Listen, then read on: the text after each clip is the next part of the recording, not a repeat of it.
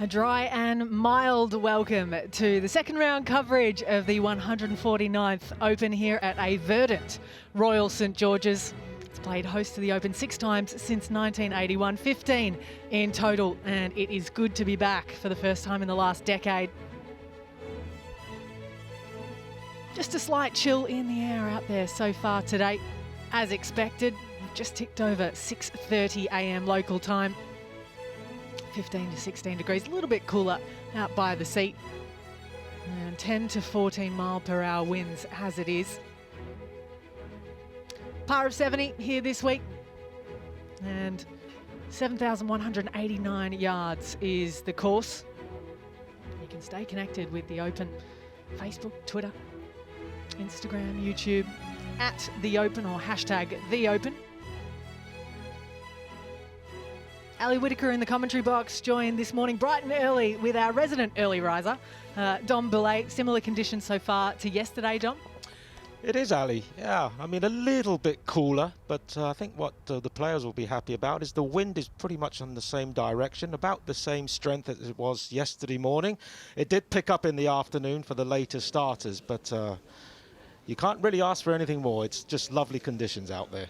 Also with us to get things started today is Frank Nobilo. Morning to you, Frank. Good scoring yesterday. Did any of those numbers surprise you at all? Thank you, Ali. The score of Oosthuizen is just having an absolute banner year this year, especially when it comes to the big championships. That's obviously the one that stands out, not just because it's a round of 64 and leading the pack, but really the style in which it was done.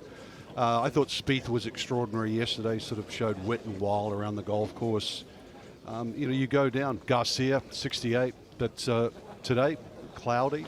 That's not so bad for the players. And I know you're talking Celsius at the moment, but we're lucky if it's going to dip into the 60s with regard to Fahrenheit today. That was very good of you to convert that for us, just off the top of your head, Frank. So here's a man who shot even par yesterday. He's going to be hitting the first tee shot today. And it looks like the cut could be at even par. But if he shoots around anything in the 60s today, even one under par, he will make the cut. I'm pretty certain of that.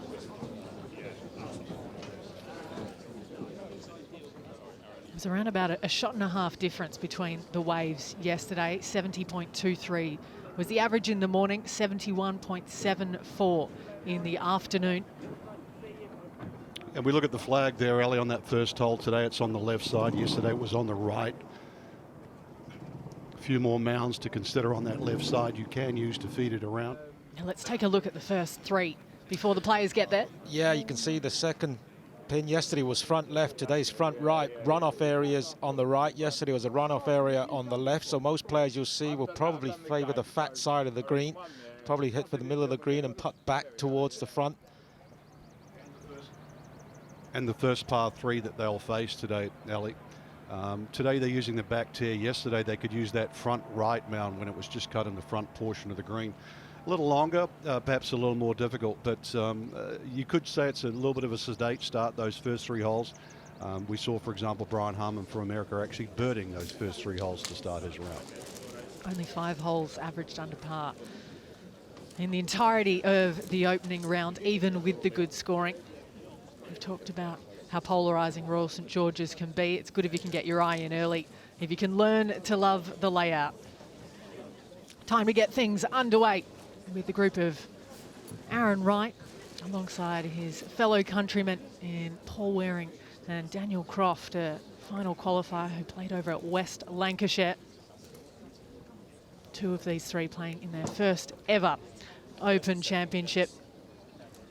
And the crowd's just starting to filter in on the left.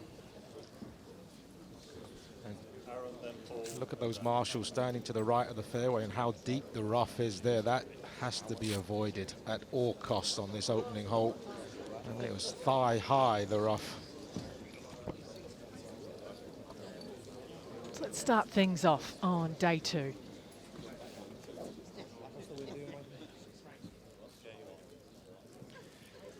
Ladies and gentlemen, welcome to Royal St George's for the second day's play of the 149th Open.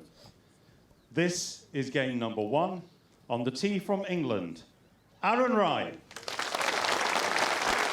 The voice of David Lancaster. 26 years of age, Aaron Wright. Really kind of put his name on the map after we've played the 2019 Open at Royal Portrush. He's become more of a factor since then. It's hard to think that this is his debut performance.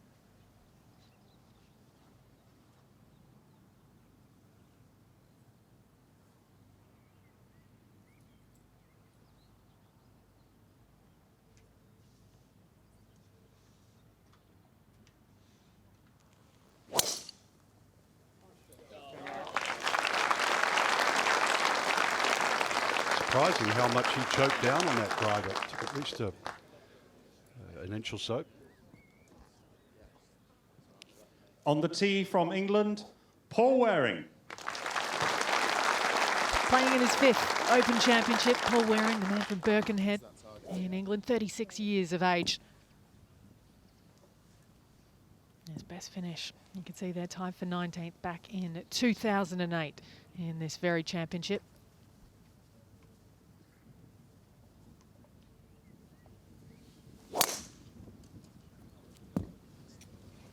That's right.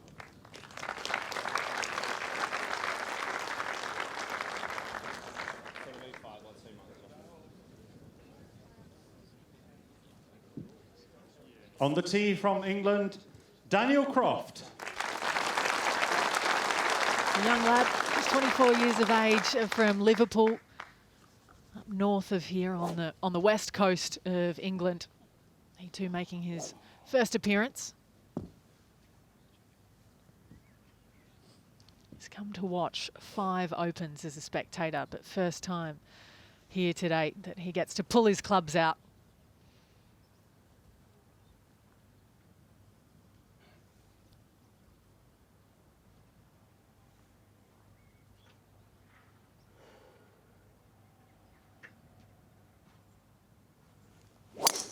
Get set.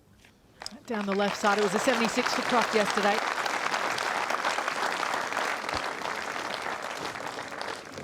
Manages to find the short grass, a feat that few would complain about at the first, as we've seen over the years. It looked like he was a little nervous, Daniel Croft, but lovely tee shot. I'm sure he's enjoying the experience of playing in his first Open Championship. It means a lot. It means a lot to so many. The Open. It is the 149th edition, and things are officially underway here at the second round.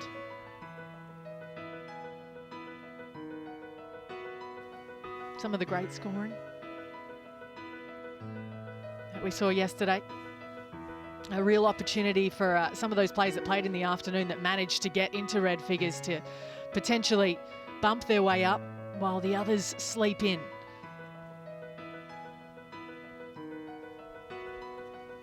Dustin Johnson there, part of the tapestry back in 2011. Many remembering the shot he missed at 14 out to the right, out of bounds. He's hoping that history doesn't repeat itself a decade later. Daniel van Donta, we'll see him in, well, just a group or two's time. A man from South Africa. Very unique swing, but a cool character in the game.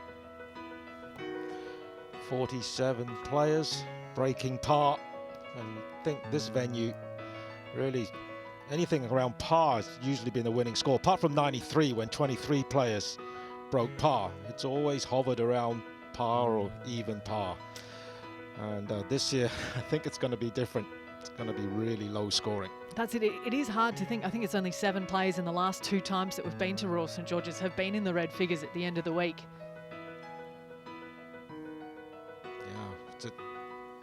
When Ben Curtis won, he was the only man to break par. When Bill Rogers won in '81, he was the only man to break par. But this year, even in the first round alone, 47 players have broken par. But there's the cut score. It's going to be around even. If you're under par, you're in. You're guaranteed to be in. So all these players need a decent score today, something in the 60s, a 67, 68. For Poulter, disappointing round for him. Dietrich losing in the playoff last week. I thought he'd play a bit better. Look at Justin Thomas, Patrick Reed, major champions. Robert McIntyre. They all need something low today. What's the number on that? Let's 1-6, head out 1-4-2. to midway down the first. 159. Yeah. Slightly uphill. About 160. I've got +5 on there when it's down there. So, yeah. 159, 160. You gotta land it. Well, Frank, yesterday we saw how firm this first green was early in the morning. It took a big first top. A lot of wind. I just don't know how close they can get, if it's going to be the same this morning as it was yesterday. Yeah. To be honest with you, don't want to miss it left here. So. No. And it really is. Yeah.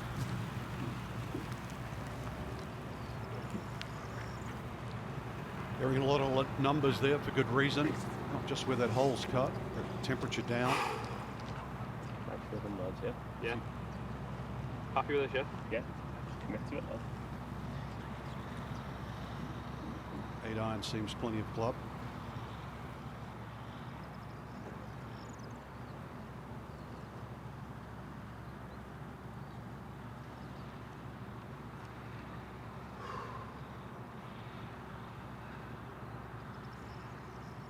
All the big deep breaths there. Come on, let's have a look. And worth it. You see the mounding behind this flag and to the right. That was just a yard or so to the left. It would have started to funnel down. But Dom, you're right. Yesterday this was very firm, especially with that flag cut on the right side. So 2 solid swings to start for Daniel Croft.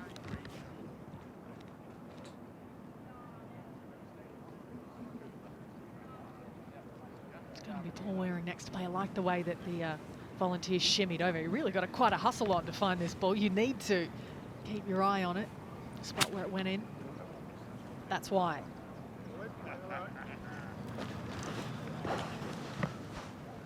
Oh, wow, that's awful. I mean, how thick was that? He's a strong man, Paul Waring.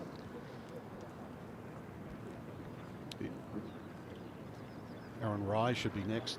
I know Paul Waring's not exactly enamoured, but I must say, Ali, it's amazing the wonderful colours, you know, the burnt oranges in amongst that. The fescue.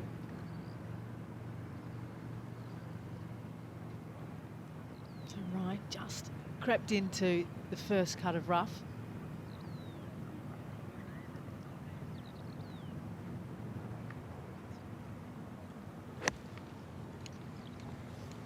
So that line might just get a little bit of a firm bounce. Well, struck that magnificently to get to stop so quickly. Have you ever seen this golf course so green, Frank? No, I haven't, Ellie. I played here in 1993. It was more the burnt reddish look that you used to see in Open Championships. To be honest, I think they've done a great job. They widened the fairways a little bit. That's given the players a little bit of more leeway. And the fact that there's been so much rain, you know, when we look from above, I mean, the greenness of this golf course. But I love the routing. It's a figure-8 type routing on both nines. So you do see the wind start to flicker around, and you'll play it in all sorts of different directions. You never really see 2 holes play the same way in a row. It's something to stay on top of, isn't it? You know, in all of the yardage books, and you can see why. You know, parts of the golf course, you've got up the top, you've got 4 miles per hour, but then in others closer to the, down to the water and to the into Sandwich Bay, you can see it kicking up over 10 miles per hour. Keeps you on your toes, but it's just those little slight direction shifts, and I think they've caught a couple of players out over the time. That's where that compass comes in handy. Yeah, and interestingly, yesterday we saw so many birdies on the opening hole. 33, in fact, were made, but it still played over its par, the hole. And in fact, the first 5 holes, which are playing mainly down and off the left, they all played over its par, which surprised me when I looked at the stats this morning.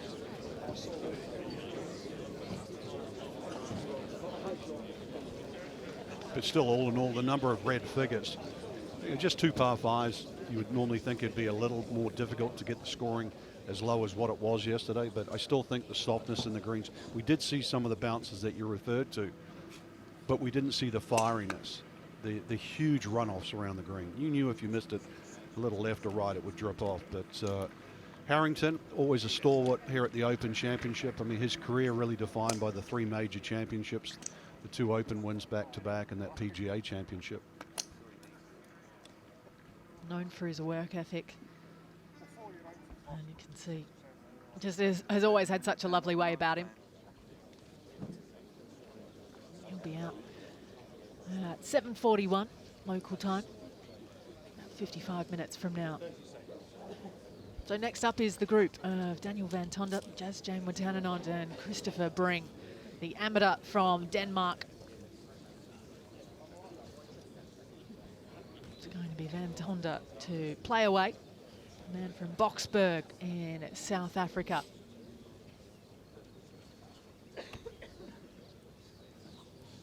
Just trying to stay cool.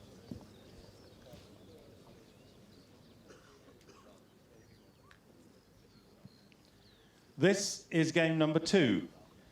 On the tee from South Africa, Daniel Van Tonder. A nice reception for the man that is playing in his first Open Championship, the 30-year-old, a winner already on the European Tour this year at the Kenya Savannah Classic.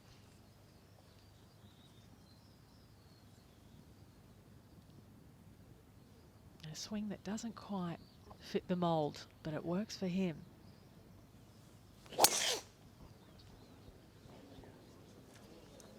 A 68 yesterday. Good start. That one's leaking out to the right. Needs a light.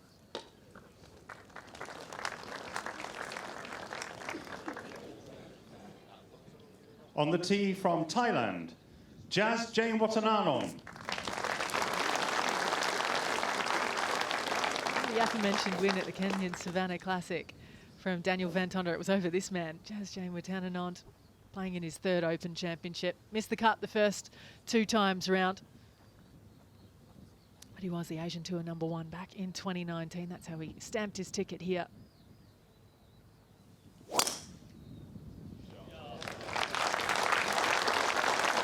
Such a fluid golf swing.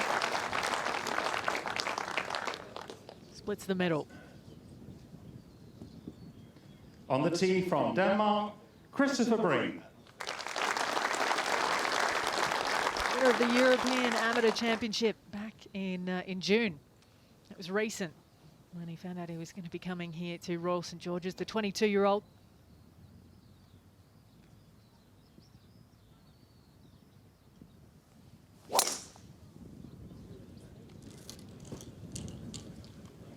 Round of 72 yesterday. That's down the left side. Trying to keep the marshals busy.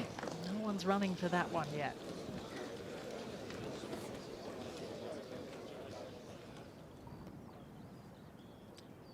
Now, up ahead on the green. Be a lovely way to start the second round.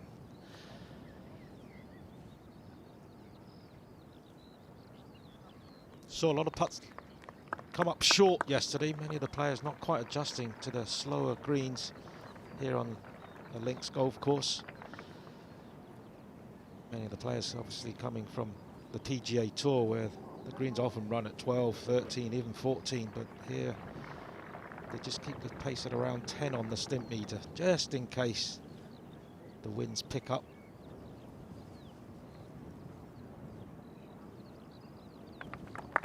A little bit of self-defense really from the elements at times. They can pick up around about 6 inches a night, they were saying the other day, if they wanted to, but now starting to get towards the green speed that they like to see. This close to the coastline at least. A little bit more of a straighter putt for Wright.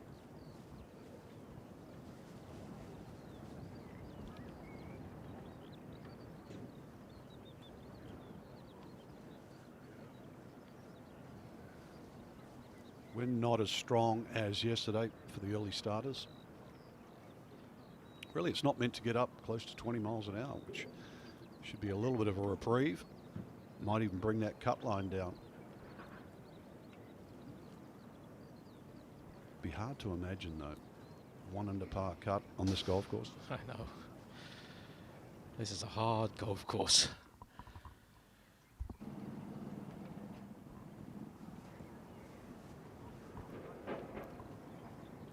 This for bogey now for Paul Waring. Had a little spot of bother in the bunker after being in the long rough. A shame. It's going to be a double bogey to start.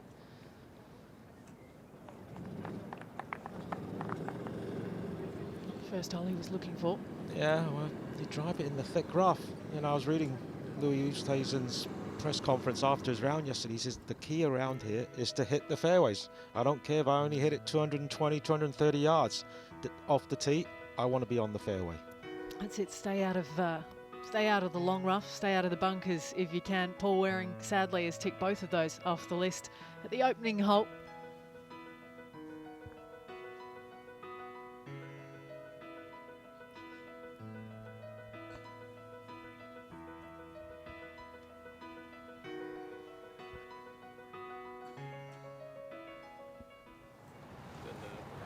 Plenty of ways to stay on top of the action here this week, as we see down the left side.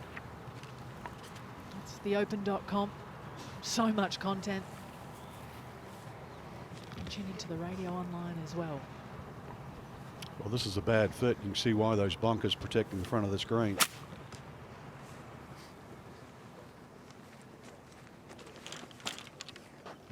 And that's not the bunker to find.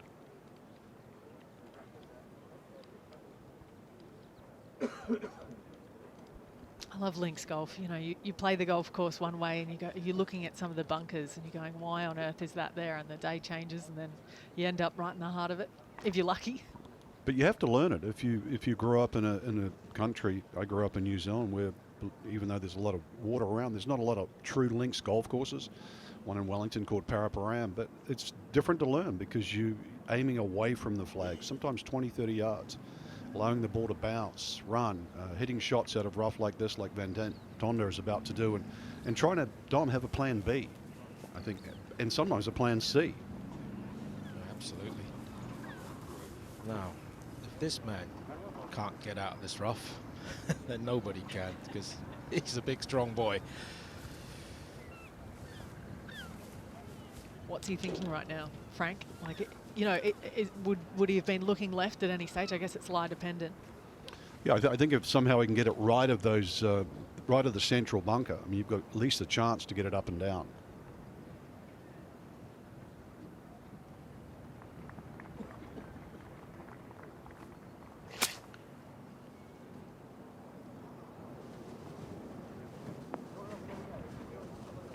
Which is exactly what he's done. I think that's a heck of a shot from where he was. He's got the full length of the green now.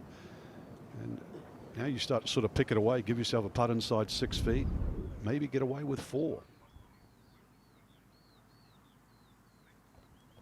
Job well done for Van Tonnet, given where he was. 142 yards left for Jazz-Jane Wetananond. 2 birdies, 2 bogeys in his even par round yesterday for Jazz. Oh, it's starting to come back. Oh. Oh, that was a yard from being really, really good. He would have hit the downslope, but it's in that bunker. 32,000 people will be coming here today. If you do want to join the ballot for next year, ticket ballot for the 150th Open, we return to the home of golf at St Andrews. You can sign up at theopen.com. Aaron Wright on the tee at 2. Didn't see many players hit iron off this tee yesterday. Most players took driver, just smashed it over those 2 bunkers on the left edge of the fairway.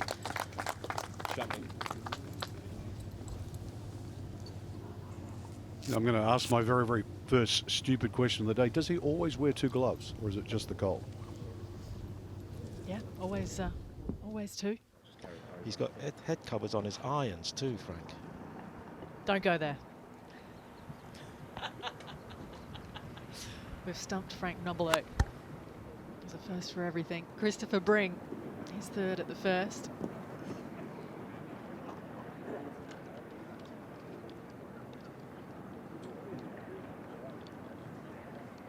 Might have just gone through from their reaction.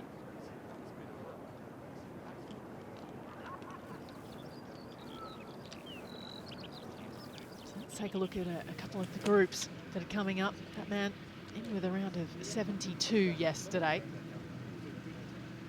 He's playing alongside Brad Kennedy, who spends a lot of his time playing in Japan, and Sam Fogan. Finau alongside Horschel and Hadwin. Patrick Cantlay has the company of Ryan Fox and Matt Fitzpatrick. The 2018 champ Molinari alongside Mark Leishman, as well as Matt Wallace, Morikawa, Connors and Sebastian Munoz. In game 11, which tees off at around about 8:25 a.m. here. So we've got another early riser on the crew. John Wood is out following this group this morning. Morning, John.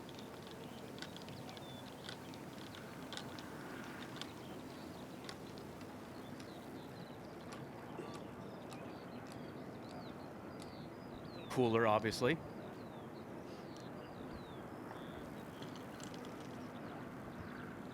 And like you were talking about, Frank, just plan Bs and plan Cs, and Bright made the huge mistake. You get in that rough, and no matter what, you've got to get the ball back on short grass, some sort of control. You know, right into that cross bunker, and then blew it over the green into some heavy rough. So now he's got big issues on the very first hole out of the day. Looks like Van Tonder is going to play first. But John, the most important question, what did you have for breakfast today? A little oatmeal, Frank, and some Phil Mickelson special coffee.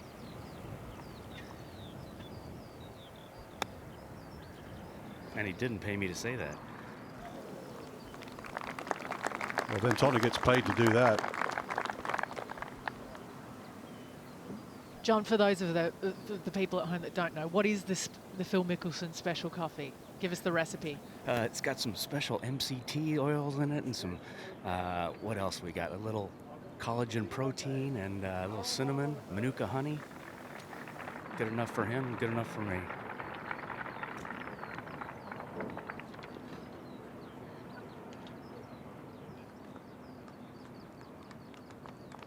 That'll be for bogey coming back for Bring. I think in this part of the world, Sorry, Ali, looking at the whole location sheet, got some tougher pins today, and another day of no rain. And this course I would expect to be a little bit firmer today.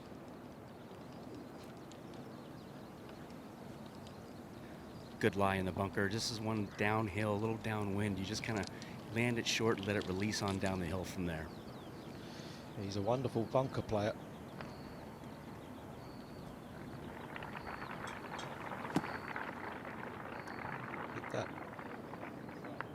A lot of sand behind the ball. I'm sure that's what he intended. Beautifully played.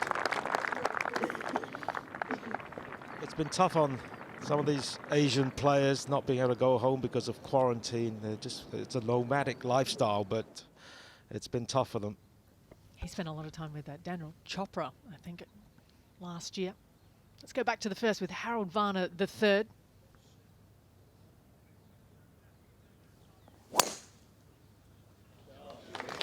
Double par yesterday, a round of 70.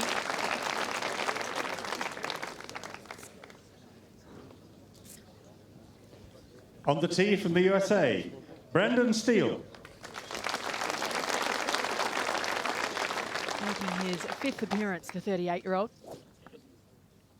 Man from Irvine, California.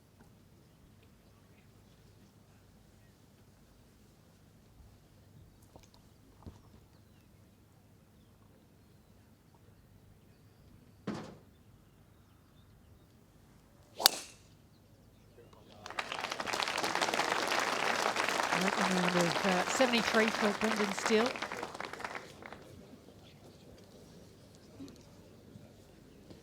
On the tee from Germany, Matthias Schmidt.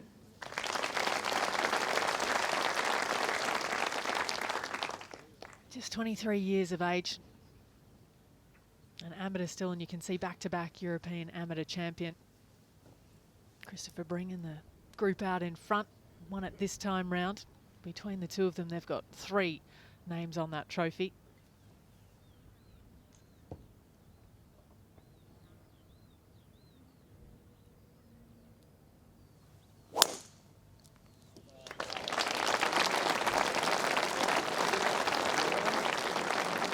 It's going to be a name to watch going forward, you get the feeling. Nice little move on that for the German.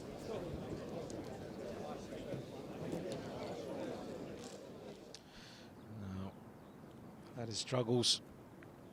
This young man, University of Texas, teammates with Cole Hammer, who's in the field this week. Oh, well done. Limited the damage to just one shot dropped. Well, still in with a shout. Play the next 17 holes in 3-4 under par. And play the weekend. Now at the second, right, flag on the left, breeze coming from the left.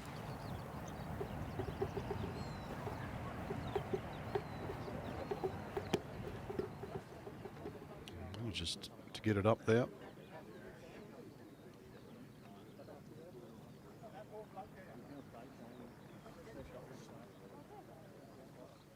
Now for par back at first, Van Tonder.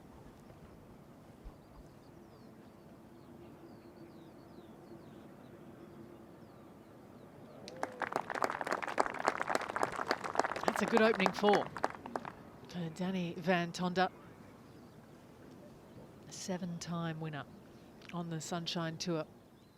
It's been a pretty entertaining 9 months for him. 4 wins there at the end of 2020. Picked up his first ever European Tour title earlier this season. That's the state of play as we head into round 2 of the 149th Open at Royal St George's. It's still Louis Oosthuizen by a shot.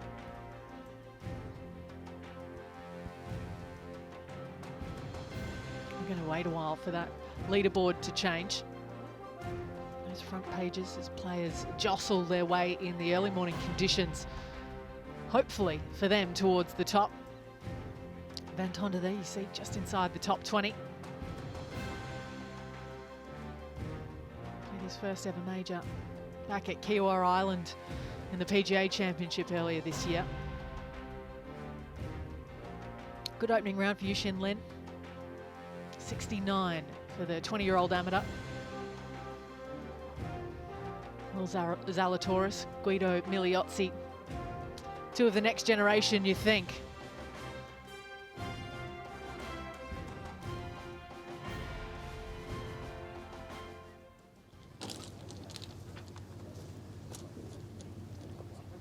Have a new one, guys. Same one.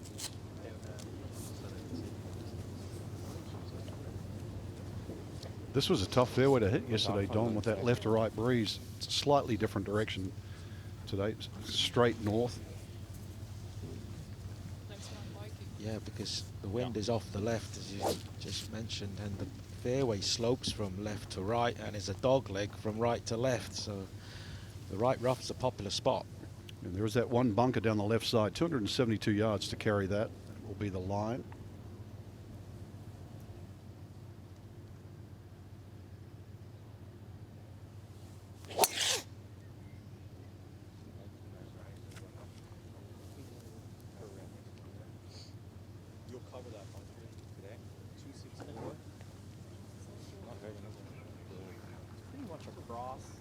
Well, another one finds the right rough. Dom, interesting swing, isn't it? I mean, it is. I mean, his head drops a lot at the backswing. Look, watch the head. Look at that. And the arm, look how both the arms are dead straight until that point where the right arm starts to bend a little bit. It's amazing position. Almost a baseball backswing. But this is where it gets good. And he makes a grunt noise at impact, almost like some of the tennis players. Like Sabalenka. I was watching the other day there at Wimbledon. She was the number 2 seed. Now, the opening hole. 3 good tee shots. Harold Varner, he's about to be a dad later on this year. His second. 121, 129, I should say. Left in with the second.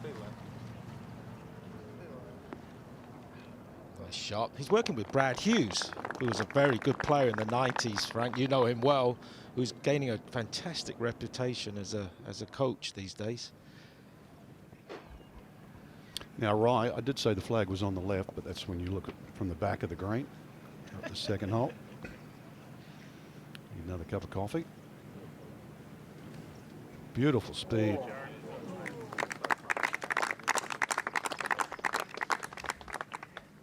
difficult to think that he's only 26 years old. He's just got that air about him of maturity, of calm. He's very meticulous, very professional.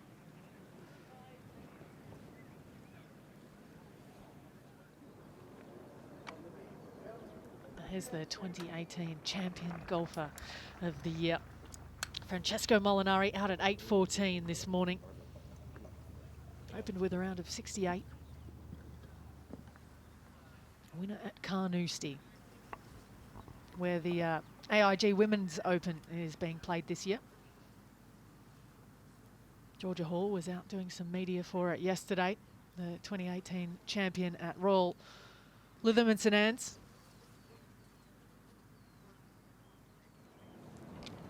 It's a great drill for amateurs, a gate drill. Just get those tees a little bit wider than the ball, and if you can get your start line correct, that just means all you now require is good pace on your putts, and you should hole a few.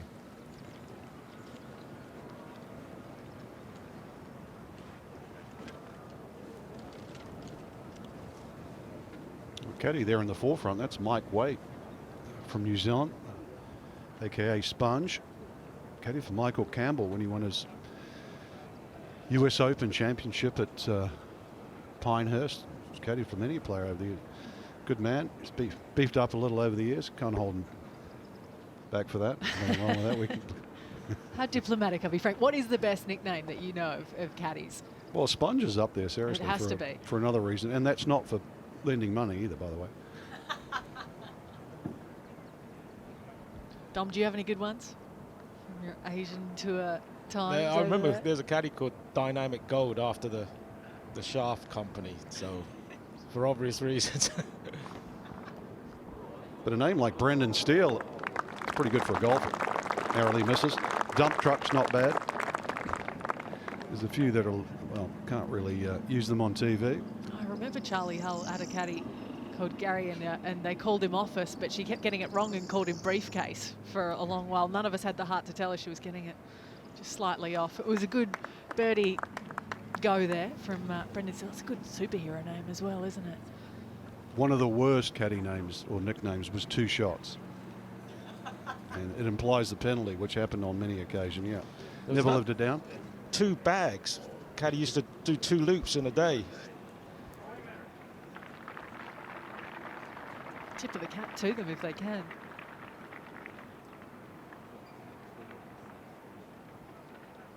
Putting back across the green. Schmid now for his birdie chance.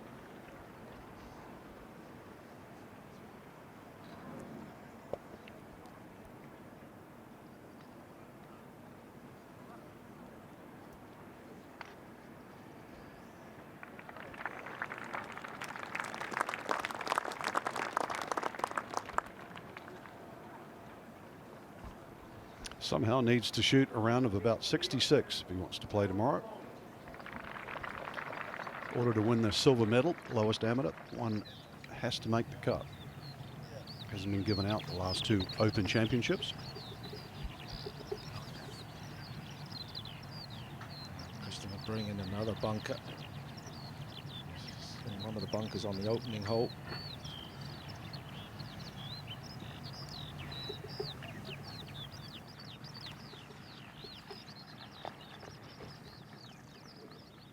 You can't hit it into bunkers on a links course. It's almost a penalty shot. 135 for Van Tonder. Great angle here. Out of the first cut, shouldn't be too much of an issue at all, especially into the wind. Frank will be able to stop this without much issue. You got to stay away from that fall off on the right of this hole.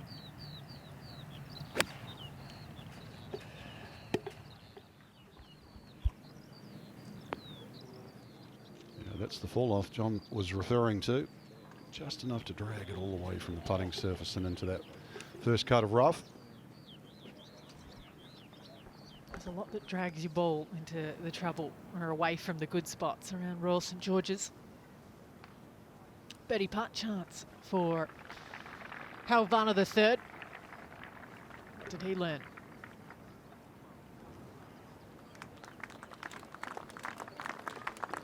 That's a good effort. Lovely man, Harold. Just so friendly, he'll chat to anybody. Always got a smile on his face. He's been in some decent form too. Had his best ever finish on the PGA Tour back in April. Tied second at the RBC Heritage. 4 shots behind Stuart Sink when the scorecards were signed at the end of that day. 238 yards. It's almost playing its full length this hole, and it's on top of that ridge there. That would have gone in yesterday. It's amazing when they start to change some of the flags around on the links course. Yesterday's hole location, you could funnel it in, but today, going to have a proper shot to get it onto that second tier. So this is how it was really towards the end of last night's play as well. No change on the front page of the leaderboard is still Louis Oosthuizen with a 1-shot lead over Harmon and Spieth. You can see some big names there in the top 10, a couple of major champions as well in Justin Rose, Danny Willett. Maybe one in the making for Tommy Fleetwood. The people here in England would love to see it.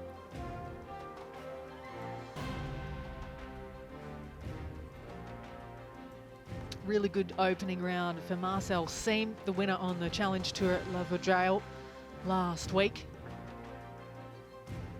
Nice work on Thursday from the German. Off your left side, better help.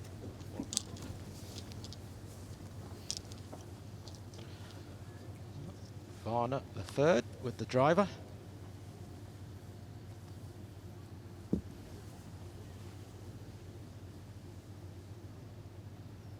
Little par 4 dogleg round to the left, 407 yards today.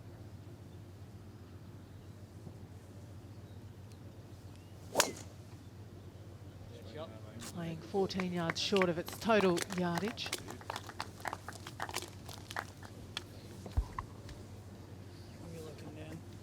One of the biggest things with Harold's swing, you notice that dragging of the right foot, but tries to keep that right hip sort of more level. You find people that draw the ball, the right hip will actually be a lot lower than the left. So it's quite normal the way he takes it back. Very, very good grip of the club. Just sort of moves into the right side, but just notice how high that right hip will stay sort of during the hitting area.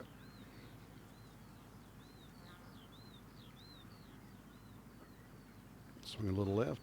So you don't hit a lot of shots left with a swing like that. Looks like going to bump it up. And on the ball well back in his... Oh, no, he actually... I didn't expect to see that ball land on the green. I thought it was going to bump it into the bank, but very lofted club, though, although he did have the ball way back in his stance. Koalas found the right rough, 9-time winner on the Sunshine Tour. Yet to see the fairway at the first. And he's in good company there. He's out with Adam Long and Troy Merritt today.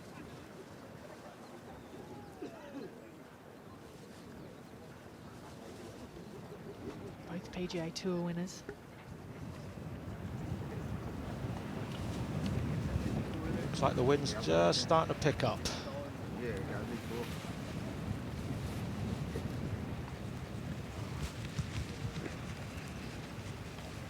Merritt lost in the playoff 3 weeks ago actually in Detroit. Young Cameron Davis got his first win. 5 holes. 5 holes of it, that playoff.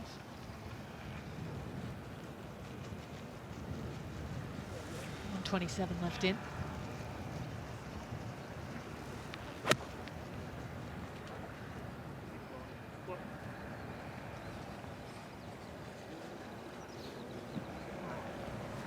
Just snakes its way back in. Round of 73, just the one birdie yesterday for Merritt, 4 bogeys.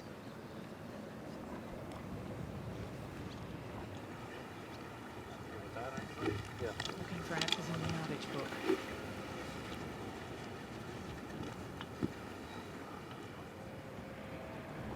See if we can get a flight all the way to the flag today. See what happens. Does sit down a little softer.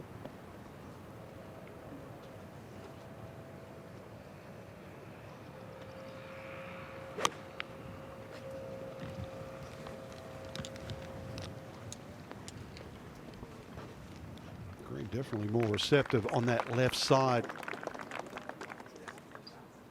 Adam Long, the 33-year-old from New Orleans, he is making his debut performance here at the Open. Only got into the field 4 days ago.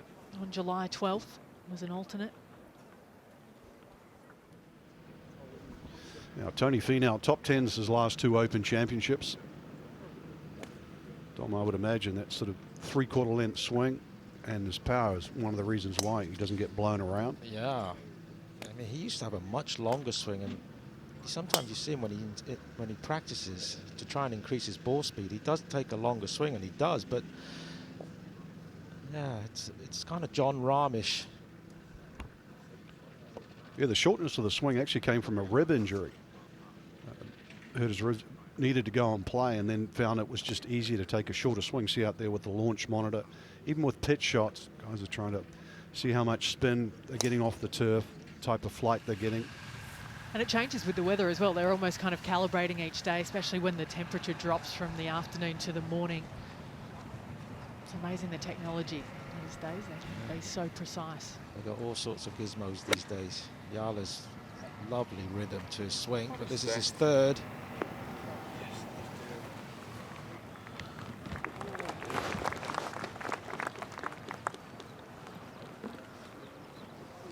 Second Open, played at Turnberry in 2009. There you go, Alice. He's the only one that's playing, in his group at least, playing this for the second time. Yeah, right, 3. Two good putts really from here. Would be the goal.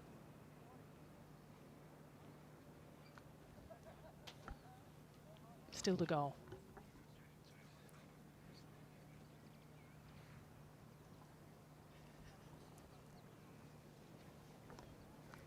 Good 6 or 7 feet left in that.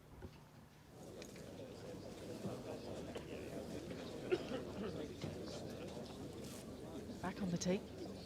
Jason Day has the company of Joost Luiten and Johannes Veerman. They're in the 7:19 tee time. Yeah, Australians have done so well in this championship. None better than Peter Thompson 5 times. And of course, Greg Norman winning 2, and his second one coming on this very golf course. It was an award-winning performance, really, wasn't it? That final 64. Plus 30 years since Ian Baker Finch won his Open Championship at Royal Birkdale, 1991. With another Australian, actually, Mike Harwood, coming second to the third. The Aussie 1-2. This to stay at level par for Aaron Rai. Nicely done. Had a good roll on it. That's 3 pars in a row to start his day.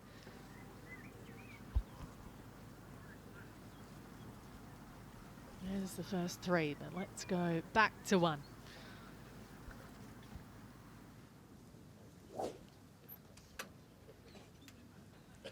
This is game number 5. On the tee from Australia, Jason Day.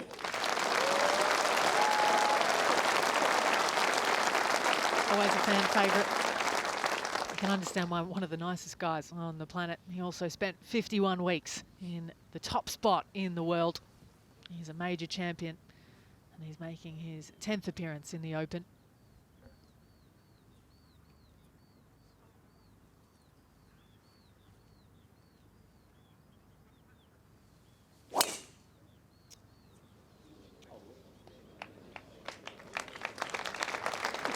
.75 for Jason yesterday.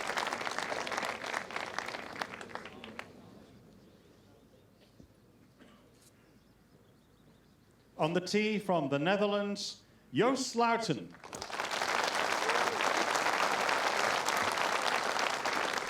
Six times a winner on the European Tour, known for his ball striking. And he's here for the 8th time.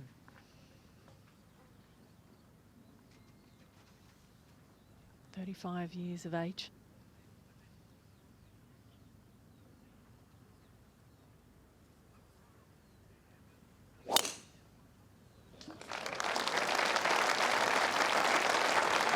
opening round of 76 for Latin yesterday.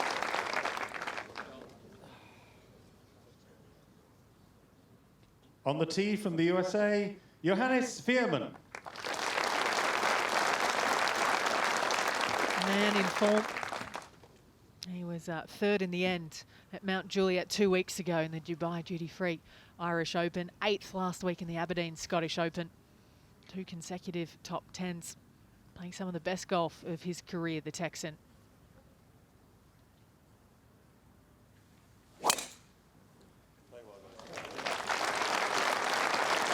11-part opening round was a nice start. Not in the red figures, but playing in your first Open Championship, I think you're not unhappy with anything that's level or under. Trying to get the nerves in line. Oh, go and pick that one up. Can't forget that. Little change up in the commentary box alongside Frank and I now is former Ryder Cup, winning Ryder Cup captain Sam Torrance. Morning to you, Sam. Morning, Ali. Thank you. Nice to be back.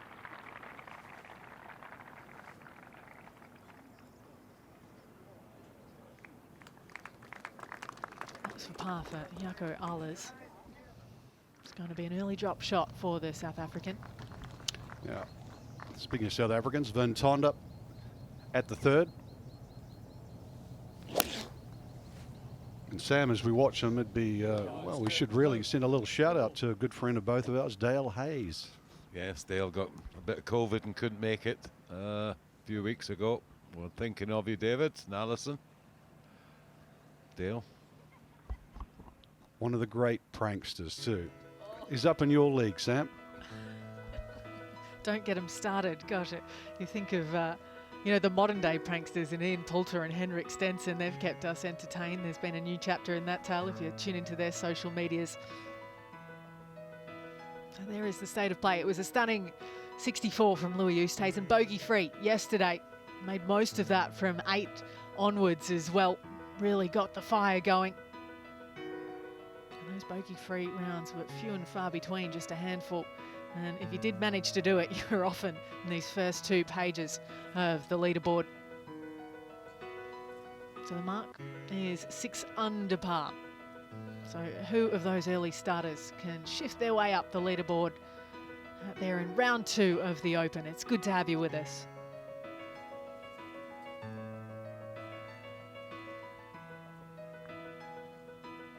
Ryan Fox there, in with a 68 yesterday for the New Zealander. He's becoming a little bit more of a factor, maybe an Open specialist of the future. His wife and child are over with him now. They've got an apartment in England, in London, as well as back in Auckland. Now Varner.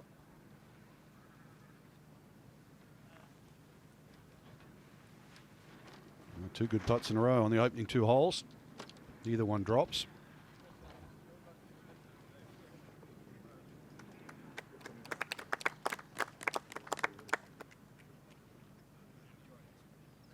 Got a nice way about him always, Harold. So 2 pars to start for the American. Here's the open.com if you want to tune in. There's so much information. The stats are unbelievable this week. I love what they come out with, and some of really fun content they're producing. Get to see behind the scenes. Very tough lie here, ball well above his feet, and just tough to judge how these balls are coming out. You got to read the lies so precisely.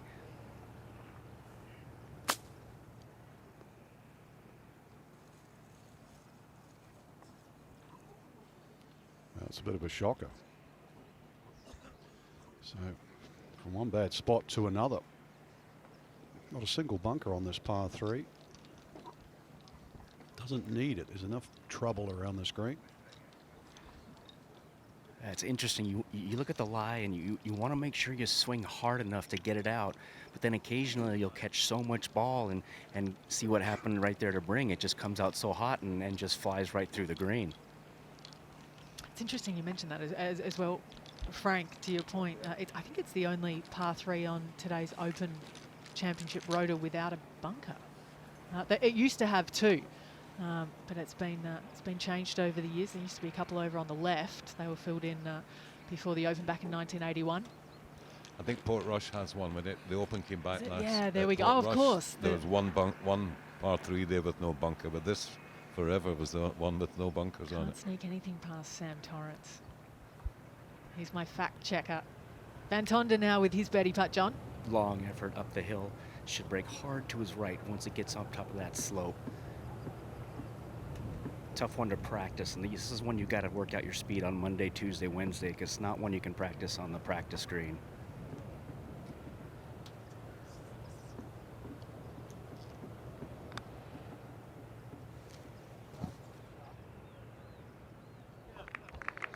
Lovely lag. Has his wife Abigail on the bag. They met at an event back in 2014 on the driving range. It's actually a really lovely story. She's been on the bag for 8 years now. Good golfer herself.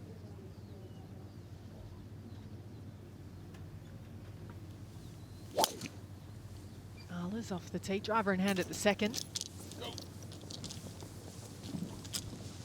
Always wondered what it's like, though, if you have your girlfriend or wife on the bag after a bad day. We've seen more of it in COVID times, haven't we? You know, a lot of people just kind of getting partners on the bag, I think, for that emotional support as well. Lee Westwood, Stricker, did it for a while. Great to see them bring the kids out to carry them too. Sam Westwood been carrying for his dad.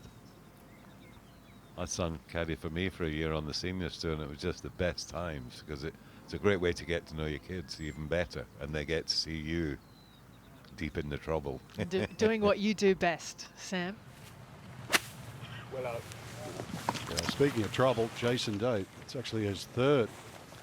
Still barely back on the fairway. How was Daniel as a caddy, Sam? He was excellent, as long as I paid him. I'm sure you paid him handsomely. Free digs, food. Can't Still? ask for more, can you, really? Well, you could, but you wouldn't give it, right? Now, Fitzpatrick with the beanie on today. He was my favourite this week. Well, he was the one I picked to win it. I wouldn't say he was the best out there because you couldn't really say he's better than John Rahm at the moment, but he's got a great game, and I've really fancied him for this week. But a couple over yesterday, he's certainly not out of it.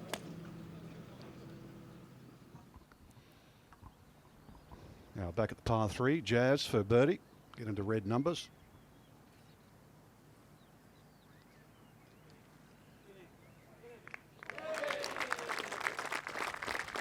So, Jane, what an unknown.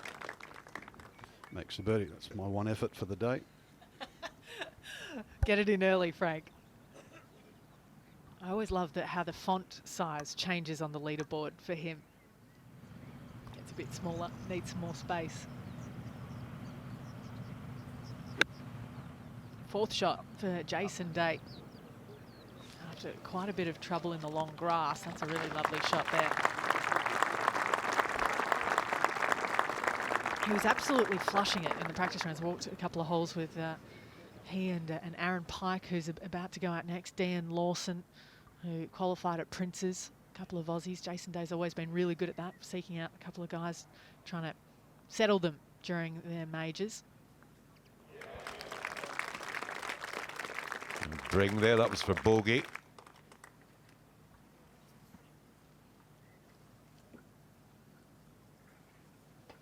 Three bogeys, I should say, in a row, sadly, for Christopher Bring, but you can see that was clap-worthy, at least. The up, up and down from the Dane there at the third hole.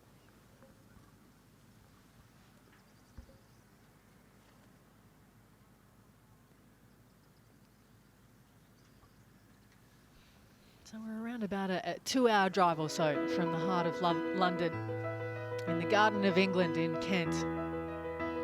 They're the White Cliffs of Dover, about 40 kilometres from here. The streets of Sandwich, some of the roads, you just can't quite believe that they're meant to fit 2 cars.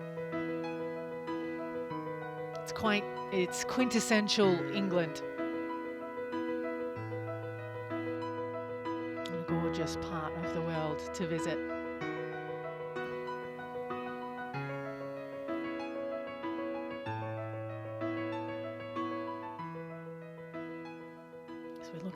sandwich bait. Can usually see the trouble coming across the water when it comes in from the east. Now Jos Luton at the opening hole. Up and over a hill, down dale.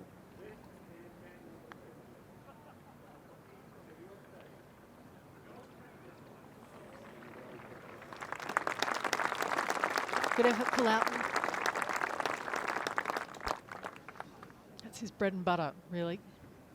Hit the green 2-putt. He'd love it to be hit the green in 1-putt. Carla's on the second. Let's get it back into play. It's imperative in courses as severe as this. When you're in trouble, just get it back in play. Just so lush, the rough. Johannes Veerman to try and get into red figures with an early birdie.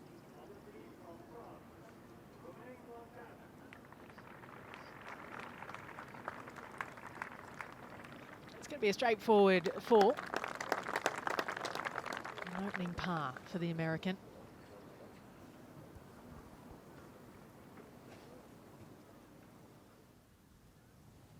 Out to the 4th tee, our first look at the tee shot here.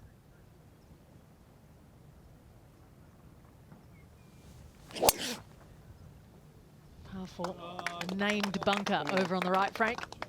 Thank you. Yes, it's blind tee shot once it gets over there, straight down breeze. The Himalayan bunker. Threaded the needle down there, 2 of them have. Now Day for a 5.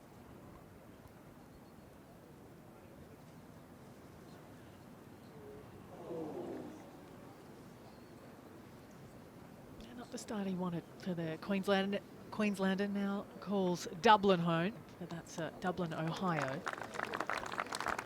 Looks slightly different to the Dublin across the little way. I know which one I'd rather be in. His caddy Luke actually lives just down the road from him. Good mates. Both Aussies move to Ohio. Let's go to 2. 3rd shot with Jaco Allers. Lovely strike. 1 bounce, stop dead.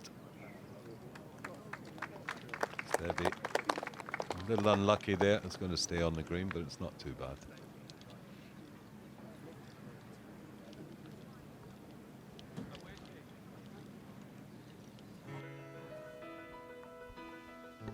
Just remind you of the front page of the leaderboard. There's going to be some chops and changes, you'd think, as the day progresses.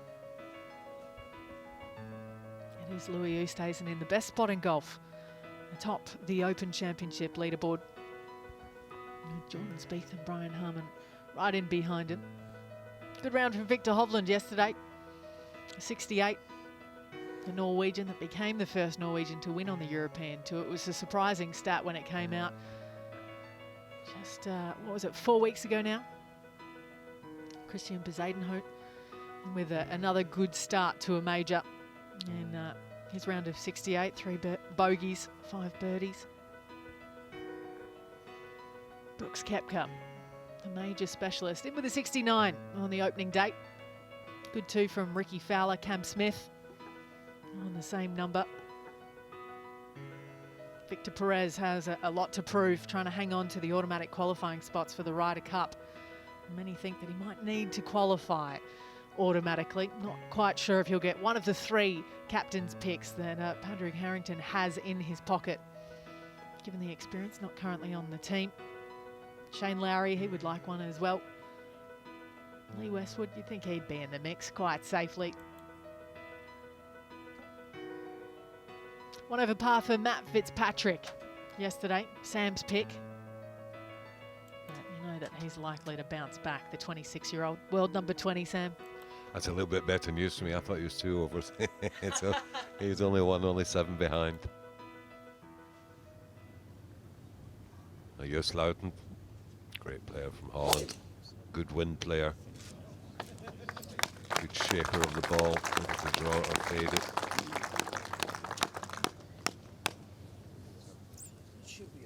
perfect.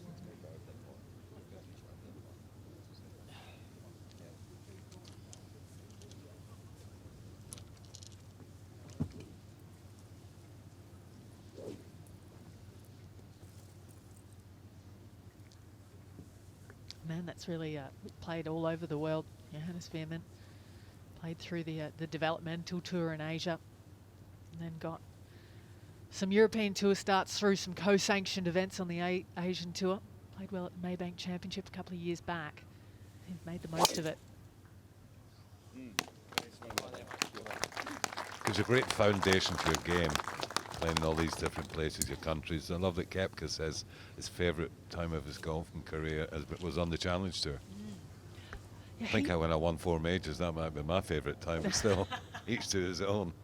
He used to tell stories about going Sloten, around Asia player and from Holland. abroad Good wind player, on mopeds. good shaper of the ball, able to draw or fade it.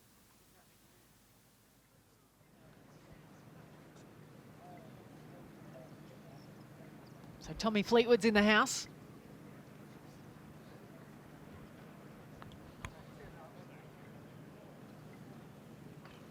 So Ellis misses another one.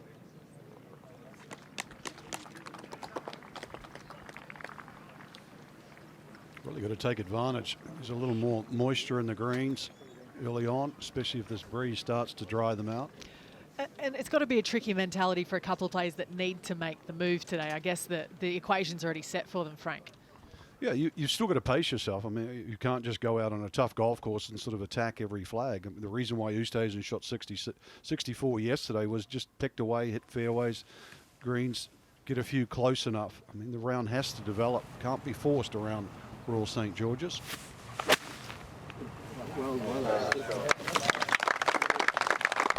Here's Aaron Pike, a very entertaining character. Always going to stay out. He made his way to the Open Championship through qualifying in the 2019 Emirates Australian Open. I think you need the mentality of somebody like Woods to really dominate in a course like this. When he won at Hoylake, he hit his driver once. And at that point, he was laying up short of all the bunkers. But Oosthuizen said yesterday, all you have to do is hit the fairways here, and it's a really comfortable course. You don't even care if you hit it 220 yards. 164, very accessible pin today in the back center. Want to land something just over that false front, let it trickle back down to the right. That's not going to quite get up there. He went, he's self-taught, essentially, Danny Van Tonder. He went to see 3 swing coaches. They all told him that 3 different things were wrong with his swing. He said, if there's so much wrong, I might just do it myself then. He didn't like kind of the negative feedback on it. He says it's straight back, it's straight through. What else could go wrong?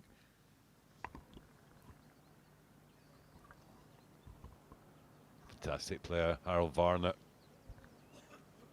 Real solid swing.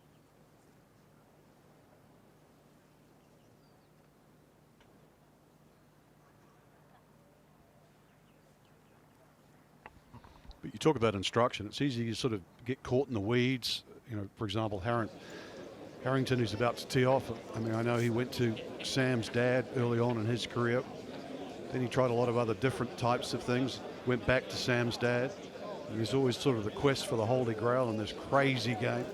You always think somebody's got a better idea how to hit it straighter or further. How much of that do you remember, Sam? Were you inside on any of that tuition that your father gave out? No, apart from what he told me. And I never asked why. I just did as I was told, and I've regretted it because I can't teach. I don't know. I don't have the teaching skills. I couldn't teach my son. I mean, I'm just clueless because I'm such a great teacher, and I had no reason to doubt him. Just do as I was told. So much trust there. As kids should do with their parents. I've got a couple that I'm not too good at home, but anyway.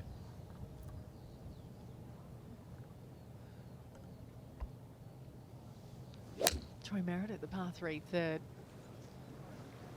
I can't imagine where they got that rebellious streak from, Sam. Can't imagine. I think one of the things, though, Ellie, too, is you learn once you're sort of much older, and that is we're all different. And sometimes we go through this cloning process when really You want to find out why you're different and just stick with that. Like Pike here at the first. I mean, something got you here in the first place. And you never want to get that coached out of you. It's also what your body can do, isn't it? I remember playing with Headley Muscroft, 1972 or 3, and I was doing quite well in the tournament in tight goals, and I was ripping drivers, and we come off the course and he said to me, never ever lose that, Sam. Be aggressive with your driver.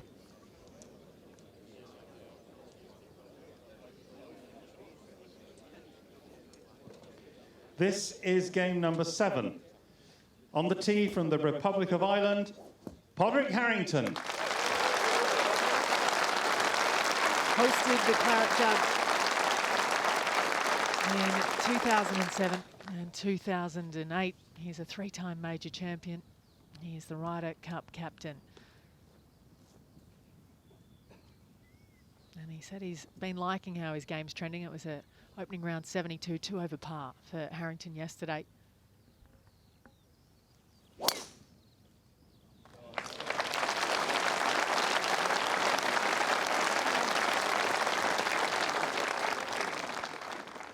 Perfect. On the tee from Australia, Brad Kennedy. The 47-year-old Sydney sider who now lives up in Queensland, plays predominantly in Japan, where he has 3 wins up there, last of which came in 2018. Missed the cut in his first 2 appearances at the Open. This his 3rd, hoping to change that streak.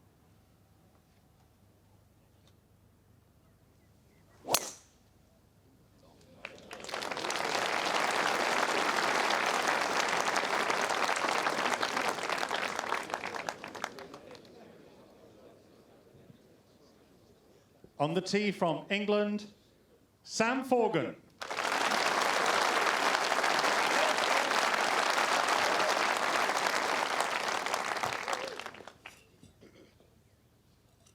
That's a nice story, Sam Forgan. You know, kind of an outside ranked Euro Pro Tour player. He actually was followed by the Open in a series called The Road to the Open, and on the YouTube series.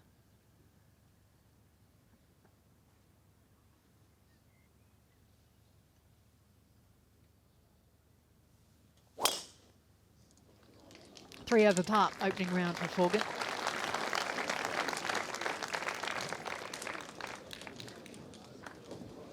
But he's keeping some pretty good company this week, no doubt. Just absolutely relishing the company of Harrington. Seeing what he can learn from Kennedy as well. He's forged himself a really nice golf career.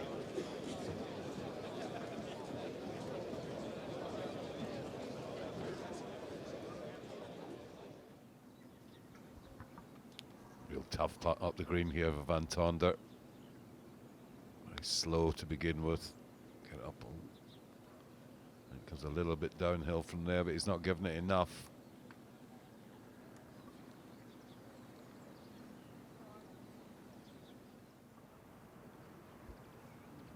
The American John Catlin, 3 times a winner on the European Tour. He is playing in his first ever Open. That was for birdie at the first. Yet to see a birdie at the opening hole. Now back to the par 4, Van Tonder.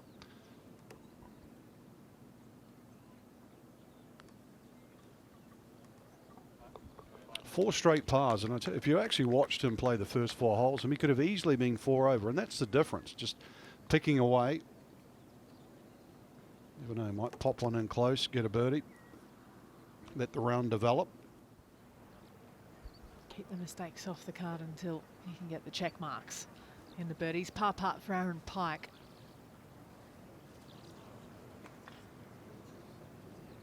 He was a winner at Cape Schanck at the Vic PGA 2 years ago as well.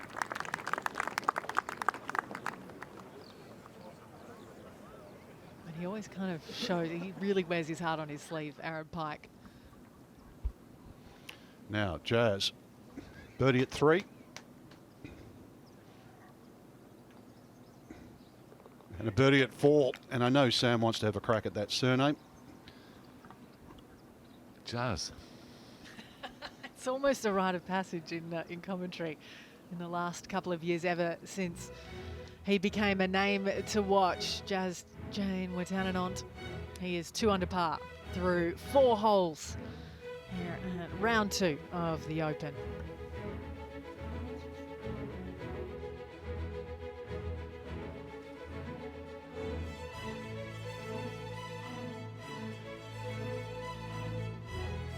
There he is there. So Danny Van Tonder, as he's known, level through 4. And his playing partner, the man that pipped him in the post in Kenya earlier this year in the playoff, is 2 under through 4. And let's find him now on the 5th tee.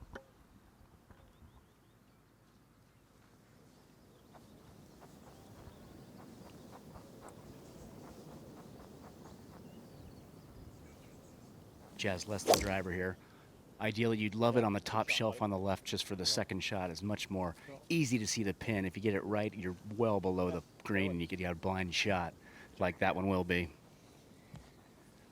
I'd love to get your guys' take on a player's take on. It's an interesting dichotomy here at Royal St. George's this week, where you warm up on the range all right to left, and then you turn around to the 5th or you play the first 5 holes in a left to right wind. What kind of adjustment did you guys try and make on something like that?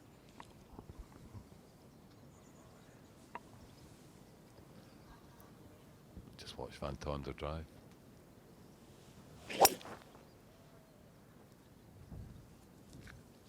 I'm afraid, John, I was never that far ahead thinking. I was just trying to hit it straight on the range. I wasn't thinking about the first 5 holes, just trying to get my game in shape. Maybe I should have done. But I think you do try and find a preferred part of the range. I hated the left to right breeze, so if you could go to the extreme right of the range or the left, but normally that was taken if you were there late for the same reason. So sometimes you really didn't give a choice. Now, back to the opening hole. Kennedy first to go, 162 in.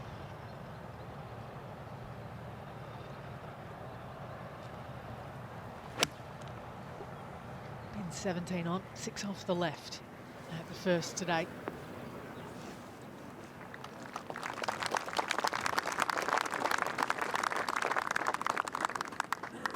Accessible enough over there, Frank, on that left side, that pin?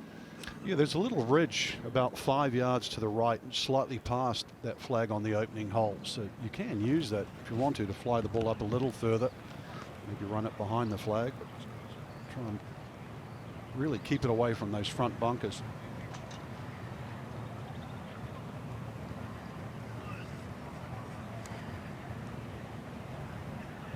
Sam Forgan throwing the long grass.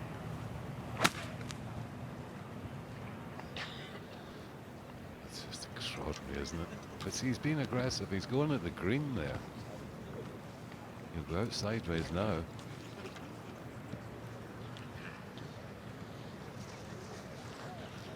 I used to say, if at first you don't succeed, never bother yourself. Don't try.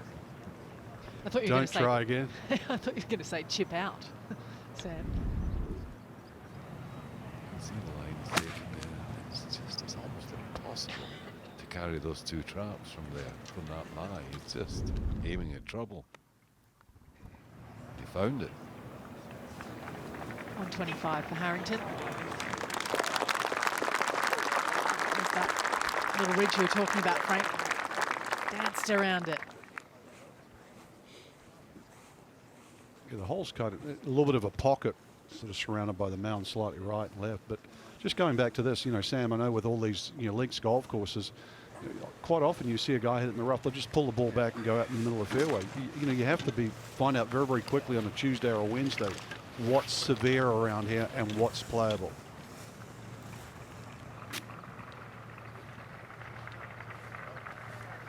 Well, looks like he's aiming at the green again, if it's a better lie.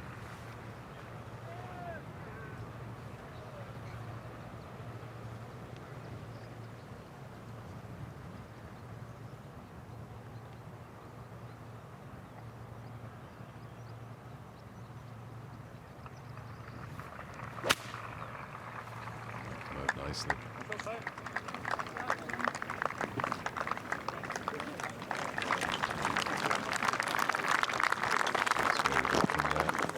Second attempt, but still he's got it there now. heart rate just starting to peak a little. All of a sudden you can feel every eye on you under the bright lights. Pressure at the Open, even in the early stages of day 2 for a guy like Sam Forgan. Jaco Ellis, much needed birdie after bogeys at the first 2 holes.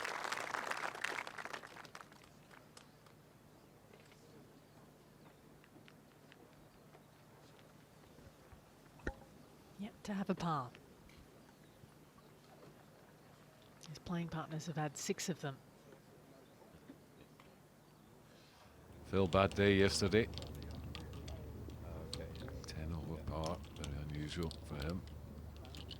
I was hearing his coffee recipe this morning.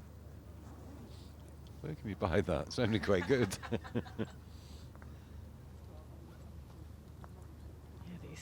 The essential oils and some collagen or something like that. He's out here early. He's still got just under 2 hours until his tee time. Phil Mickelson, perhaps a little bit of a reaction to yesterday's round.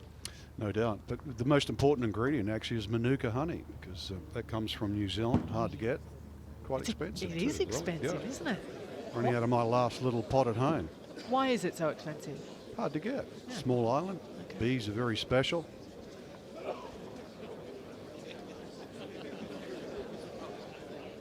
Back to the first.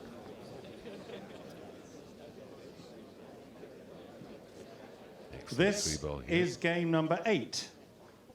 On the tee from the USA, Tony Finau.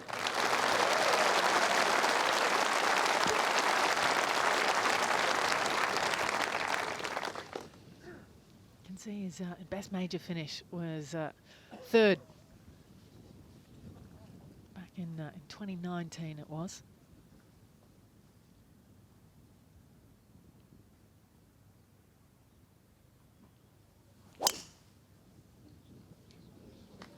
Ball on the way for the world number 17. Never finished outside the top 27 when he's teed it up here. On the tee from the USA, Billy Horschel.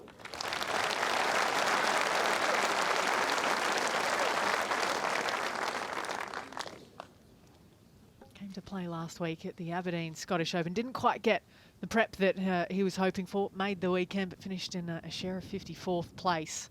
Just getting onto the time zone. A number of players from the US came over to try and get settled in this part of the world.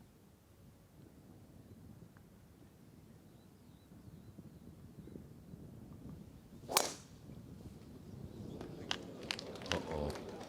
This is well right too.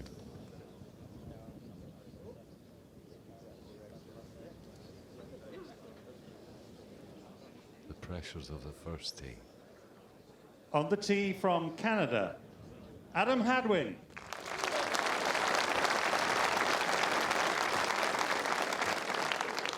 A round of 75 for the Canadian yesterday. Got off to a little bit of a dodgy start with bogeys at the opening 2 holes. Just couldn't quite play his way back into it. And one of the few members of the 59 club.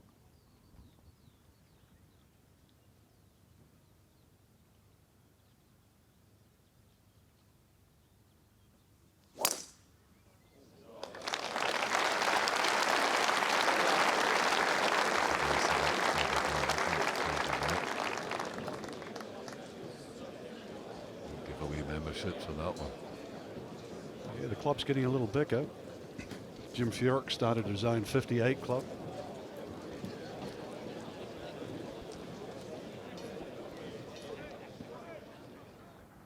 No, Jazz. Perfect tee shot at 5.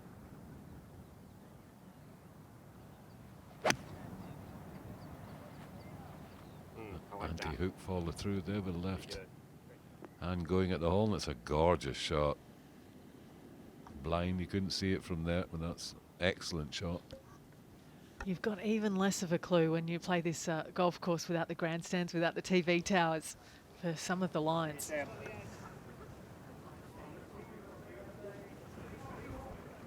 Forgan had 2 hits in the rough.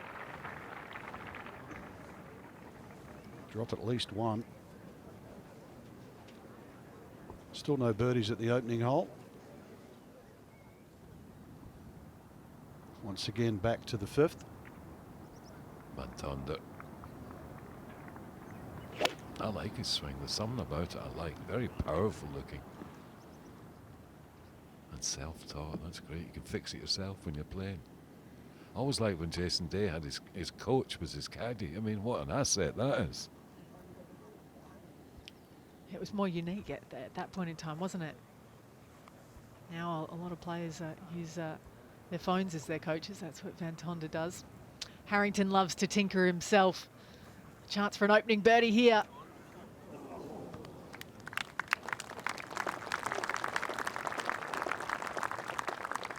Great man, Porrig, a great thinker. He'll do an incredible job as a captain. He said that he won't be saying any inspirational speeches the week of the Ryder Cup. You use those in the lead up to it. And then you just try and keep everyone cool, calm and collected the week of, with all of the hype that comes with it. In September this year at Whistling Straits.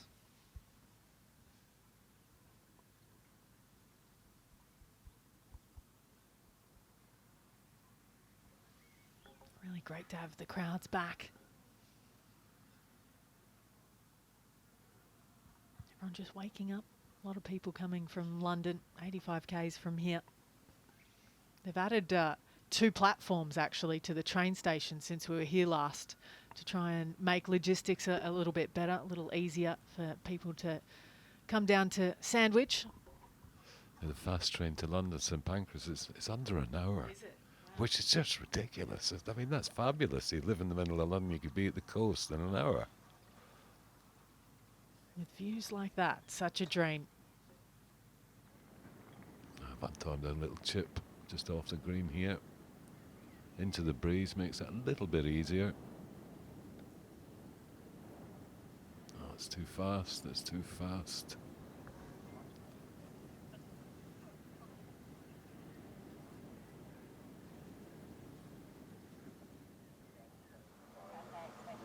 Tyrrell Hatton making his way to the course.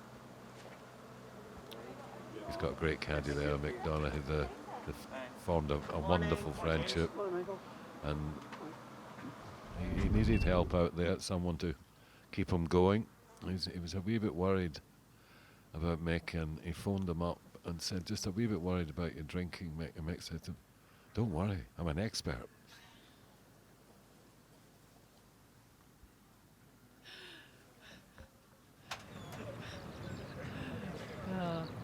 They're not quiet, those two either. They're quite candid on the golf course. Finau now, the second shot at the first. There we go. Got there in the end. Just from a little lush patch. Oh, the margin for error trying to get close to that pin was small from that grass with the front edge releasing. That's a pretty good result.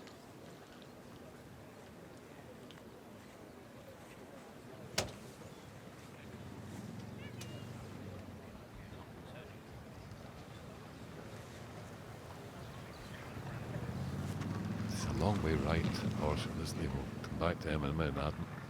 Adam Hadwin first. Perfect tee shot. I like this man's swing too. Very simple. Whoa, that's a high iron shot. Just right of the flag, it looked like. Excellent.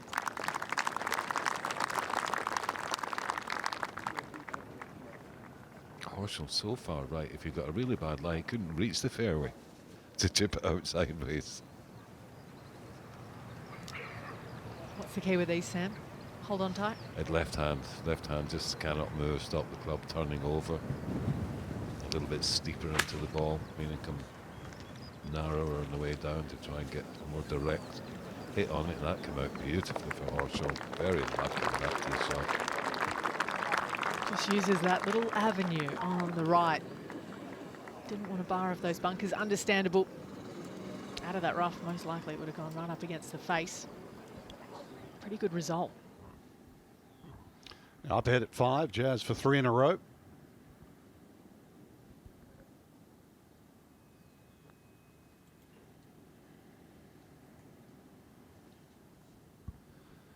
So Jane Watananon Comes up a little shy. Still currently 2 under to the par 3. Johannes Veerman, excellent player. Good chance for birdie. He's got it. Well done, Johannes. It's not a bad time to be peaking in your career. 2 consecutive top 10s in the final group at Mount Juliet 2 weeks back when Lucas Herbert was the victor. Antoine's power putt here. We saw miss it on the right. No, he's up and out of it very quickly.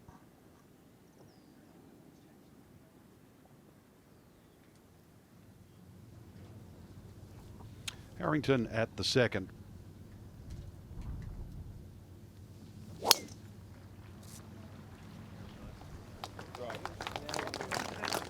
He can turn one over a little. It'll be ideal. Great tee shot.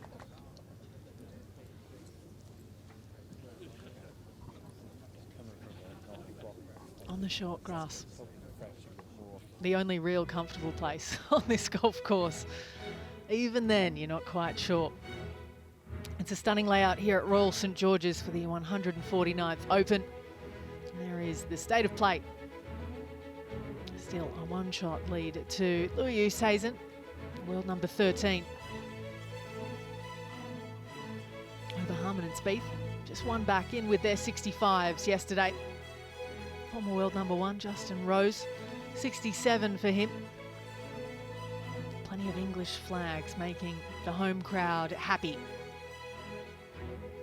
A couple of good moves early on, as we saw there from Jazz Jane Watananont at -2.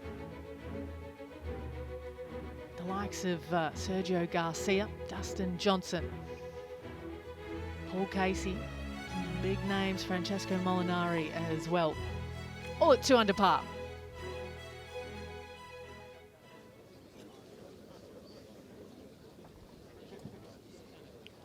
So stand there around the first tee, starting to fill up.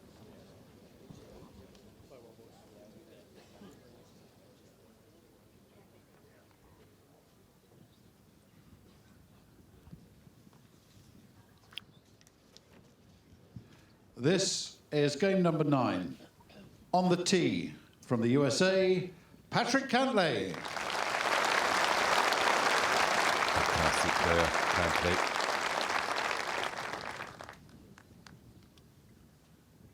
Putting seems to let him down a little bit, but what a striker of the ball. Great swing, powerful.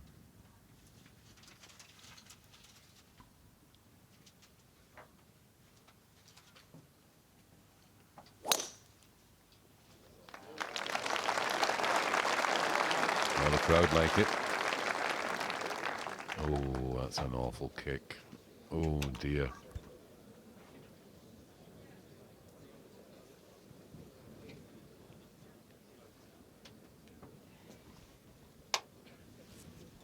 On the tee from England, Matthew Fitzpatrick.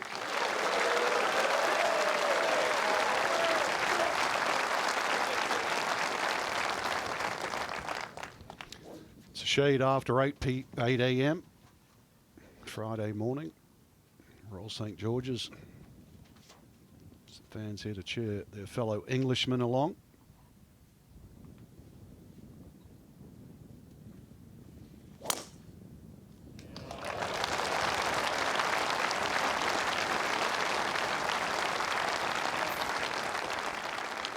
Really a global player now, young Fitzpatrick. Links golf, American style. On the tee golf. from New Zealand, Ryan Fox.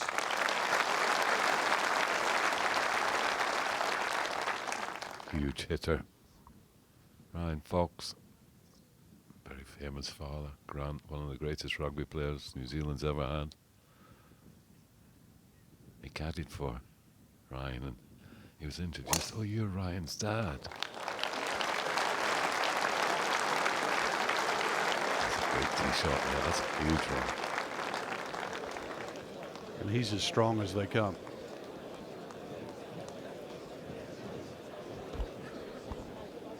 Yeah, good time to welcome in Tom Abbott. Step out. Thank you, Frank. Great to be here once again for another day on the links. And this is Jazz here at the 6th. Off to a lovely start, a young tie.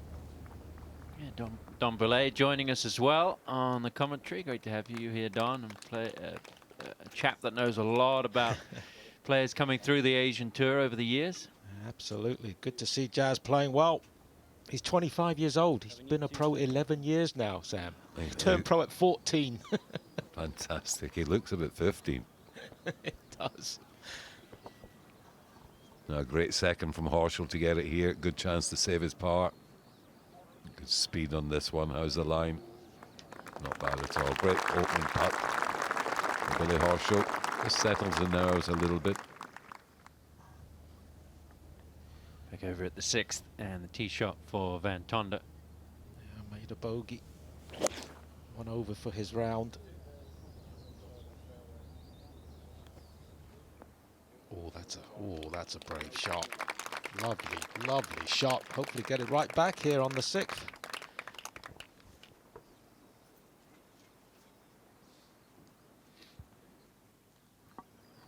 Tricky putt here for Fina. It's a tricky pin placement this if you're not in the right level. You can see the slopes just in front. It goes left first, then comes back to the right. Just a little speedy, not too bad.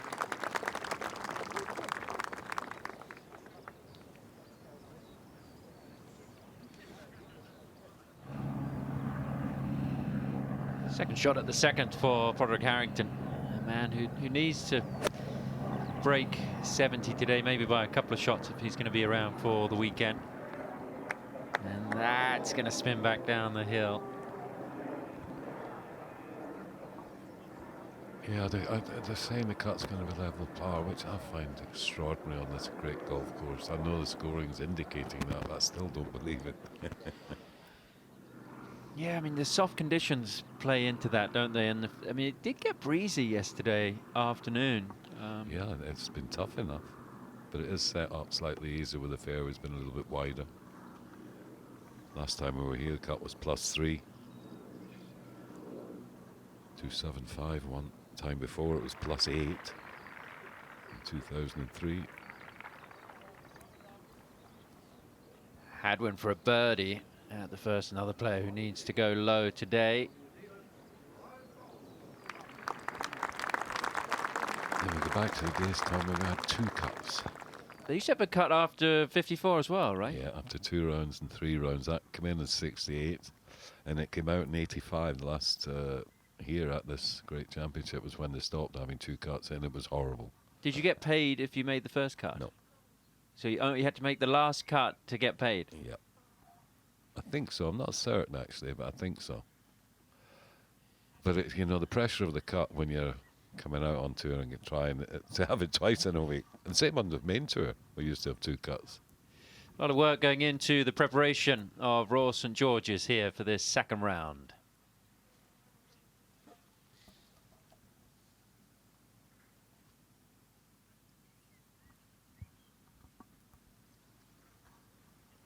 I've been playing a lot of golf at home with COVID. There's no raking of the bunkers, so we've been playing preferred lies in the bunkers for 9 months. It's been helpful. It's just magnificent. You're a really good bunker player now, I bet, aren't you, Sam? Never have a bad lie. That one might just creep into the edge of that bunker. But it all changes on Monday. I got an email from my home club here saying that on Monday we can touch the flags, the bunker rakes, you can touch the scorecard, which you haven't been able to exchange in competitions since the beginning of COVID. So everything changes on Monday. Fitzpatrick second at the first. Have to get off to a good start. This could be good. Checked very quickly, but still lovely shot.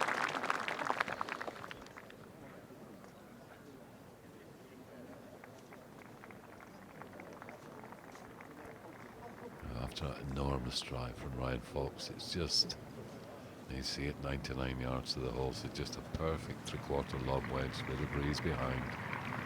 And this should be dancing around the hole.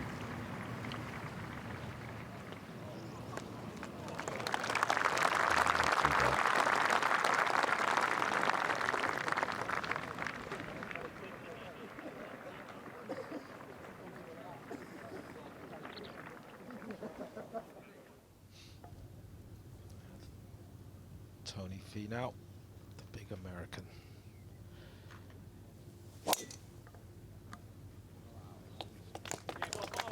He's only played 21 majors. He's got 10 top 10s, Tony Finau. It's a phenomenal record.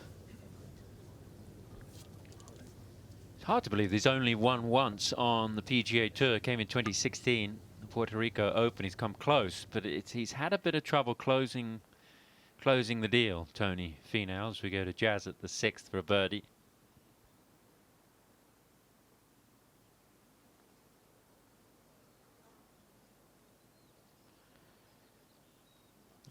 Decent pace. Not afraid to change putters, Jazz. 2019, when he won 4 times, he used something like 25 different putters for the year. It's remarkable. 3 different styles too he won with. Long putter, arm lock, and just conventional.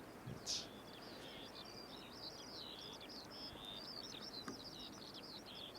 And Tonda, oh, a lot of movement there at the end. Not quite got the pace.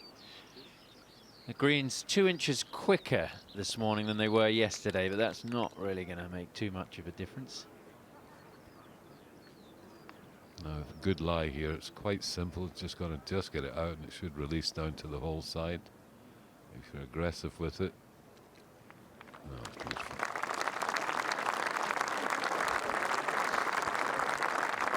There are no bad bunker players on tour anymore. They all seem to be fantastic these days. There's no bad players either. Wow. The quality of golf that's played around the world now is phenomenal.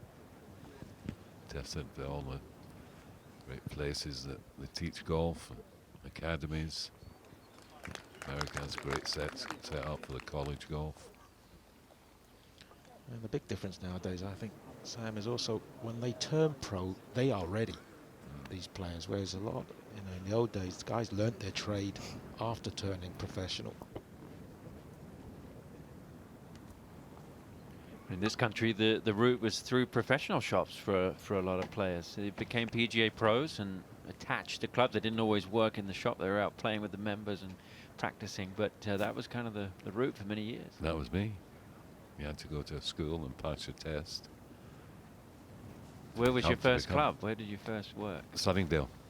My favourite in the world, actually. Come on, Fitz, a little. Oh, almost.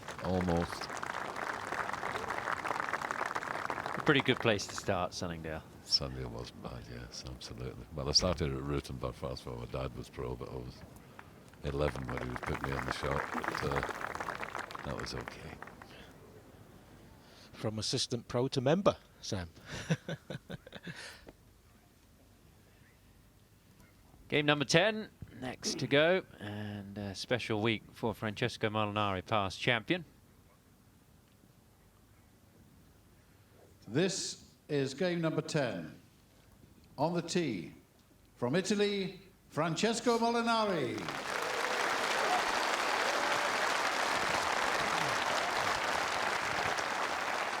Wonderful shots down the last at Carnoustie, probably the hardest hole in golf to win a major on.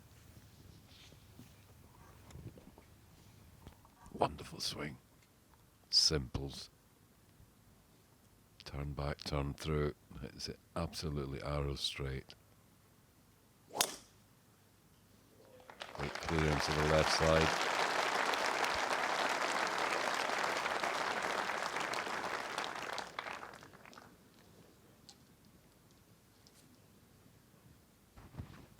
On the tee, from Australia, Mark Leishman.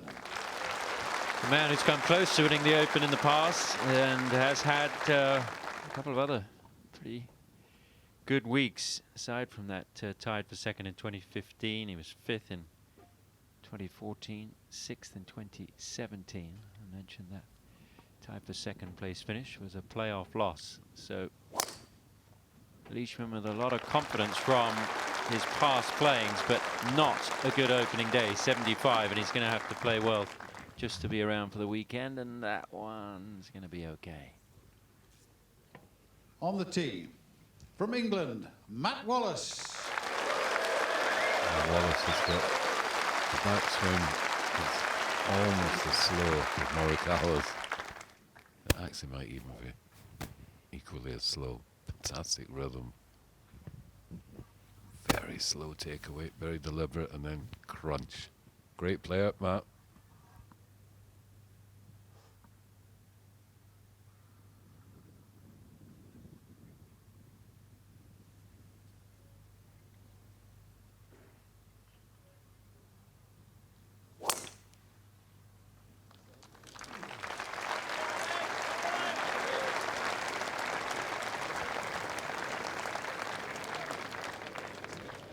When you start to see that sort of purple flower there, you know it's getting really juicy. And it down the right side of the first, it's some of the worst rough on the golf course. Great turn there. Drives right into the back of the ball. Completely released through the ball. Beautiful swing.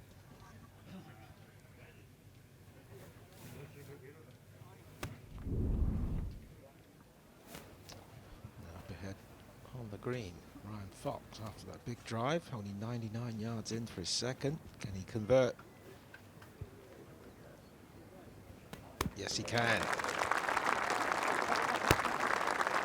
Got his family travelling with him now, which makes life for him much easier. Doesn't have to go back to New Zealand to quarantine. He did that twice. It's Justin Thomas there, arriving with 3 sandwiches for the rest of the day.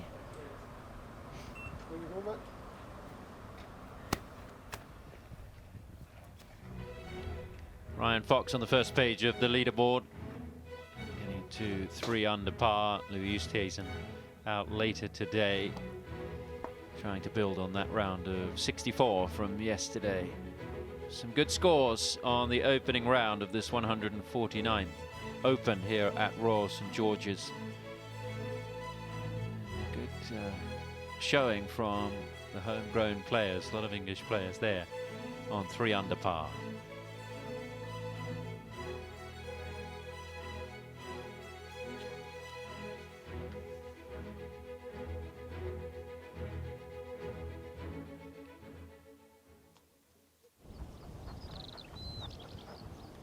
Jane Watanon here on the tee at the 7th. This week, this wind direction is playing into the wind. I have a new one. Played over its par yesterday. Yeah. Remarkable for a par 5. It just shows how difficult that drive is, and with basically the wind is the big factor. Well, 10 years ago when they played here, it was the only hole that played under its par for the week. And this year, it's not going to be. Mentioned having his family here, but he's got a 6-month-old, so a lot of work off the golf course and maybe some sleepless nights. He hadn't seen his family in 7 weeks, so very excited to have them with him, as you mentioned, Dom. But I don't have any children, so I've not been through it, but I'm guessing, you know, it can keep you up. Van Tonder.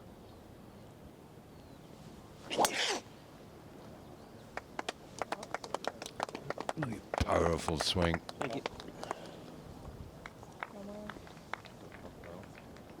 There's a bunker under that mound that the guys are standing on top. He may be in that bunker, we're not too sure.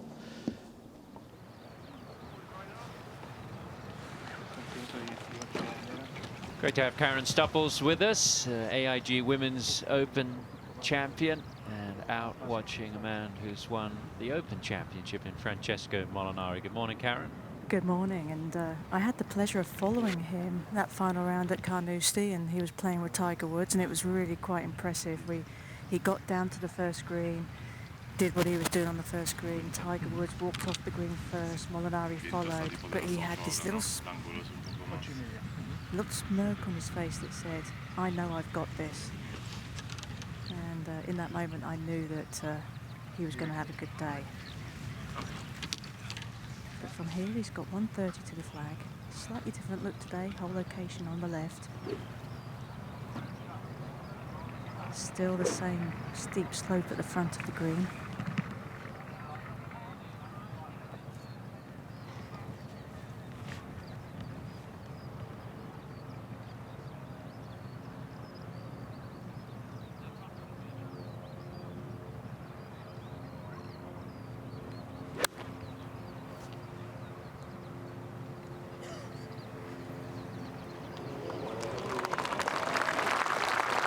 That's a nice way to do it. It's almost a tap-in birdie for Molinari, who came into this week off a couple of missed cuts.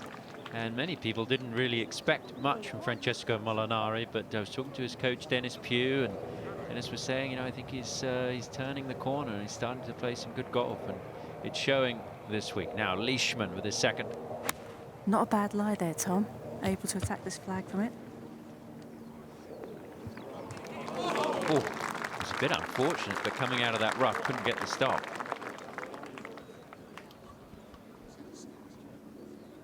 Ryan Fox, who just birdied the first hole. That was our first birdie at the first today. Yesterday, there were like 5 people hit it stone dead in the first 5 groups. Obviously playing a little tougher today.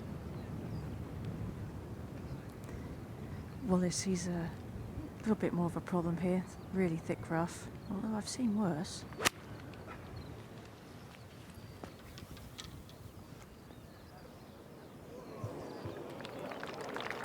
Fortunate.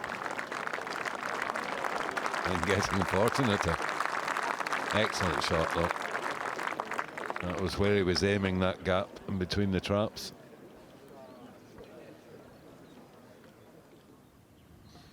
Is that a driver off the deck, Dog? Looks like it. And look at the mound he's got to go over too. Oh, flushed it. But even if he thinned it, it hit the bank and gone maybe even further with topspin on it. Well, it's still good, 50, 60 yards short of the green. Great shot, though. Must be very confident with that club to play that shot.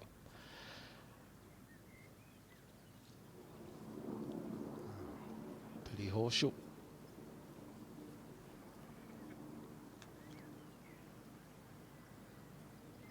Get into red figures. Oh, how many times did we see that yesterday? Oh. Did he take a dizzy turn there? Yeah. He has. He stopped again. That's a bit worrying. Do you know, I noticed something on the first tee, even after he hit his drive, he walked off and he looked like he wobbled a bit then. My father caught something called middle ear, and you lose your balance. You just, almost looks like you've had one too many.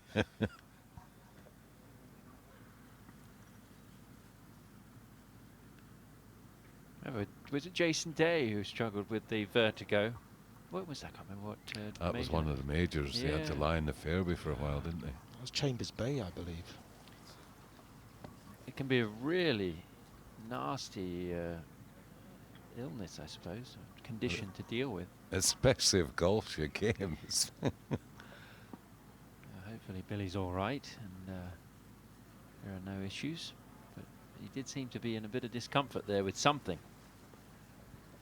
It was a walking up where he really got a fright. You could see that something really struck him there. Hopefully he's fine. Billy, lovely man. Leishman trying to open up with a birdie and kind of I suppose a tough situation in a way, knowing that he's got to go out and maybe shoot 65. But in another circumstance, you can say, well, he's got that goal, and if he doesn't do it, he's out. So it really focuses the mind. Colin Morikawa, Corey Connors, and Sebastian Munoz, the next game off the first tee.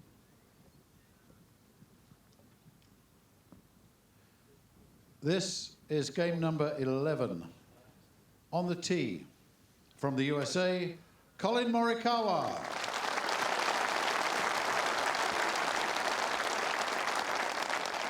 Just a couple of years ago, he was finding his way in the professional ranks. He won the Barracuda Championship on the PGA Tour, which was an opposite field event.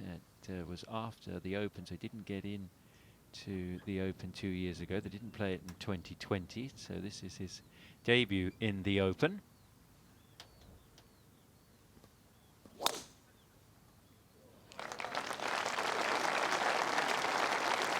Rounded 67 yesterday and off to a nice start with his opening tee shot.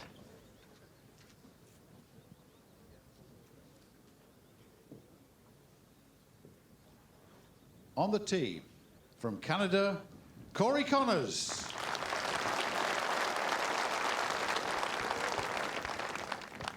Just his second appearance in the Open. Part of the Canadian Olympic team. He's had a good 2 Masters. He played well at the Masters in the end of 2020 to gain an invitation this year, and then another top 10 finish. Excellent ball striker. And that is long and straight.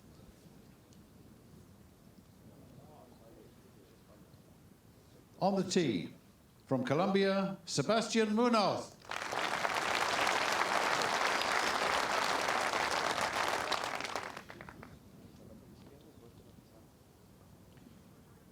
Played well last week at the John Deere, finished tied for 4th, came over to the Open, and obviously has settled into links golf, but needs a good day today.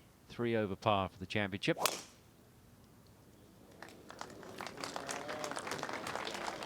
Few murmurs from behind, and that gives an indication that it was not a good one. They go scampering over, because if you're not quick and you don't have an idea where it is, one of those marshals, you might never find it.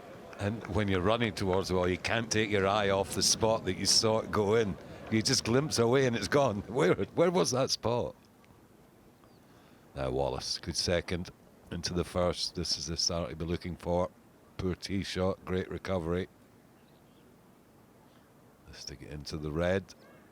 He's still watching it, must be online. Oh my goodness me. He said the greens were an inch quicker today. They're 2 inches quicker according to the R&A. He wishes they were 3 inches quicker.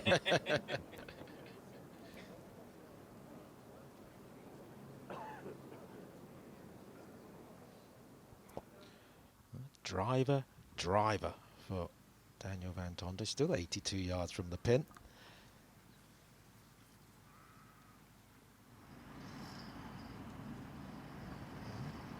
It's one you feel like he could be dancing around the pin. Oh, not bad. A little bit further. That could have been really close, but good birdie chance. Molinari, fantastic second. It's like waiting for a bus. We just had our first birdie from Ryan Fox, and now the second from Francesco Molinari. Perfect start for him. 1 under par.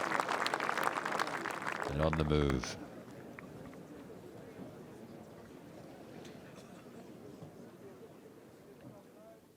So Francesco Molinari off to a nice start there, and on the bottom of this leaderboard, Francesco making a move to the US last year, based himself in the Los Angeles area. Remember at Riviera, famed Riviera. 3 behind here at the Open.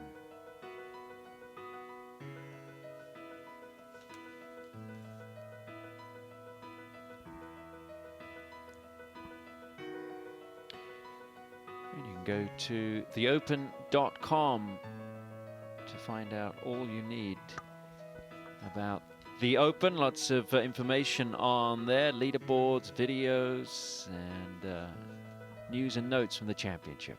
The app's fantastic as well, the Open app, and it stays in there every year, upgrades itself. Great information. On the tee at the second with Francesco Molinari, Karen. Well, and we've seen this already. Wind direction's very similar to it's been all week, just across from the left. With the whole dog leg into the left, makes this an awkward tee shot. This one down the left side, going to carry those left bunkers.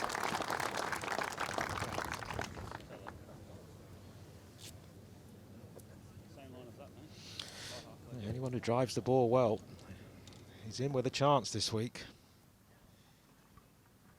Van Tonder taking them 4 shots to reach the hole, and he's hit every one of them perfect. Oh, unlucky. Just a par, but that's a tough par 5 today, and that was hitting the fairway. You do not want to hit your tee shot in the rough there.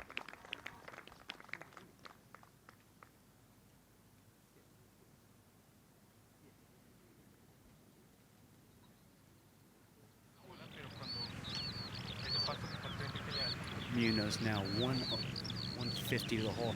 He can get his club head on this ball, but it's kind of perched precariously on some fescue that's laying down, so I don't think he can ground his club. If he does, I think the ball would move. So I think he's just going to try and take something up the right side, avoid those bunkers, and maybe leave himself a long putt or a pitch from the right side of the green. 150 yards left.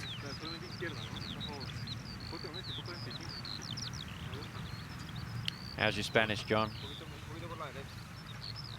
No bueno. ¿Por qué no? Well,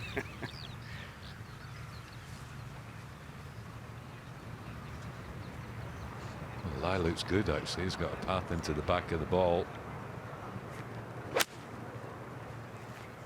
was not expecting walking in there.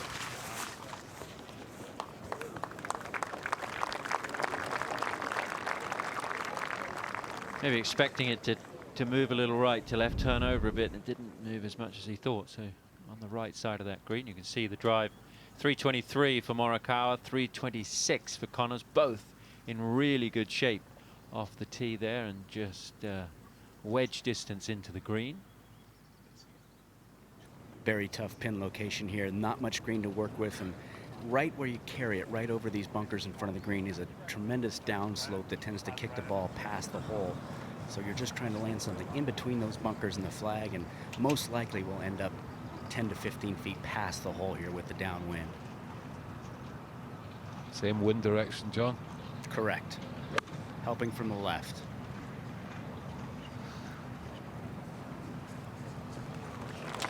He's the best iron player in the game right now, Collin Morikawa.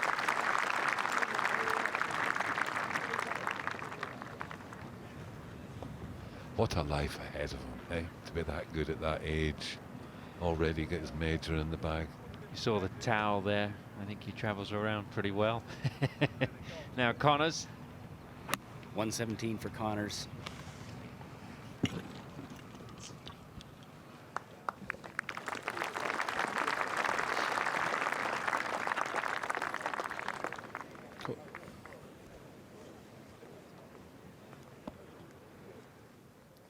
Jazz found a bit of trouble on the 5th. This for a par on the par 5. On the 7th, I beg your pardon.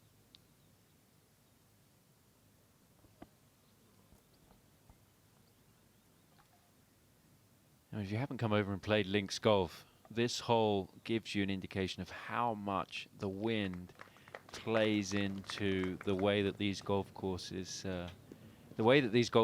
play, and I think it's more of a factor here than it is on any other sort of golf course. I mean, links golf is all about the weather. And the temperature's a huge thing too. You know, you play in windy conditions, Texas, anywhere. But when it's a little bit cold, the ball doesn't compress, and it's much harder. But it's a fascinating form of golf, links golf. Watching the Americans the other day, and they'll hit shots that they would never even dream of thinking about. And they'll come off and they'll think, wow, that was so cool. I think that's why they keep coming back. It's a wonderful form of golf, links. Van Tonder on the tee at the 8th. Lovely hole, the 8th, playing downwind off the tee to like a plateaued fairway. Just got to avoid the 2 bunkers there on the right, and that is ideal. And he has 7 wins on the Sunshine Tour, going all the way back to 2014. So we go back over to the opening hole. How would you like to read this putt? I mean, look at the bumps and hollows between him and the hole. It must have 5 different breaks.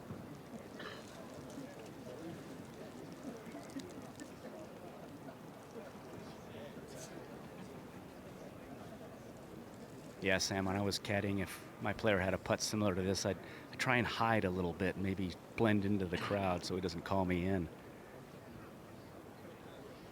So we'll put you on the spot and get a read for this one then, Woody. Very slow. That's the key here, is to get the ball to the hole, back into the wind, back up the hill. Got to make yourself hit these this week.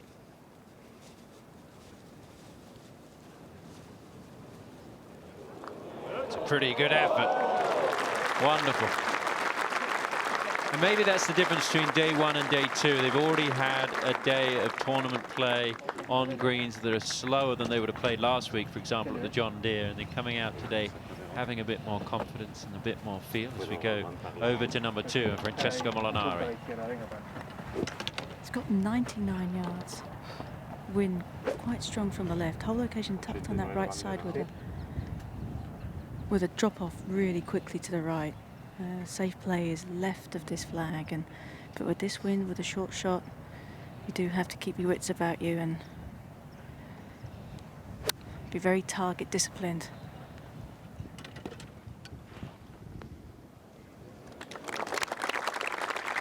An excellent shot, but taking no chances, you know, go at that flag and push it a foot is going to... Good touch from Corey Connors. Ben Curtis graduated from Kent State University. So did this man, Corey Connors. Do you believe in coincidences? It'd be pretty incredible for Kent State to have 2 Open champions, wouldn't it? What about Portrush? Brad Daly, Darren Clark, Graham McDowell.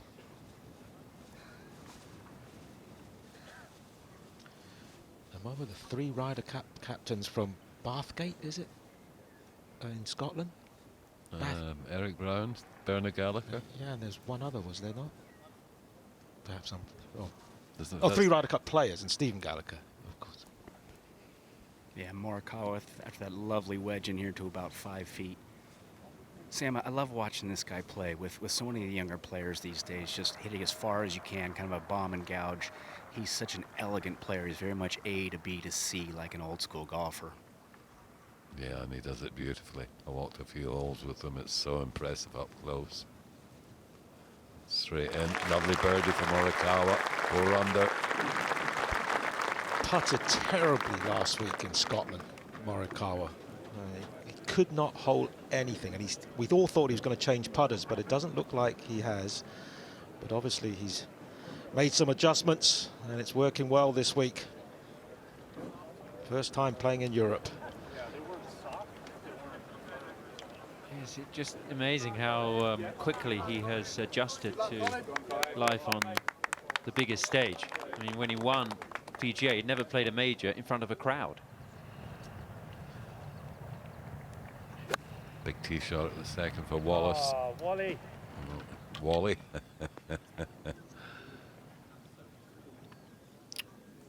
It's just short for Wallace, obviously, but you call somebody a Wally, they've done something stupid.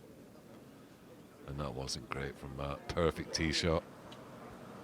Hey boys, Cameron, how you doing? Cameron Smith. Everybody needs to get their badge scanned, regardless of whether you're playing in the championship or you're working in many of the roles here. It's the rules. Jazz has found the fairway. Pin is back right, 31 yards on, and that's got caught up in the thick rough. Not a good shot there from Jazz. This is difficult. Even though it's into the wind, he's got to play it into the bank, run it up there. He can't pitch it up and stop it. Takes a lot of skill here. Karen would be watching that. Love that shot.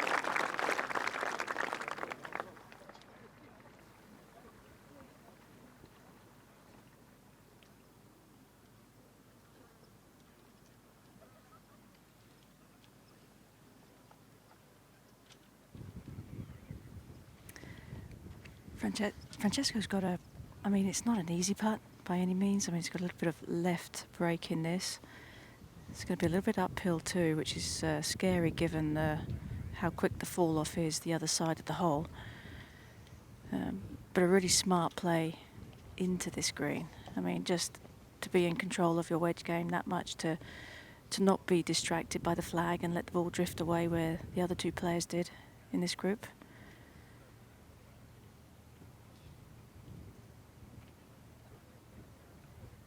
Only Italian to win a major.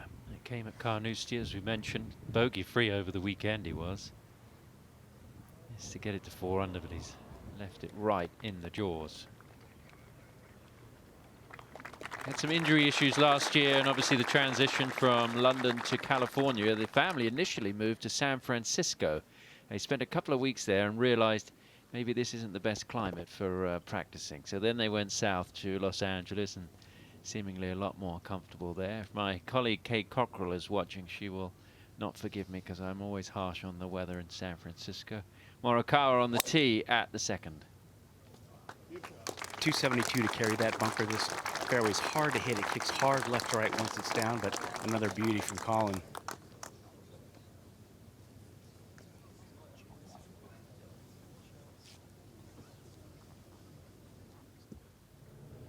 Tony Finau. Gorgeous par 3. His foot seemed to slip there. Top of the swing. The ball didn't. What a shot. Come on. Come on. Oh, magnificent. 237 yards. Beautiful shot. You love this approach at the 8th, don't you, Sam? Yeah, look at it though. It's just gorgeous, isn't it?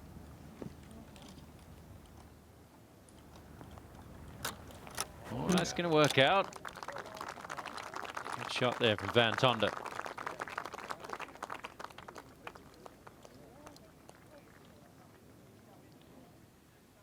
The links, it's quieter right now than it was yesterday afternoon, but I would expect it to be very busy come later today. 32,000 fans through the gates.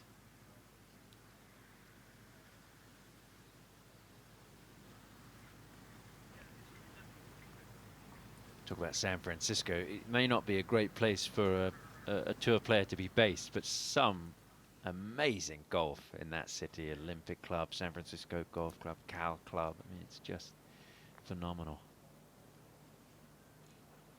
Long putt at the top for Fox. Birdie at first, but unfortunately dropped one at the second, but a solid par there. So he's level after 3, -2 still. Right in there. That was a lovely little bump and run from right of the green. Just a safe par. That's a real links up and down. Matt Wallace grew up in North London, so he didn't grow up on links golf. Certainly knows how to play it. Folks streaming in through the gates. They come by buses, as you can see there in the top of your screen. They park a few miles away and then they're bussed in.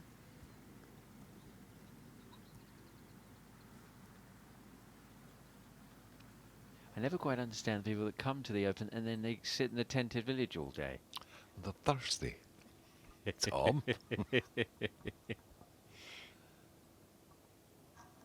Jazz coming out of the rough there at the 8th and doing a very good job. Obviously could get some control on the golf ball. And the sun's out. That's lovely. Francesco's got a 4-iron here, this hole playing longer today because the whole location is on the top tier. 238 yards. I think the plan is just to land it at the base of the tier and get it to hop back there. If I hit it too much, it hits the upside perfect as well. He has the most incredible turn through the ball, Karen. It's so connected, isn't it? Oh, it's just magnificent. Yeah, that's fine. It should come out a bit lower, yeah. It's just over there on the That's a left tricky side of the hole, yeah. That looks a difficult chip, Tom, doesn't it? Got to run that one up there. And Now Matt Wallace. Same club. It's a good test, I suppose, of where you are with your iron play. It's all very well hitting 8 irons, 9 irons, wedges, but stand on a hole that's 238 yards with a fairly narrow target, and you can see how your ball striking looks, Karen. Well, no doubt about it. And then you add to the equation that there isn't an awful lot. I mean, there's no bunkers on this hole, but the rough around this green and the undulations make this tough.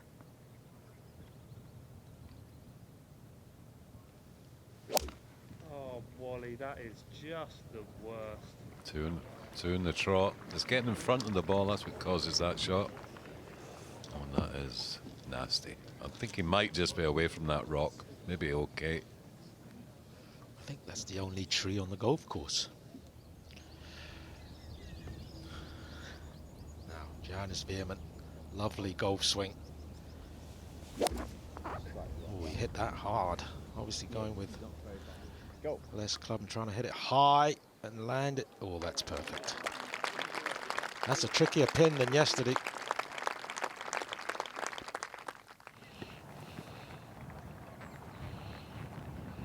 Corey Connors. 113, very fortunate to have his ball hop out of that heavy rough into the first cut.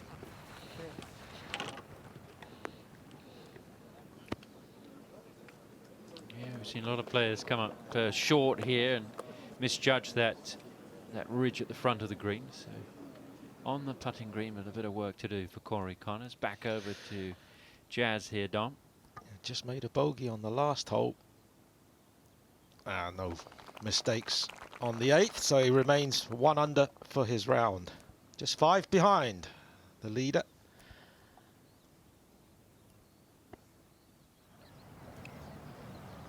Perfect tee shot from Finau at the tough 4th hole. You see the top of the flag there. Lovely little half shot, which is short and run it up. Oh, he's carried it too far. He had the right idea.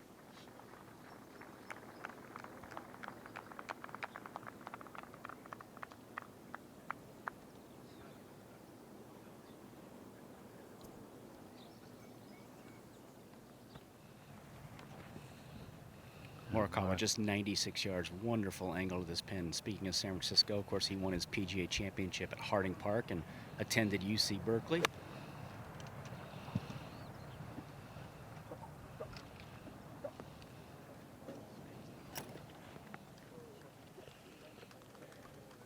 Better there than being a bit further to the right. Look at the strike here. Beautiful strike, ball first. See the backspin on the ball. Even the drivers come off like that, so it wasn't really backspin, but a lovely strike. Birdie putt for Van Tonder.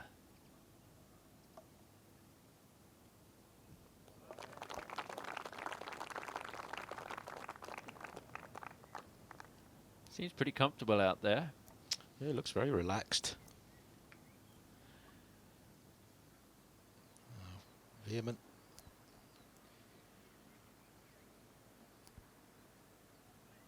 He had a nasty injury when he was younger. He blew his thumb off in a firework accident, and they stitched it back on. He thought he wasn't going to be able to play golf, but the doctors said, "No, you'll be fine. You can keep playing." You know, we got there just in time.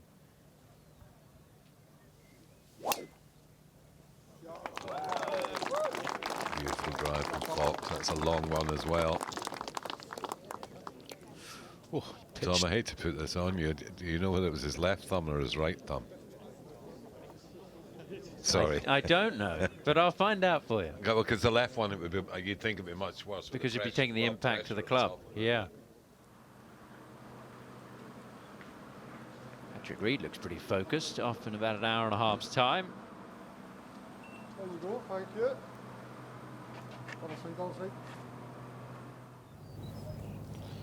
Now, 9th tee, straight into the wind.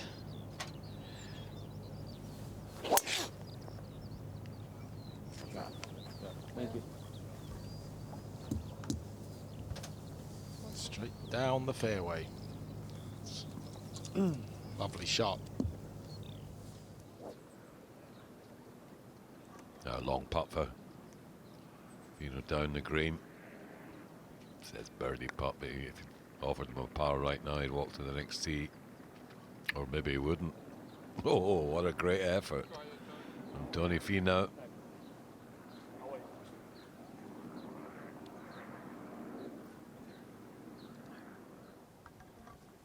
Corey Connors here for birdie, John.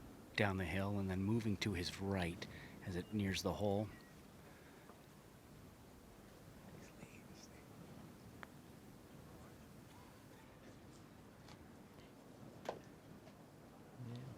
Pretty good read there, Woody. Should be an easy 4.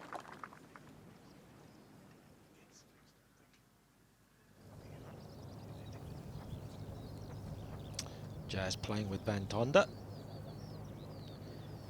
The two of them were involved in a playoff in Kenya, which Jazz lost to Van Tonder.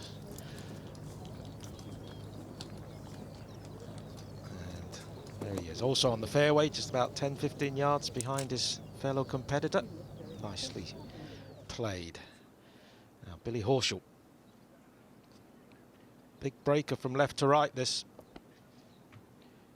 Got the West Ham golf bag this week. Yeah, his caddy, Mark Fuchs. I think he's an Arsenal supporter. He's probably not happy about having to carry a West Ham bag. Surprisingly, a big football fan for an American. I texted with Trip Smith, who's one of the American owners of West Ham, and he was very excited about seeing his team's colours here at the Open. Now, Francesco Molinari is second at the 3rd. How do you get this close? Oh, very nicely played.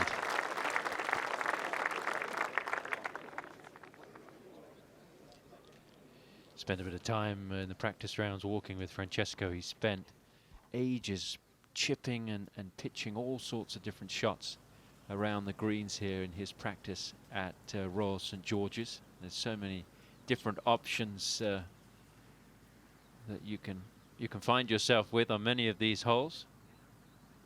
Great to welcome Frank Nobilo back into the commentary box. Thank you very much, Tom. I just thought I'd send Sam Tyrants out for a well-earned cup of coffee. I was like, he likes that. See Justin Rose there, 3 under.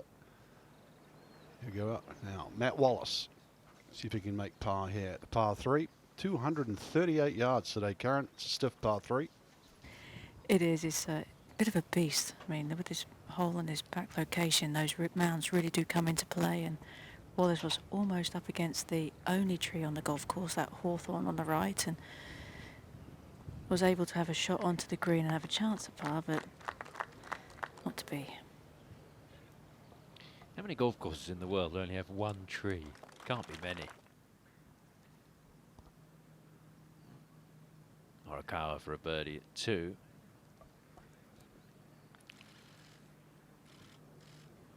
That's not going to make it. Seen a few courses, Tom, with too many trees. I know that. One One too many. Seems to be a fashion right now to take trees out. A lot of courses doing that around the world. Francesco for a par. It was an absolutely crazy good pitch shot to get it to a huge mound to get over. Really touch of class there with the short game. Oh. Had a good look at that stroke there, Frank. Yeah, it was never starting on line in the path. Everything, Dom, was directed left of the hole. Quite surprising. Yet 2 under. Yeah, on the subject of tree removers, Mike Clayton, who's spending many a time on the European tour. Good friend to all of us here. He likes removing a few trees as we go to 9. Oh, that pin is in the bowl. Everything gathers from left and right towards this whole location, and that's okay.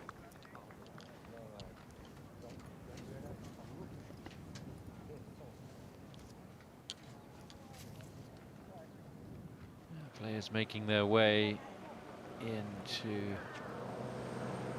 the facility here. Trying to figure out what high school that would be, the jersey he was wearing.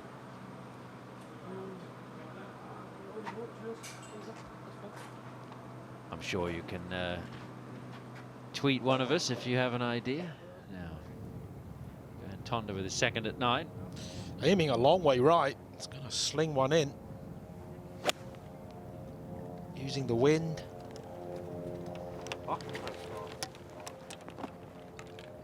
Oh, just grabbed a bit too quickly, but that must have looked great in the air. I love that shot. That little sling hook using the wind. Lovely looking shot. And right away, I had a text from our expert producer, Andrew Bradley at NBC, and he said it's the Gretzky Hockey School. 99 being for Wayne Gretzky on the back. Thank you, Andrew Bradley. 238 yards, par 3. Fortunately, the wind is a little behind and coming from the left. The edge of the tower. Okay. So I got to start it on that sprinkler head just after the pin. Yeah, I like that. Right? Yep. It is, Frank, and 238 total. We're trying to land it around 220 and scoot it up the hill. This is just 5-iron for Colin. At this level, you know, everybody's good shots are really good. It's the misses that make the difference, and this man's misses are usually pretty tight.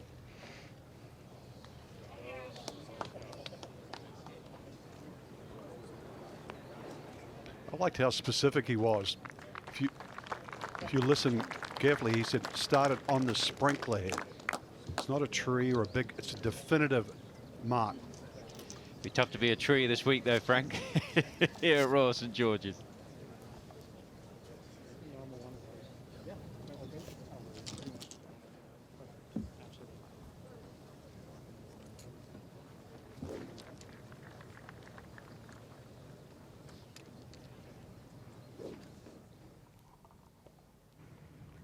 Well, now we're on the tee at 4. When this plays downwind, you can keep your line a little bit farther to the right. This on the left side of those bunkers.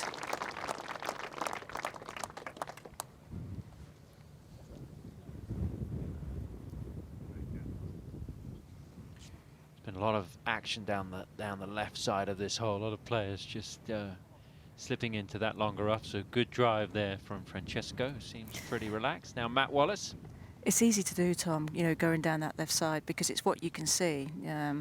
Over the bunkers, you kind of have a feel for where the fairway is, but there's still that element of, oh, I can't see it, and it's really tough to visualize a shot with something you can't see. The players are delighted that it's a downwind hole, though. This hole into the wind is virtually unplayable. It was a par 5, consequently, back in 2003. We're chatting away with Thomas Bjorn, who got so close there in 2003. He said, well, 4th, it was par 5 then. Now, Corey Connors.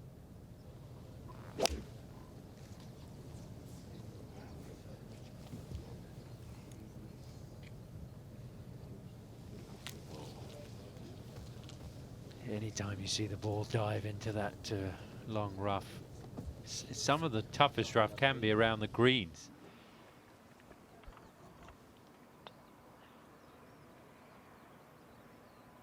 Back to the opening hole. Hebert.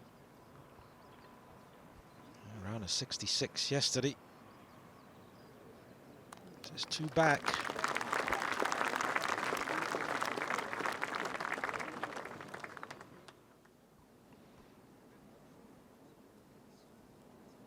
Now back to 9. Jazz.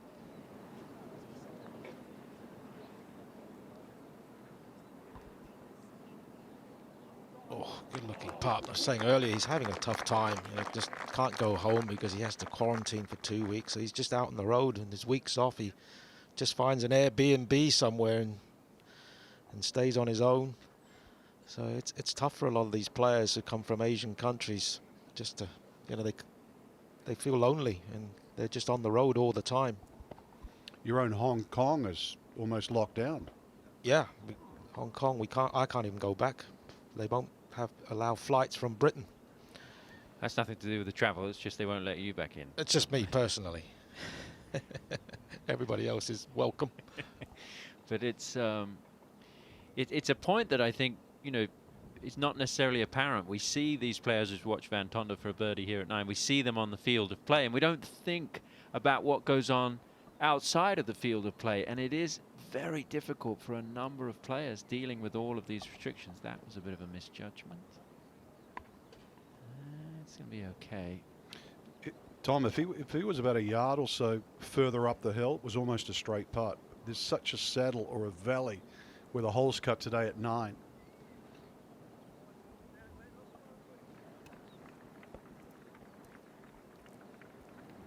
And not only the travel restrictions, but the restrictions that tournaments and championships put on the players whilst they're at an event means they can't necessarily interact with their friends when they're working.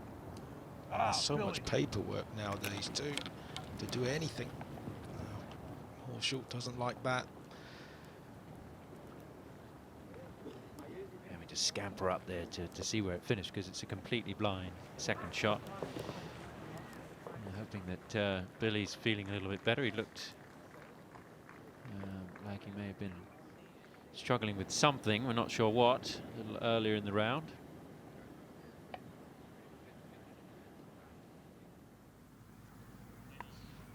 About 4 up and over the Himalayas, bunker complex on the right. So it's actually a straight tee shot if you take that line. 3 good tee shots, despite Wallace and Leishman being slightly in just off the fairway. They're still good position, but this green dome itself, I mean, it sits all the way up in the air. You've only got really this section there where the pin is, and a little bit further back that you can put the hole. I mean, otherwise, it's unusable, the rest of the green. Francesco's got 176. Ball is slightly below his feet.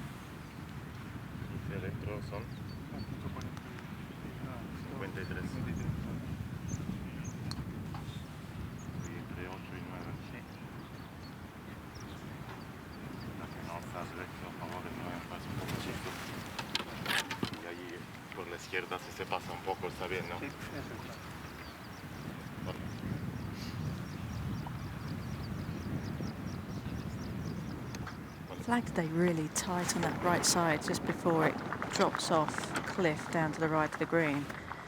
So players do have to use the slope left of this flag to roll it round to get to the flatter part of the green. It's a very small flat part of the green, but it's there.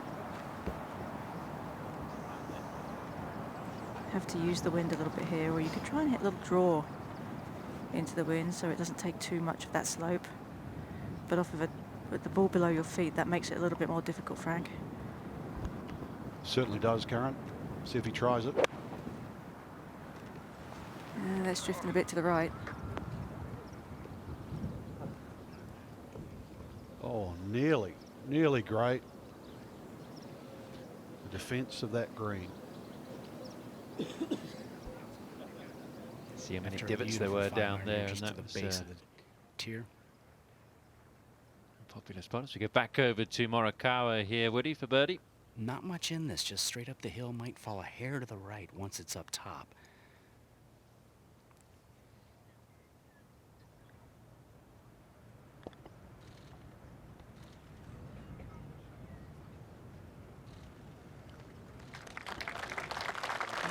Pretty good effort. There are some huge ridges and slopes in these greens. Maybe out for a par. Stay at 4 under. No. Disappointing way to start there. Some nerves going out in that position, or do you think these players will be pretty comfortable now? Well, you'd want to be nervous. Whatever the position, still a chance to play in an Open Championship. As we watch Vermin, who was referenced before, playing most of his golf outside America at the moment. But yeah, there's always a chance to learn, even if you're not going to make the cut. Perhaps learn something for the next time it comes back here. This group's made the turn. 10th hole, 411 yards, slightly uphill, and that's the nasty lie. Playing downwind, some players got fairly close to the front edge of the green yesterday. Koepka was only maybe 15, 20 yards short. This is a third here for Corey Connors, not a very good chip shot. And he's got that for a bogey, so this could be a costly hole.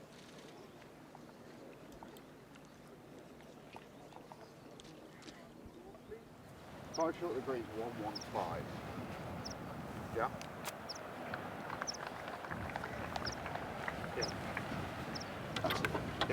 Okay. He's got 141. He's got a slight upslope, so this ball should come out fairly high. And you really do have to land this so far left of this flag. if you want to land it on the green. There is another way. You could land it at the hollow short and get it to chase up, trying to keep it down. But when you're playing from an upslope, that's going to be hard to do.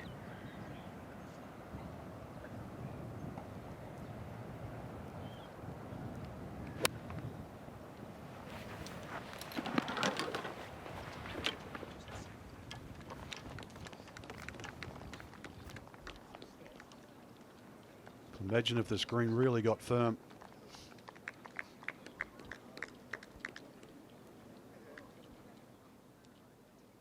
Now Corey Connors for his bogey here. Hole playing just over its par, 3.06. Early stages of this second round, so not too many groups have gone through, but that's a good save in the end, or it is going to be a drop shot.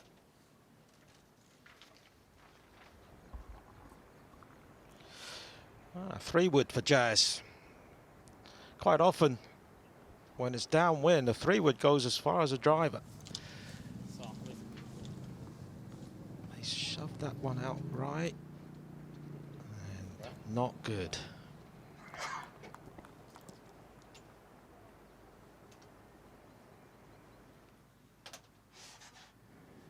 Now Tony Finau just over the back of the fifth. Fifth playing is the toughest hole right now. You can see straight into the wind for that second shot. Tony, he's going to chip it in for a three.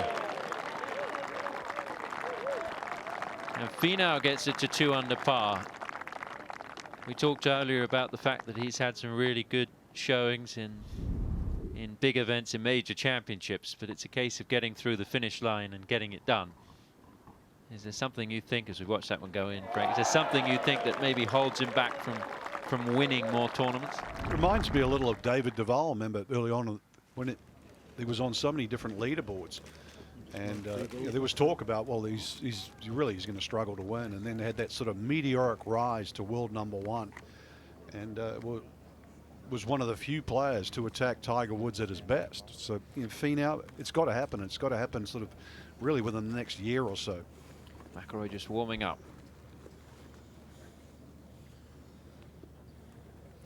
He battled back nicely yesterday, Rory. It was 2 over par, but he managed to finish at even par for his own psyche. I think that was a huge moment to make birdie on the last.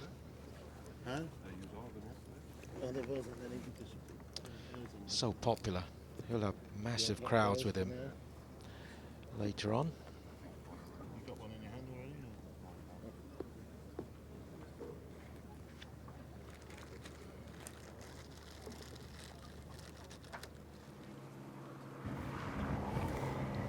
Molinari's got quite a big upslope in front of him. Play it two ways. You can bump it into the bank or you can land it onto the green because it is into the wind. Going with the bump. Pretty good effort there, Karen.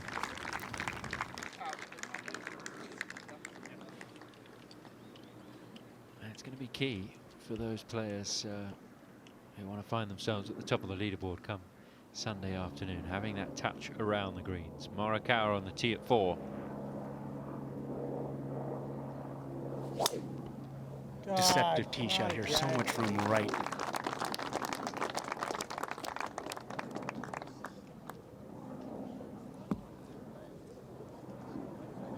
Yeah, it's been a spot where players have come unstuck down the left side, driving in that rough at 4. Checking with Troy Merritt, his second at 8.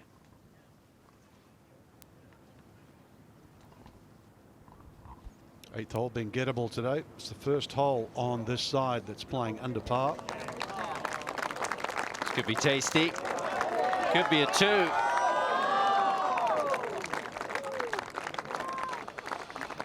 It will be a 3.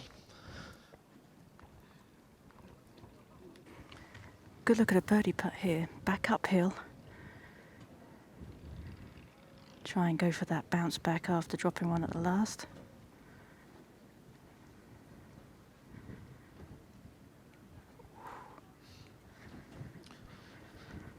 Talk about 2s. Last week, Dean Burmester had 4 2s in a row. 2 of them par 4s. one of the shots he holed was over 200 yards. Well, Van Tonder would like to make 2 here at 10 out of that clag. So thick down the left side. Of how strong he is, and he couldn't even get that to the green. It gives you an indication of how bad some of the lies can be out there. Now, Francesco Molinari to get it up and down. He did not get it up and down a couple of holes ago when he missed the green.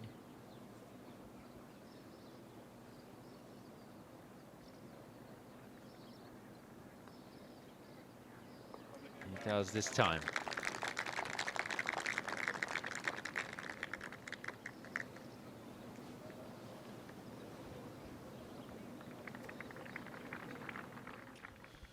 Connors, last man to win on the PGA Tour after going through Monday qualifying. I think in the actual qualifier, it was a playoff, 6 spots, 6 players for 1 spot. And he wins that and then goes on to win the tournament. Talk about changing your life in a week. I follow a guy on Twitter actually who always does a report on the Monday qualifying. It's always good to look at who sneaks in, the story behind. Everybody's got their own story, as does Finau here at 6. Stay in the air, stay in the air, stay in the air. The Polynesian background, both he and his brother. And they started playing professional golf as teenagers. It's a pretty good scene there. Looking out over the water here, right by the seaside. Links Golf at the Open. There's nothing quite like it. First page of the leaderboard starting to take shape. Colin Morikawa just a couple back.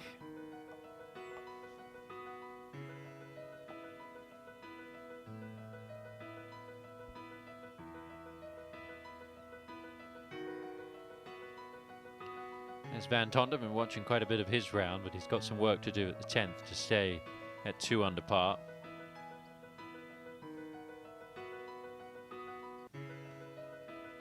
Francesco Molinari, who has struggled ever since the Masters and that back 9 when he had a chance to win a couple of years ago, and since then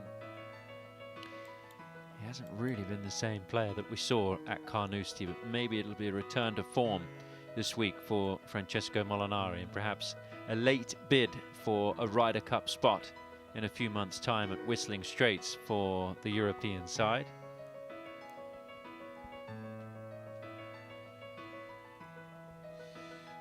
This is the number a lot of players will be looking at. Looks like even par could be the cut. Much depends on whether the wind picks up significantly this afternoon. There's Rory McIlroy on even. Fitzpatrick and Wallace both at 1 over. Westwood disappointing 1 over yesterday.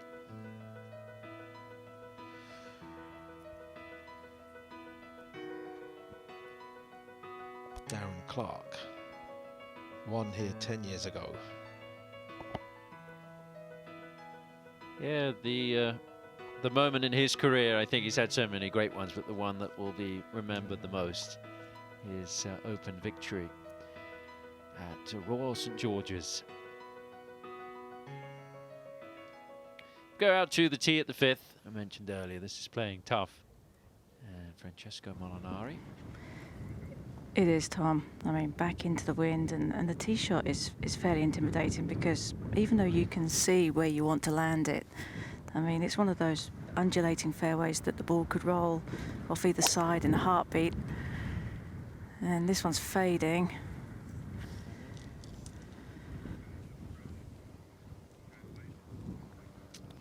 That's helpful. Soft bounce keeps the ball on the fairway. Ooh, awkward lie.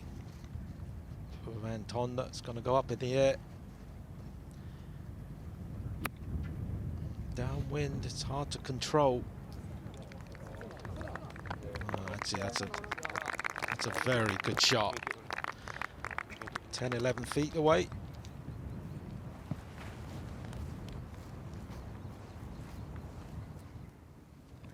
Wallace now on the tee, using that left side. I mean, I think he's going to try and draw this one into the wind when a player stands on that left side of the tee.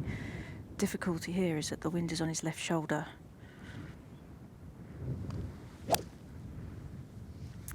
And he's lost that one a little bit out to the right.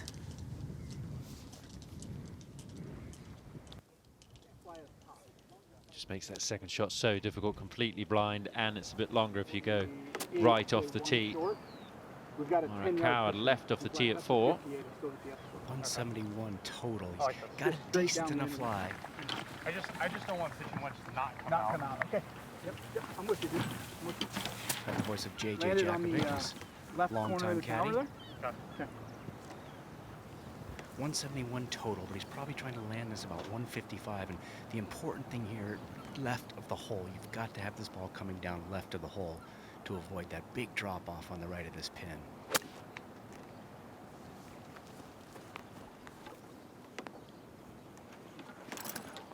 Oh, a real links-like shot there. Pitch short, kicks forwards, up and over the hill. Scampering up that big bowl at the front left, and that's going to work out pretty well. Good shot there from Morikawa, and a chance for a birdie when it looked like, having gone into the heavy rough, he might be struggling to make par. If you look closely there, so many of the younger players were using the interlock grip, obviously made famous by Jack Nicklaus, but then really went away. Tiger Woods, well, he changed it. They've all copied him since. Jazz drove it in the right rough, found the green with his second here on the 10th.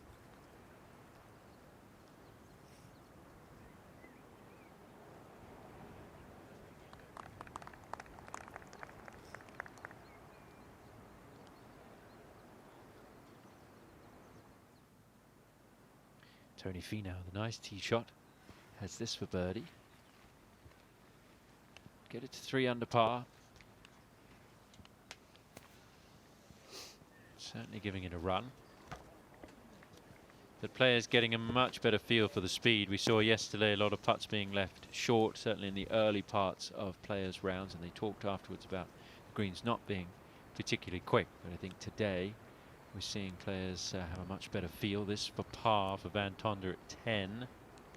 And there's an example of that kind of dead weight putting. We didn't see too much of that yesterday.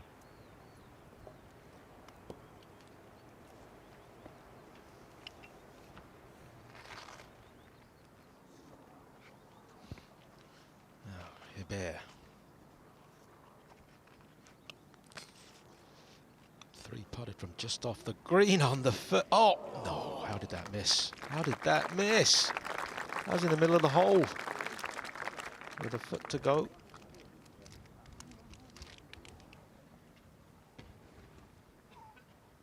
And Billy Horschel for his birdie putt.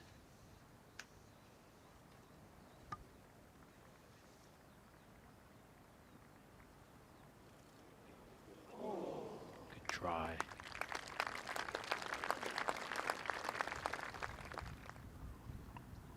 Here at 5, good look. That wind just blowing hard from the left to right. Going to be blind second shots for Wallace, Molinari. Lehman might be able to see the top of the flag. That'll be it.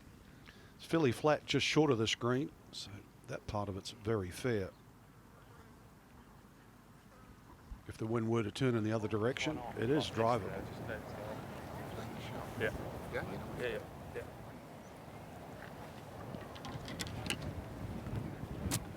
Wallace has 220. He's got a around good the front on a lie. flighted one.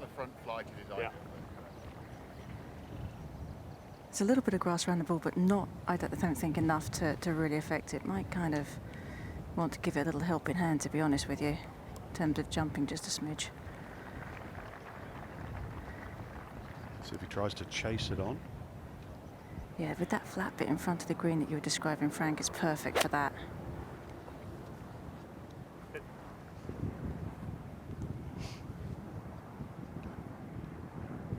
Any idea where that finished up, Karen? There it is. Oh, what a shot. What a cool looking shot. It just cleared the sand dune by 5 feet. Fantastic. Oh, I think he's seen it. Yeah, because they have no idea until it gets up to the top of those dunes exactly where it is. Even if you think it's a good shot, you don't quite know.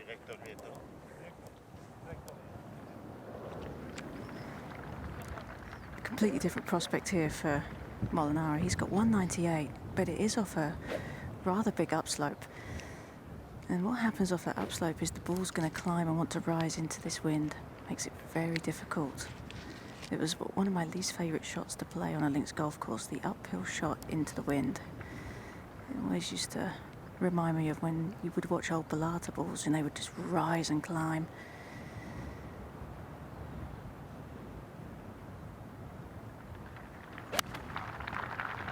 He kept that one down. Impressive. That's a really good shot there. He looked like he was just trying to punch it forward, and he was a bit unlucky that it didn't scamper on.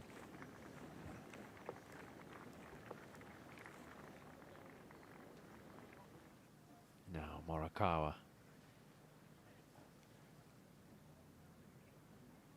Yes, she go to the second, and Emiliano Grillo for birdie. Yes, get it to 1 under.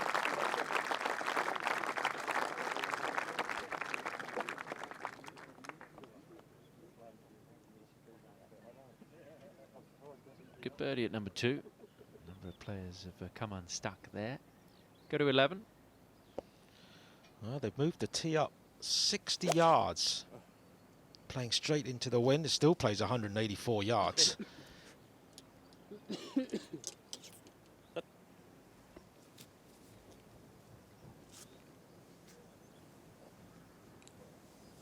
thought it was just going to hang right on the edge of that bunker. That would have been tricky.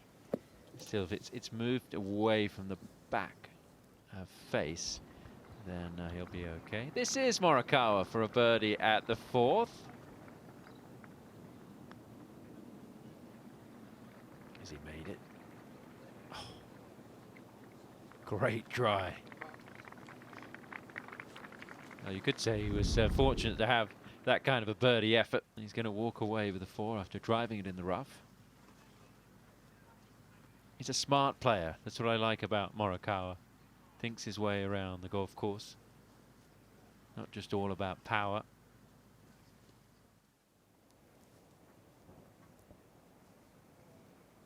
Jazz. Oh my God.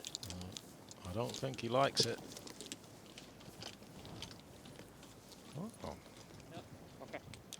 So high. Stay there. Yeah, it just got ate off. That's okay. I guess he hit it a little higher than he wanted to. That's why it came up short into the wind. This is Veerman here with his 8th. We're talking about the injury that he suffered when he was a youngster and severing his thumb in a firework accident. It was his right thumb, not his left. He went to school at Texas A&M with Cameron Champ and Adri Arnos. I think that's a pretty long college team.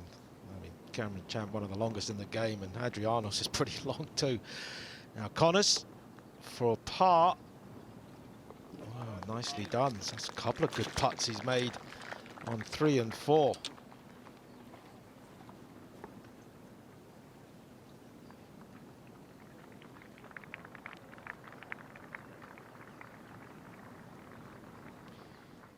It's the 18th hole there. Quiet at the moment, but it will come alive later on today as the famous names will make their way down the 18th. But quite busy at the first, and the sun is shining for this next game.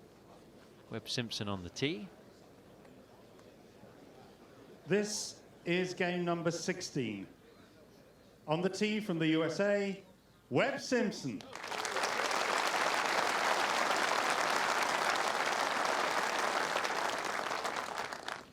Speaking yesterday, talking about the fact that he's battled injuries, not been well in 2021, hasn't played a great deal of golf over the last several months. But off to a nice start here at Royal St George's, and a man who knows how to get it done in a major championship.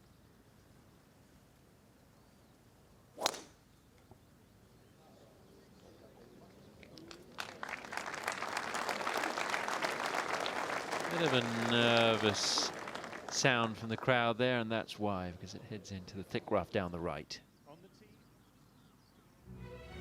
Colin Morikawa off to a nice start here at Royal St George's, the second round of the 149th Open. Louis Oosthuizen still has the lead. He will begin his round later on today. That 1-tee start, as is the tradition at the Open.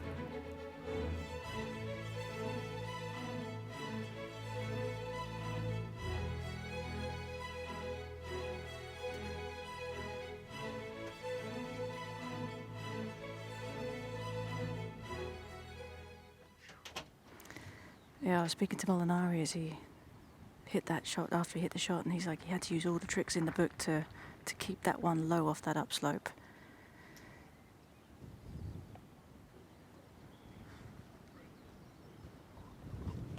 Well, just a par here today is so far gaining half a shot on the field.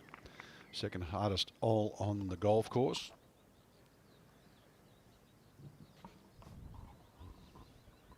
Morikawa on the tee.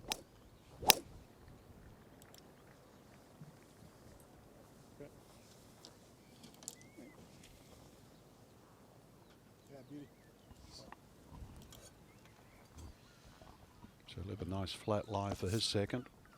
It's a tough hole, the fifth. Playing half a shot over its par at the moment. Now, Hibbert.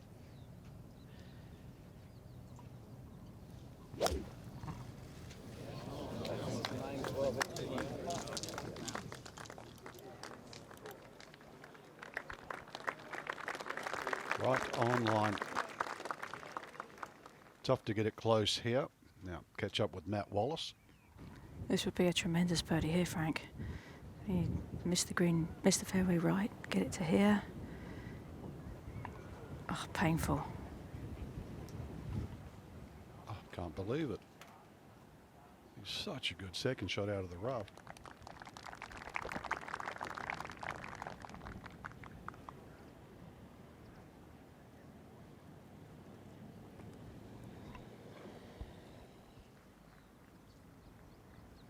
This is Jazz here for a birdie at the 11th.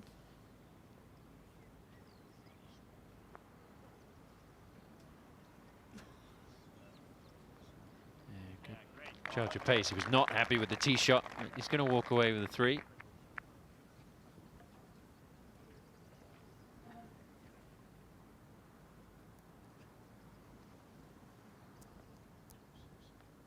Oh, the sun is supposed to come out this afternoon. Might be opposite of the way it was yesterday. It was lovely in the morning yesterday, and then it got a little chilly and breezy, and a few spots of rain in for the late starters. So the late early draw may be the unlucky side of the draw, but it's been pretty even. But the late starters today may get a nicer day out there. Depends on the wind. It also depends how quickly the course dries out. Seen some areas it's certainly starting to firm up. Greens at the moment still retaining some of the moistures, which gives them a chance. But you've seen Dom and Tom, you know, some of those hole locations through the first 5 or 6 holes actually been quite tough for the players to get it close.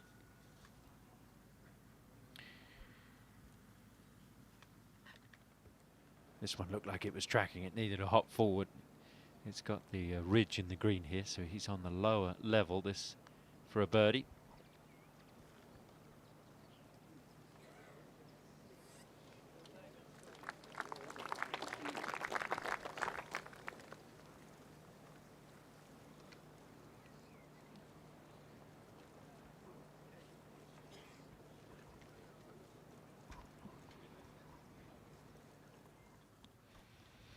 Well, another one missed the opening fairway.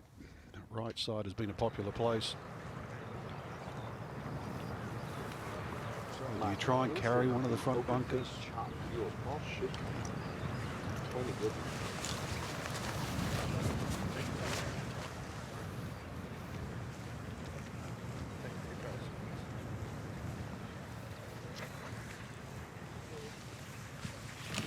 Trying to look for a lie similar to the one that his ball has to just get an idea of how much resistance there is with that rough.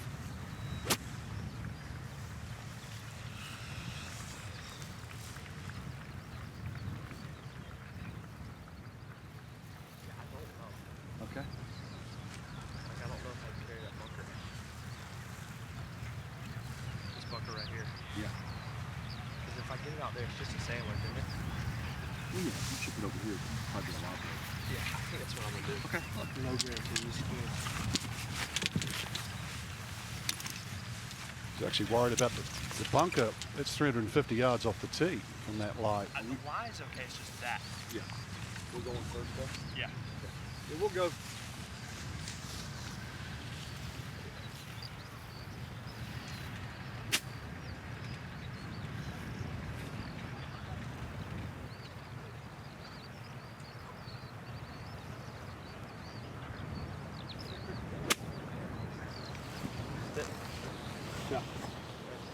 Yeah, it must have been an awful lie. That's a great time to welcome in Sir Nick Faldo, and Alison Whitaker will be taking over the duties from myself in just a moment. Yeah, good morning there. Lovely morning here. Checking the hole locations, and it looks like they've moved them just a smidgen tighter, closer to the edges. You just saw Colin tee off here at the 5th. Perfect layup onto the upper left plateau. It's the only spot where you get a view through the dunes there to the green. Oh, and then you do that. But even there, you can only see the top of the flag. Yeah.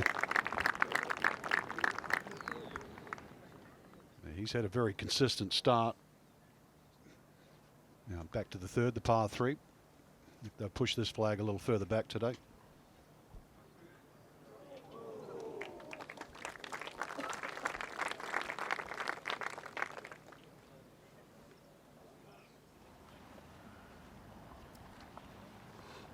Right in the middle of the fairway is Tony Finau at the par 5, but it is his 3rd.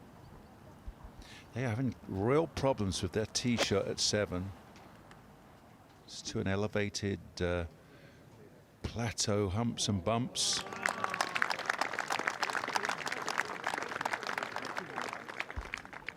It's just colder today, isn't it? Yeah, it's a lot colder.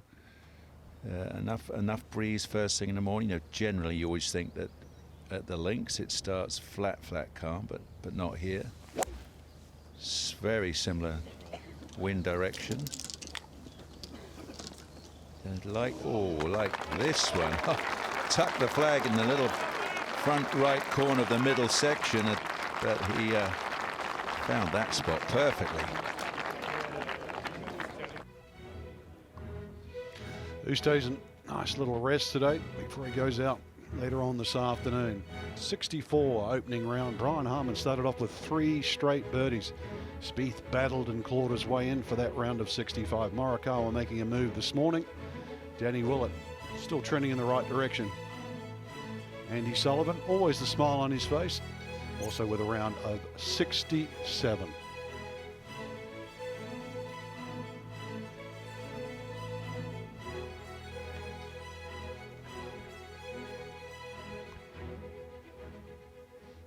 So Webb Simpson after that chunked out layup, intentional, give himself a good angle to come down the green, flag on the left hand side.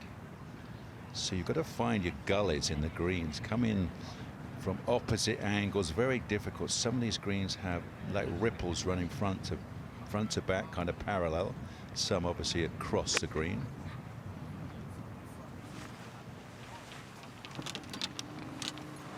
So that gives him a good chance to get out of here river 4. And once again, Alison Whitaker. It's good to be back. Don't want to miss a beat. Here at Royal St George's, things can change pretty quickly. We'll see that as the week goes on. Such a polarising layout it is. Interesting lie for Molinari. Karen's down there. It's brutal. I mean, just fried egg right at the very flat of the bunker too. It's not even on a little upslope. Hit a wedge off the tee and it just flew straight in here. I mean, this is a tough one to play. You've still got a pretty decent lip in front of you. Yeah, you got to, as you go into impact, you've got to almost rotate it like a corkscrew, try and help it add some loft. So you've got to go down and come back up.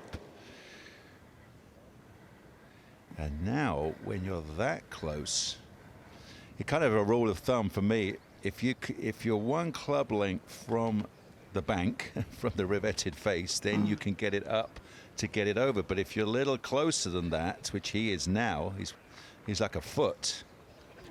He may, I would have thought, be thinking about, I mean, sideways is not a great option going left. No, because the other bunker will come into play if he does that. The way the slope of the green ground will take it towards it. So you better lean back on this one and really release it. Even put your hands behind the ball at address. Crank some loft on it. Thump it hard. Hope. Oh, I know he's in serious trouble.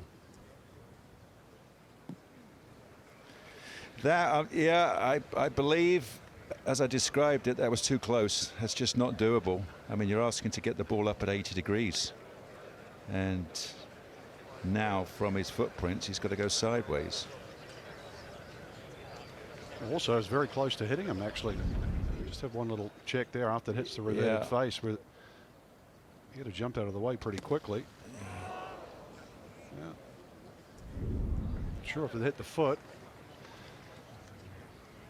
Well, and you can, you know, you get the crowd are kind of, I mean, that's a supportive cheer there, but you could hear them when he was looking sideways. You could feel the agony in it. So you've hit a wedge off the tee, and after 4 shots, you're still not on the green. It's no fun, is it? That's links golf. They are way more than one shot hazard, the bunkers here. Certainly keeps you on. A second shot on the way for Van Tonder at 12.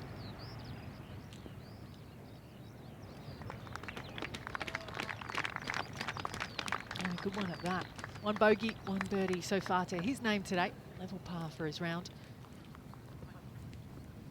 7-time winner in his home country.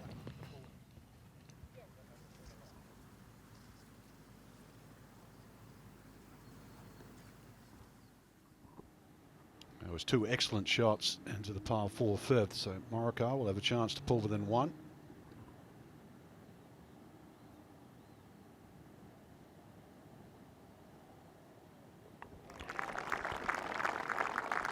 Even got a waft of sunshine came out as he hit that putt. A waft. To 5 under par goes Morikawa with his second birdie of the day. You grew up over here. What is it? Well, it shocks you. When you see the sun come out, you kind of stop, apply another layer of sun cream. Good par putt. Good decision too on the second shot. It took you 10 years, was it, to buy your first bottle of sunscreen? Yeah, well, in fact, Frank, in England, sun cream is tax deductible. So, you know, buy a big bottle, you can claim your money back at the airport. No, don't follow that. It's about Russell's ball is. Russell's ball is in the left center.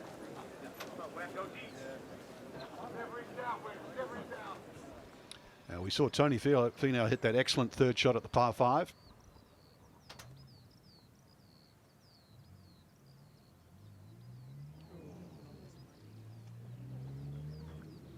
Can't capitalise on it.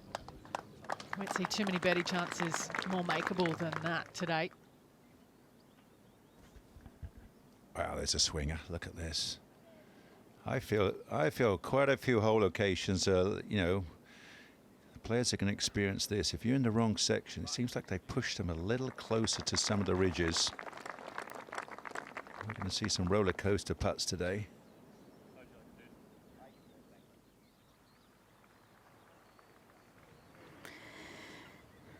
Well, Molinari has this for a triple bogey. And that's going from being right there in the thick of things to having to fight back again. Yeah, fight back on the cut line. It's a gut punch, isn't it? Oh, I mean, especially, it's so playable, this hole today, right now. I mean, Matt Wallace has just popped it in, what, 6 feet behind the hole, and you think, well, I can do that. And just because you've plugged it in the bunker, come up a smidgen short, you couldn't even advance it in the right direction.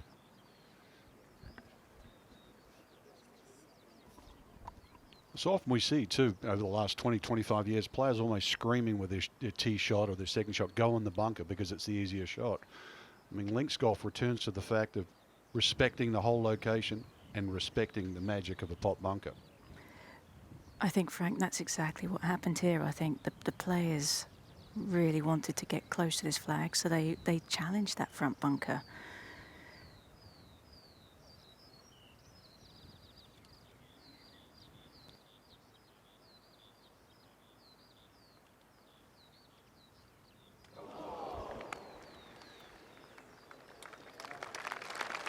They're tough to read. You know, they are very green, stating the obvious, but that means it's very difficult to spot, you know, just that, you know, 0.5% or 30% of change of direction, and that's why even the 6-footers are tough.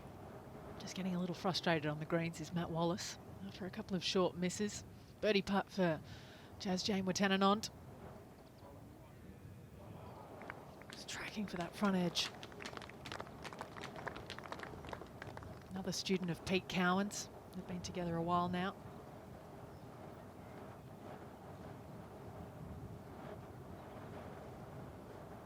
Just so much talent. Isn't it? It is pretty downhill. To get 55 out of this right now, but 55 is a minimum. So I'm almost on cutting 9. You good at that? Yeah, 100%. Because we're trying to land it left or forward. Yep, yep. And you like a choke down short swing 9? Yeah, as long as it gets a little bit of height on it, and just like a normal choke down short swing, that's like a 40 shot. Okay. 56, 57. I like it. Not too much out of the right though. No, it's almost straight down. 165. Long discussion there, right in between wedge and 9-iron. Went with 9. You heard him say a 3/4 little cutter. And Sir Nick, this man's course management as good as anybody in the game these days. Yeah, exactly. I was just going to say, I can't imagine he's going to do a Molinari. Oh, I got it to release, though. That's no fun. Up to the back section. Just shows you 9-iron downwind. No chance of stopping it.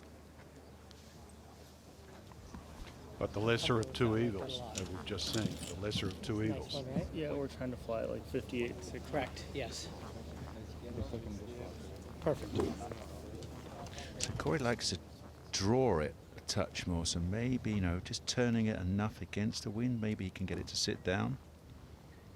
And Nicky's gone with the wedge, so I would imagine this to be left of the hole and maybe a hair short. I think Colin was right in between. You hit that little or 9 and it kind of gets pushed down, takes some spin off it and makes it release. Well, it's a good hole location. It's on 19, but the top of the ridge just left of the flag is about 19 as well. So it's just in a little section. You see that landed good and it hops. So there we go, suddenly downwind.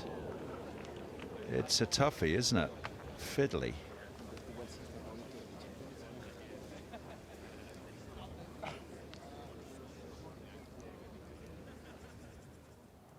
Cliffhanger to come.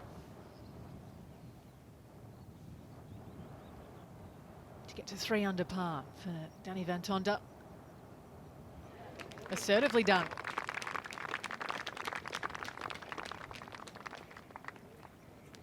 So that is 2 birdies in the last 5 for the South African.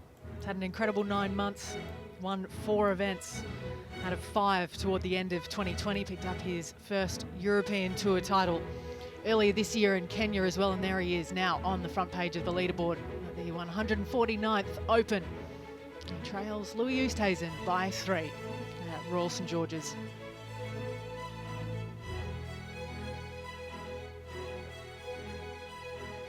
Benjamin Herbert moving a little bit in the wrong direction, but we know things can change quite quickly with that opening bogey to find the first red number of the day. The Frenchman, his finish on tour was a runner-up finish, lost in a playoff to Wiesberger a couple of years back, 2 now at Renaissance to in the Aberdeen Scottish Open. Tony Finau in the picture again in an Open Championship. Good little record, including 2 top 10s in his last 2 starts in this event.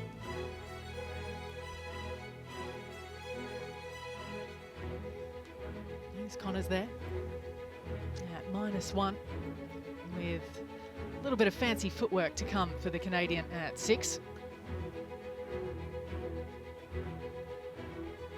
two-time winner on the European Tour, Aaron Wright, a Rolex Series winner. Around about October of last year in Scotland, his second win. He's at level today. Here is 13, which was a brute yesterday afternoon, straight back into the wind. And shot shape would kind of mean left rough, wouldn't it? They've got it. That's always a good signal.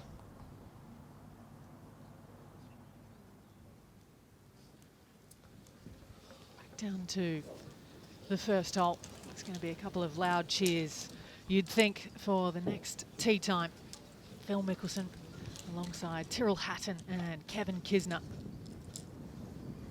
Kisner, the best of the three, with a level par 70 yesterday.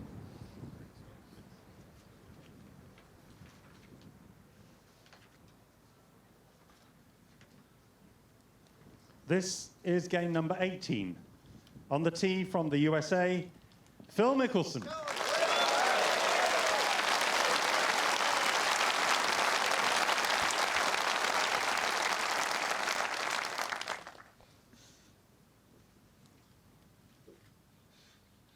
51 years young, the champion golfer of the year at Muirfield in 2013. He's been part of a couple of great storylines in this championship. That was one of the great rounds of his life, that Sunday. That golf course was slippery fast, Muirfield. Unfortunately, I believe that's one of his worst opening rounds ever. So today's kind of a bit of a lost cause. But you never know. On the tee Just do from your absolute England, best. Tyrrell Hatton.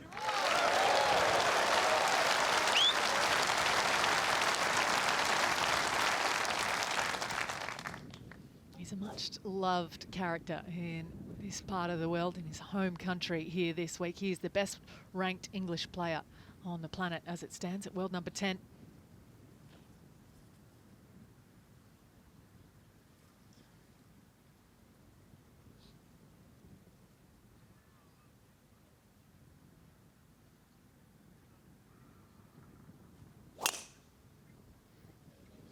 They've had the same wind all week, so it's left to right, and as you've seen, the right rough is seriously in play. On the tee from the USA, Kevin Kisner.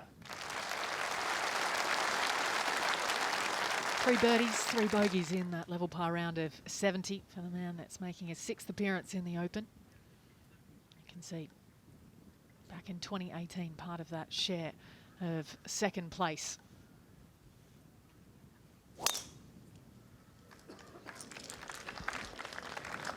Likes to work it the other way, little draw, and that's going to be fine.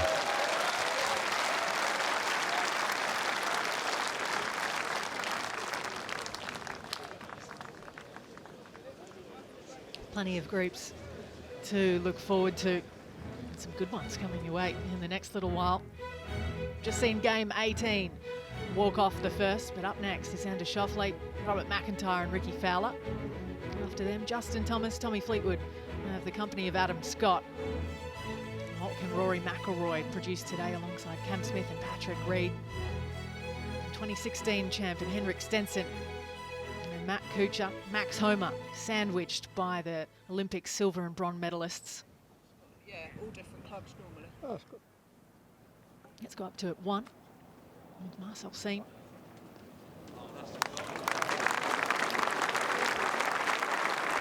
It was an emotional victory for him in France last week. Played in front of his daughter. He said he just wanted to play well in front of her. Ended up winning and earning himself a spot here this week. Once again in trouble off the tee is Webb Simpson. Did get it up and down on the first. Chance to do the same here.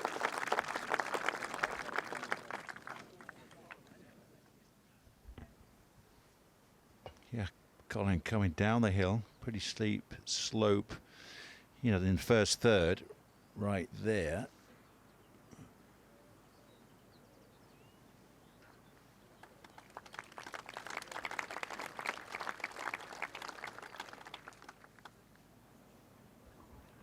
this would be a heck of an up and down with the parachute for the third. Gets the soft landing. Good fall. He could very well turn into one of the great storylines of the week if he can keep his form going. Early doors yet. Big exhale. Yeah, it's a good indication. Yeah, it's Friday morning, second day of the Open. I promise you, it's a big day for everybody.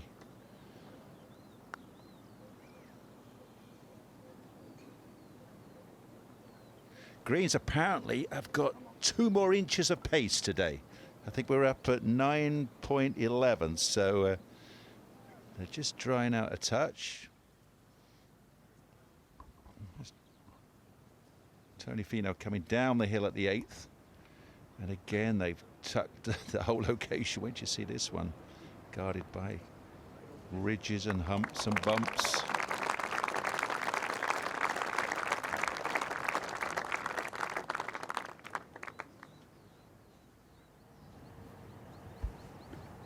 Now Van Tonder, see a little bit of the ball, so it might be doable. Yes, tough to judge, isn't it? You're into the wind, possible flyer. How do you calculate that? He did it brilliantly. That is a great shot from there. Get the right, but of course it's a little ridge to repel it the opposite way. But boy, I think you take that from there. Judged that beautifully.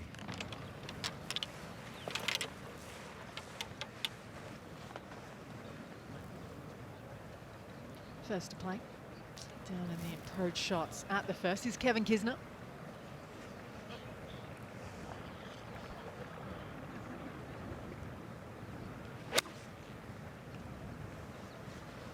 This is the skill of Seaside Links golf, is getting it to obviously fly correctly to land on your spot you're looking for, i.e. front edge, and then guessing the bounce and the release.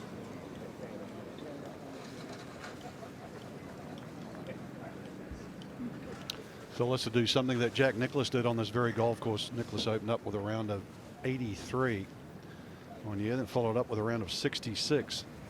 Made the weekend. What year was that? Was that 85? Was that Sandy's year? I think it was 81. Oh, 81. Oh, you're right. Yeah, there was, I think one of his sons was involved in a car accident, was one of the reasons why the 83. Found out it was all right, bounced back. Oh, Phil, that was a flat out block. So not much oomph in the tank Friday morning for Phil, straight out the gates. Reach for the coffee. Phil. Yeah, you're right, Frank. He's got to get the right mix. I mean, you've got to get up at 5 o'clock in the morning just to crush your coffee beans and go through all. I mean, it's a serious mix he puts in his coffee pot. I just press a button. That's hard enough for me. Hatton hopes to be in the mix come Sunday.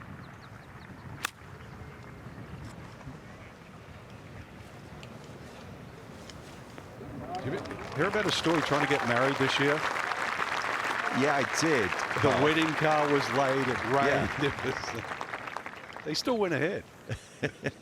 He didn't see all the signs. Yeah,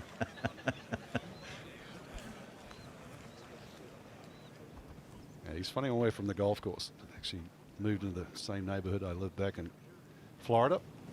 Yeah, Simpson for par. That's how you make 2 fours. That's his skill. That's his scrambling skill. Just keeps him there, and then hopefully you settle down. You got the 3rd to play, which is another brute.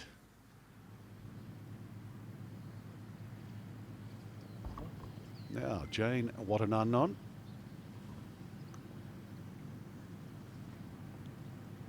I'm just going with Jazz. Yes, well done. Birdie's got a nice ring to it.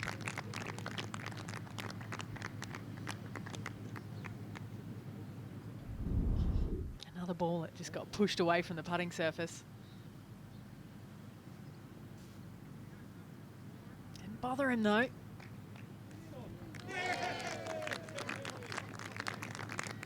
Very Oh, so birdie number 3 of his round. Bogey at 7 though, -2. Now Finau at 8 after that stellar second shot. Moves within 3.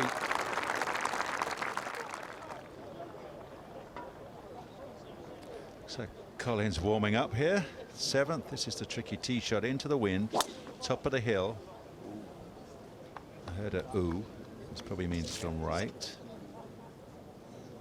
Oh, the thick stuff. The really thick stuff. Targeting. Yeah. You want to try and stay out of it. Oosthuizen, who leads the way by 1, said that was key for him yesterday. Just keep it on the short grass.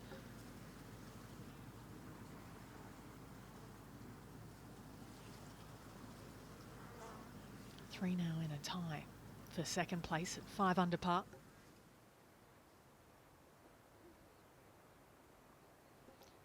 Veerman at 10. This is third shot. It's amazing, you know, never thought of, 10 being nearly drivable.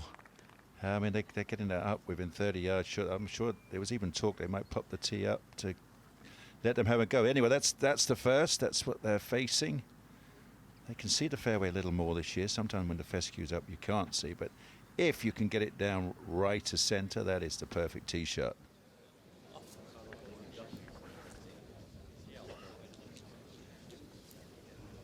So game 19. Getting ready to have their day started here down at the first hole.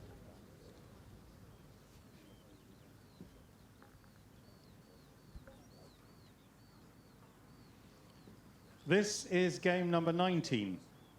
On the tee from the USA, Xander Schauffele.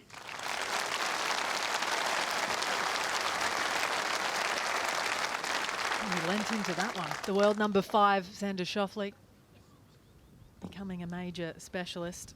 Has been pretty much all throughout his career. 9 top 10s in 17 of the big events.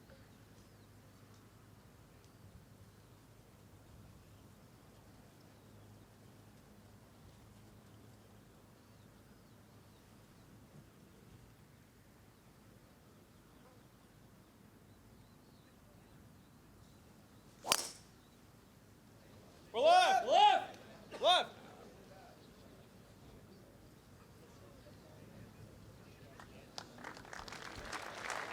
Just kicked out the serious stuff. On the tee from Scotland, Robert McIntyre.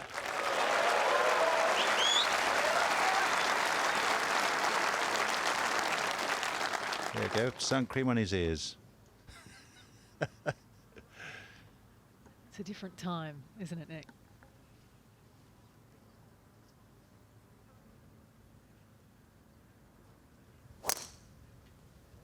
Heavy is the head that wears the Scottish hopes this week. 2 over par, round of 72 yesterday for McIntyre.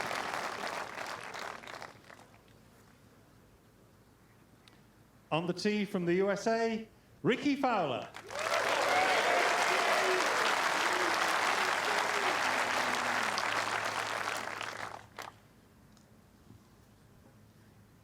First ever trip here. It was his first Open back in 2011. Top 5.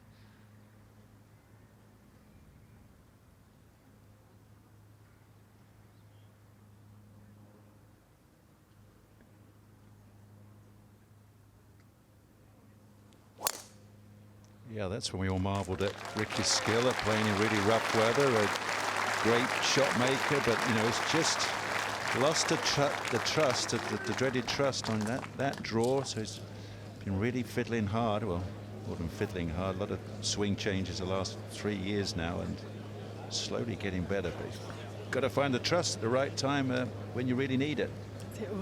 Found a little bit of it after the invite at Kiwa Island, top 10 at the PGA Championship. And here's the victor from that week. Looks a little out of sorts, though, safe to say, but that is a par in the end for Mickelson.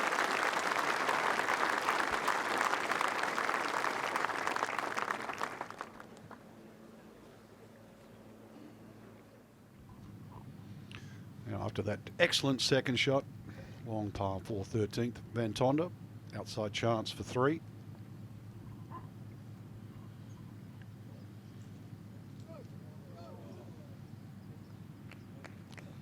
We mentioned Dale Hayes earlier, not being able to make the trip across.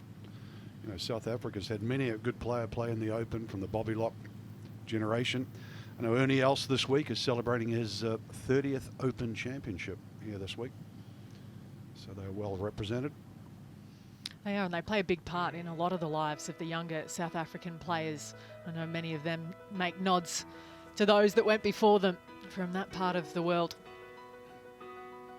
Oosthuizen still up by 1 after his first ever bogey-free round in the Open Championship yesterday.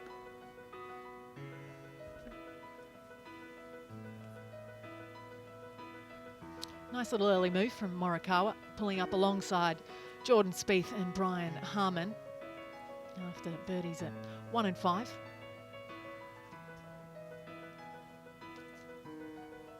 Host of players there, just outside the top 10, just inside, I should say, at -3. Johannes Veerman continuing his good recent form. Wouldn't mind 3 top 10s on the bounce. He's picked one up at the Dubai Duty Free Irish Open, one last week at the Aberdeen Scottish Open. That means a little bit more here at Royal St George's.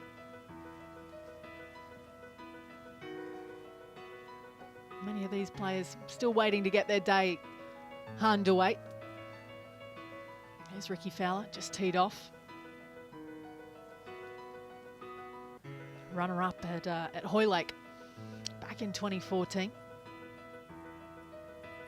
Just so much history in this event.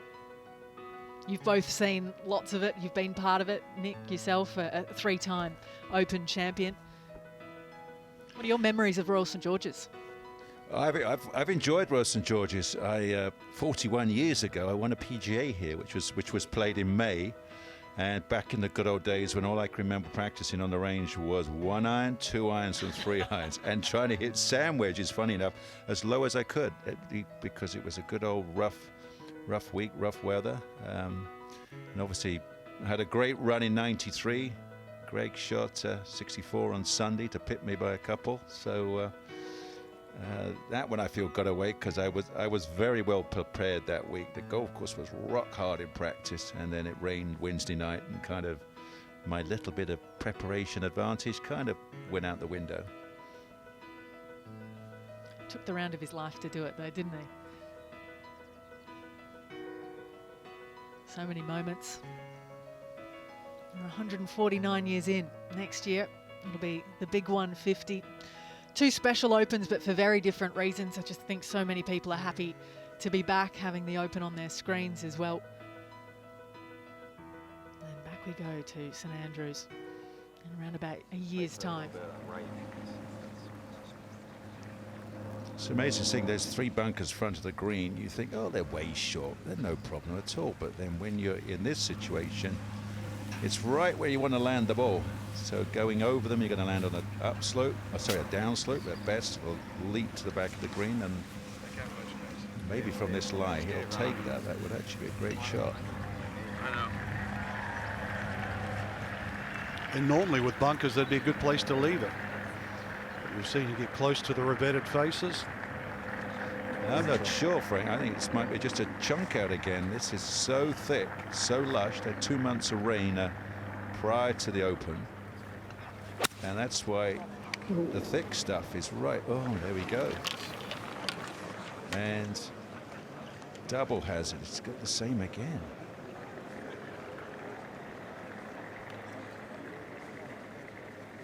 Ricky hoping for a slightly better lie from the right side. A few more options.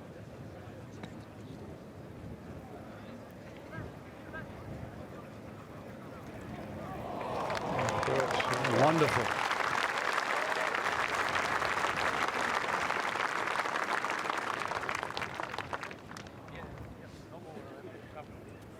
An opening birdie chance from an unlikely spot.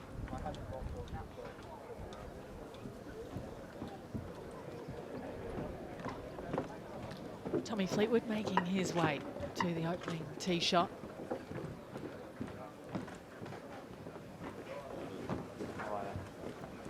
Started the final round 4 shots back 2 years ago at Royal Portrush.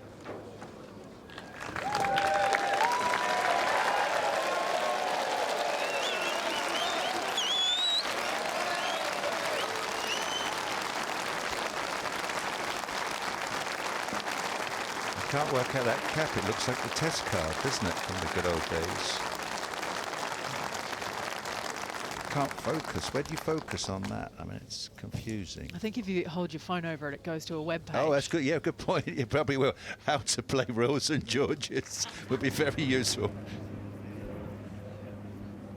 Hit the fairway is one way to play it, that's for sure, is what Bob McIntyre has done.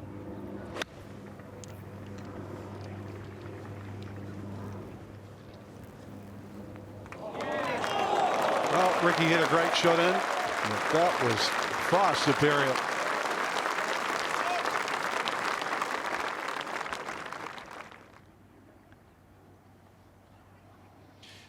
Yeah, the third goes. So remember, he was on the hill and the thick stuff, managed to get it down to here. And amazingly, I'm sure in practice, they never thought they would be stuck up on the hills. We've seen it so many times and probably didn't. I'd be surprised if anybody threw a practice ball down away, from 150 yards out for their thirds. So I think the 7's coming as a bit of a shock this week. A good tee shot, 9 on the left side. Just try and hit the second shot through the saddle.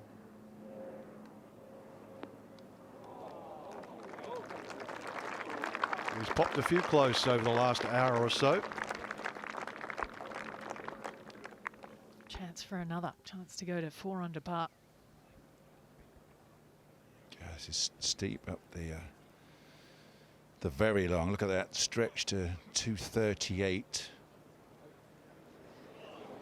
Oh, how about this for an effort? Wow.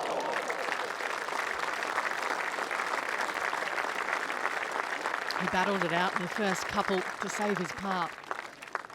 Just one roll, maybe even half a roll off his opening birdie there. It's going to be 4 or 3 in a row, I should say, for Simpson.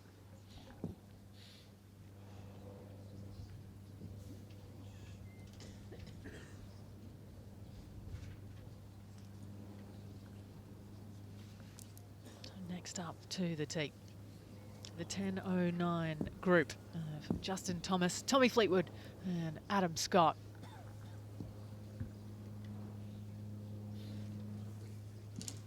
This is game number 20. On the tee from the USA, Justin Thomas.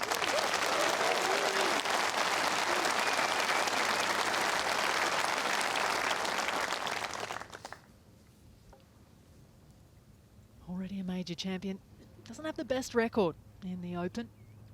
Playing it for the 5th time, his best finish was a tie for 11th 2 years ago. Yet to get the measure, perhaps, of links golf.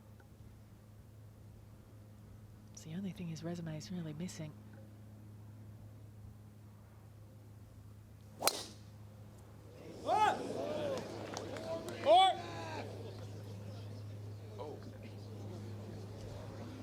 That was a 4 needed. Very unusual shaped shot for that man. On the tee from England, Tommy Fleetwood.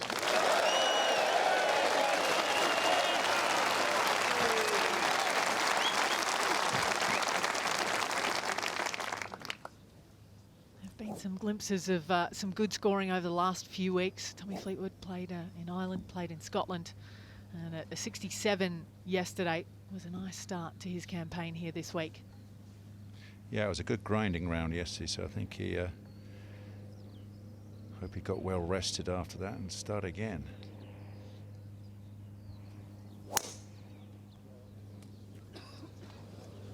It might be pulled as well. Oh, sorry, that was blocked. But they got it. They've done a great job down at 1. Look how they've matted down the hole to the right side. On the tee from Australia, Adam Scott. On the world #1, now the world #43, who learnt how to play golf, links golf, I should say, from the late Peter Thompson. He got a chance to walk a lot of links golf round with Peter and said that Peter was quite blunt about how he went about it initially. Never reserved his opinions, did he? But not a bad man to learn from.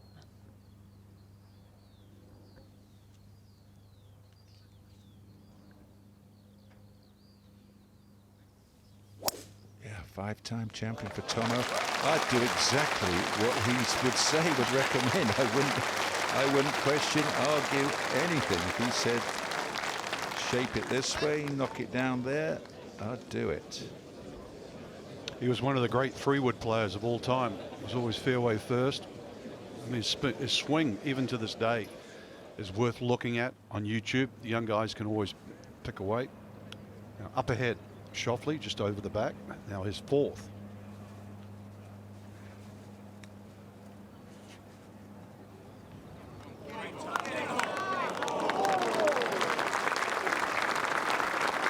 Covered some yardage at the first. To walk away with a bogey would almost be a little bit of a bonus.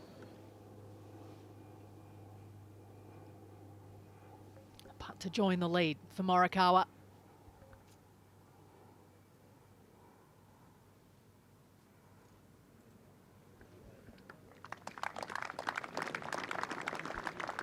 Just going along steadily, but trending in the right direction within one.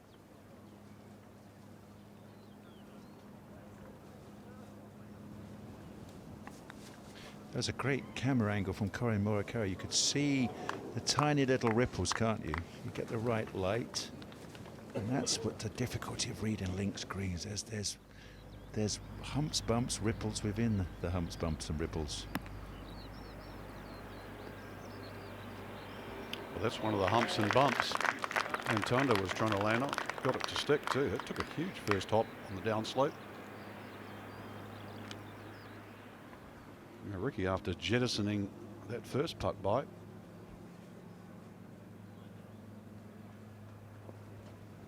spoke to him on Tuesday, just in his practice round. He's in a good place. I mean, he's aware, and Nick, not necessarily to bring up what you were doing with David Ledbetter going back, but he's aware that the changes were going to take time. Doing it in a very public place, and I mean, he didn't have the other advantages, length like a Tony Finau. Makes another birdie, and also the putter went cold. So added together, there's some disastrous results during the course of the start of this year and last year. Finau moves within two after back-to-back birdies. The perfect start. He's 1 from 1. McIntyre gets him back to 1 over the card. Tonda for another birdie.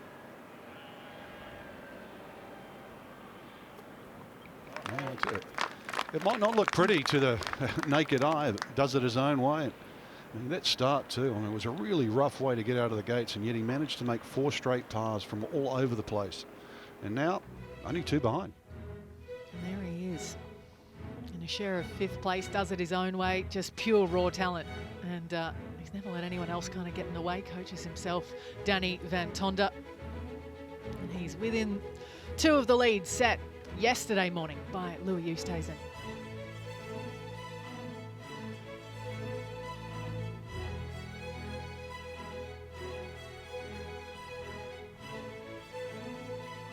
Some nice moves. You see Finau there, 4 under through 9 today. As we look at the opening hole, just looking at the numbers, there's only 3 holes actually playing harder than the opening hole at the moment.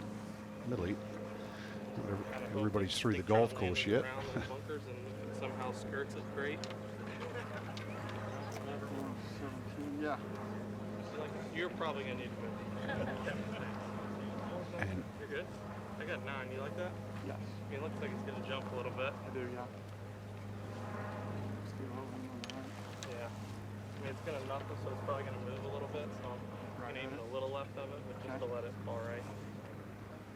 Well, that's how to identify a flying lie. You got a bit of grass on the back of the ball, can get trapped between that and the club face. So you start thinking about just land it front edge and get it to release. That will be a job well done. That man's going to get a close up.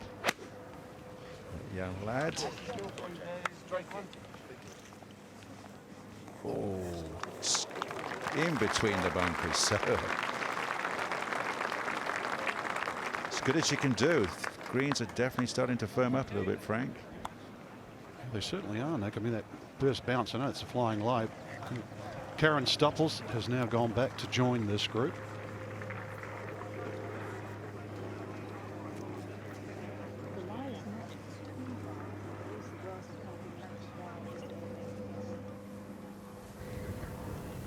The lie's not too bad here for Fleetwood, not on this right side anyway, because there could be all kinds of awful stuff. It's still not good though. Still going to have to work hard to get it around the green. It's 134. So matted now after they've been trampling through. They're looking for golf balls. That's still come out a bit left. Yeah, it's got to come out left. I mean, there's literally no way of stopping it. If you can do that, yeah, he'd take that from there.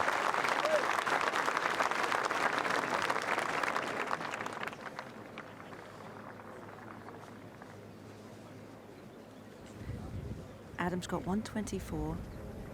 Quite a nice lie on the fairway, slightly downhill, helping wind off the left. You can get plenty of spin on the short clubs.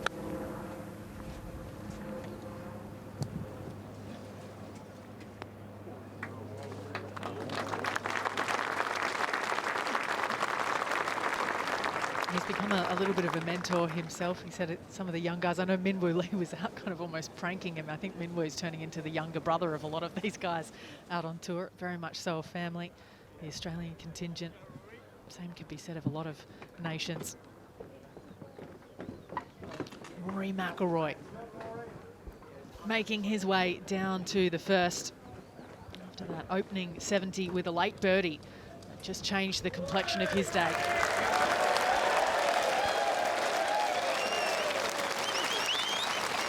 Yes, the birdie on 18 gave a little fist pump. He kind of knew that was put himself through the ringer day one. Plenty of drives in the thick stuff. So to come out even par, looking at the leaderboard, trying to make it obviously a good move today. Now Griot, little one down the hill for another birdie here at the 6th. There you go. Just been wedges and 9 irons into this hole today, despite its yardage of 165 yards. 3 birdies and a bogey so far. Only the 2 pars through 6 holes. Moved to 2 under the card. This is the only place we've seen Webb Simpson this morning, in the rough. Just go, right there, go. Even more difficult hole location on the 4th. It's just going to be close if it gets on top. That's going to happen if you go through the gully. You go off back right. So to get it to stick somewhere at that near the hole location is going to be just short of a miracle.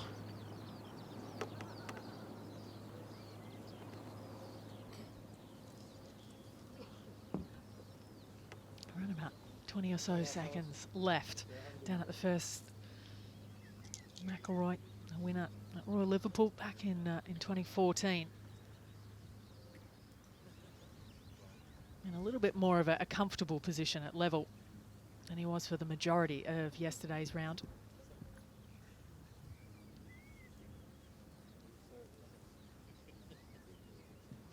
This is game number 21. On the tee from Northern Ireland, Rory McIlroy.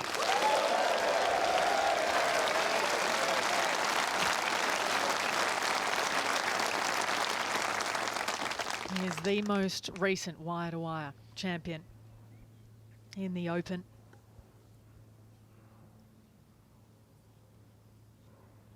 Well, it's a healthy left to right breeze at 1, so I assume down the left and just let it ride the wind. The fans are in silence.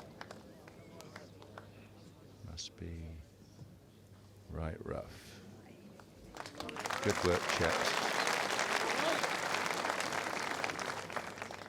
On the tee from the USA, Patrick Reed.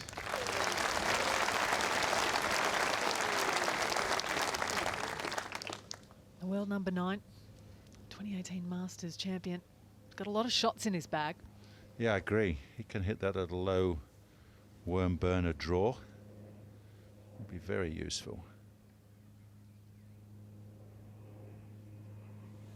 Got to believe it's more than 6 miles an hour left to right. The flags are... and another one. On the tee from Australia, Cameron Smith.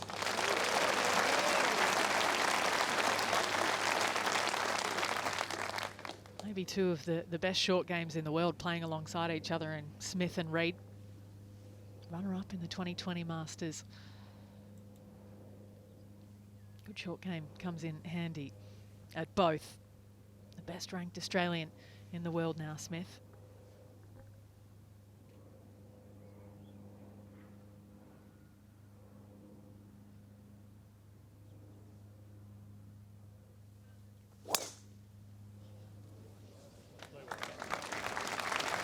Yeah, I think it's going to be another one. Just in front of you, sir, to your right. And I think might even struggle to find that one. Amazing.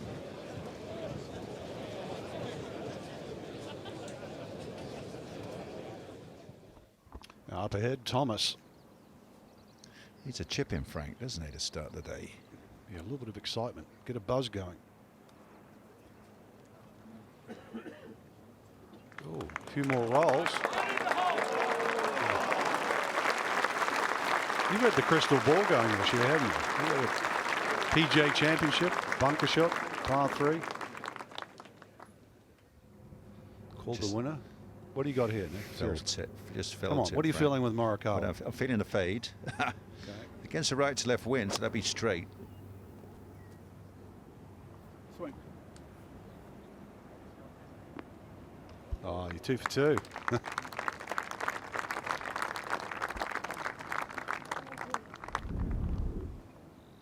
Let's have a look at this impact. Wonderful iron player. Yeah, he is. He's predominantly a fader.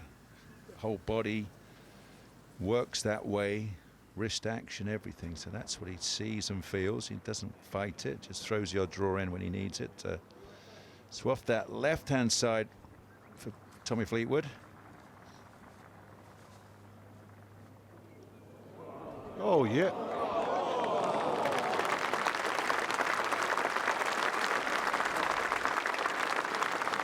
Great effort.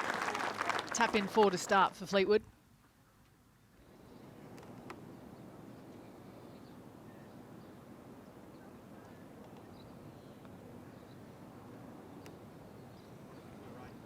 Luckily, I didn't go with the scrambling machine because he let one go. Probably used his putt he had.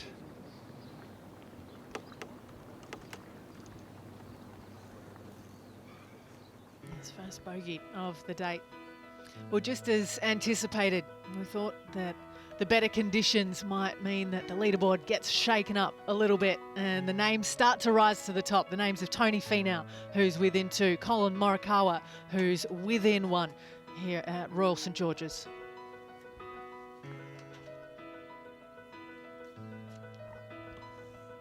Vierman, he too going along nicely. 3 under par today, bogey free. An all-important phrase here at Royal St George's, especially with the rough up.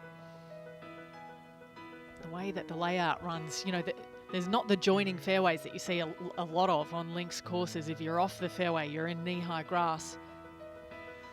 Yeah, the strength of this north wind is the problem, as you're referring to. You get a lot of crosswinds, but you know, the St Andrews type golf courses where it's 9 out, 9 in, are a little different now. Up ahead to the second, Justin Thomas.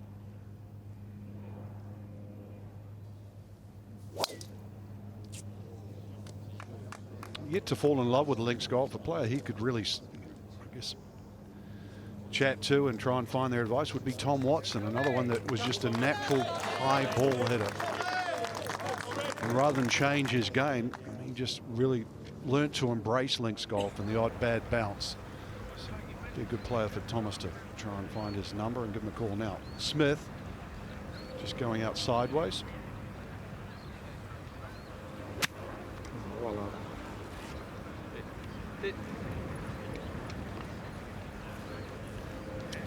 absolutely torn over there.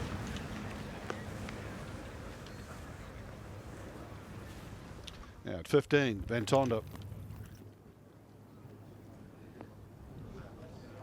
He's gone out early.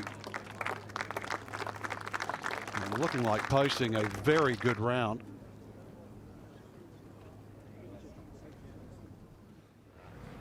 Yeah. No surprise, marvellous gallery for Rory, but it will be Patrick Reed first from the other side.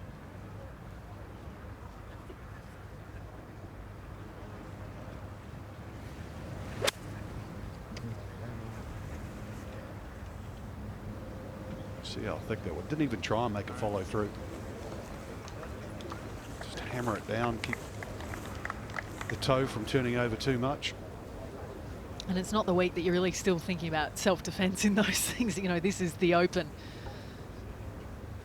That's the best they can do from these lies. Roy played an unbelievable shot at the 12th yesterday, hacking it out from the left rough, so now the right rough.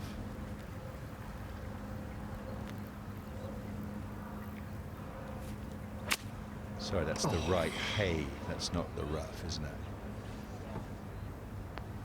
That's pretty darn good, isn't it?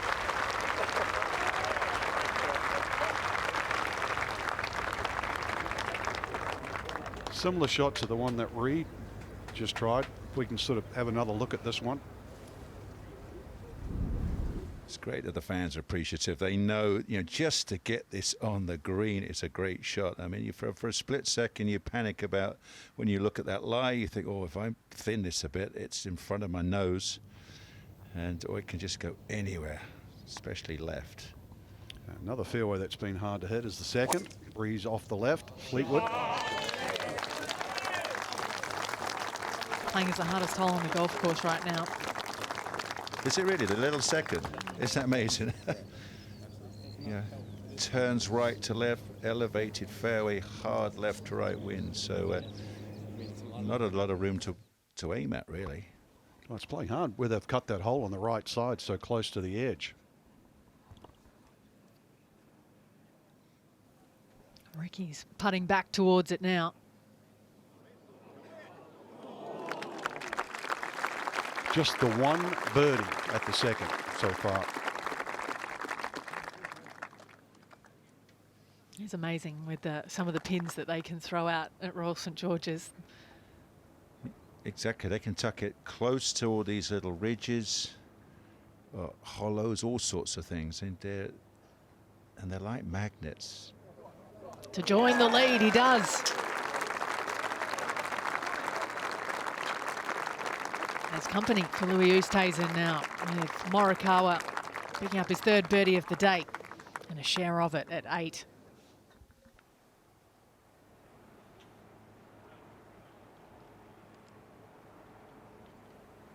From the front right edge at 10, Finau.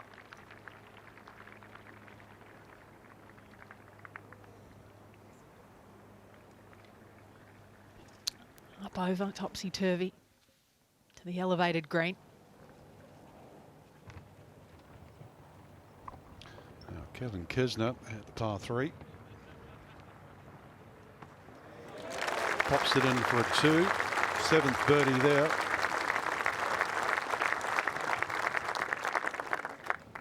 All right, thanks guys, good work.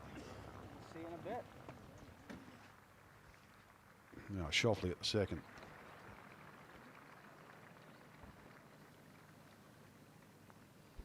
Well, they've got a decent read, slightly different angle to Fowler.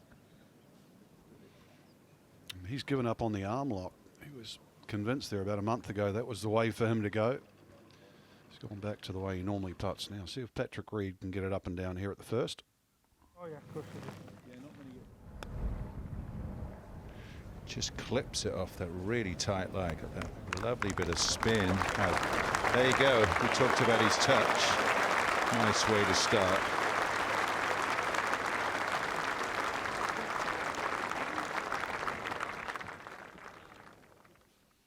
Lovely to have the fans back. 32,000 of them out there today. You were talking about the humps and all. It's a nice little view, isn't it? Just the subtle go up and then down, then through the little gully. It's great when you get the shadows on it to see the ripples.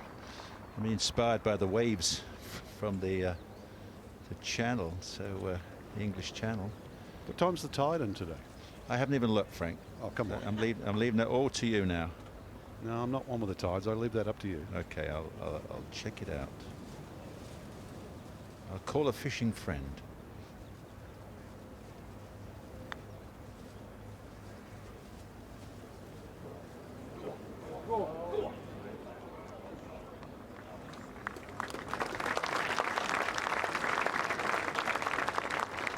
And about 3 feet left for his par for McIlroy at the opening hole.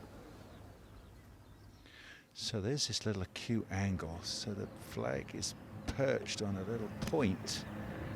Can't go right of it. Uh-oh. Which means it's gone right of it. There you go. Oh, it's a join. And that's going to be harsh. Steep hill going back up.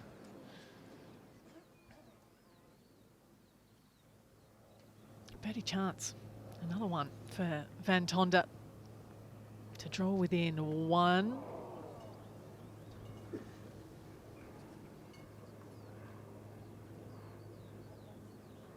Yeah, not to beat. He'll stay at 4 under the card.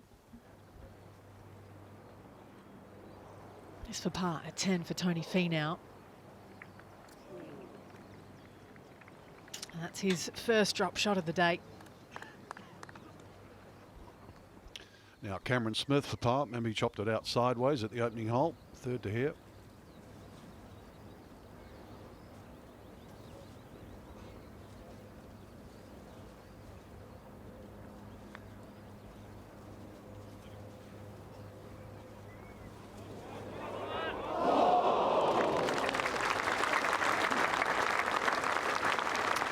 Just hard off that left edge. But a nice effort nonetheless.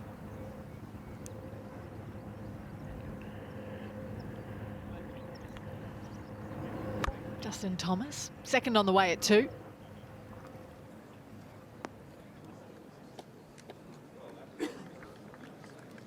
And that one even got a twirl. He thought he'd hit a good shot and it went way further than he expected.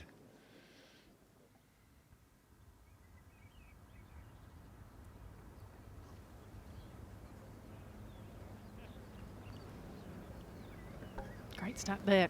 Birdie the first hole at the Open for the first time in his career yesterday. I find that hard to believe. You know? You think some of the opening holes, the Open Championship, used to be relatively straightforward. This not straightforward.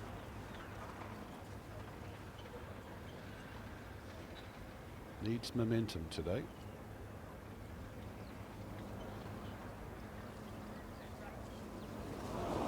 That's been the story of Rory on the greens the last couple of weeks. He says he's hitting the putts where he wants to, he just can't see the lines. Well, I deem it's the last couple of years. I mean, what we've been watching is, you know, the wedge play. Okay, that was forced, but many a time he's hits it out to 50 feet, quick 3-putt, and it's just doesn't help the enthusiasm, does it? Now there's a shot you're referring about, Tommy Fleetwood up the bank. That sprinkler just to the right of that. Have to drive it into the bank low, pretty firm, good clip. Yeah, nicely done.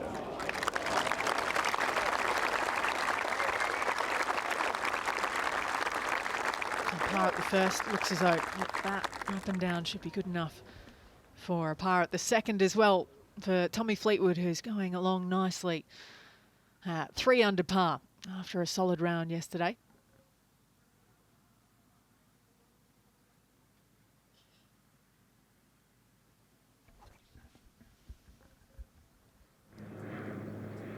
Gorgeous pictures from overhead.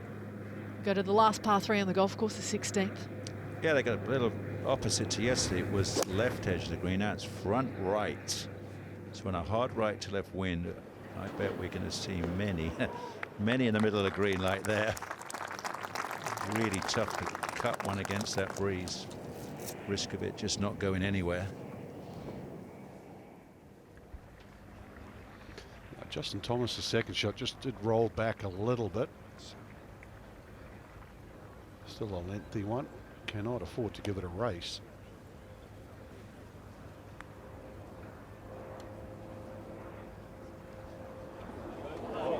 Over to go though. 3 for Thomas.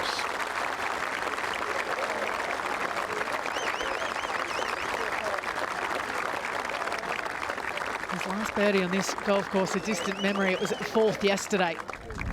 Just have a look at the Sharpie line. Great way to practice. Put the line on and just see how well you can make it roll. See the Sharpie line still there, perfect. So perfect roll. You don't even need a hole to putt to. If you can learn to just make it roll perfectly, that's the bottom line. That's all you're trying to do. Make it roll.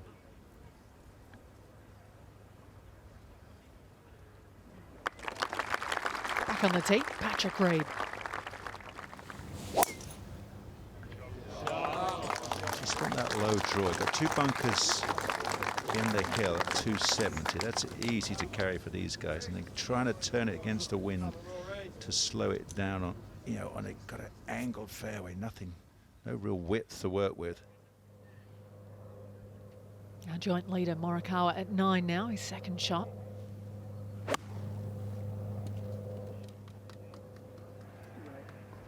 Coming in on the wind.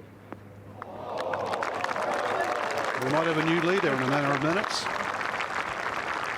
Yeah, no real surprise, Frank, is it? I mean, this man his game's built for anywhere, but maybe especially here.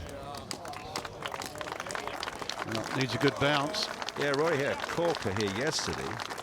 Exactly the same, split the fairway, and then didn't get the second close enough.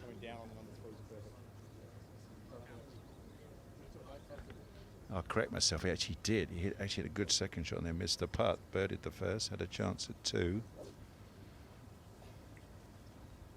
Cameron Smith's been experimenting with drivers like 46 inches long for that little extra yardage.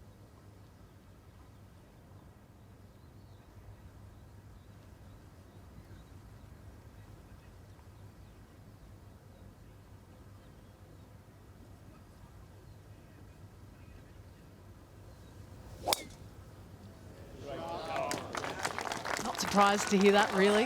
Not the longest off the tee, but anything that can kind of give the assets of his game a bit of a boost. He has put on yardage, though, experimenting with that. Each quarter inch should gain about another mile an hour. Each mile an hour gains about 2.5 yards, so it all adds up. I'm trying the 7-foot-long driver, Frank, to get that ratio going. Your arms are 7 foot long. Yeah. Ricky Fowler's aren't.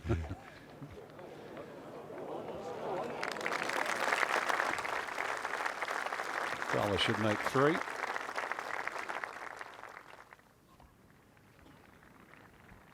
Webb Simpson's been putting for par a lot. Wow, this is not so good, Frank. This is a bogey. And so after starting, well, basically he was scrambling beautifully, and we thought, that's a great way to, start the day, but he's now gone a quick bogey, double bogey. So from in the red, probably back to even par. Schauffele, we mentioned going back to that regular style for him. Look at the grip, little finger gets wrapped around.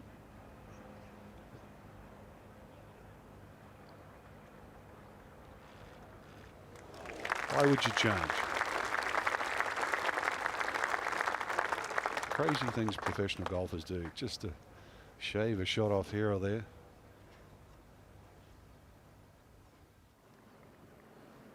Van Tonder at 16. Outside chance to get within 1.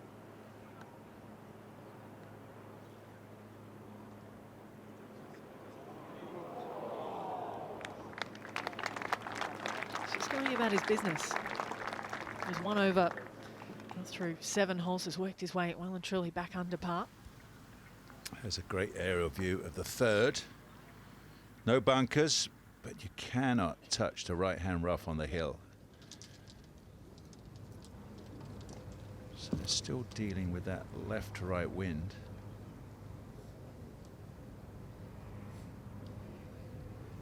.238, don't have to land it there. You land it just in that front section to get it to release. If it makes it into the back level, that's fantastic. There you go.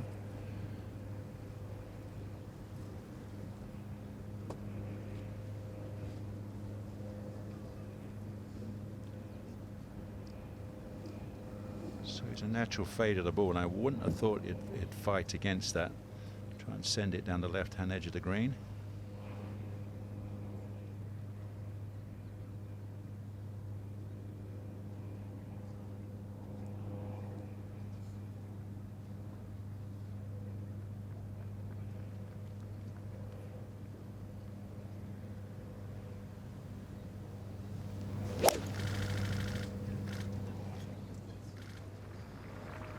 Waiting for the wind.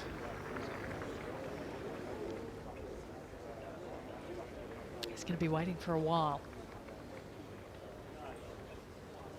It's still travelling.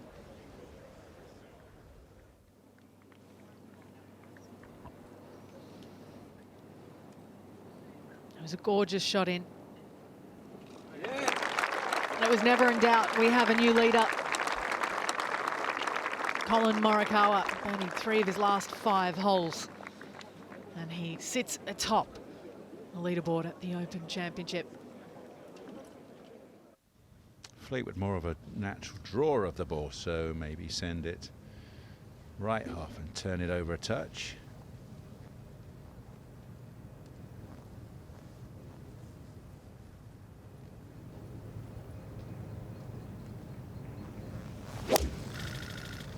Oh, nailed it. Could get a bit of reaction from the gallery. Climbs its way up. That's perfect. That's what you're looking for. Those are the kind of shots you wish you could bottle on a golf course like this. Patrick Reed at 2. It's not the yardage that's the problem, it's where the hole's cut. Other one misses the mark by a couple of yards. It's almost on the corner of a bathtub if you put it upside down. That's really what it's like. Tony Finau, his birdie putt at 11, trying to bounce back after the drop one at 10. You're right, Frank, we have baths in England because can you believe in 2021 our water pressure, it's still lousy. You have to run around in the shower to get wet here. They drain so slowly as well, I've noticed that. What's that? They drain slowly. Drain slow. Well. Well, you don't Yeah. want to lose your water. It's No, that's valuable, it. love. Oh, it's like gold dust. Put the plug in. Birdies at 2 are like gold does today.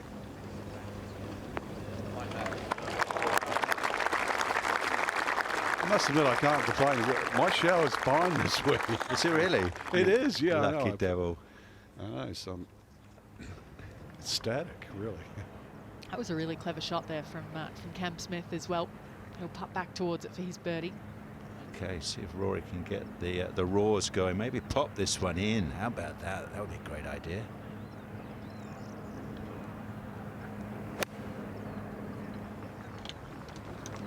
Got a bit of spring off that turf, and he's lost it as well. Amazing. God, you dig in and you get that reaction, you get that jolt, and yep. Links golf, it's not a comfortable place to be when things aren't going right. And that's what I was talking about. You know, he has a wager in hand and he's walking off with his cap in hand, wondering what on earth he's done again. So the 10th in my day, you know, this was a good drive and a punchy little 5-iron up the hill or something. Little knockdown shots. These guys having to go for the green. Of course, it's downwind, but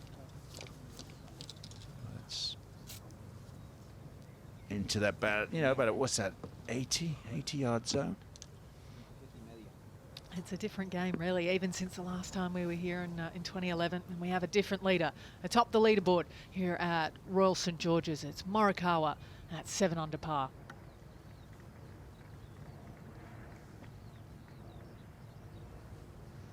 So let's get you up to speed with how we got that.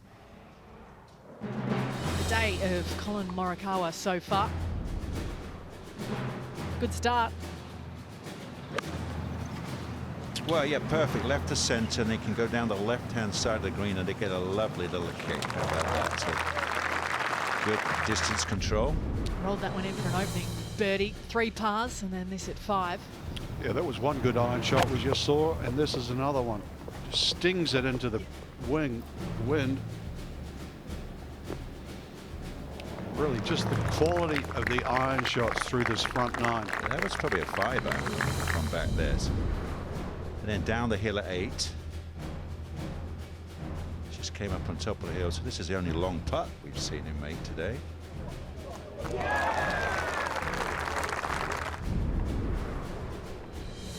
this was an absolute cracker. Nice saddle green. See the flags in the background blowing right to left, so he just sends it out to the middle of the green, lets the wind turn it. And even I could make that one. There have been a lot of tap-ins so far for Morikawa. Could you get this one up and down, Frank?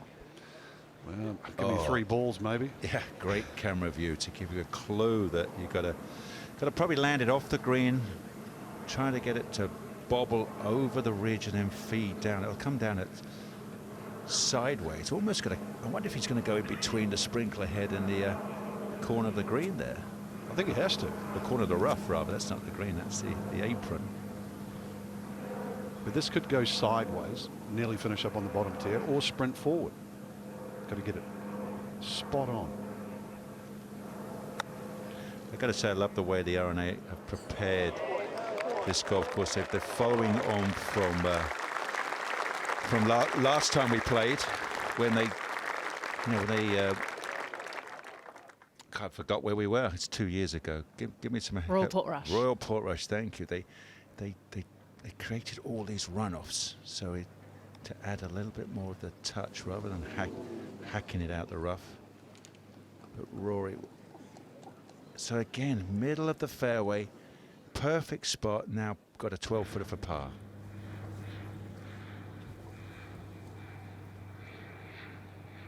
This hole moves a little to the right. There's 2 bunkers over that side. He can easily carry those. Oh, spoke too soon. He's as long as they come. And if that's close to the edge of the face of the bunker, he's in trouble. There's the second green. In the middle of your screen, and Cameron Smith has a birdie chance there now.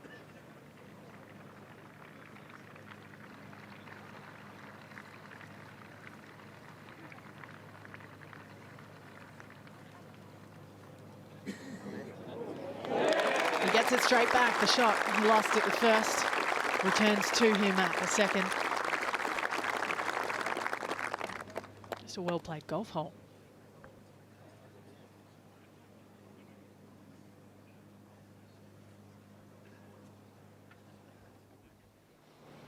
Right, Tom, if you want to steal one, this is a great time to pop one in, isn't it?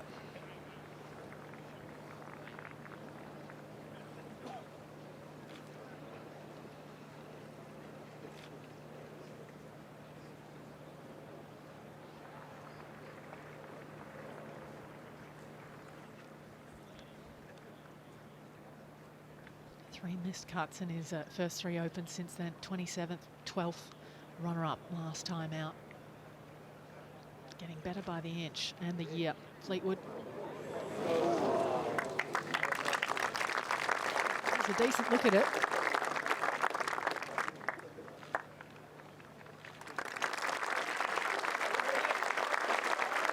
Keeps his scorecard clean.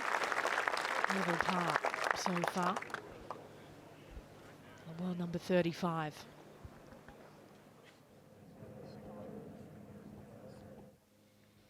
Hold our breath after bogey in 1.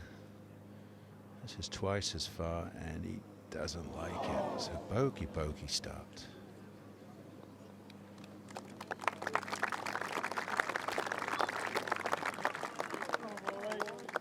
How do you coach that right now, Nick? Wow, well, it's the wedge play, isn't it? It really is the wedge play. Simple as that. It's demoralizing for him, deflating. I mean, I've seen it so many times. Drive it perfectly down the middle of the fairway, wedge to 50 feet, 3-putt. I mean, that is just goes right through you. Anyway, Thomas with this par putt at the 3rd.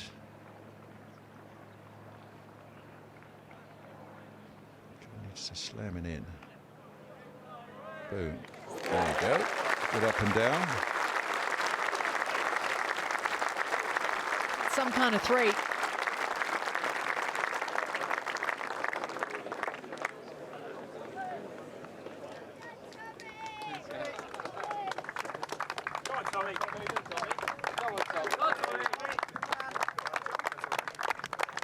Maybe the champion of 10, 15 years from now is out in the crowd watching. It's a nice thought. A good tee shot here at 4 for Fowler. Must be a bit of percentage game on this second shot where, oh, yeah, I think long is good. Trying to come up perfect. Weight, you've got the giant scoop out front left and falls off to the right. So, yeah, if you can knock it 20, 30 feet behind it, that's perfect. Good drive at 17 for Van Tonder. Just a little flick in here.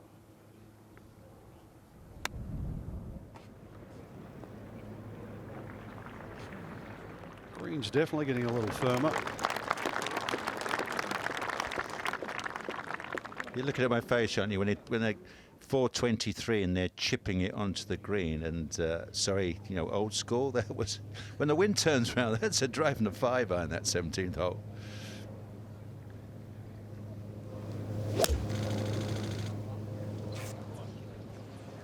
Similar line to what we just saw from Mr. Thomas, isn't it? It's got, you send it down the left edge, but if the wind doesn't, or you turn it a touch too much, it doesn't feed into the middle of the green. I bet he's wishing it stayed on the short grass, just forfeits a little control with the next Cam Smith. Good friend Sam on the back, who was a national golfer for New Zealand. Played for the New Zealand side a lot growing up.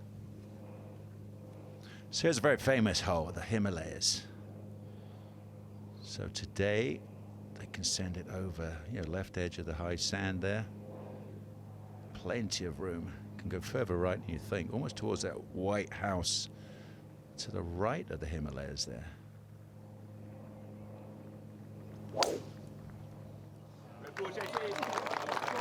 But that's probably left rough again. No, that's okay. Just can't see a thing for a second, but it's on the short stuff. The caddies earn their money with the lines around this golf course. So many blind tee shots, blind seconds even. You can see all of it here at 3. Rory needs to get back on track quickly. Just something into the heart of the green. Remove some of the stress at work right now.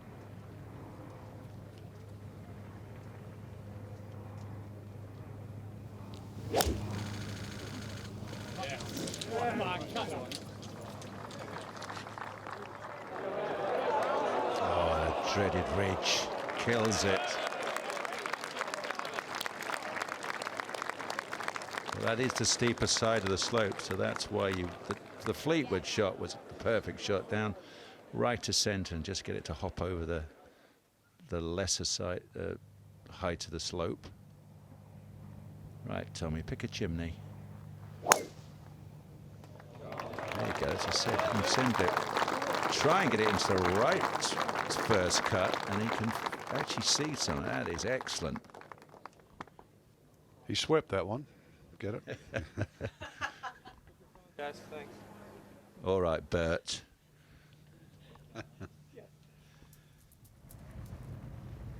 Morikawa saw the tee shot. Some prime position. This one's a little tricky, flying it up, landing on the plateau.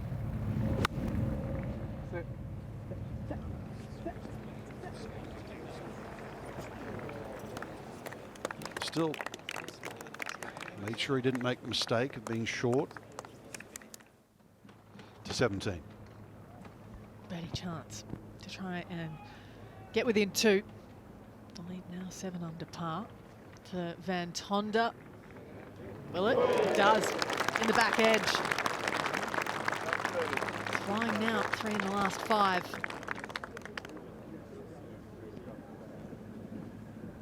And a big smile as he walks back to his wife Abigail. Says she keeps him calm out on the golf course. She's done a good job today, seriously. Yeah, I think she has the final word more often than not between the two. Even out on the golf course. He's within 2 with that birdie of the lead. Currently held by Colin Morikawa.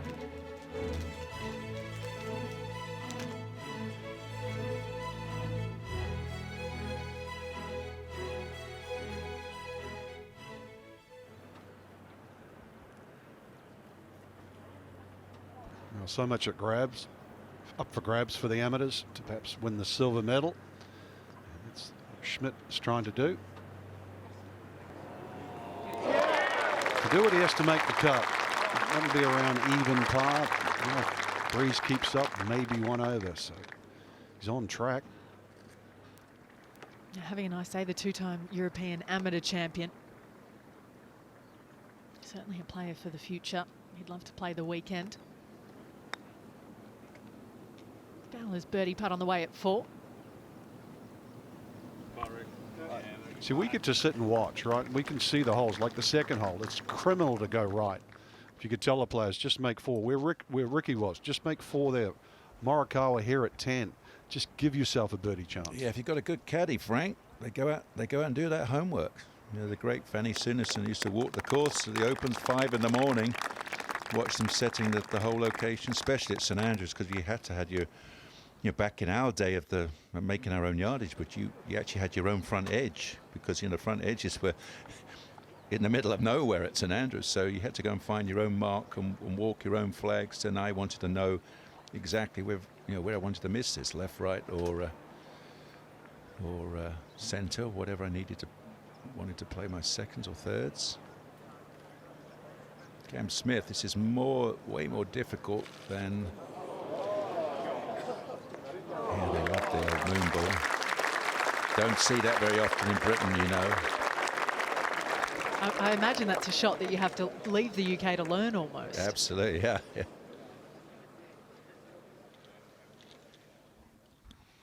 Carlos Ortiz, went to college in Texas. Hails from Mexico, +7. It's not what you're used to seeing next to his name.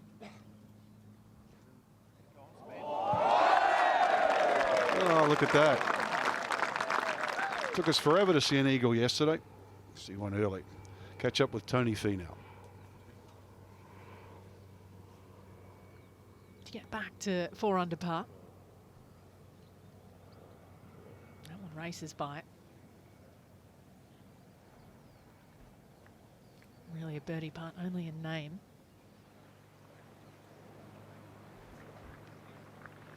Well, the professional hack. Too much golf ball and less. Come on. Oh, and then it sticks there.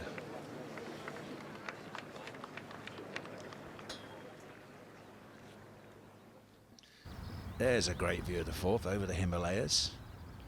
About 43 feet up, and then they turn. I love this fairway, how it turns. And from player eye view, only Fleetwood has got a clear view of the flag.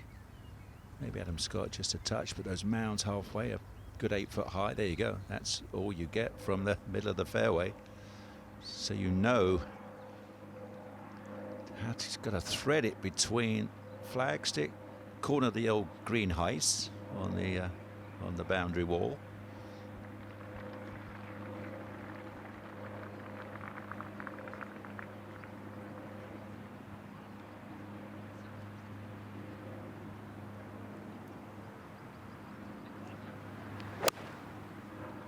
Nice little potting shed there, Frank. I know you love your begonias. Yeah, there's actually a little place to lay down there. Looking around the golf course, the doors are open. I was going to sort of sneak in there and catch a wee nap. I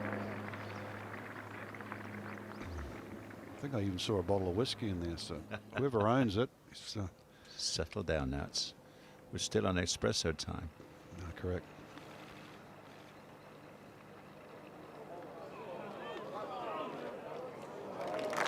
So it should be a stress-free par for Rory at the 3rd.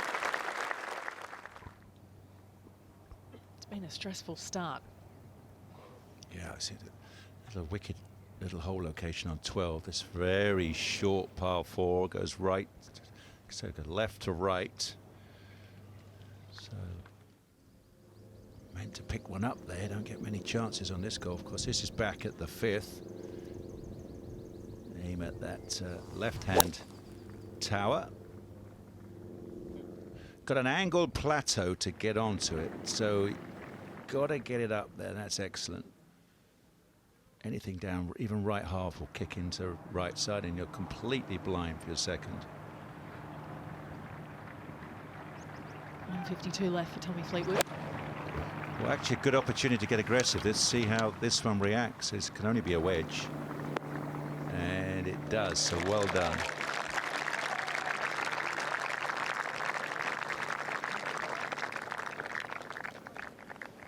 Ball of Adam Scott also on the green.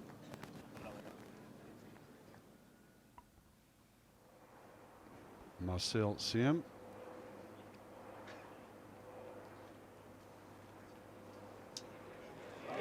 Makes a good putt for a par. Relatively short 6th. You like that passion, Nick? Bit of an intensity for Friday morning. I think we might get a fist pump out of Patrick Reed if he could make this for a par. Oh, he might. Great try.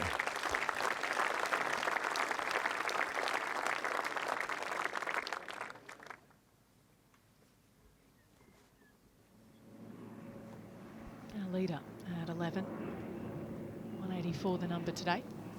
Yeah, but they've tucked it right in the back left corner. Go.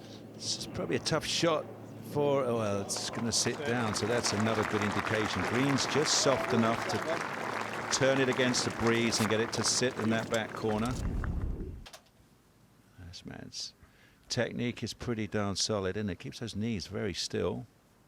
Get that left shoulder under your chin. We do that, and then watch, pull your shoulder away from your chin. There you go, keep your eye on the back of the ball. See that left wrist, wow.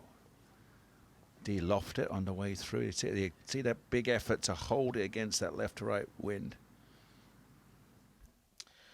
Yeah, best iron player in the game right now, and he's showing us why today. Now, Cameron Smith. Long par putt. No pars yet for Smith today. Don Belay back in the commentary box as Frank Nobilo takes a little break. There's a drop shot for the Australian, though. Yet to have a par so far today, Cam Smith.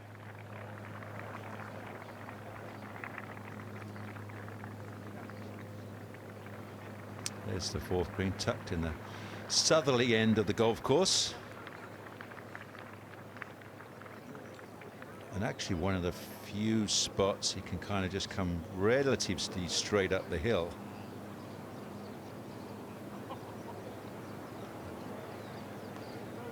Really is. This is the toughest hole location on this green. Not many places you can put the pin on this no, green. but they pulled it right down into like a little triangle. You know, 3 yards left, 2 yards right of it, and it's off the green. So Rory back on the tee, just going with 3 metal. Must fade it though. He's probably going that white 10 with a bit of fade.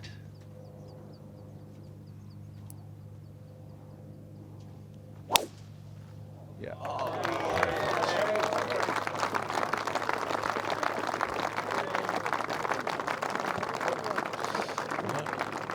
Right there where most people are hitting their drives. Perfect.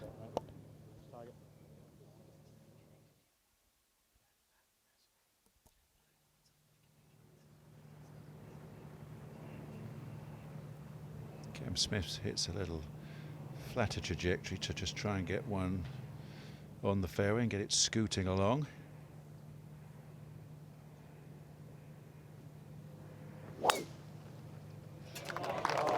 Looks pretty perfect too.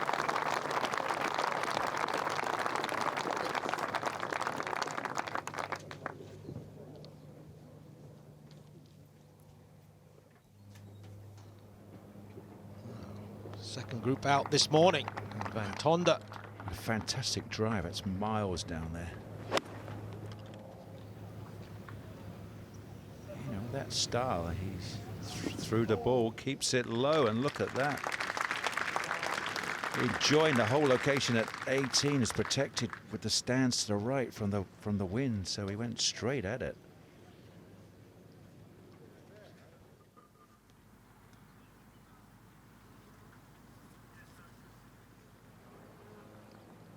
Okay, so second attempt at a good birdie. Had a great chance at 3. Will it track? And it goes to the way.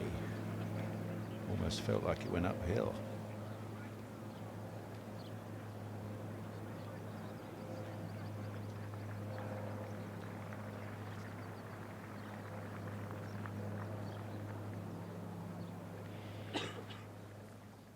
Nice to be back in with you. I've just been out on the golf course and it's starting to warm up. It was a little chilly as I took a walk out there. By the time I was back to the compound, it was starting to warm up. The sun shining. Ryan Fox here for birdie.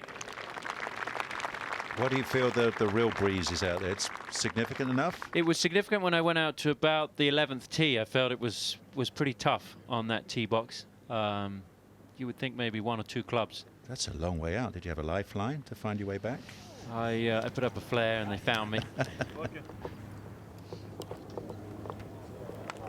Good second shot there at 5. That blind second over the dunes. Well, you can't see it, but when he does see it, he will be very happy. Justin Thomas knocked it, well, a good 6 feet, maybe even more than that. Pass with his first putt. Beautiful, kept very still.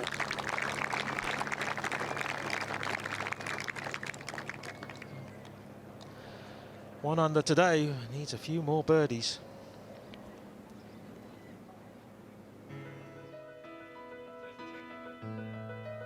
As we take a look at the first page of the leaderboard, Colin Morikawa out in front, Louis Oosthuizen yet to start his second round here at the 149th Open. Royal St George's hosting.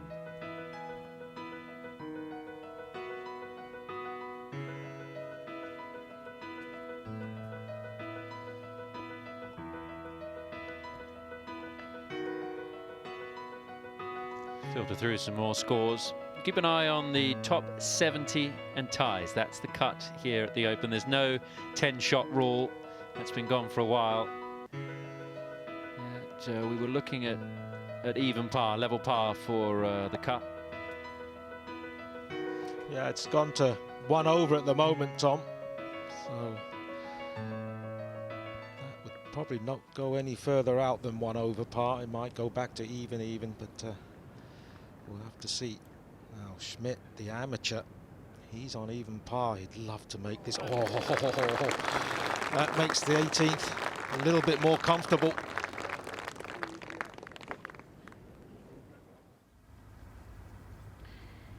It's a good tee shot there at 11. It's standing up on that tee when I went out to the golf course, and that it's quite guarded by that left bunker with the tee movement today.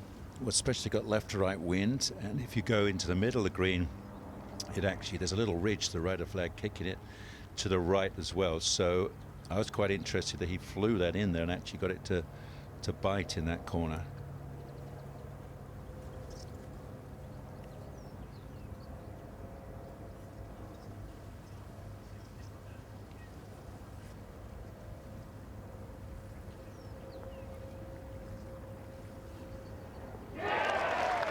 He's on some sort of form, isn't he? I tell you, I was at the Scottish Open last week and he couldn't make a thing. He missed everything, and we thought his confidence was going to be really badly dented. But he's come right back this week and putting beautifully.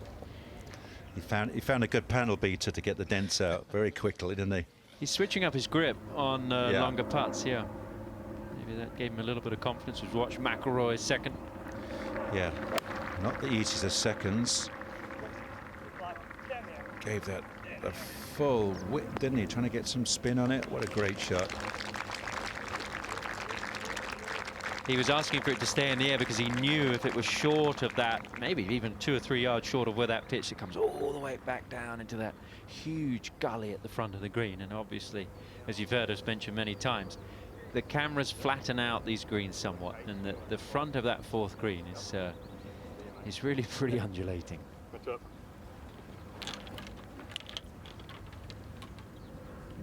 Now Cam Smith.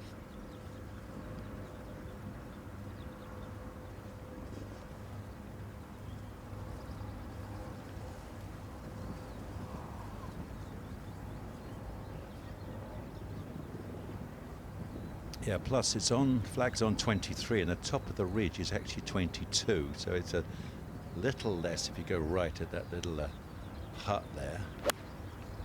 But only like an extra yard to play with, you just saw from Rory's second. That's what we're talking about. There's the hollow, there's the... That's a horrible putt he's left himself in. You know, it's coming up such a steep slope and then running away from him. Go to the 18th. Christopher Bring. Yeah, nice way to end, but it's just going to be a two-day outing at the Open. A tremendous experience to be playing alongside the best players in the world, to feel the nerves and to know what it's like. Oh yeah, just to feel it. Play an Open Championship golf course, you cannot believe how they can be set up and the different sounds of the golf course. You know, of course, you've got the world's best all around you. Tee at the 5th. Justin Thomas. Well, it was probably a little windier this morning because Colin Morikawa went with possibly a little 3-wood here, a little chippy fade. Should I look up the tide change? Please. Okay, let's have a look. I'll get Sandwich, England, not Massachusetts. That is not the place to be. Not Sandwich, Massachusetts, that bunker. Very good. Yeah,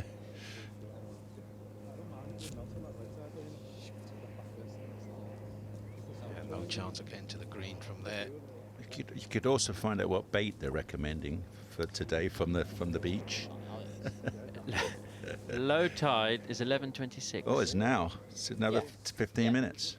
So we're going to have a tide change. We have drama at 11:30 when we get the wind change. That's low. High tide is 4:20 this afternoon. Oh, we're going to get double today.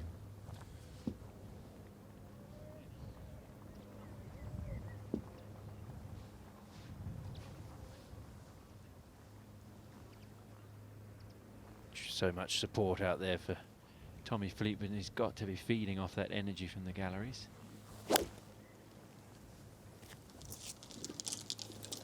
Yeah, he's been grinding well. He knows every shot demands 100% attention, commitment, and that's absolutely perfect. Yeah, you can actually see the green, see the pin from there. Anything right with that, and the sand dune blocks the view.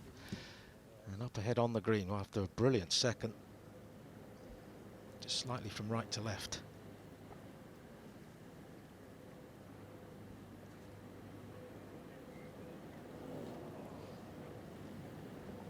Never thought Ricky Fowler would have problems with his putting. He's been putting brilliantly his whole career, but just the last year or so, really struggling on the greens. Now Morikawa on the tee at the 12th. Beautiful drop, bud. Yeah, beautiful little stock 2-yard fade.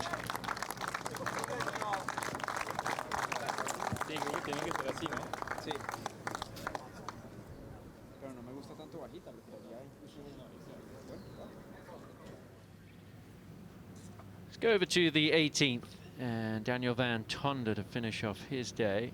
It's a huge moment here for him, isn't it? Beautiful stroke.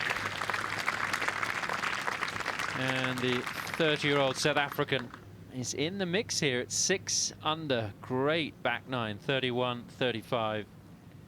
And a round of 66 for the man who's a winner on the European Tour earlier this year down in Kenya.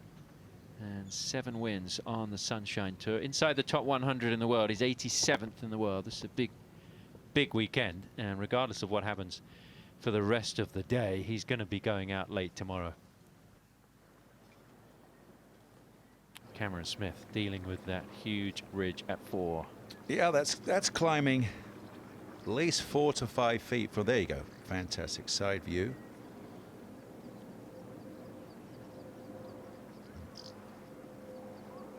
So obviously got to hit it hard enough to get over the ridge, just to peel. It'll turn hard to the right.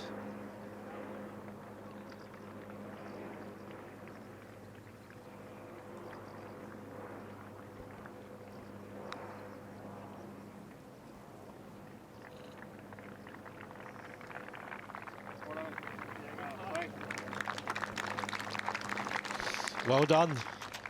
Heard Rory saying it was a good putt. Schmidt with his second to the 18th. Yeah, important moment for him. To be in the red, stay in the red, guaranteed to make the cut. Oh, yeah. Very nice. He's finished his final year at the University of Louisville, so pro ranks beckoning for him. He's had some great starts this year, and back over to the 5th, second for JT, just playing safe as you would expect.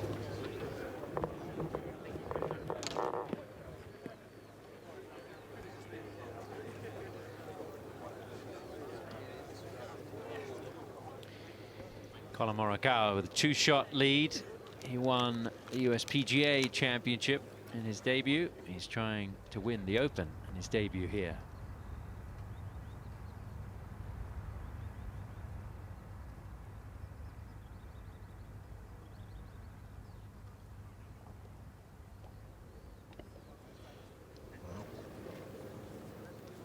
Just the perfect tee shot. You can just see right in between those dunes, you can see the green, or portions of it.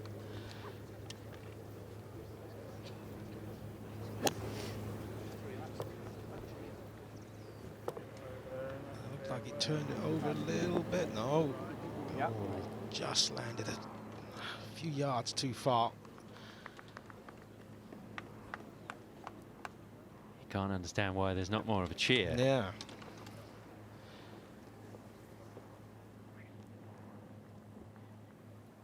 Not a good angle here for Reed either. It's going to throw it hard left first and then come from the hard back to the right.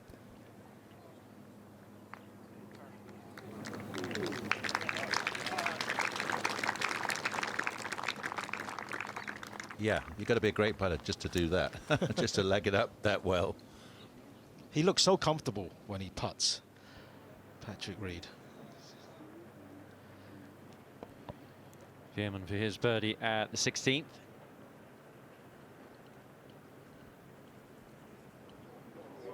Yes, well done.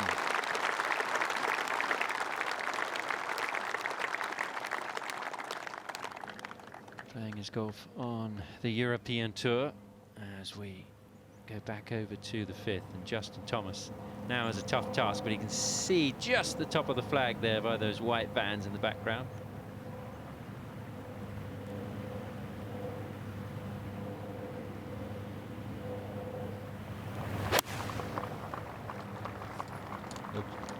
Not sure if that one's coming back. No. Look at those ripples to putt through.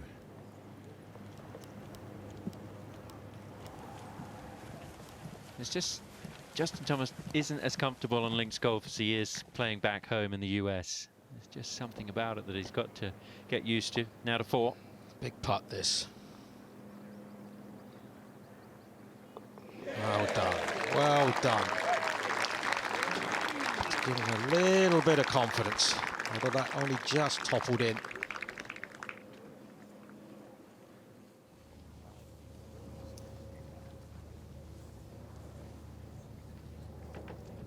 Fowler on the tee at the 6th. Yeah, even 165. Some players even gone with a wedge straight down. Francesco Molinari plugged it in the bunker in front of the flag and ends up with a 6 on. Ricky's lost that. Oh, there's a big pull.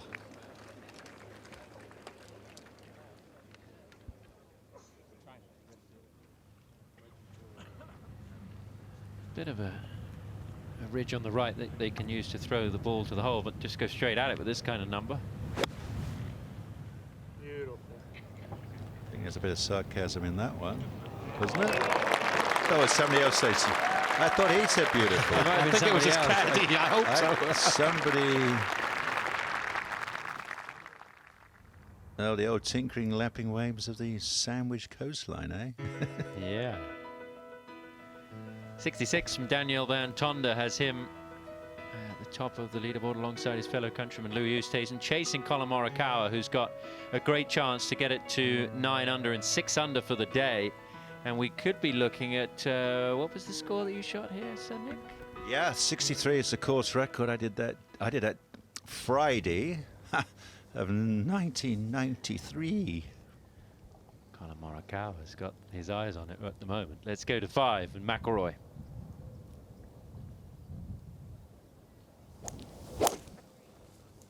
Oops. Too much again. Sit. Yeah. Ah, stay in the fairway. It doesn't matter where it is. Can he see a thing from over there? It's okay though. Just a good low one. Target. Yeah, same target. Rain in the sign.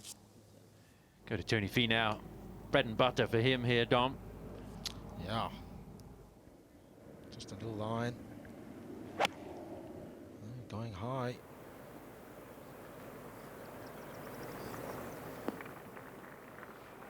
And still, man. Oh, wow, that's just brilliant.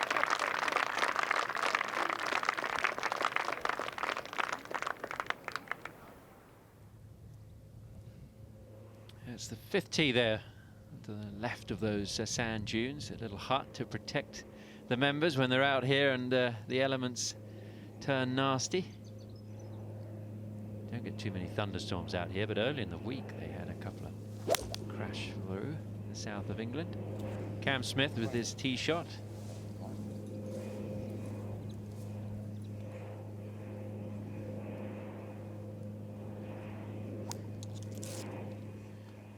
Justin Thomas struggling here, needs to get it up and down for a bogey.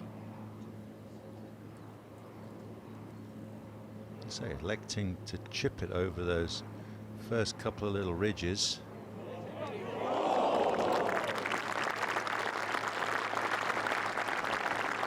Should save the bogey, but unfortunately didn't drop in for a par. Yeah, really, you hit it in these links bunkers. It's almost a penalty shot.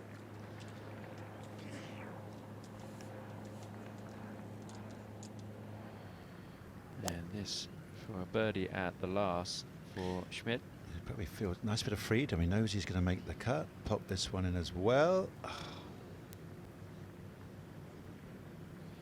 2020 European Amateur Champion. Finished 14th at the BMW International Open. Missed the cut in his appearance at the US Open. Also played down at Bay Hill. The Arnold Palmer Invitational. Missed the cut there. Tommy Fleetwood's 3rd. Pretty straight-faced club. Come on. That's pretty good.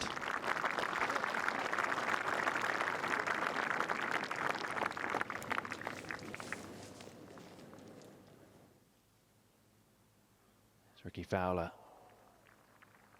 It's for a birdie at 6.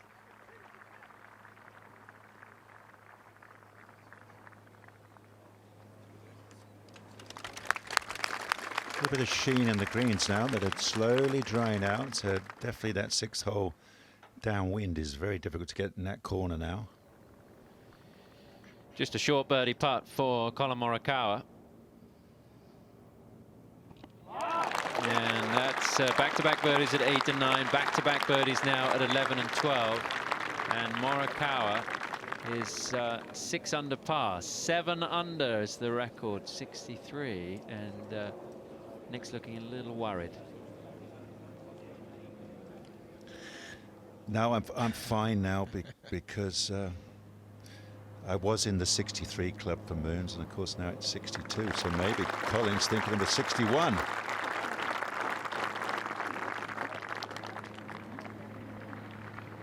Brandon Grace, that is, of course, at Birkdale, which was no way you could shoot a 62 at Birkdale. So that one was completely out the blue. At the start of the week, you wouldn't have thought a 61 was out there? No way, no way. They just normally, you know, they're just getting a nice, just the right amount of breeze where they are in control of it. If it just went up 5 miles an hour more, suddenly this golf course would really become a real brute.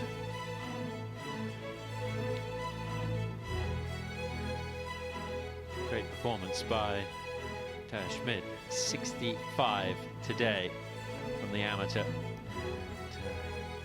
Making his case for being ready to enter the pro ranks.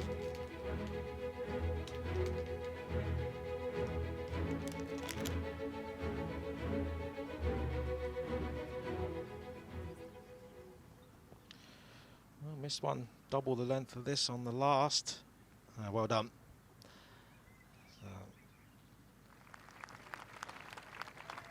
what a great spot to be watching the golf. You can see a lot of the golf course from up there. 32,000 people pass through the gates every day here.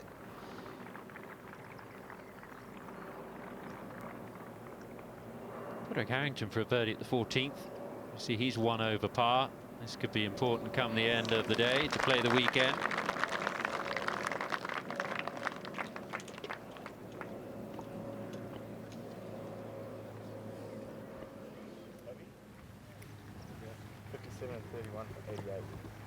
Still 200 yards, 210 for Cam Smith into the wind. Yep. Trying to fly what? 80? Yep. 8 short. And you're going Can't straight in, see a slightly thing. off the right. Can't even start hitting that low. You've got to get over that ridge. That's what I was going to add. When you're down with that in front of you, you've got to loft it obviously over, and then you're straight into the wind. So it'd be like trying to fly a kite into the wind, which is very difficult, if not impossible.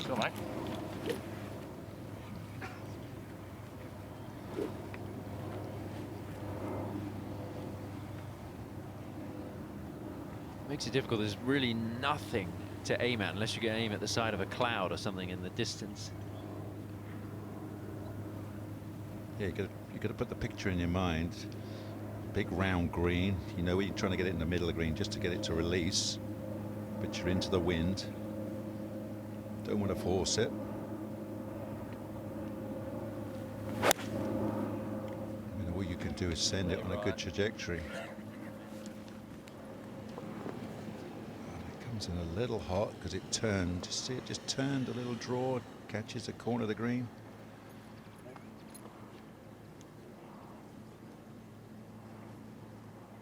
I was out one of the practice rounds, and anybody who's got that haircut is desperate for a picture with Cam Smith.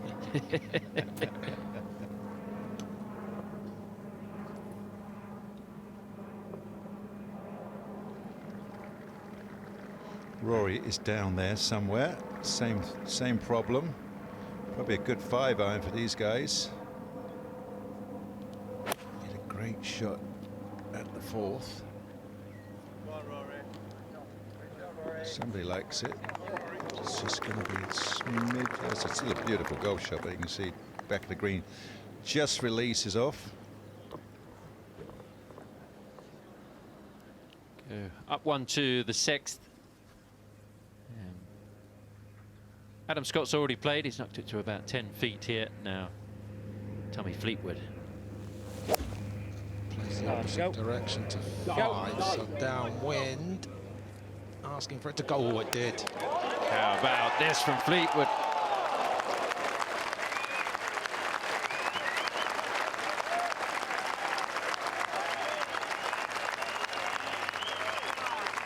And no wonder there's a smile. 7 birdies already today at the 6th. Only hole on the front 9 that's given up more birdies is the 9th. And the 9th hole playing under its par today. 6th hole playing just over par, maybe edged up by the number of Francesco Molinari. Now Justin Thomas.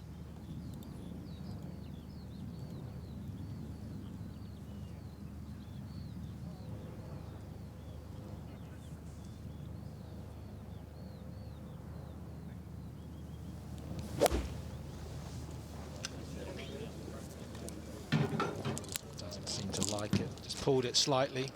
That's not too bad. 20 feet.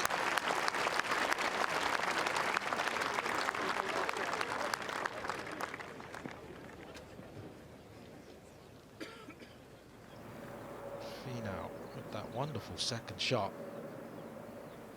This to get him to 4 under.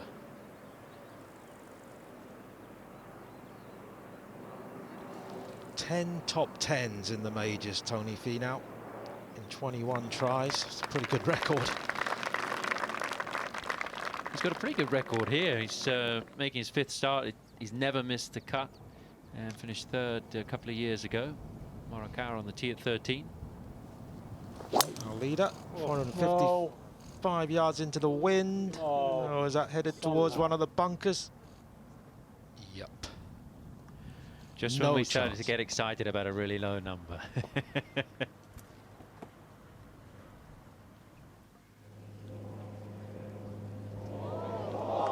Ricky Fowler on the tee at 7. This is a tee shot that's been tough, but the wind maybe just dying down slightly, it'll be a bit easier. Well, that's a big carry if you go near the bunkers. There's a big ridge that you can't quite get up. Good 280 to there, 290 to the top of the hill.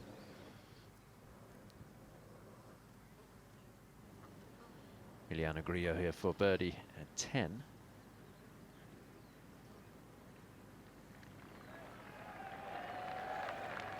I always think the 10th green here, it's a pretty generous putting surface, but it plays so much smaller because it's the slopes on the side of the green. This is Morikawa just playing safe, sensible golf. He'll be finding sand behind his ears when he showers tonight. Where did that come from? Oh yes, that shot at 13. That's the 13th. Now Patrick Reed. Wow, what kind of how difficult was that? Out the rough onto a downslope, up over a ridge, down the other side. You get shots you cannot dream up. You've got to go and spend. It's just great in preparation for the Open. Just walk the golf course, take your wedges, and try everything. So you experience, the look and feel of every kind of lie or bump and bounce. Would you come to an Open venue in advance of Championship week? Yeah, I enjoyed doing that. Go in the week before. I'd strongly recommend that, to come in, prepare in your own time, in your own style, whatever you want to do. Disappear for a few days, maybe even go and play the week before if you wish like that. Come in really early, so you've really got a good mental, understanding of what you're trying to do, or you've got a game plan as they call it now, and get all your work done so you can come in and so you're not on your feet all day long in practice rounds. I think that's so important.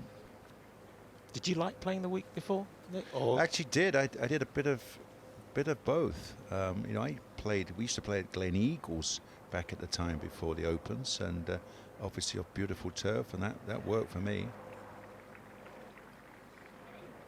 Justin Thomas's birdie putt on the way.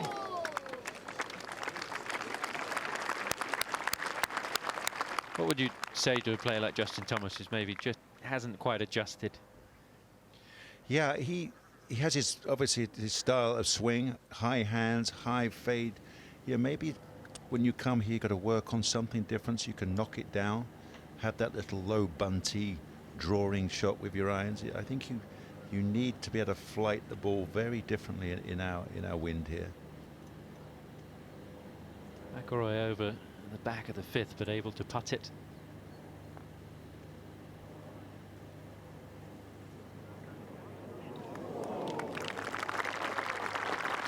Well, he wasn't happy with the tee shot. Risk of going right. But, he's going to walk away with a 4 on a tough hole today. This was Morikawa at 13. Drove it in the bunker and was able to move it 120 yards out of that bunker, which is not always easy. And trying to get it up and down. It's a very different part of the golf course. You see flat fairway at 13, 14 and 15. Green runs away from him, but man is on today, on form. We saw you were on the call there at Harding Park. Just so much confidence coming down the stretch. Well, he's got that lovely trust in that, the 1 yard fade. Stays lovely and calm, picks the right shot at the right time. So you're going to need that here this week. Well, after that fantastic tee shot, should give the the fans on the maiden hill there. It's either maiden or maidens, that hill is called.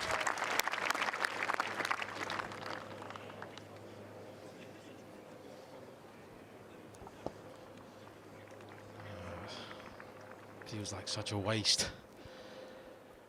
Now Marcel Siem made one similar length on the 6th, and a big fist pump to follow. Oh, he's made another one.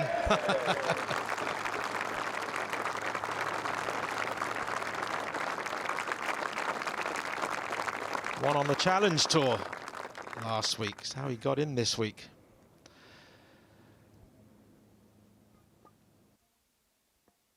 Yeah, Cameron Smith.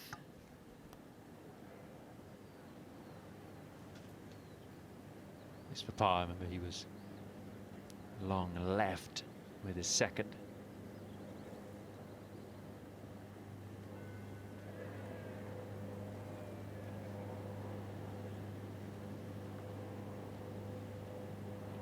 Well done. But you can see why this is the toughest hole on the golf course today, the 5th.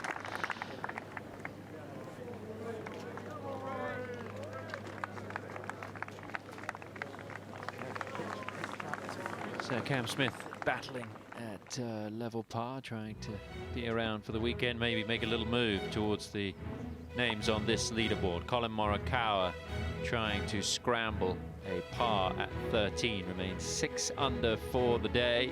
It was a round of 6 under yesterday from Louis Oosthuizen.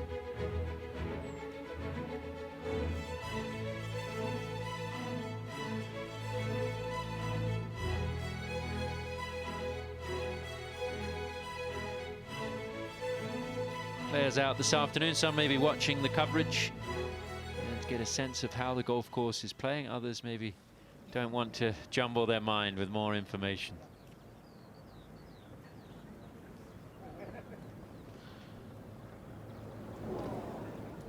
Johannes Spearman really finding his feet now here in Europe, getting in contention. Finished 3rd in Ireland. That's how he qualified for the Open. And when I saw him last week in Scotland, I congratulated him on qualifying. He said, well, you know what, I'm still upset I didn't win in Ireland, which I thought was a great attitude. Made me feel a little awkward.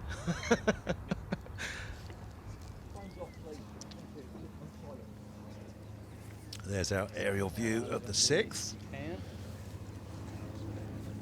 Just 165.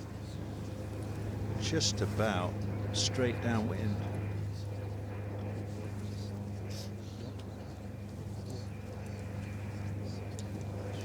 But it's obviously softened there. Look, it's just a flutter. It was a lot more early this morning. That was that time, as you said, 10 minutes past the tide changing. Coming from low, now going back to high at 420. So it's gone a little quiet for a while. It's a great opportunity for a couple of hours here. There we go, just 9 miles an hour. Would he be thinking now, Nick, I'm now 10 shots behind the leader? I mean, he can't push though, can he? He sure can. Well, I'd advise he pushes. I mean, you're playing one shot at a time. You've heard that line, one hole at a time. He's trying to get it as close as possible every time. Trying to make a putt. But this whole location suddenly become quite awkward. Obviously, he's firming up. If you go left of the flag and land it pin high, lands at a down slope, and boom, and it's gone. It's Billy Horschel. I spoke to Billy earlier today after 8 holes as he was walking between the 8th and the 9th. He's really been struggling with dizziness out there, and that one is going to be pretty impressive. But he was really struggling. Really? Wow. And we saw him early in the round sort of stopping his tracks on the green, and I asked him how he's doing. He said, I'm really struggling with dizziness. I said, is it getting any better? He said, no, 8 holes. It's been tough for me. Let's go to the 6th, Cameron Smith.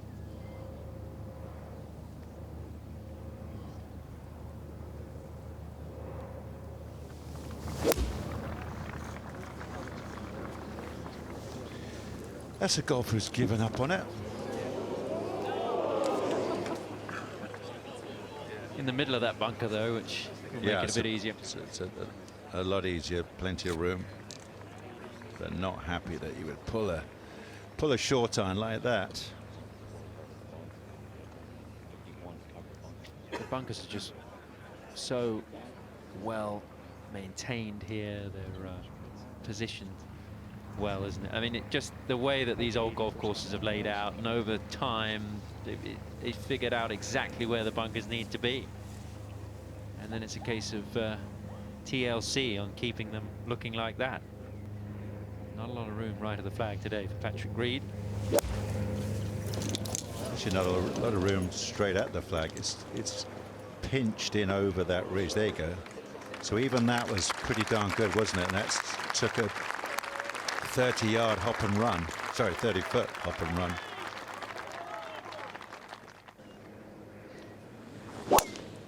Oh, that's a little left. There's some thick rough over there. Some thick hollow down.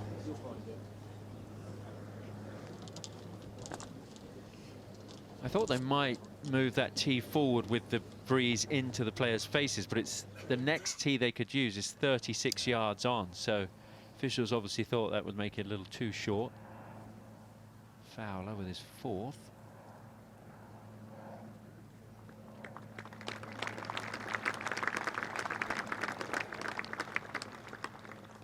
Wouldn't be surprised if we see a creative setup tomorrow from the R&A, moving some tees forward, making some holes drivable, adding some real excitement to the championship. The second here for Finau.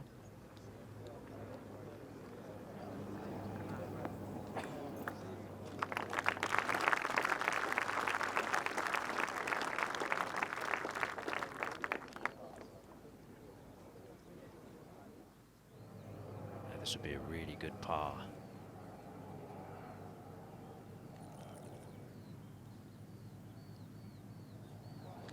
It's a completely different man over the putt than last week.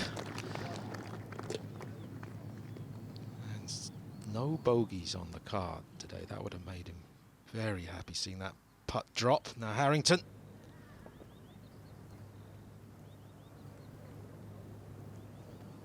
How about that run? 4 under for the last 6 holes for Padraig Harrington, and he starts to come alive here at Royal St George's in a championship that he loves so much. Back-to-back champion golfer of the year. Now Ricky Fowler for par.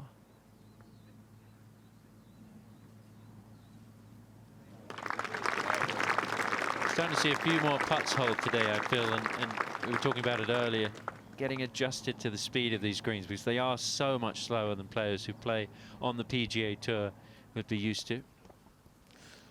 Andy Sullivan missed it left on the first. 67 yesterday. We've seen that the first has been really hard work today. Percentage missing the fairway must be, how would you think, about 60, 70%, something like that. And it's the thickest rough on the course, especially the right side of one. Now 14 out of bounds right, thick rough left. No, it cannot go there. Got to be careful. Needs a good marshal, some good eyes. Dumps gone. There it is. And I think they've got it, luckily. But now it makes it difficult because you don't know how hard it's going to come out, and you've got to deal with the ditch. No, you'll be laying up from there. That's a 40-yard chop. It's that thick down there. Just lay up in front of the canal, and then go again for your third, long third.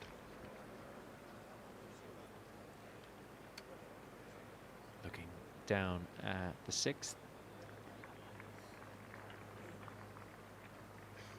Look at that scene. It's fantastic.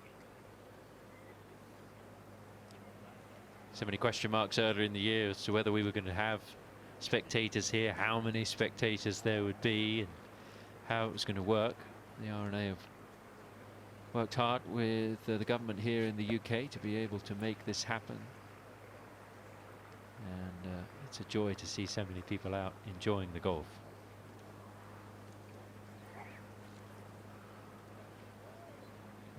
Take the train down from London. They've put in longer platforms in this area to be able to accommodate folks coming in by train, which is kind of encouraged. Yeah, many of them come out to watch this man. Such a popular guy. taking a lot of time over this putt.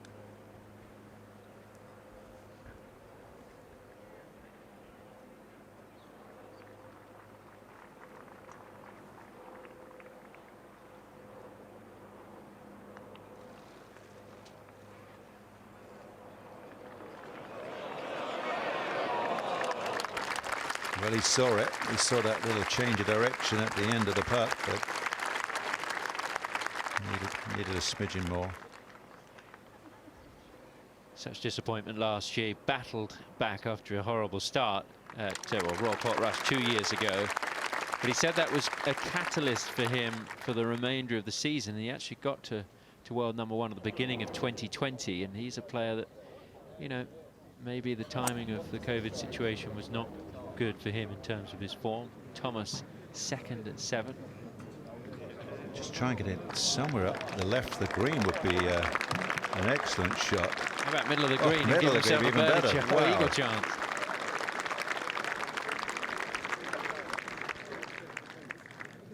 Yeah, he's saying. I'm not sure if I was trying that, but I'll take it.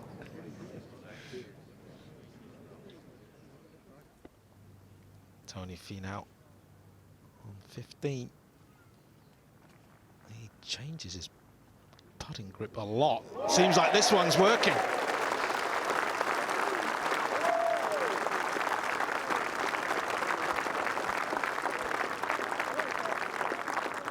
He's made 6 birdies today, Tony Finau.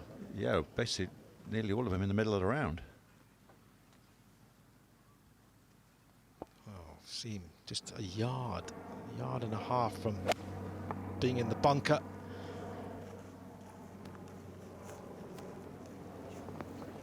Oh, wouldn't have been able to do that if he was in the bunker. It's a great chance for another birdie.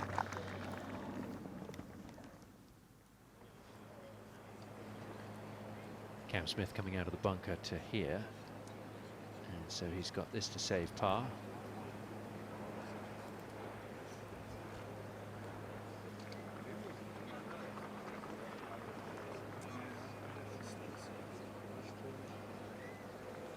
Been tough for the Australian players not being able to go back home.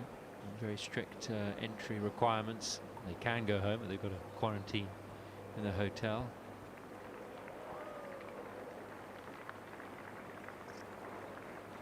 Yeah, well done. Good up and down.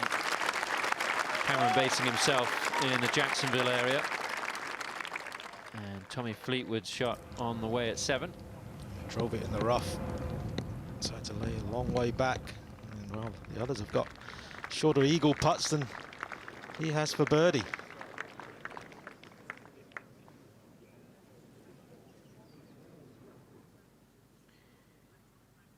Andy Sullivan just long of the first. This is his third.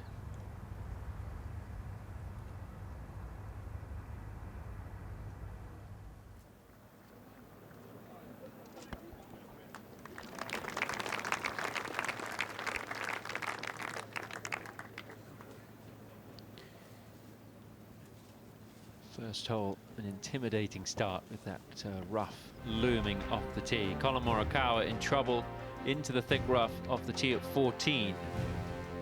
It is a par 5, so we will see how he handles that. But so far, it's been a wonderful day. Great par save at 13.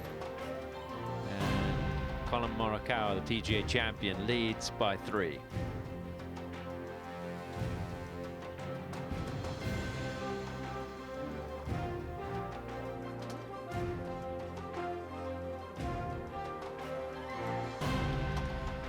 It's going to be an amazing week at St Andrews in 12 months' time. You have the chance to be there. You can sign up for the ticket ballot at theopen.com, the 150th Open at St Andrews. Andy Sullivan for a par to get his day started.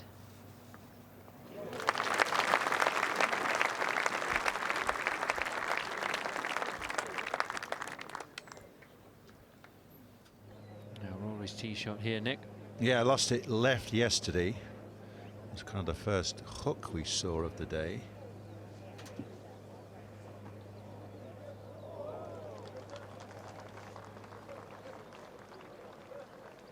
It's a good thump. They need 290 yards to get to the upper plateau. If they get it there, they can kick down. But I think we've only seen about one player. So the fans love it. Great ball follow. Look at that, right in the middle of your screen, and he's carried the corner. There it is. So finally, stripes run at the right time. Good, mate. Went to it. Trust it.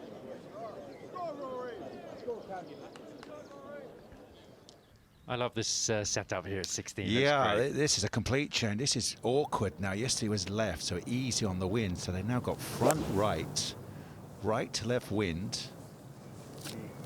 Does the one? Yeah, see if it comes up a smidge. If you cut it too much, it won't carry.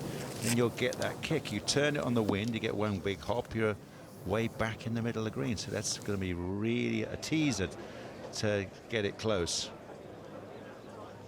Cameron Smith off the tee at 7. Yeah, avoid the bunkers. Straight down the path is a good line, or maybe Yeah, a little right down the path. Nail it low down the path and get it scooting. Not happy. That's a pro when he's mishit one.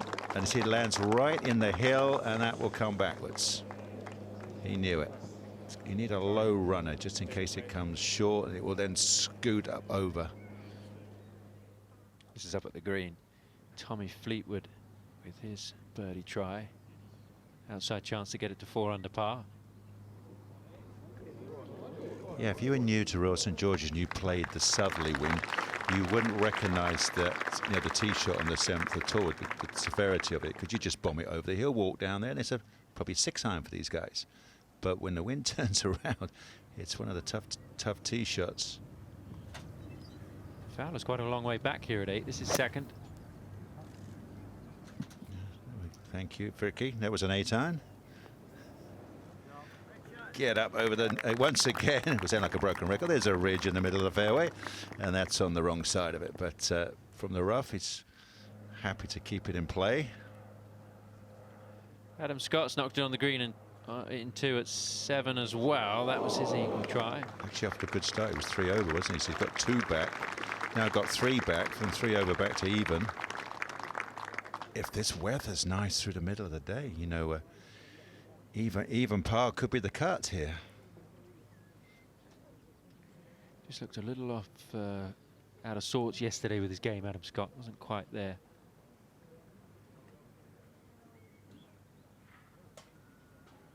As we welcome Frank Novelo back into the commentary position.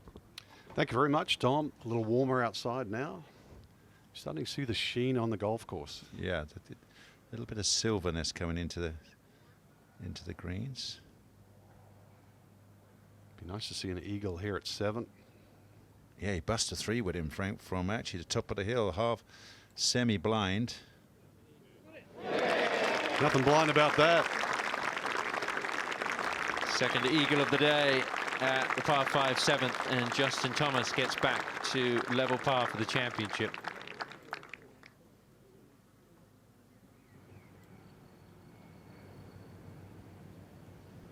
This is the final hole, and Veerman for birdie.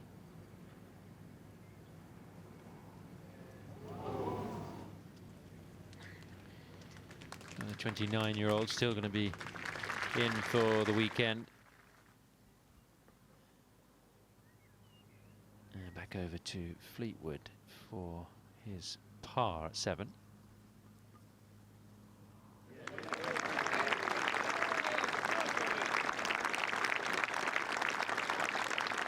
Grew up in the northwest of England. 3 open venues within 40 minutes of where he grew up. Royal Leatherman St Anne's, Royal Birkdale and Royal Liverpool. Over to 14. Morikawa was zigzagging his way up here, this par 5. Tommy, you're right. He did manage, obviously had a good enough lie to get across the canal. So that's a huge help to get it probably another 60 yards further up.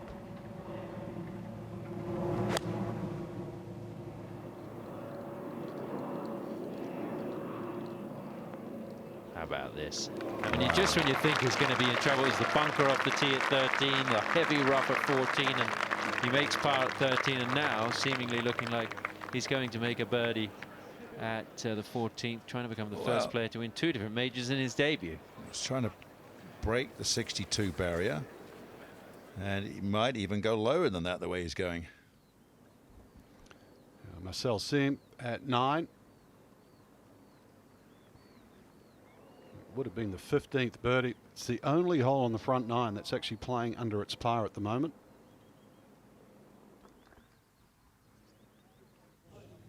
This is the second tee, and Andy Sullivan.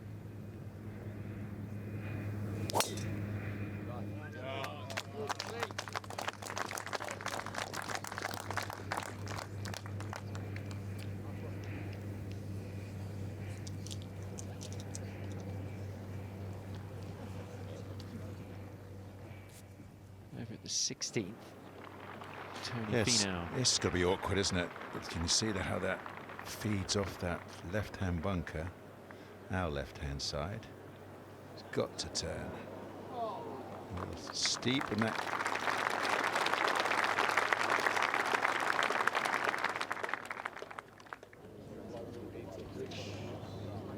There's your view from the middle of the 7th fairway. Huge mound in front of him. Oh, that's a great shot, isn't it? Right across all of that. Lucky there's a grandstand to aim at. At least he's got some bearings.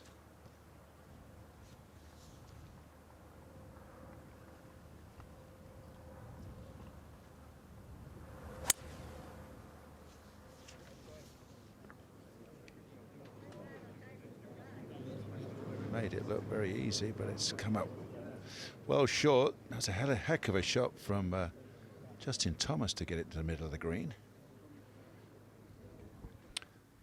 Ricky Fowler up and over that hill here at 8.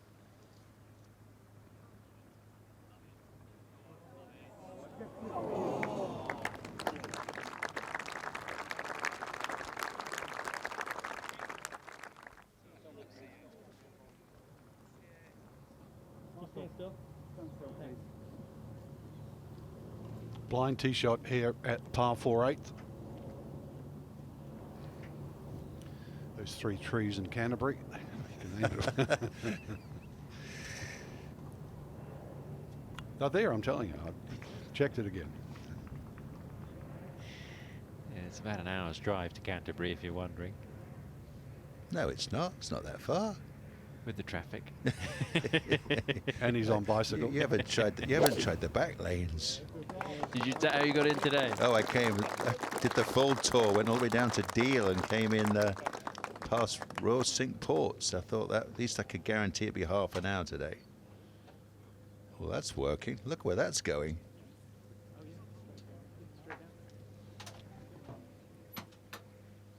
Now Ricky Fowler for his par. He's always embraced coming over, playing the links golf.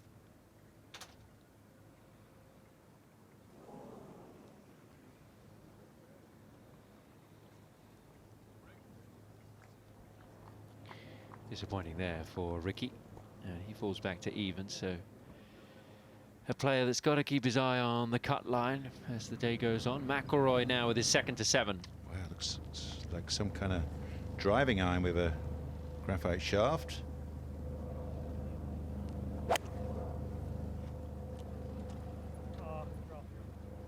Is it turning? It's a big question. No. Now it's just a case of how that went into the bunker. You just never know. Leaking it a little right. And now over to the 14th, and Corey Connors has hit a lovely 2nd shot in here.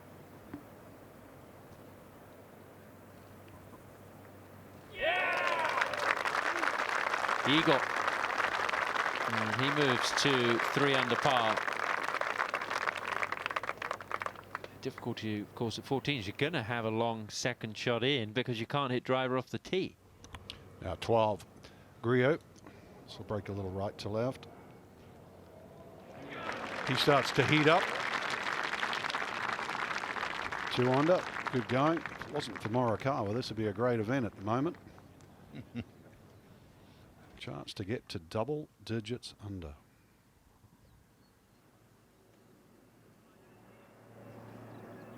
Oh, now we're on 59 watch. How about that? There's a bit of movement in that putt as well, as you could see, and read it well. And look at this card from Colin Morikawa. 10 under for the championship. And he is 7 under par for the day. As the sun shines and it gets a little warmer, and those flags are not moving that much. Certainly nothing like they were yesterday afternoon. What a day so far for Collin Morikawa, and how much better will it get?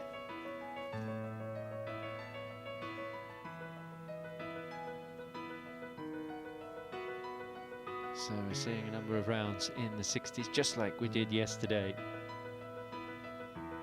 There's always a story to tell at the Open, and right now it is the story of Collin Morikawa.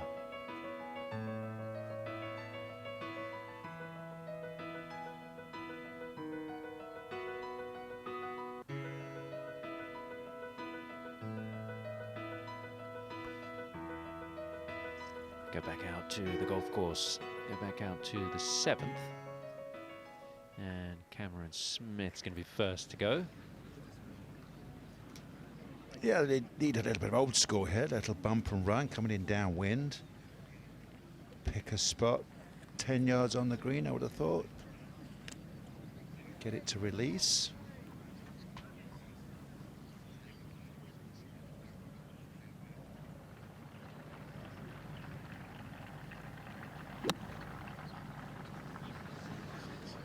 Of course, these youngsters throw it a little high and a little longer.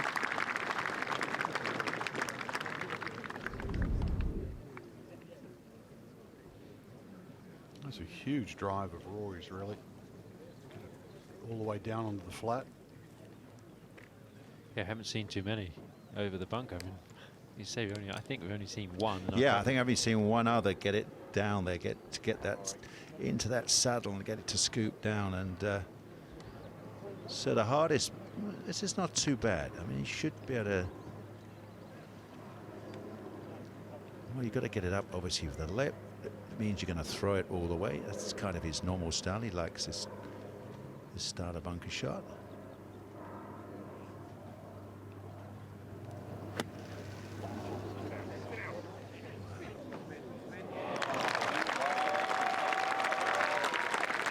Aggressive. That was a yard from going all the way over the other side. Yeah, that's the other problem. Yeah, that was intentional. But this sand is obviously very dry now, so sometimes that can come out a little quicker than anticipated. Let's have a look how it explodes through.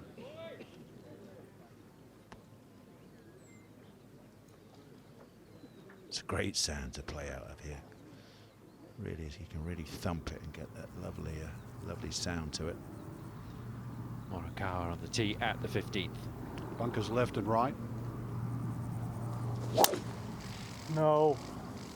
That's the first. We haven't seen the fade not happen, and it hops over the bunker. That's a nice break. Well, it's sat down, but as you know, sand is out sideways.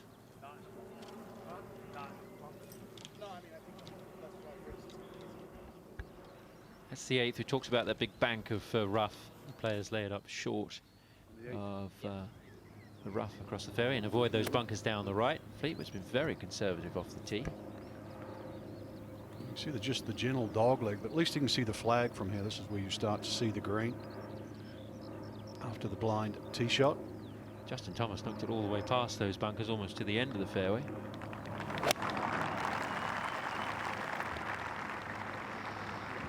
Where's it going, Tommy? Oh, in the thick stuff on top of the hill. It's just a lottery when you get down there. You just don't know what you're going to find. There's a big ridge in the middle of that green. See, it's about 15, 20 feet short of the flag.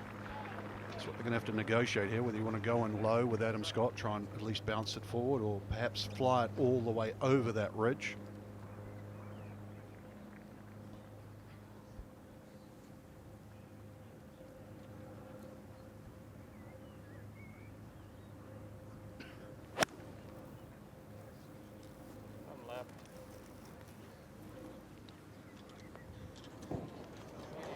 Yeah, it's going to work out well. He did figure out how to play that ridge.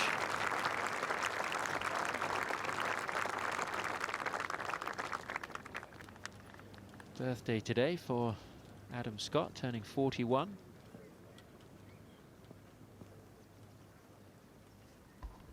I remember when I used to think 41 was old. I still do, Frank. To the youngster, Tony Finau.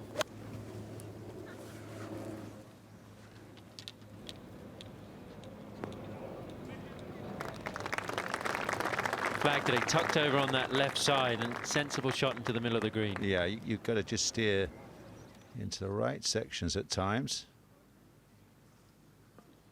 Same can be said at the second. Players have misjudged it on the right. We've seen, you're right, we saw about 3 or 4 in a row all miss it to the right.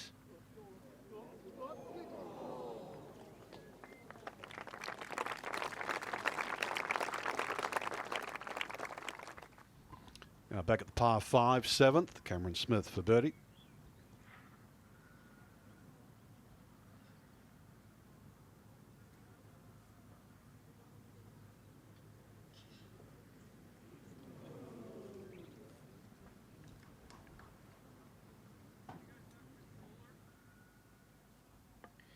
Big difference off the tee at 8. This is the second for Justin Thomas. Yeah, when you've got such a short shot, he's got to throw it over that ridge. Try and land it flag high and see if he can get it to stop. Oh boy, what a bounce.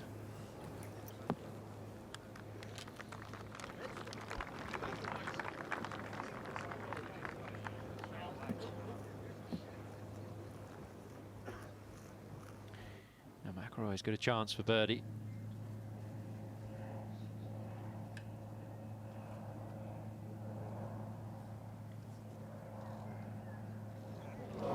You know what, when he looks up and sees Colin at 10 under, he doesn't help with the deflation factor, does it? Wow. Now at 9. This is just about the same angle, Frank, that Morikawa came from, and just pitched it over to a 2 foot. And that's going to get a bit of help.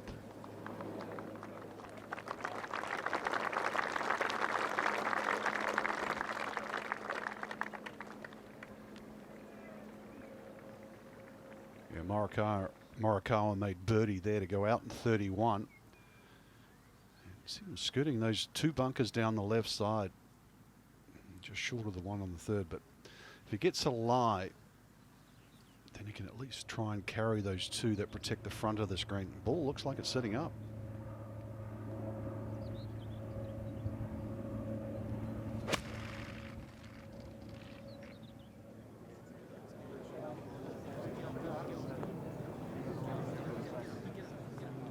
Yeah, that's a good miss. I mean, to try and get over that left-hand bunker, didn't need to bring that into play, so that's okay there. But they all do so well, isn't it? See how early you get that belt buckle to face the target? See, Tom, when you're over 40, you won't be able to do that, mate. You haven't played golf with me yet, have you? You know I can't do it now. Yes, we look at Tommy Fleetwood. You're right. Hip speed in sport so important. Yeah. They look at any throwing sports as well. So the problem Tommy has from here is going to land on a downslope. I'm not too sure if he's got any way of using the other side of the green as a backstop.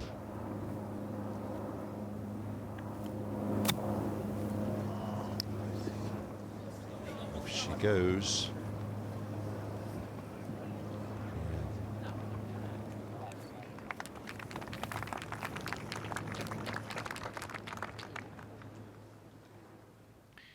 At the 17th, Tony Finau for a birdie. And is he going to get it to 5 under? He knew he had it as well. And he just puts the hand to the head thinking, my goodness, just a little bit more it would have dropped.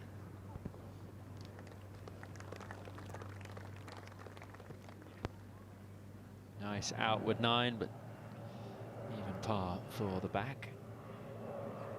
It's at the 13th, and the birdie putt for Emiliano Grillo.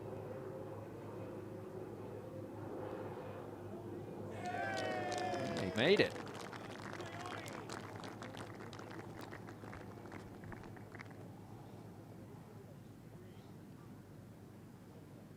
So he gets a 2-3 under par. Now, Justin Thomas here at 8. We're seeing a lot more of the flag sticks taken out this week because the flags they use here are a little thicker than the normal fiberglass flags.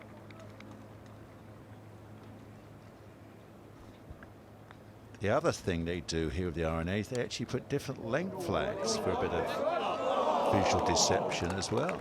Yeah.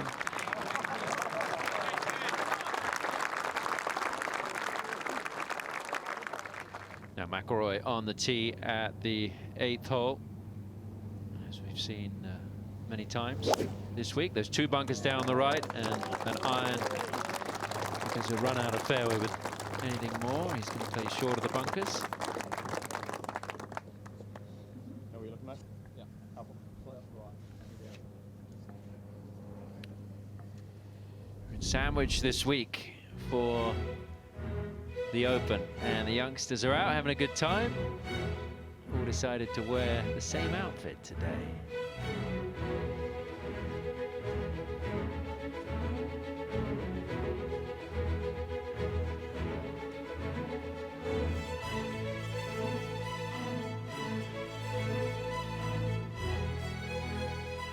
So the 4th Earl of Sandwich is the chap credited with creating the sandwich, I'm told.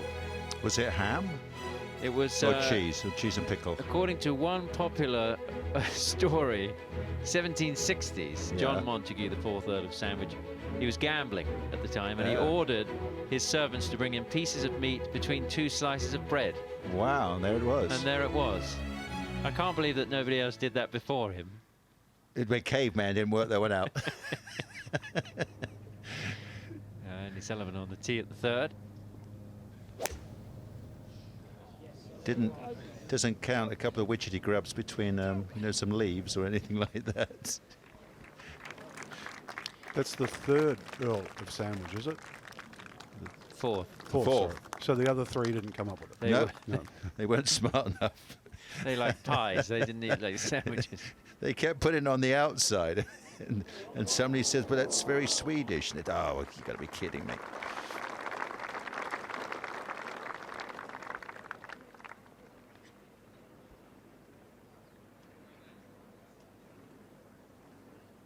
Can't believe the Vikings didn't come up with. That's where they landed, hidden in 811. The Vikings landed on this coastline, and I would have thought they would have brought some kind of herring sandwich. Well, Morikawa has landed on this golf course today, trying to get it up and down at 15. Fishing for a birdie from off the green.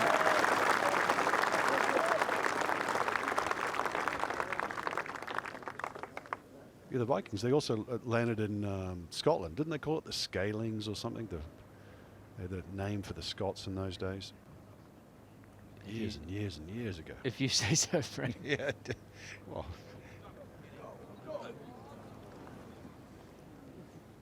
Second shot hurt Tommy Fleetwood there, missing the green left. that was Eric the Red, wasn't it? I didn't know you were such a historian, Frank. No, there was a computer game called Age of Empires, I think. That was the way. Anyway, Shoffley at 9. Meanwhile, back to the golf. Well, he likes computer games Oh, as well. but at +3, doesn't want us to even mention it. +2. He's got to get his skates on.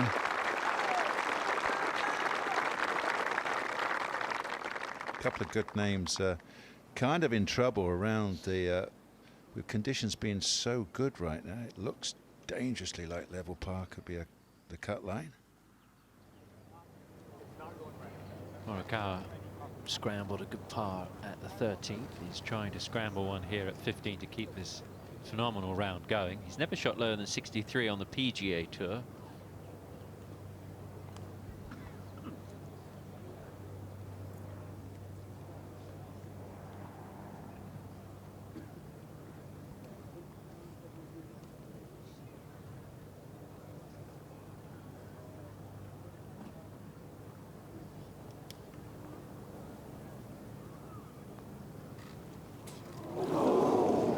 pays the penalty for missing the fairway.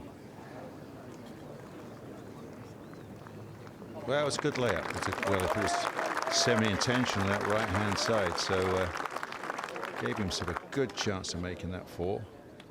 The first blemish of the day.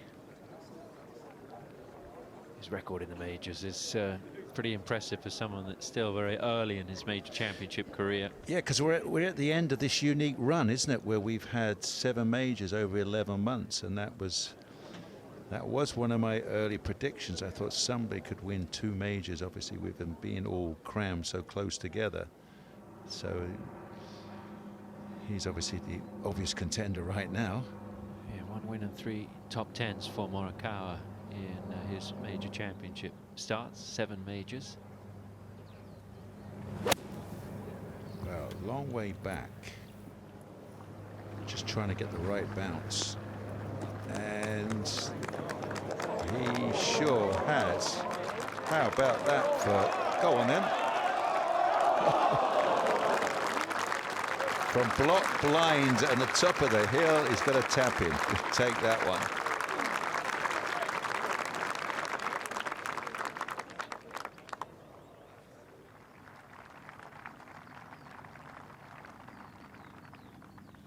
I think Patrick Reed's going to play first here.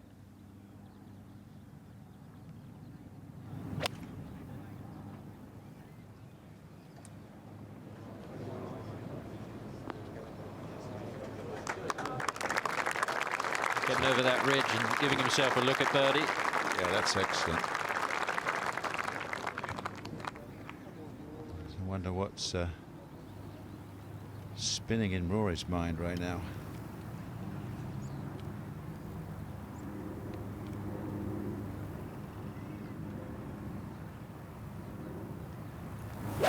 Just a hard low fade against the breeze. Of course, that one's short and digs in. Leaves him the dreaded 50-footer plus.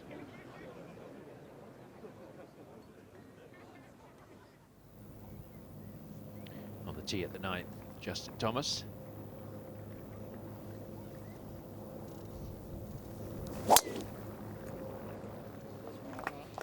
Pretty aggressive here. There's a bunker down that right side. He carried that. The fairway gets narrower and narrower. Starting to see a change in Royal St George's with the wind dying down a bit. The fairways firmed up somewhat, certainly more than they were on Monday. Well, it doesn't take long here. 2 days without rain on the links, and it really changes fast. Ryan Fox for a birdie. He loves the links. He's had some good results on links golf courses, Frank. Yeah, he's played most of his golf over here. Most people that follow rugby will know his father, Grant Fox, one of the greatest rugby players of all time. For sure. His dad often caddy for him. Check him with Tommy Fleetwood at the 9th. So that's the 2 strategies. Really, that bunker on the right determines what you hit off the tee. If you want to go short of it, or take it on like Justin Thomas did. But that's a lengthy second now from trouble for Fleetwood.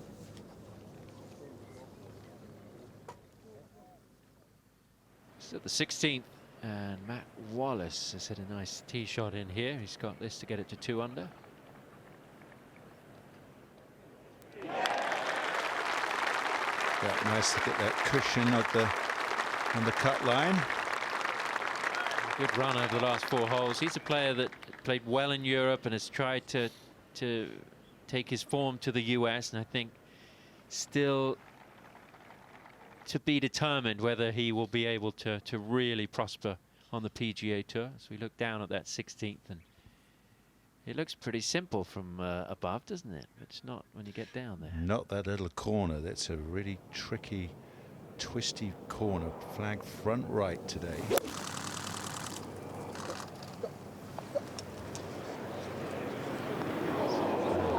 Land on the downslope. That's about as good as you can do, isn't it? A sensible play. I was out there taking a look to the right of that flag. There's a ridge and it just drops straight down into the bunker. Yeah, into the Thomas Bjorn bunker. Hole's locations is different today. Billy Horschel.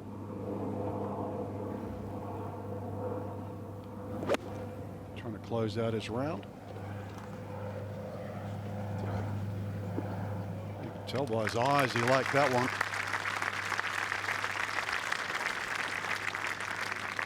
If Billy can get it round under par today, he will be incredibly happy with how he's feeling out there and the dizzy spells that he's been dealing with.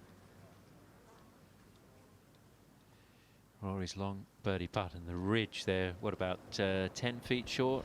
Yeah, 10, 12 feet short. You can just about see a slight change of colour. It's got to be in the vicinity of 80 feet. Is it really? Wow. Flag's on 31. So it's 90 feet. Looks 10, 15 paces on. Sorry, excuse me, 10 or 15 feet from the front. What's going on? Somebody keeps disturbing him. Doesn't need that on this putt. There we go. There's a ridge. Thank you. Great shot. So you've got to guess as well, you know, how the wind will affect it as it turns and gathers.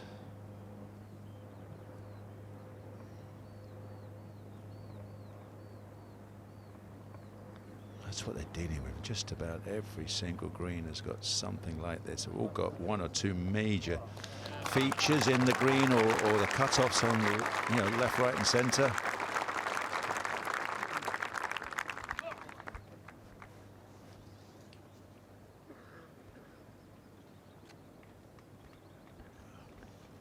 Wow, the 10th uphill, downwind, out the rough, plateau green. Fingers crossed if you're a Ricky Fowler fan. Looks like the breeze has just picked up again, doesn't it? And that's going to come. Did well, really well. I mean, you take that one big hop and you're straight over. Yeah, Fleetwood needs a bounce.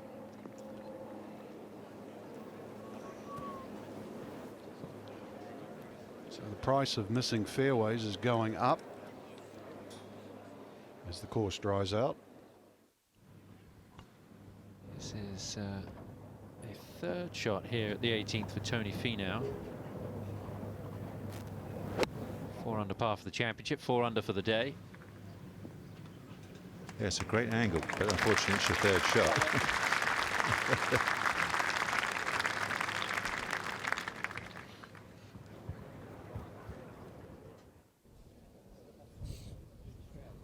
On the tee from England, Danny Willett.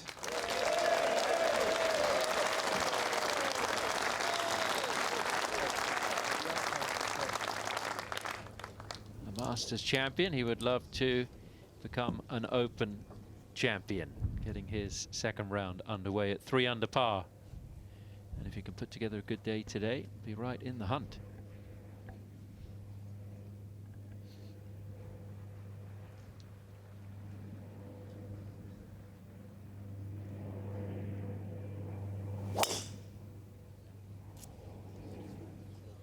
Everybody's quiet.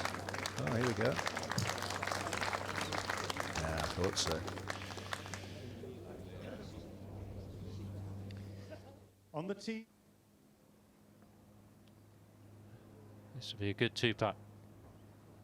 But McIlroy going to remain at 1 over par, which at the moment is just inside the cut line. It's a tie for 68th, but certainly not going to be wanting to finish at 1 over. He would like to be under par.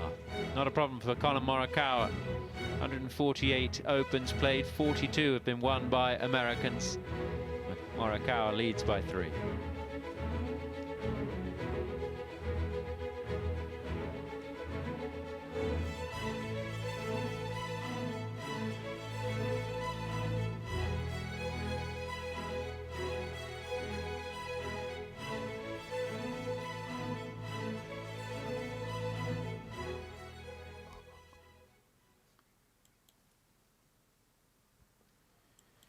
Billy Horschel for a closing birdie. This for a round of 68. It's going to be a round of 69. It's a horrible feeling when you've got dizzy spells. It's just. I can't awful. imagine. I've never experienced anything like that. So I don't know whether he can get medication or what.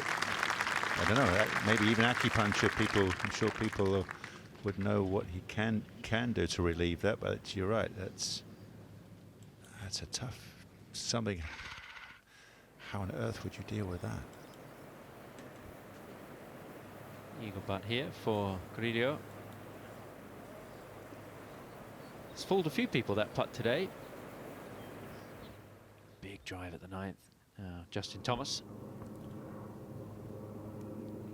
Well, it's nice opportunity. You know, these guys can take a gap wedge, work it against the breeze, just into that little bowl. Yeah.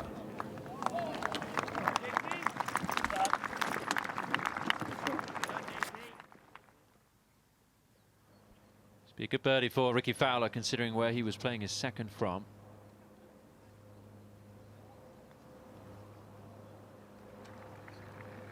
And he's giving it a run.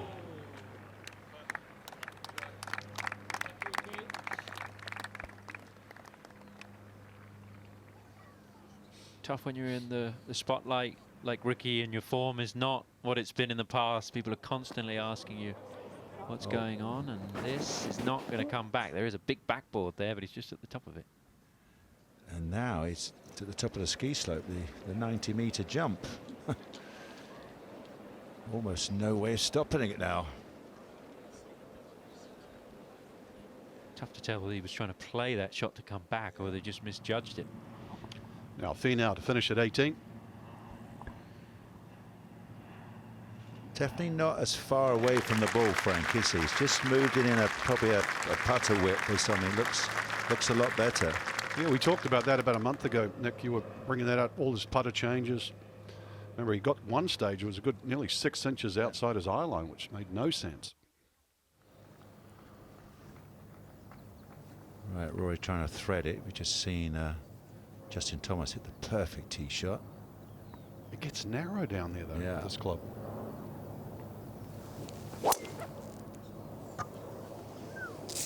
Yeah.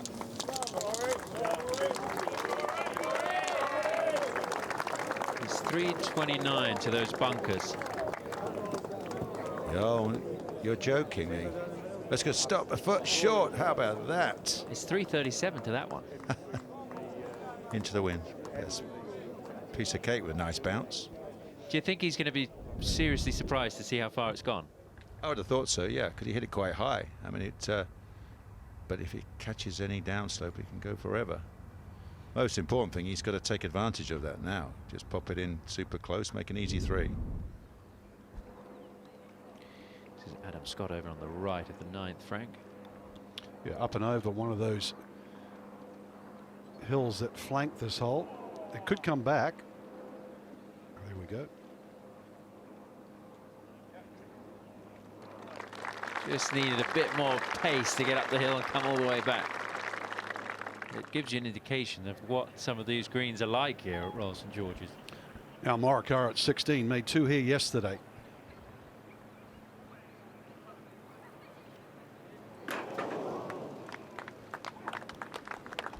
We'll need a birdie finish to tie the lowest score ever shot in an Open. That was Brandon Grace, 2017, 3rd round, Birkdale.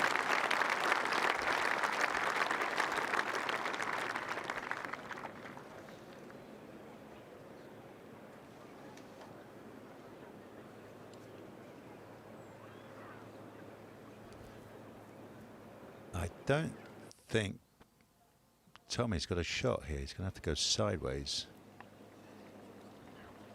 Can you get it close? Can you get it to stop off that hill? I'm not 100% sure, but He's actually, yeah, he's almost trying to go towards the bunker, and then hopefully it's going to turn almost at a 90-degree angle. Like a punch bowl. Round those sprinklers, watch. Into that hill, send it around. I mean, there's no way to get it, but okay. It's not bad, is it? Yeah, it's all right.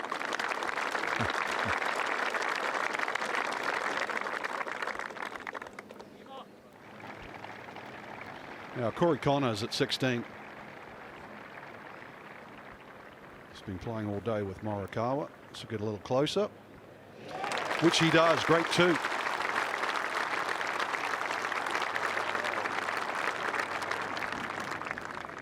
Picked up 3 shots those last 3 holes.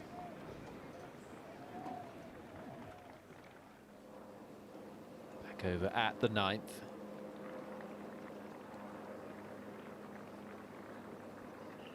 And Adam Scott watching on. Justin Thomas has this one for birdie.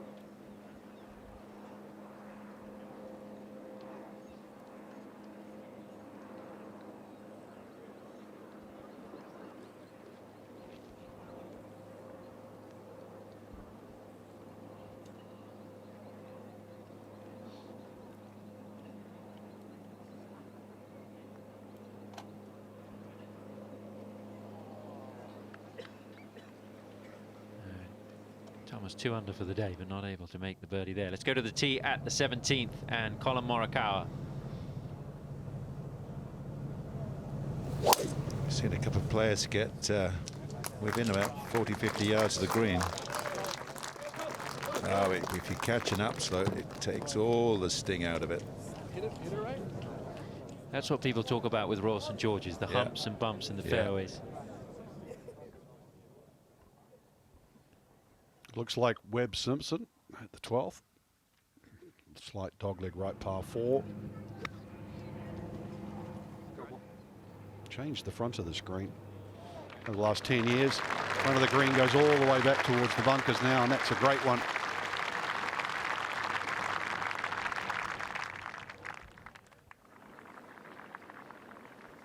This is Adam Scott for par. Yeah. 3 players battling away on the cut line. 3 players that certainly at the beginning of the week would have had some bets put on them to do well. Now Ryan Fox at 18. If it was his father, he'd put it right between the uprights. Great kicker he was. Son follows suit.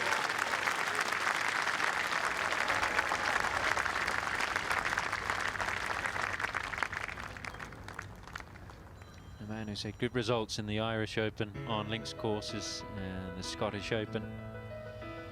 And Colin Morikawa with a couple of holes to play, but not getting any fortune with his tee shot at 17, running into that little swale on the left of the fairway. But it's still been an incredible round of golf for Morikawa, the world number 4, the 24-year-old. On a day which is turning into a pleasant afternoon here at Royal St George's. I'm going to take a break. Alison Whitaker will be in on the other side as we continue our coverage from Sandwich.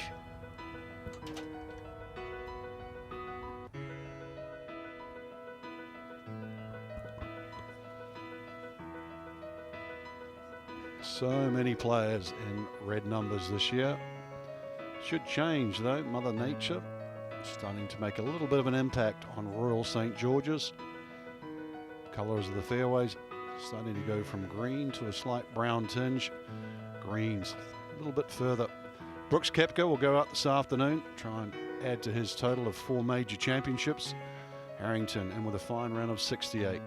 Proud possessor of 3, and 2 of those Open championships. Takumi Kanaya, one stage the best amateur player in the world, now professional. Players from all corners of the world.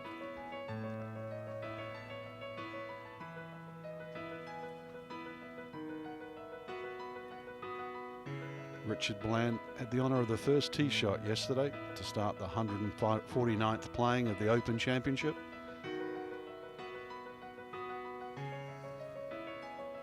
Shane Lowry held on to that trophy dearly.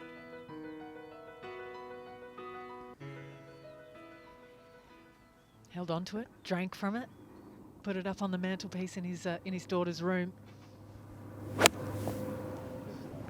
Cameron Smith at 9. 116 left in. Crowd loves it.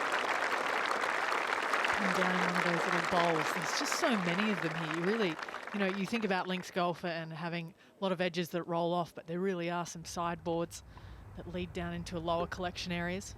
It's one of the few generous hole locations or pin placements out here today, that the fact that you can use behind and front to the side. But story at the moment, Morikawa just propped up on the upslope.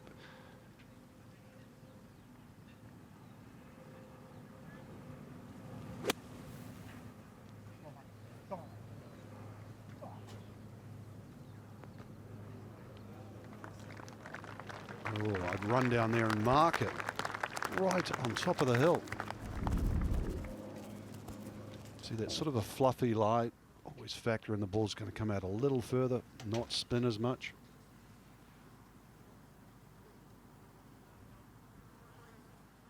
Splash. Andy Sullivan for his birdie chance at 4. Chance to get to the same number.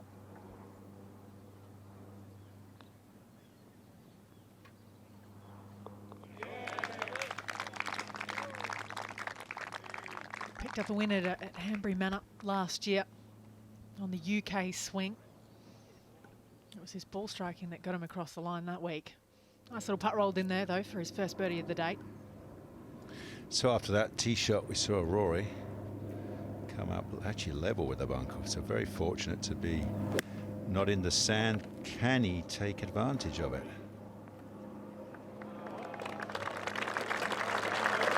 Yeah, at least we got one inside 15 feet.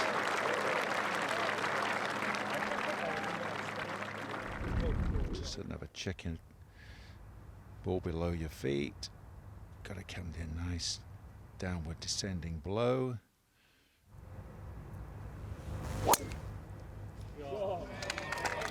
Tenth hole, downwind, straight downhill. Climbs the hill, elevated green. Wonderful fairway. That one sits down for Tommy Fleetwood. Didn't really, we've seen a few race up there to within, you know, 50 yards short of the green.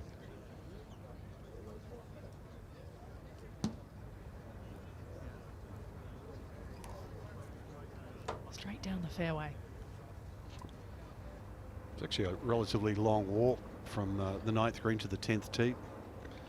Anything over 50 yards is long these days, but yeah, Patrick Reed. A little surprising, Frank, +3. Thought he'd find a way of his great short game, great ball flight, but seen a couple too many in the rough, and we haven't seen many hold.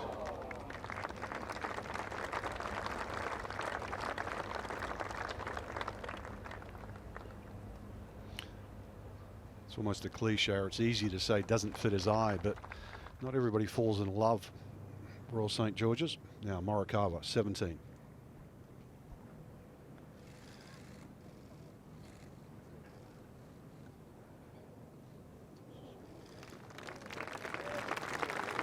Birdies have been in abundance for Morikawa today.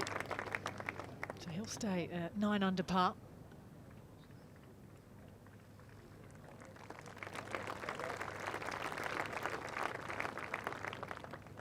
Leads by 3. Flip of a coin on that one, yes. So Rory's got to take advantage of one of them.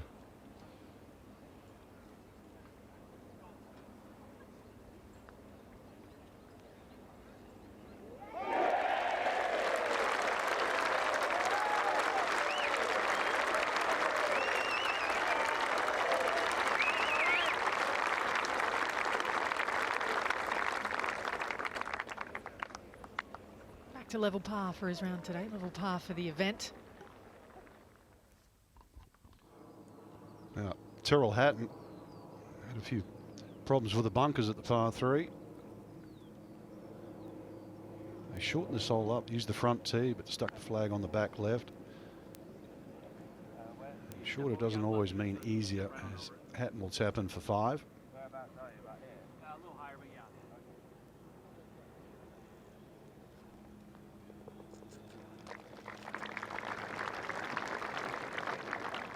Needs a couple in the last 7 holes. Apologies for the graphic description there. They're always colourful. Sometimes for worse rather than better. Birdie chance for Corey Connors.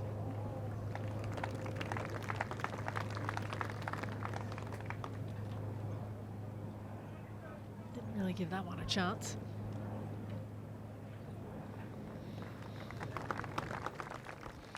Cameron Smith, now at 9.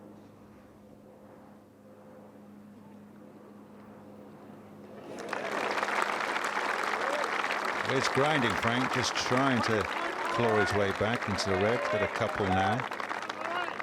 He waited 11 holes, 12 holes in fact, for his first birdie. He had 11 consecutive pars yesterday. He's a patient man on the golf course. Comes in handy on a layout like this. You have to be patient, especially on holes like 5. Plop it up on top of the hill.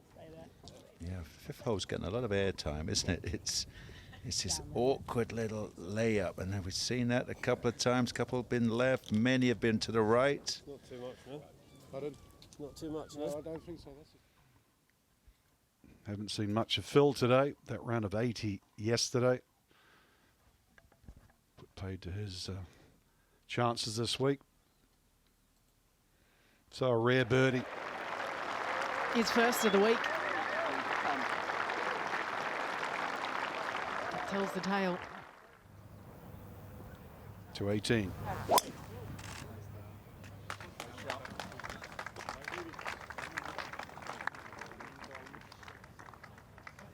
Perfect. Well, perfect for safety. It'd be interesting for with the whole location in that back right-hand corner. Got to carry it all the way.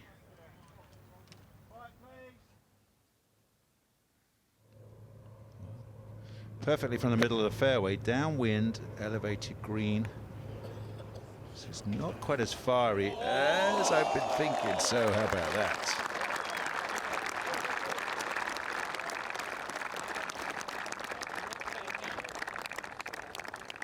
Nick, I was just thinking, seeing the side of Mickelson, if we go back to Kira Island, the fact that when he got in front, I mean, he was affecting the field. They were trying to chase them on a golf course where you couldn't at Kira Island.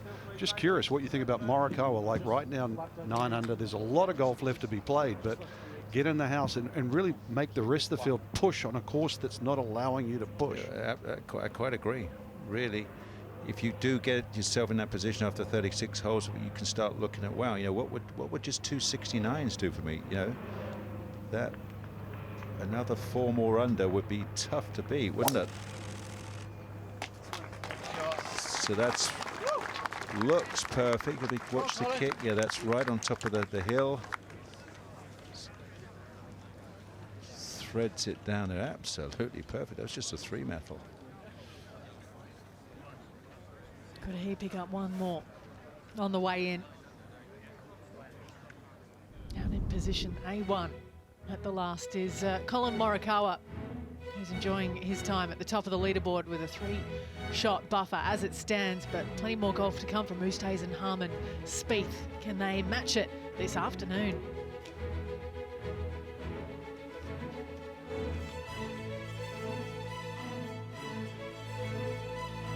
Such a brilliant round of golf he's putting together, just the one blemish on 15. So much of it set up by some pristine iron play. It's really his MO. Wasn't overly confident on the greens last week. They were bigger at Renaissance than they are here at Royal St George's, so you do find yourself a lot further away.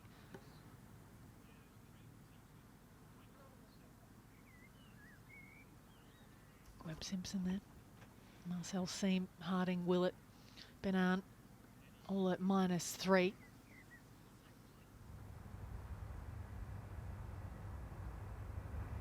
People just happy to be outside again. Did you come and watch the Open, Frank? No. Not until you played I tried to qualify, I think, the first time in 1981. And come back for a few years. Too far to go, really, from New Zealand. Always watched that. Always watched. So another important tee shot, thread it down the fairway.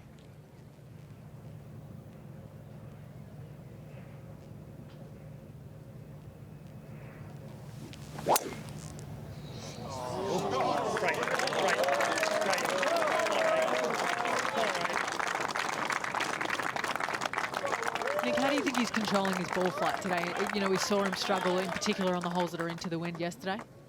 There's a couple of nice fades at the right time there. So driving's actually been a little bit better today. Yeah, it got off that rough start with the quick bogey, especially with that one on the second hole. Got off a perfect drive. But since then, kind of settled down. But needs to really pick up a good, quick 3 or 4 birdies, doesn't he? And just for a little buffer. Nice birdie there from Tommy Fleetwood. Gets him back to 2 under par. Picks up one of the 2 he lost at 8 and 9 to Bezuidenhout. His birdie chance at the first.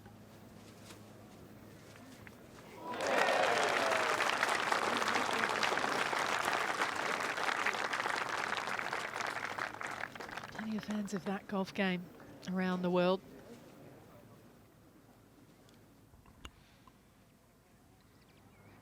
Now, Justin Thomas, after Fleetwood is tapped in.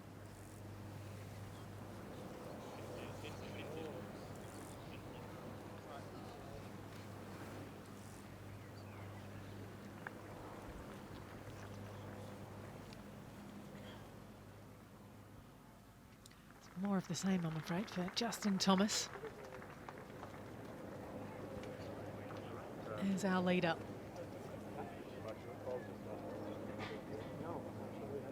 Chance to equal his lowest ever major round. Can't imagine too many people have won the PGA Championship and the Open on their debut. It's got to be a first, isn't it? Apart from year 1, when golf started. It's a long way back in a the long way record back, books. isn't it? Yeah. We're going to celebrate 150 years of the Open next year.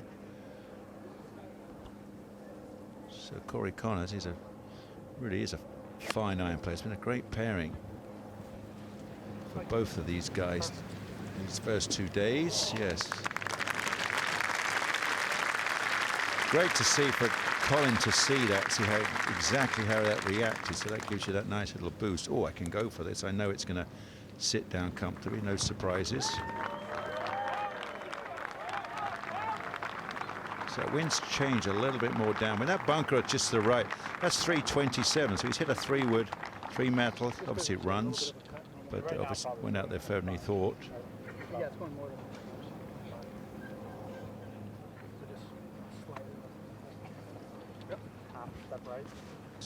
Be some kind of a gap wedge, I'd have thought. Well, yeah, 134. Make sure you land it a little more than, yeah, pretty close to 128 would be a great number, wouldn't it?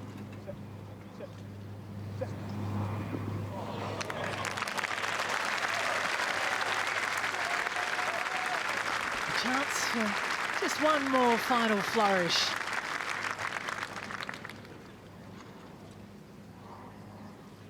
Imperious form today. You're going to like it when you get up there, Colin.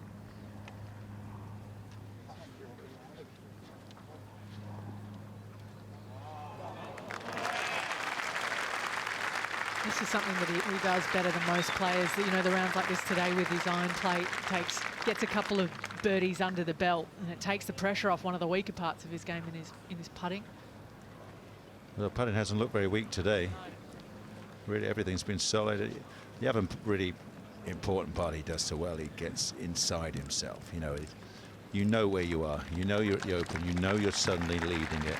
And he's just slowly chipped away and moved forward. Many would go, oh my goodness, I'm leading the Open and we won't see him again for the rest of the week. But not this man. He knows that he's comfortable. Bottom line, he's comfortable in handling what's going on and his own expectations.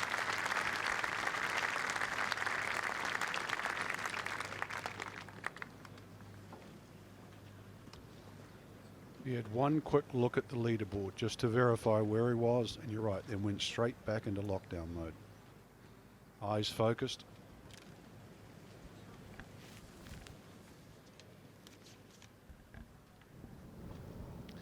Now to 12.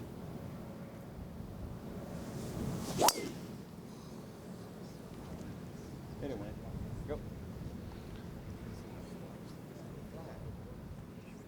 Yeah. Fine, guys. So that keeps going. And thread the bunkers. They'll be having a go for this afternoon.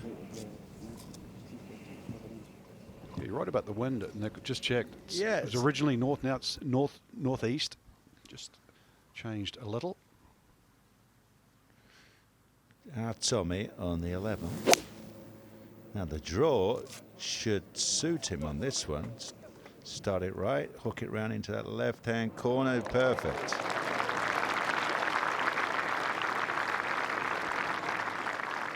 Pretty textbook there.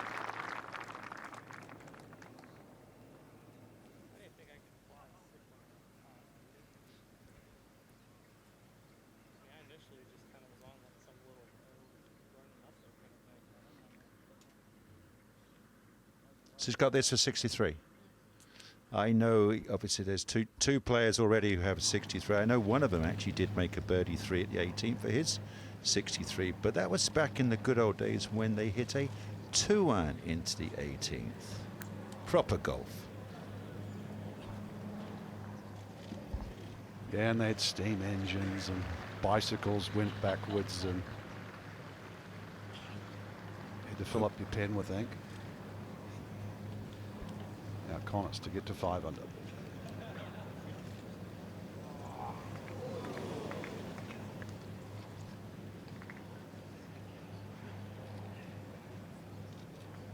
But just watching these two, I mean, it's good to see that iron play is so important on this type of a golf course. Yeah, absolutely. I mean, it's only 7,189 officially off the back. I mean, if they put all back pins, obviously they would get a smidgen more than that. Yesterday it was only 49 yards over 7,000 yards. That's a bottom line in this day and age, especially on the links. That's short, really short. So position, really important, and then obviously strike and distance control.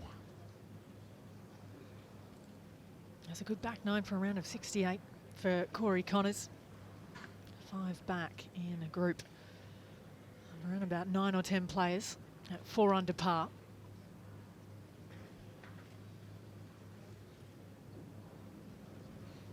This for a little icing on the cake at the last for the Friday of Colin Morikawa.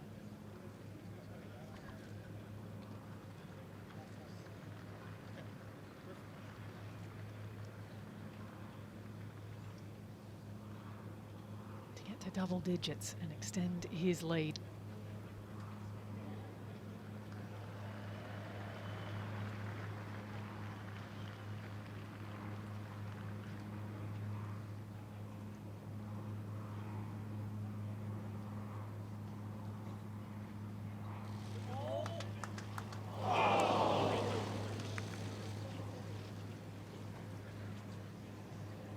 Seemed like a bad putt. It's a tough read. Many of these greens have got tiny little shakes or a little bit of movement. Well, you know, that sets the morning score. I mean, the guys going out this afternoon, you never know on the links what exactly is what to do, but obviously with Louis and Spieth right there, they will be thinking, okay, that's fine. That's my intention to go and join him. He's set the mark for the 36-hole total. 64 today, the final number for the world number 4. Eyeing his first claret jug in his first ever Open Championship. Sounds like a tale that could almost be too good to be true. We'll wait to find out. Now the Uphill 10th, McIlroy. It's a good wedge at the previous hole. To be honest, that's quite poor there.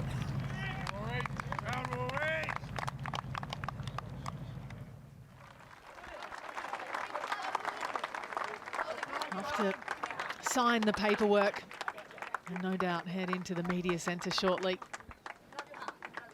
So the amazing thing about the Open is it's 1 o'clock. You will be playing again in 26 hours time. That's an awful lot, isn't it? So you've got plenty of time today. It's a nice day. Going to have some lunch, doing a bit of light practice and chill, and you've got all of tomorrow morning to think about it. I can promise you that is definitely part of it. Definitely really is the part of the Open, the mental time where you're sitting there thinking about what might happen for that round 3 or round 4. Pays to have a quiet mind. Looked pretty solid between the ears out there today for Morikawa.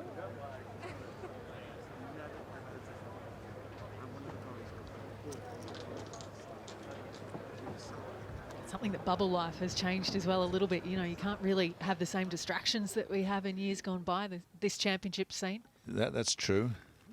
Yeah, most of the players will have houses locally somewhere, so they've got time to put their feet up and chill.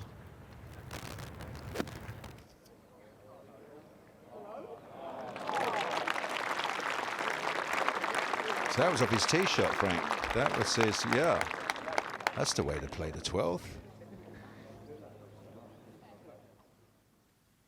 Now back to 10. Rory uphill. Yeah, you're right there, Frank. There's kind of a false front for at least 12 paces into this green. Would have obviously preferred to get it over that. Just not getting enough good looks. I think if you count the number of approach shots, he's at inside 15 feet. It's probably only 1 or 2. He's got to be losing strokes on the field with his wedges in hand. That's been the difference. You know, Connors and Morikawa, so many times they hit it inside 15, 20 feet.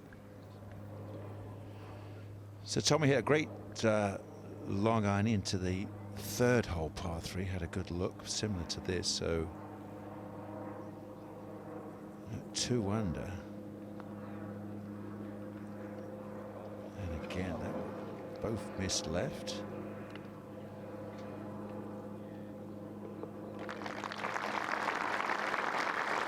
It's a good point you raised, Nick, about on 18 with Morikawa seeing Connor's shot going in. You learn a lot from the people around if you pay attention on this golf course. It's always kind of nice. You've got your fellow golfers. You actually want them to play well, because you see the shape of shots that are working. You see the flight, see how it reacts.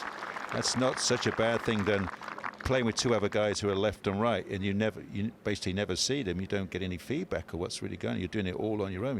You're the guinea pig on every time you hit it. Now the South African Justin Harding at the long 4th. It's good to see another birdie go down.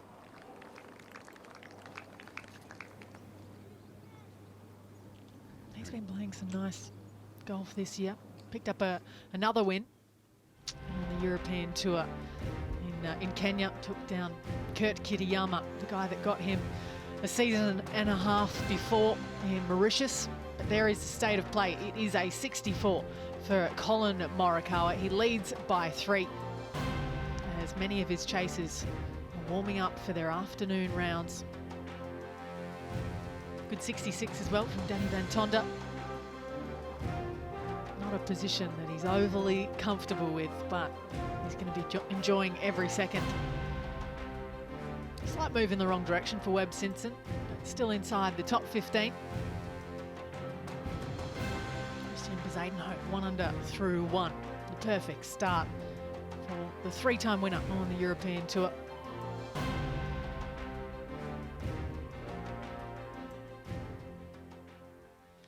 Well, we've just seen from Xander Schauffele what can be done if you want to shape a low fade and get a nice little kick.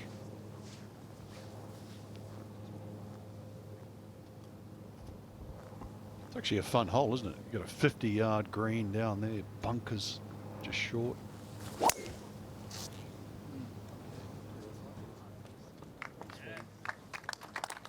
Yeah, with that little bit of wind change, Frank, oh, that's going to be a little close to that. Look at the size of that revetted face. 6 foot deep, that fella.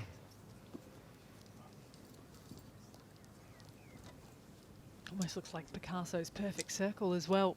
I mean, do you not like this?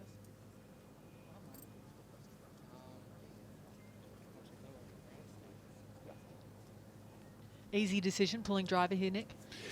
Not really. I mean, I'm just saying, because now they're kind of sensing, oh, we can go in one of those bunkers. So if you get the one by the side of the green, well, great. But the one Fleetwood's in, maybe not so easy. Just got Guys have really changed their aim line and literally going straight at it.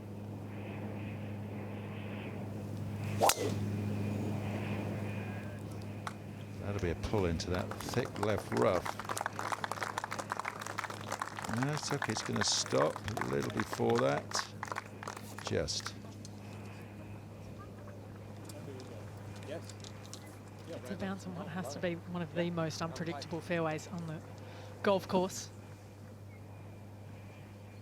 Actually, great angle for Justin Thomas there. Just pitch it across and feed it up the gully. Now back at 6, Andy Sullivan. He's popped a few mid-range putts in.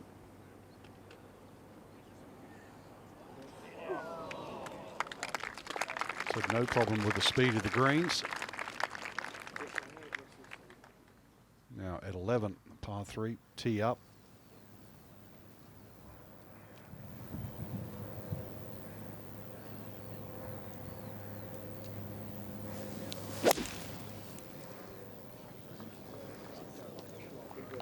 All the way back. 36 on the left.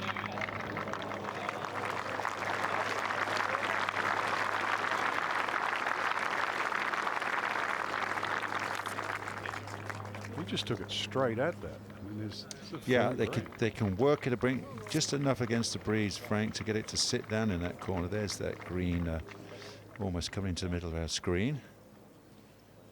Flag back left.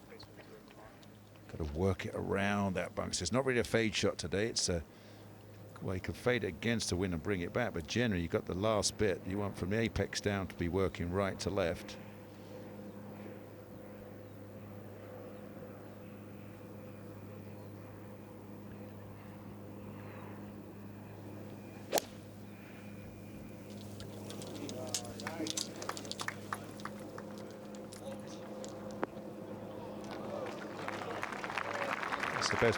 Best three we've seen collectively on the 11th today.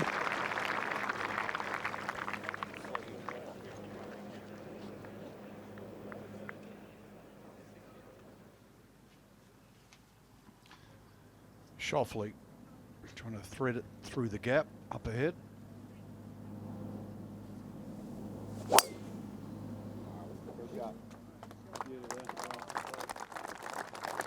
Little right of centre. And now right in the middle. They're working their way out towards the far point of the golf course.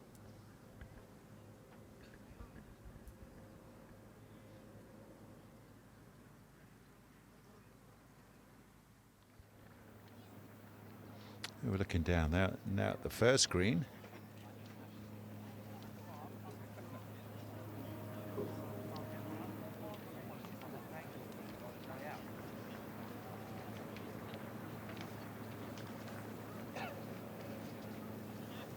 The three ball of Casey, Answer and Poulter.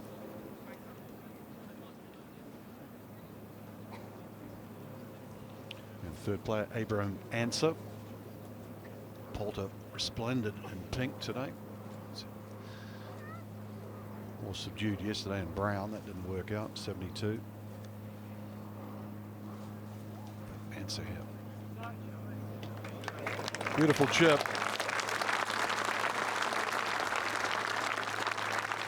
I know you always like to dress to match your mood each day, Frank, don't you? Yeah, grey most of the time, Nick. The Silver Fox. Tis these days, sadly.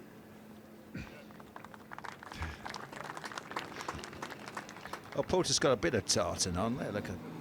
Yeah. Couldn't make up his mind, that's why.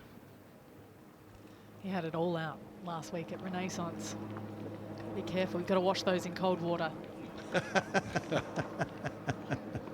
Oh, there's a good tip for the day. Series of tee boxes here at the 11th, the par 3. Using that one, as I said, it's up forward and it's also a little further to the left. So it means you've got to challenge those bunkers. And we saw all three of these players take this flag on. Only 5 birdies here though so far. See all the tee boxes, so they changed the look of the hole.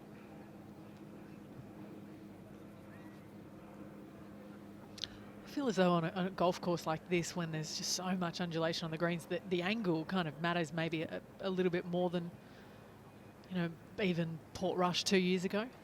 What you need to know here is that we've got a lot of ridges or gullies running, say, from front to back, parallel down the green. So obviously you've got to be, you can't be pin high because that's a waste. You know, you have might be 15, 20 feet, but you've got to go up and over a nasty ridge. You've got to know that. Then you get other, as we've seen many a time, with ridges running, straight across the green, so it's short or long. It's very important then. Then there's a few diagonal ones, which if you're on the wrong side of the fairway, impossible to almost shape the shot because it's going to repel and kick the other way. So they've got all that information in their yardage books, and I can promise you have to study that on every shot into these greens.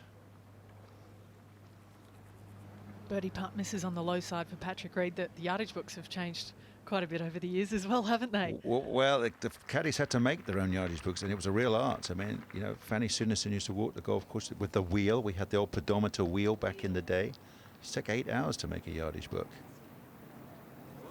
Oh. Get yourself a pair of pink tartans, and you can do that as well. These tartans are tension tested and tinted and made in Teddington-on-Thames, amazingly. Great use of alliteration there. Rory. This goes in, there will be a roar.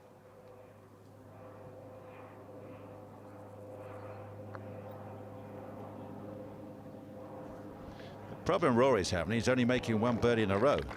Isn't it? You can't string anything together. Get a nice boost of quick 4 under, 4 birdies in a row or something.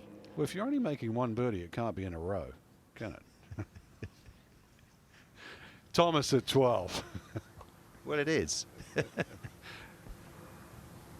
All got to start somewhere.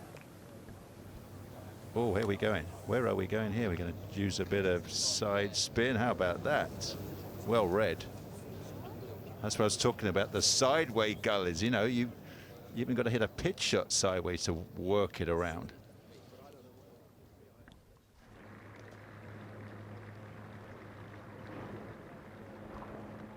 So Griot at 17. This turns. Used all the real estate. 5 under. Look at this. Just lit it up on this backside, despite the 6 back at 7.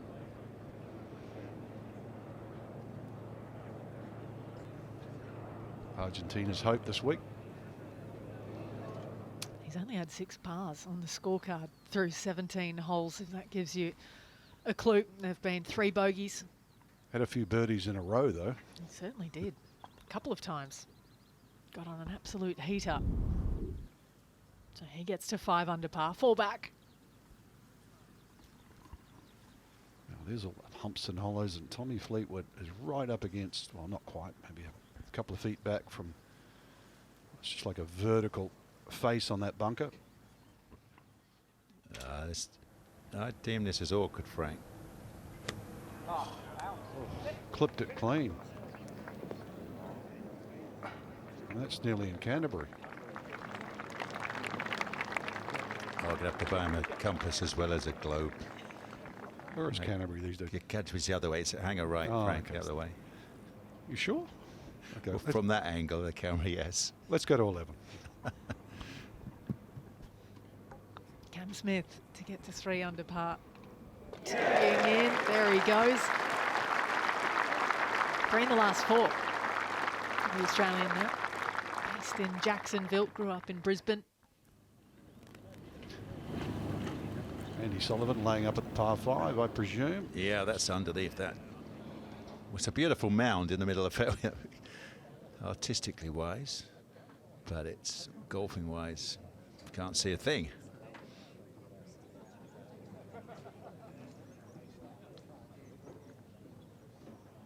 You don't get many cracks at a par 5 either here at Royal St George's. Just the 2 on the course. If you're out of position on 7, you're struggling for it.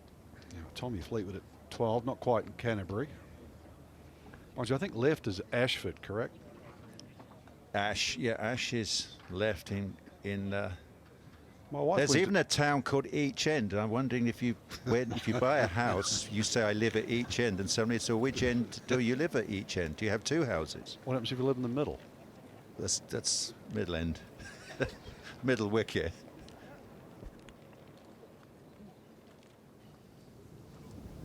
Boys are having a little bit of a wait back at the tee.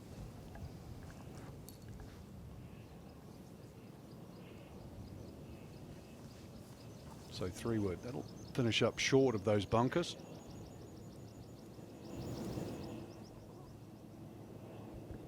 Yeah, he's got the strategy route now. He just doesn't want to mess with any of those giant pot bunkers in front of the green.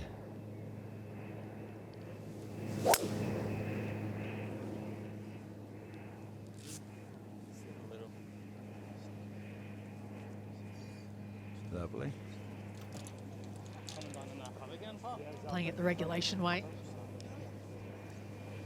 Yeah, looks like Rory's going to do the same.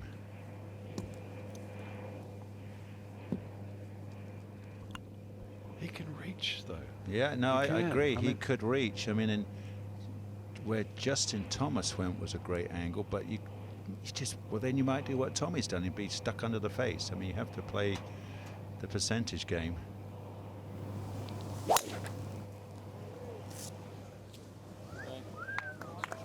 Or he might believe downwind he can get really close to it anyway. That's okay. That's perfect. I just want to see someone knock it on the green. We will by the end of today, Frank. Okay, I'm going to hold you to that. Remember, today is Driver Appreciation Day. It is, actually. Yeah, Mr. Koepka.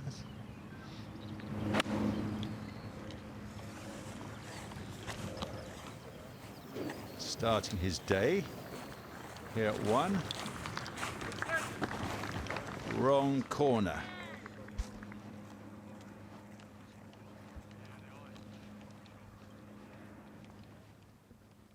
Won't lose him in the dark. This is the birdie putt now for Justin Thomas to capitalise on the nice second.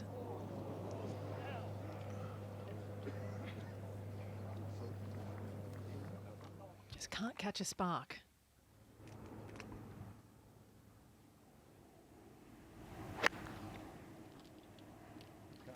The ever colourful Marcel Seam at 14, second shot, and he's found the green at the par 5. Has he ever?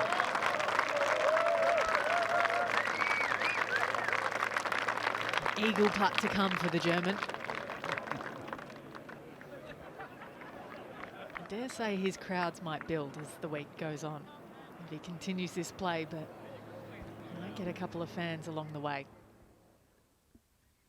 Yeah, Brooks is ready to go. Good luck in reading this one.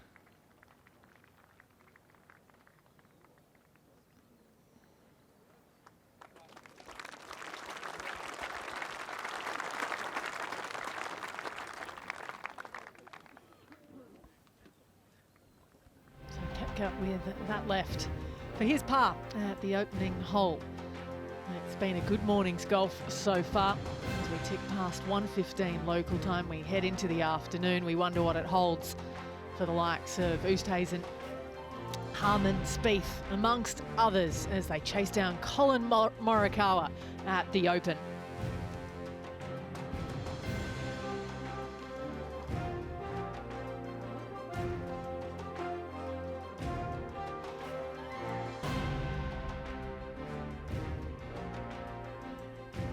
Two under par for Cam Smith.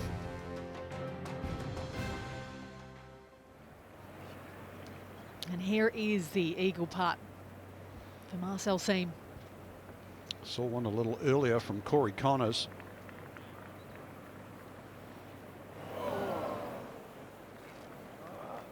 Was just desperate to make that one after such two great shots. Now 13.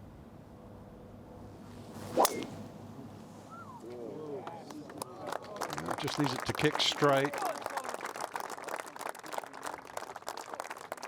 And it does. Well bunkered. Both sides. This and 15, I think. Great driving holes coming in. 18, a little more strategic. Players are laying back there. Otherwise, it's what, a 3-wood? Yeah. And the plans won't change that much unless the wind switches direction, right, Frank? Yeah, the forecast is to blow from a northerly direction. It was sort of north to northwest yesterday. Today's more north to northeast. So it just pushes around a bit. So you've got to change the target, perhaps pick a different bunker. We're seeing some of the players today chop and change between driver and 3-wood, which is exactly what Thomas has done here. It actually does bring both of those bunkers in. I mean, there's 2 bunkers staggered on either side here. He actually has the power to get past them. So these bring them into play.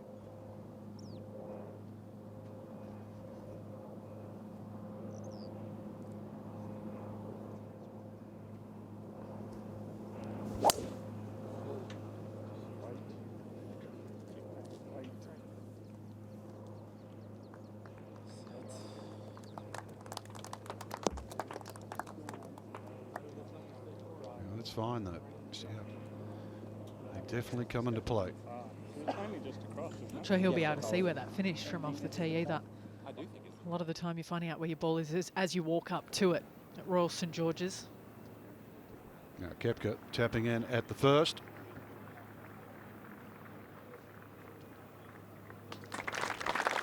See if he can mount a little bit of a challenge today to Morikawa. That 9 under should stay proud all day long, given the forecast. It was around about a shot and a half the difference between the morning and afternoon waves in favour of the morning yesterday.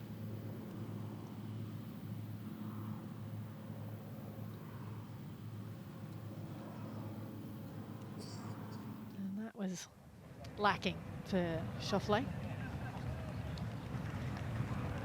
Ali Whitaker, Frank Noblo, joined by Sam Torrance now. Afternoon, Sam. Thank you, Alison. Same to you. Good to have you back.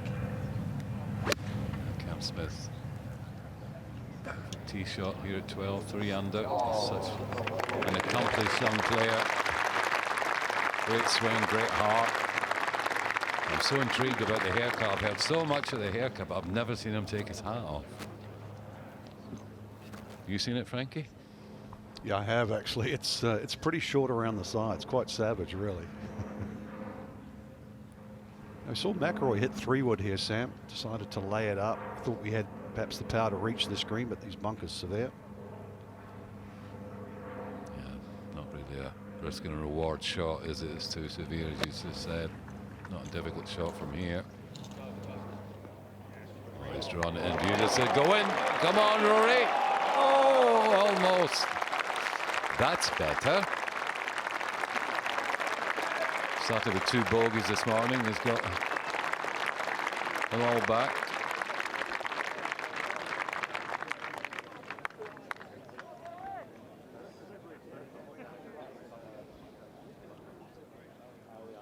Going to get himself into the red. Guaranteed birdie there.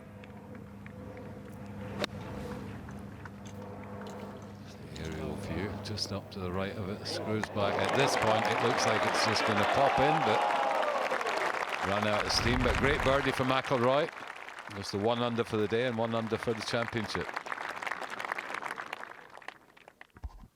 Now Griot, second shot into the final hole.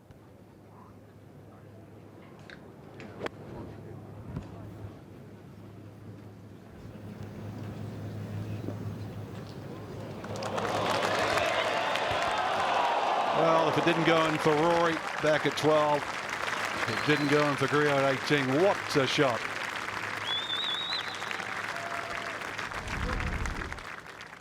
That was even better, wasn't it, Alison? You thought this, I thought this had to go in there.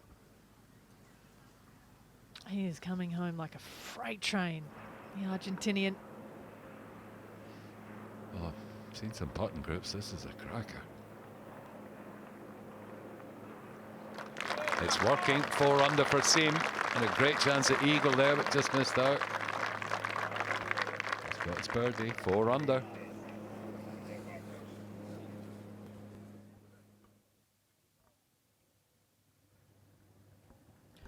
Little trouble off the tee for Paul Casey. This is 3rd shot at the 2nd. Another to find that low right side. It's been popular. Less popular when you go and see the next shot you have, of course. So that one coming back for par. Yeah, it's become the movie. You don't want to see that right side over and over again.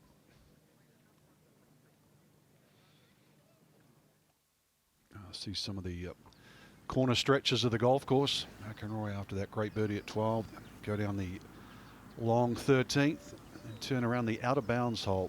Sam, that has been pivotal over the years when they played this championship, the par 5 14th. We've just seen a couple go out of bounds too. It's definitely a risk reward hole, but the wind has changed. It's almost off the left now. We'll see that when we get there at 14. Dangerous drive, par 5.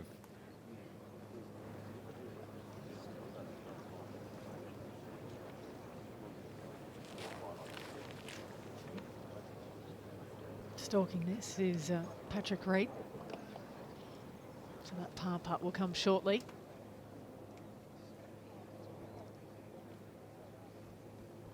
Danny Willett for his birdie. Try and get to 3 under at the 4th. That was never going anywhere else.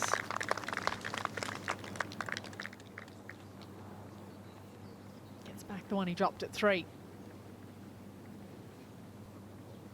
Double par for his round. And the fairway there at 13. This is Justin Thomas.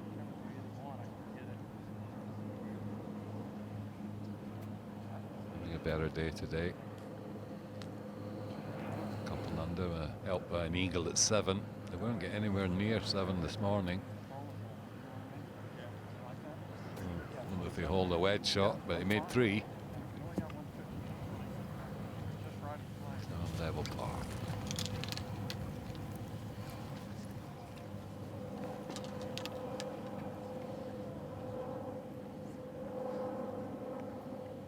You see the wind there from the right. That doesn't indicate that it's anything but downwind at the next.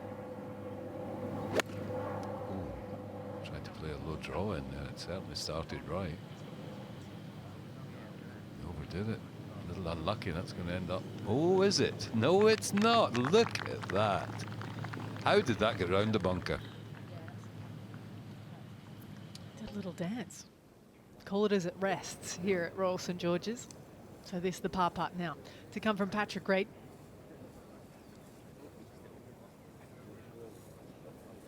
Just halfway up that ledge. The break he saw just wasn't there. Perfect tee shot at 12, 13 for Fleetwood. Great wind player. Was right at it too. It's okay though.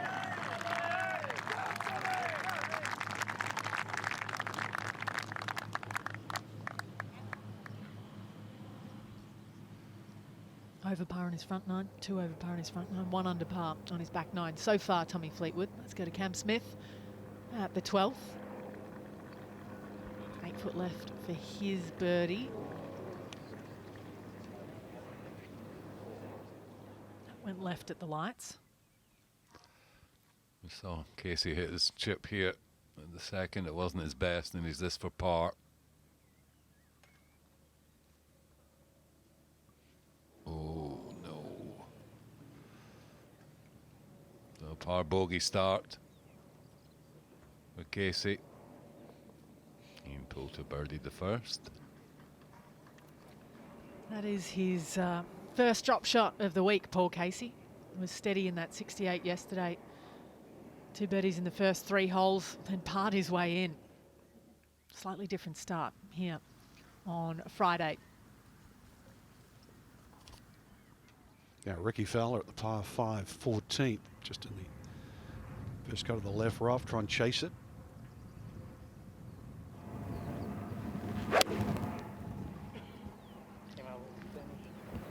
Dropped down to 101 in the world, Ricky Fowler. Find that extraordinary with this, how confident he is at this game.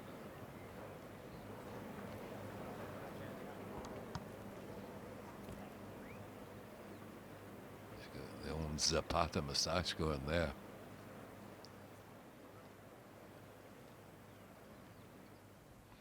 Now Rory. 13. Blast it past those bunkers.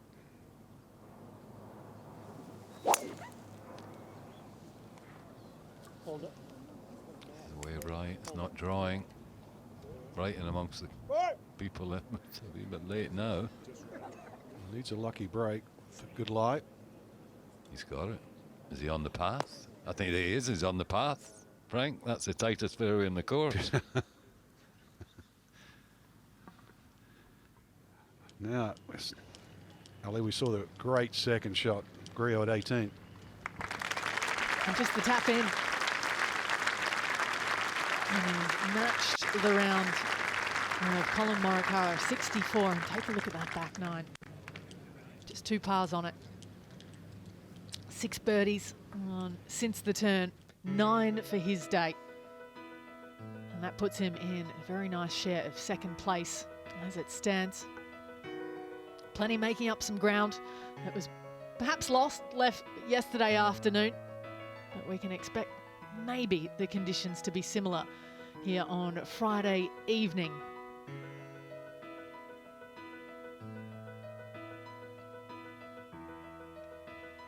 Some really nice numbers. A 66 from Tony Finau. A man who, I mean, it's incredible that he's only won once, isn't it? It's hard to get your head around. The world number 17 says a lot for what he does week in, week out.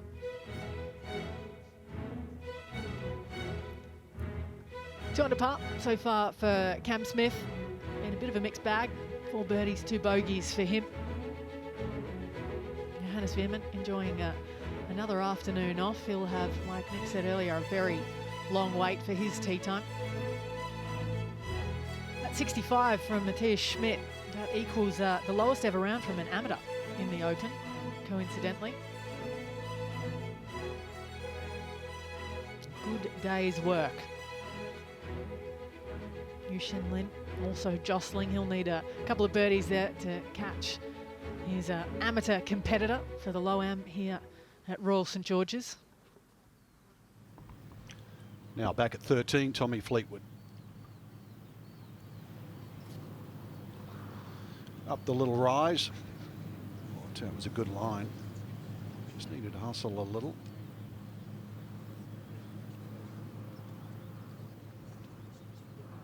That look never ages, really.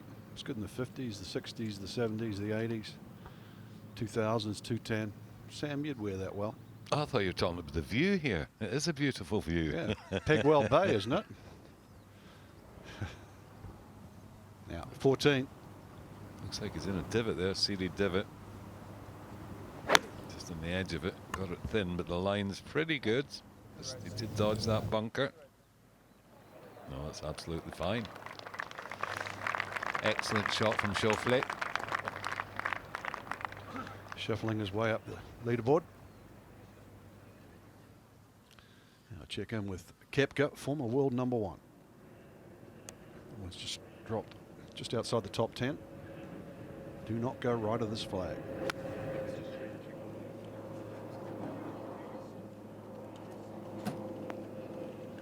Fine shot. That's where the birdies have come from.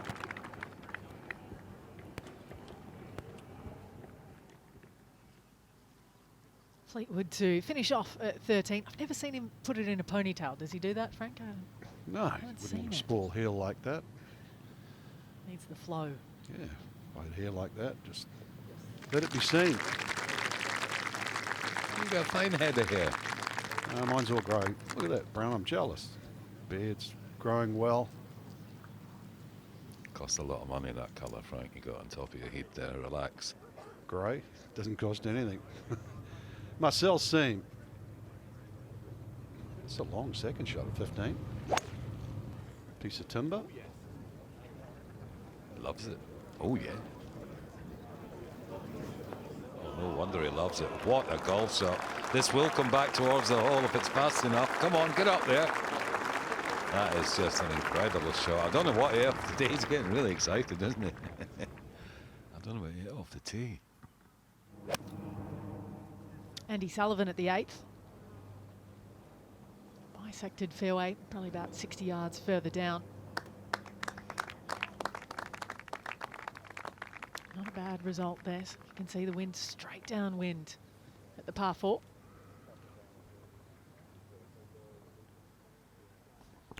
Well, that's the tee shot of Rory McIlroy. Sold 416 yards today. Tee up just a little bit. That should be 41. Yep. 29. 70. 74.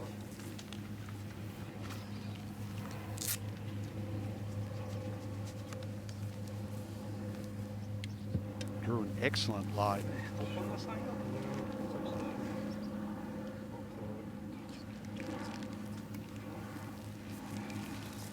Go, please.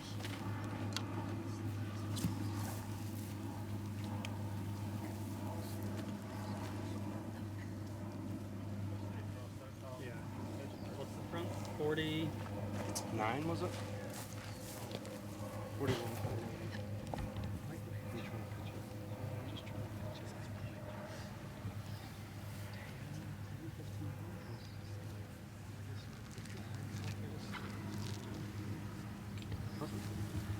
Yeah.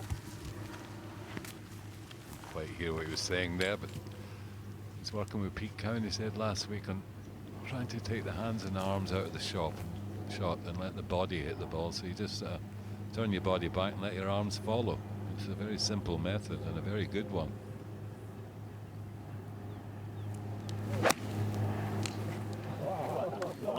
Launched it up in the air really high.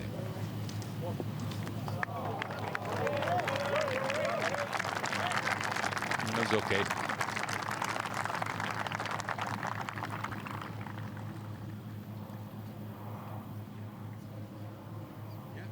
He'll love to get close to him.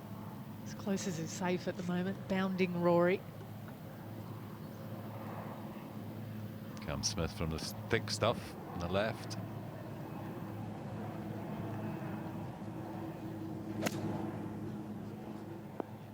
Seemed to get good contact. Oh, it's just missed the bunker. Come on. Come on. Yes, it did. That's a great break.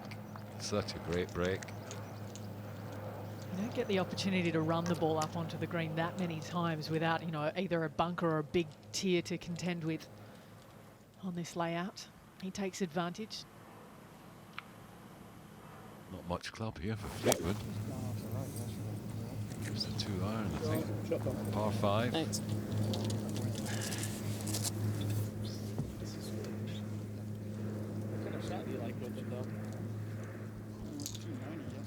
Still only been one eagle at this par 5, the 14th. That was Corey Connors. Shoffley has a chance to make it 2. Just inside 40 feet.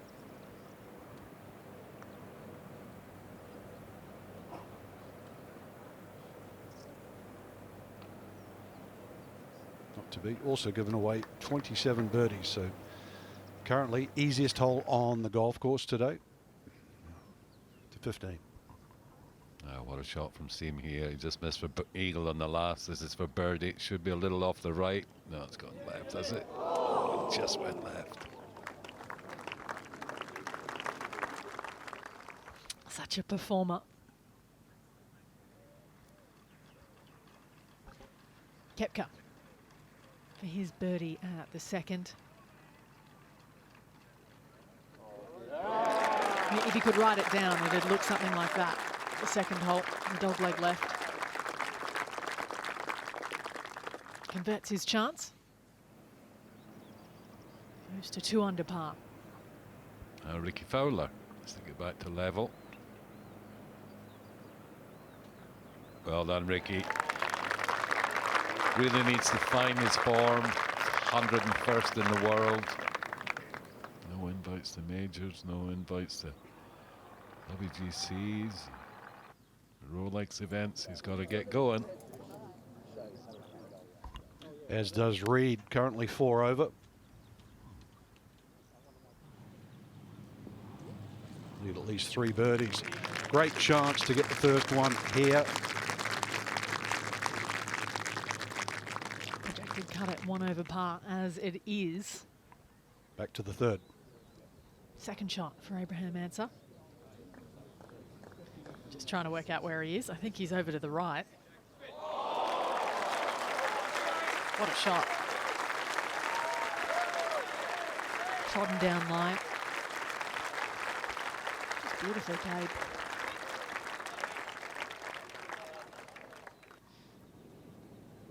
Danny Willett just left of the par 5.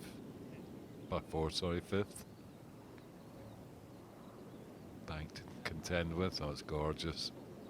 It's excellent judgment there for Danny Willett. Nearly hold it. 1 birdie, 1 bogey so far. That's 13.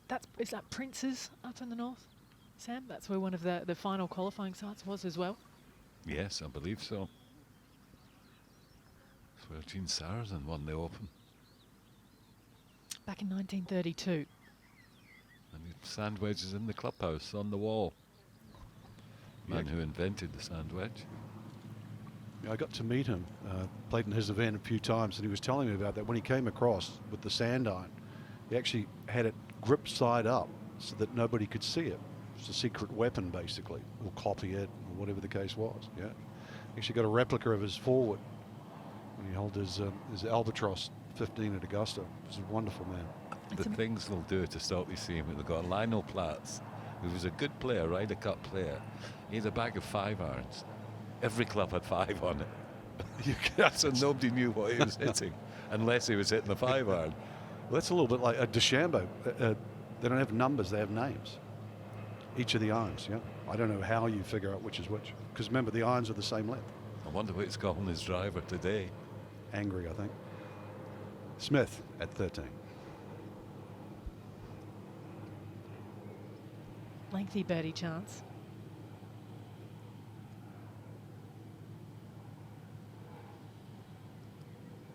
This is going to go down, then up, then sideways.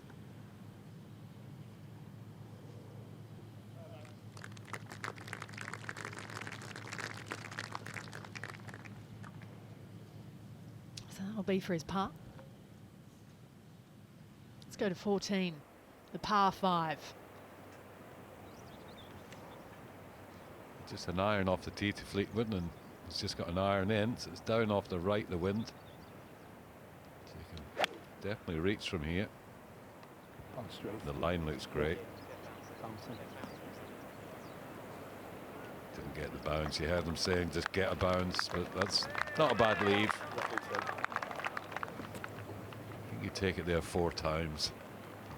One of the most dangerous holes on the course. From the path to here for Rory McIlroy.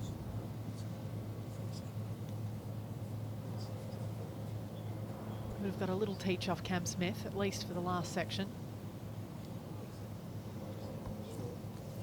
If he could pick up just a couple of birdies. You know, it's been a sort of an up and down round, been on the wrong side of it a few times. Be a good goal just to get to 3 under. No, yeah, he knows 9 under's leading. It probably won't get beaten as a watch Poulter. Need some birdies, couple over. Bogeyed the first. Birdied the first, so bogeyed the second and birdied the third. So 1 under for the day for Pultz. Back to +1. And don't they love him now? He's given so much thrills to the world, and even just in the Ryder Cup. Not wrong. Gave a couple of them last week as well at the Aberdeen Scottish Open. Finishing a share of 4th place there. Ian Poulter, now the world number 50. Been spoiled for choice on where to look so far today in our coverage. It's Colin Morikawa who set the mark. It's 9 under par. He leads the way at the 149th Open.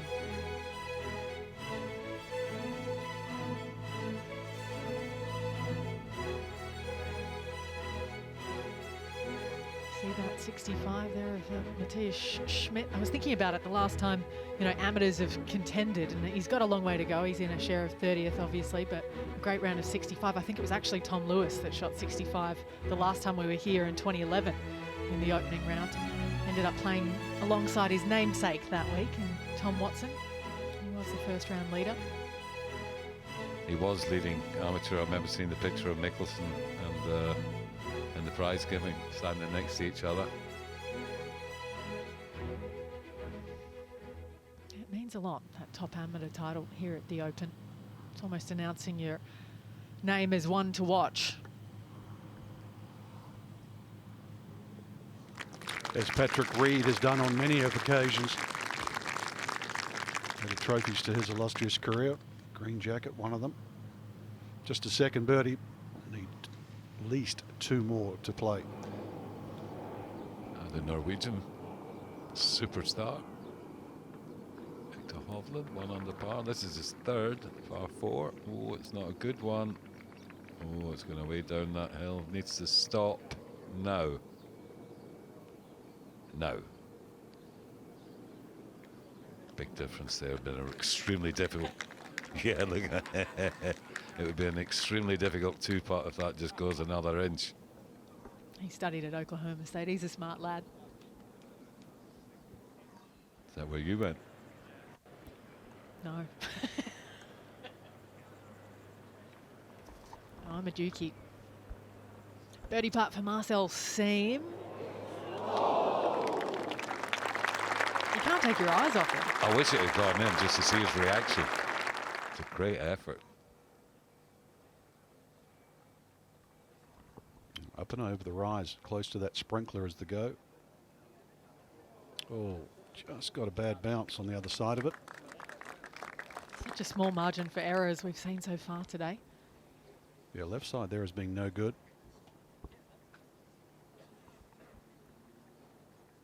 They stretched it out today. That 3rd hole playing 238 yards as we go back to the par 5, 14th.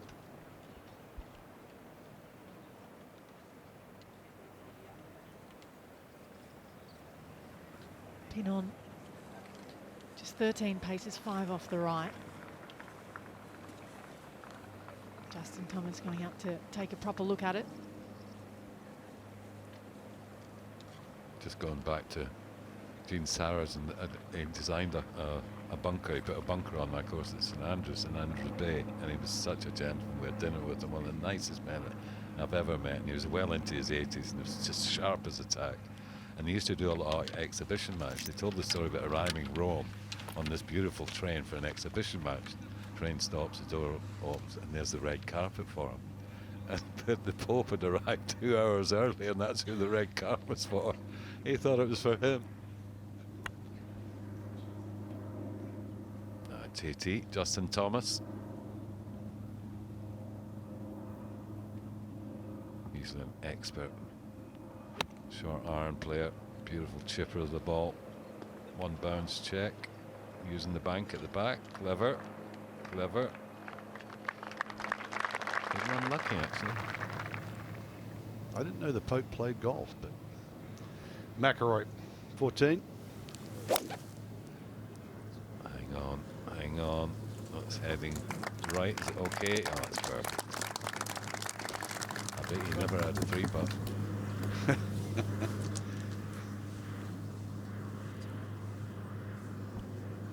Where's his target? McIlroy safely down the right side. Yeah, kept it. Made a good birdie at 2. Doesn't want to give it away straight away at the 3rd.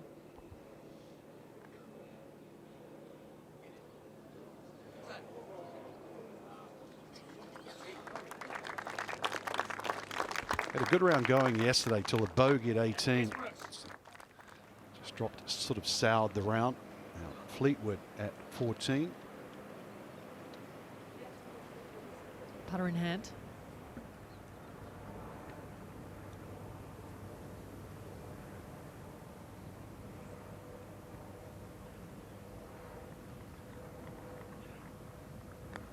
There's a good 10 paces of fringe to putt through.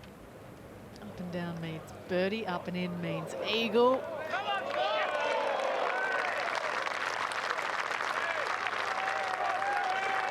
And it should be a pretty stress-free fall.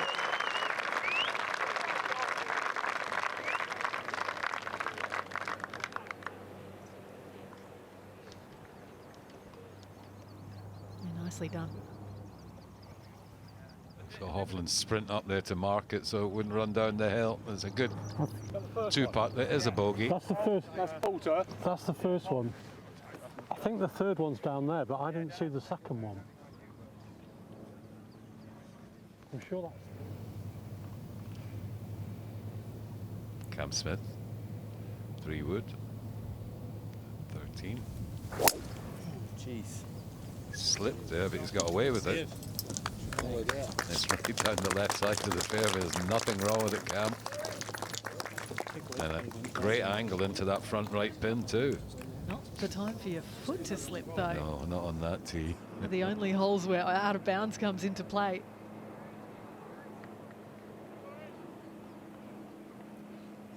That's the green we're looking at, 14. Fantastic pictures, my goodness me. Dizzy there. And Adam Scott.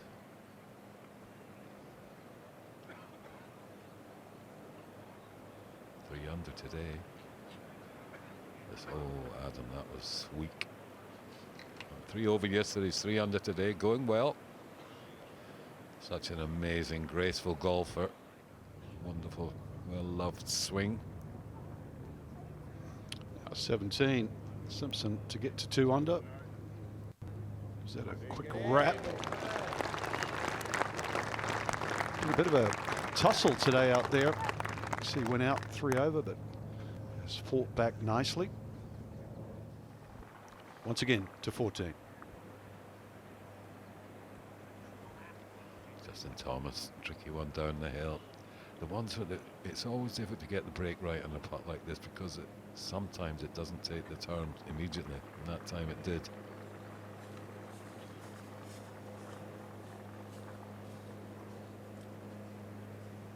So just the par.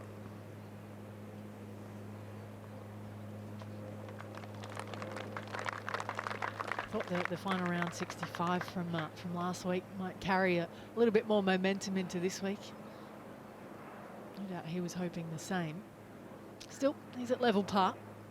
One more and he'll be comfortable, you'd think, getting to the weekend. That is a birdie for Tommy Fleetwood.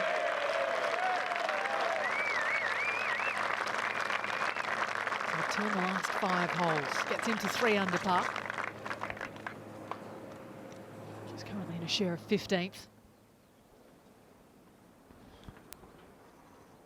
Danny Willett across the green, 6th. A birdie. Stay up, stay up. Oh, just snuck by.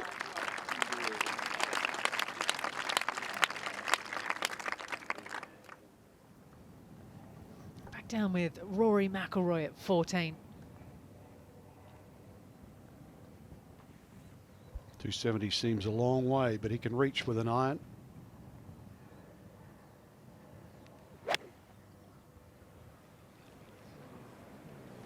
Does it get the kick? And the bounce.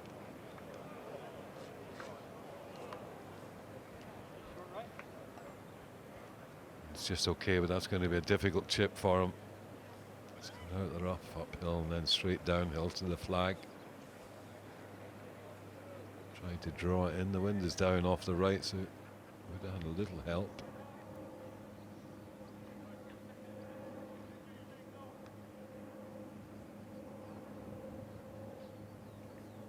See from this angle just the little avenue you have to feed it up to the green with your second.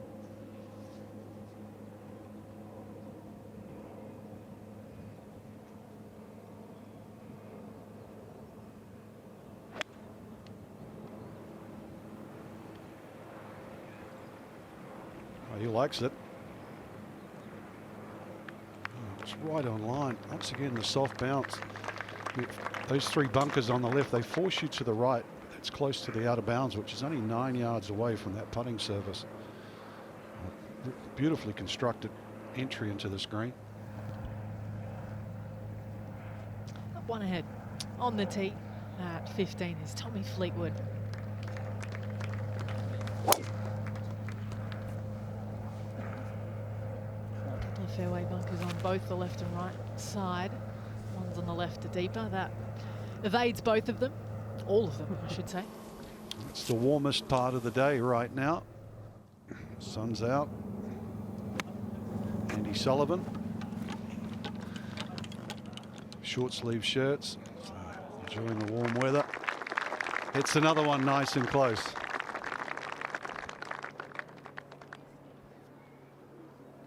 Chance for his second birdie of the day.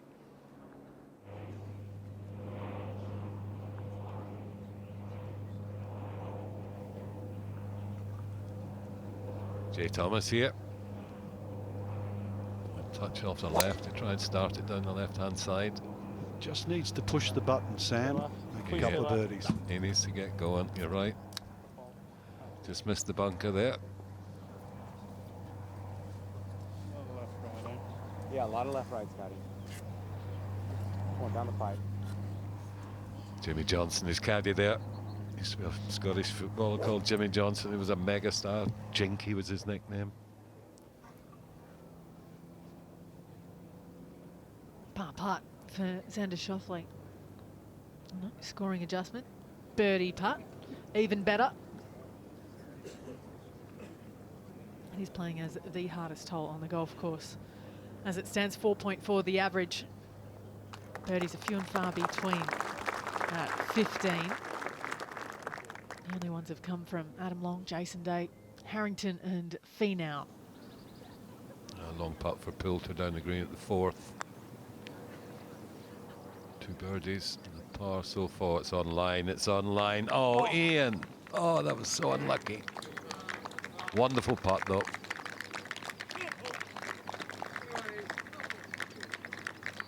It's a game of such small margins.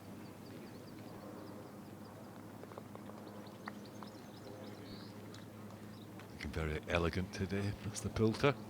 Very smart. Room for another badge there too, somewhere. Running out of cotton.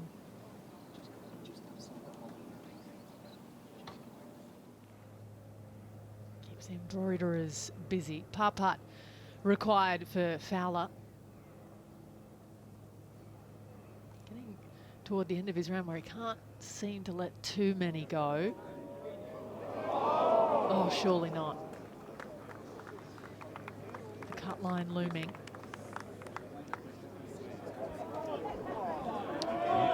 Well, you get 10 seconds. 10 seconds, yeah, that's not, it's not far off 10 seconds, let me tell you, son. Cost me a tournament that once. I waited too long, penalised the shot and lost in the playoff. He's waited too long there. The referee will be honest, if it's only 10 seconds, that's very close. Now McIlroy at 14, tricky little pitch.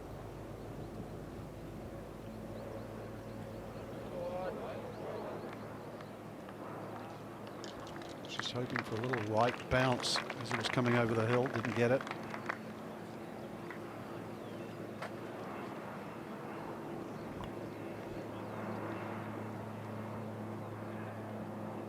A little creativity required there.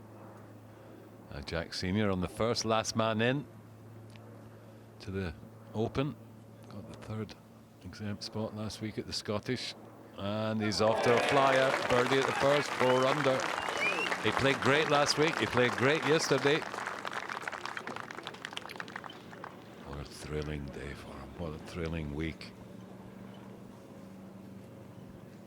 Top 10 at the Aberdeen Scottish Open, it was. It punched his ticket here, more importantly. Multitude of clubs you could hit from here. You could putt it, chip it, go with a lot of loft. Little 6 or 7 iron, bumble it away. 5 wood.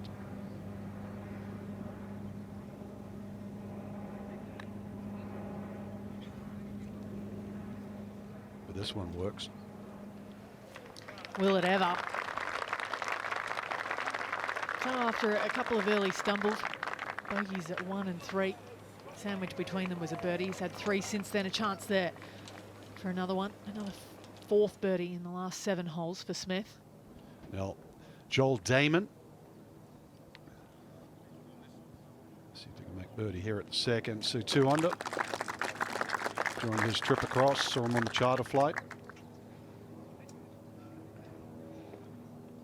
chicken with Andy Sullivan. Great chance here for Sully. 4 under, this to get to 5. That was a good putt too, he thought it would break right.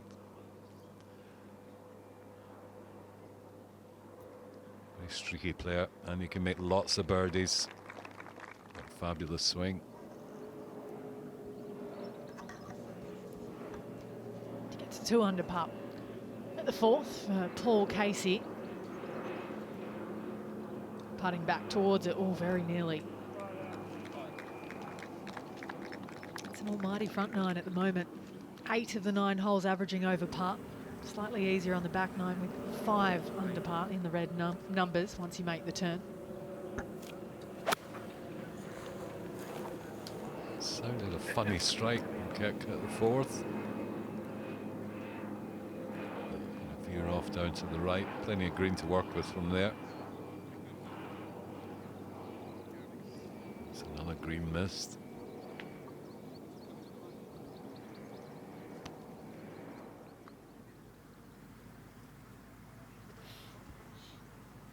Balls of Tommy Fleetwood, Justin Thomas, 5 yards between them. Fleetwood first to play from 218.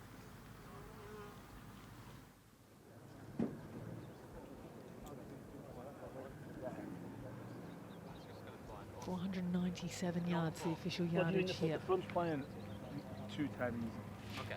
So you. I'm just going to hit this on the tip. Yeah.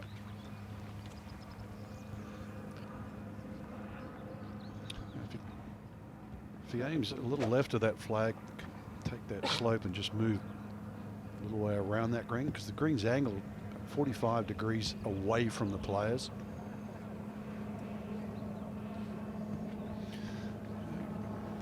See a ball up there? That's the ball of Adam Scott, who's already played in this group.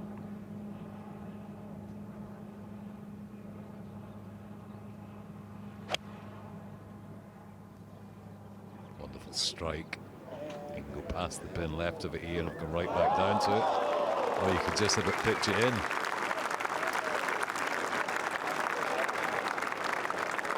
Come on down. I think this ball was coming back towards the hole and it hits that other ball and stops. That's what the groans were for there. I don't know if we'll see it. Someone will get a good read. A good view here. Look at the high hands on the backswing for Thomas. He's about 5'10". Gets those hands very high on the backswing.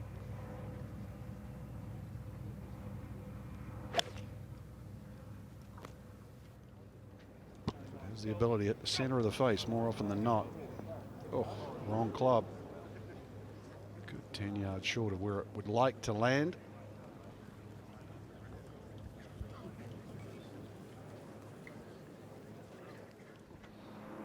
So a couple of birdie chances to come. At least back on 15. Let's go back. Another one to 14, Rory McIlroy.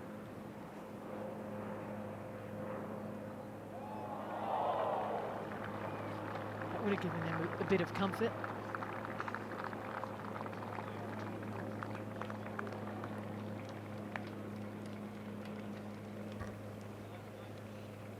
Walks away with a par after being greenside in 2. Yeah, he's speechless after that one missed. Now Seam at 17. If this goes in, it'll be another great reaction. Yeah, fist pumping. There you go. It's just so good. It's great to see his passion. His golf game's gone up a notch. He actually contended the week before at the Cascada Golf Challenge on the Challenge Tour. Picked up the win a week later in France to come here.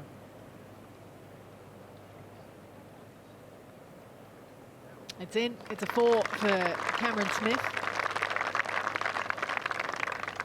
And he moves to 4 under par.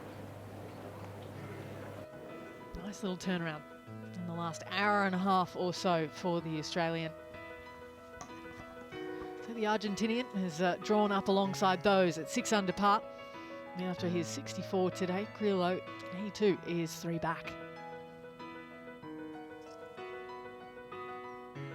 Marcel Seam there after the birdie at 17. 2 under par today, 5 under total. And he's just been steady the German. Albeit colourful, albeit entertaining. There's Smith there. Just lurking. Matt Wallace, 2 under par for his Friday's work as he looks to finish things off.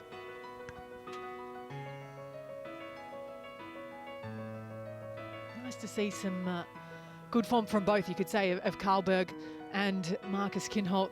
Both of the Swedes have had some pretty gnarly health run-ins in the last 2 or so years. For Kinhult, it was just the last couple of months after a diagnosis with epilepsy in Spain earlier this year in 2021. There's Adam Scott and Justin Thomas, both at level par. Will we see them for the weekend?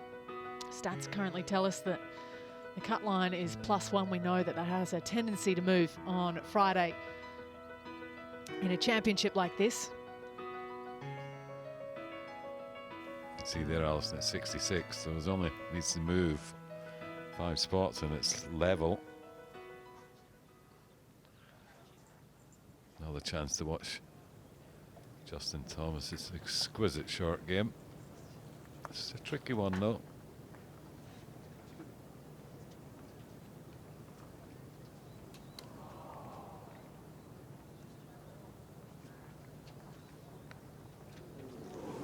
He's done it. This is the way to play it, this shot. This is the way to play it. It's going to go past the hole on the way back down, but not by much. Fantastic. We've seen it a few times. Some refuse to try it. But that's great course management and great knowledge from Justin Thomas. He enjoyed it.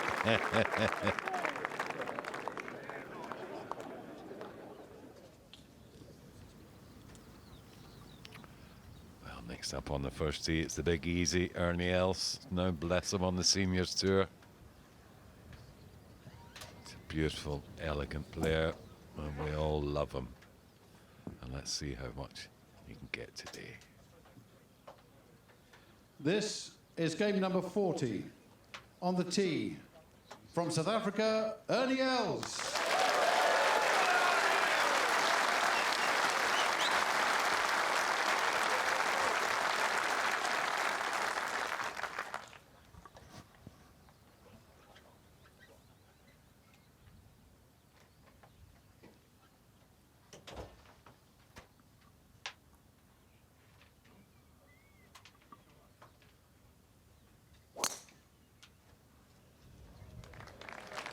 A little anxious down the left side, maybe. Oh, gorgeous kick. That's perfect, Ernie. Great start.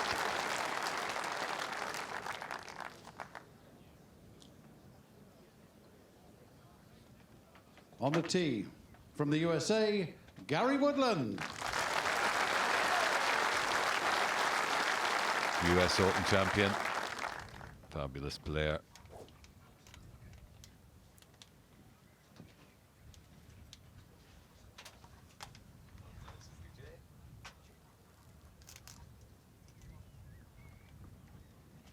Very powerful man, stocky. It's a mile.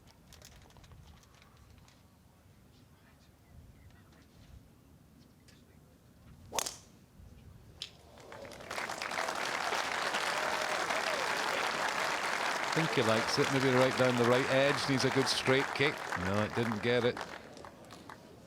It's just... On the tee, from the USA, Cole Hammer. Great name. American amateur, Cole Hammer.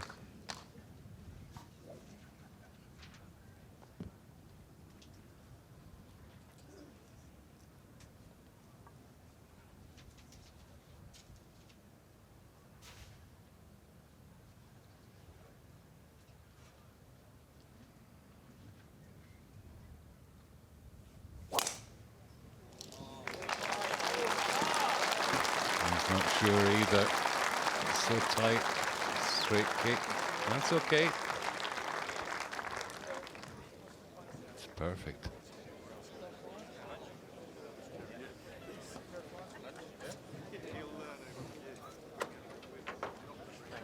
Her Royal Highness Princess Anne. Enjoying the golf. Great sports lady.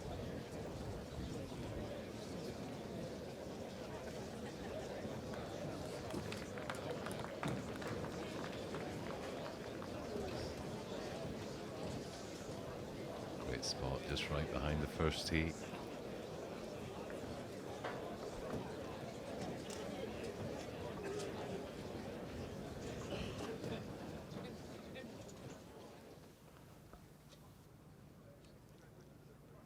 Fleetwood for birdie at 15. Trying to climb up the leaderboard. Oh, it was left. He was giving it the motion with the putter. Please go right. Wouldn't. So Brooks missed the green. Poor chip. And this is for bogey. Does not want to miss this. Oh dear, dear, dear, dear. Not what this to Koepka wants. Double bogey. He knocks that one in.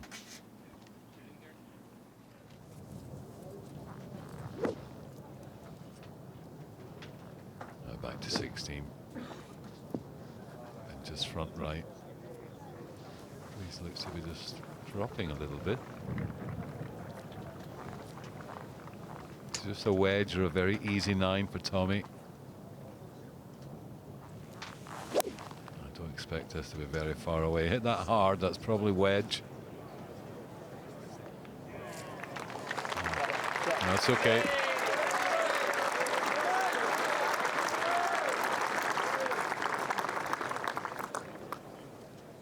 Back to Koepka. Can he finally finish this hole?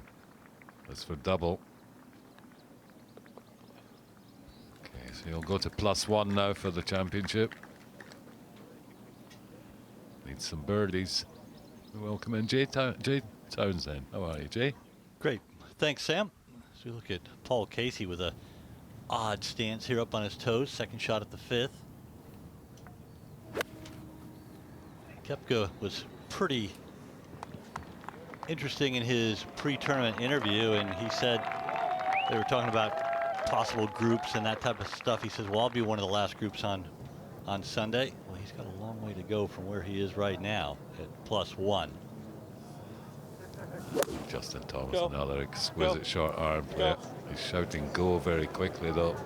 Maybe caught it fat. Yes, he didn't hit it. Oh, it's got, very luckily it's just come out his pitch mark there, so that won't be that difficult for him.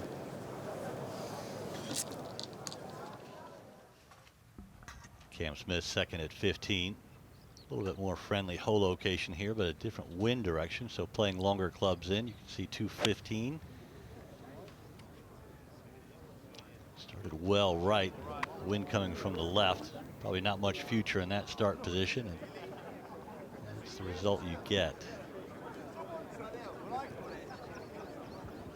He's got a great chance to play the same shot we just saw Justin Thomas play there. And McIlroy, perfect tee shot. 207 yards to go.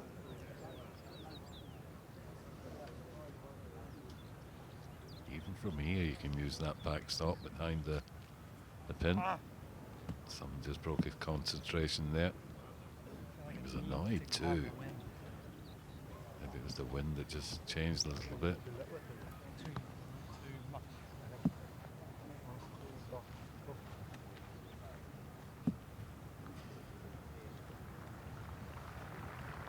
Par at 14 when he really should have made 4, so he's hurting a little bit. 8 shots behind the leader, Colin Morikawa.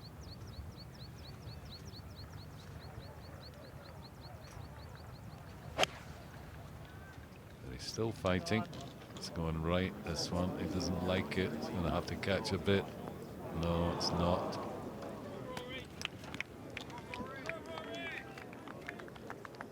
We'll see if he does the Justin Thomas chip.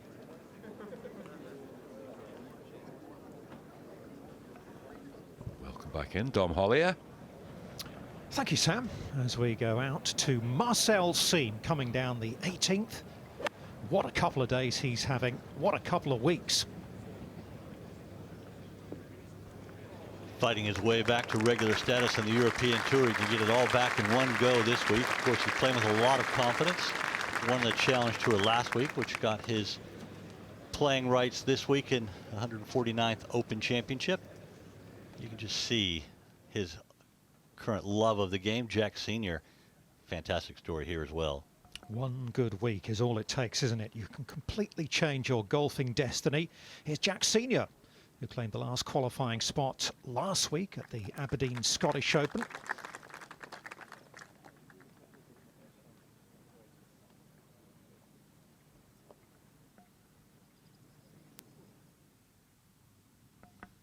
Willett after a wonderful third shot. Just a short one for birdie to get to 4 under par. He's a big course, tough course player. Amazing how often on the difficult challenges Willett steps up. A long birdie putt for Casey at the 5th.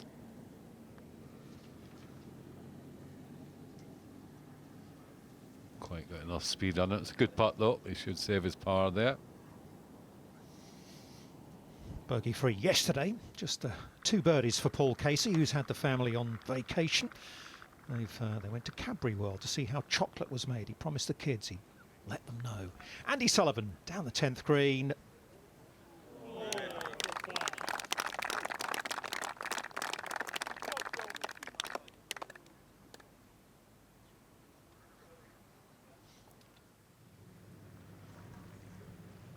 Birdie putt to get to 6 under par for Siem.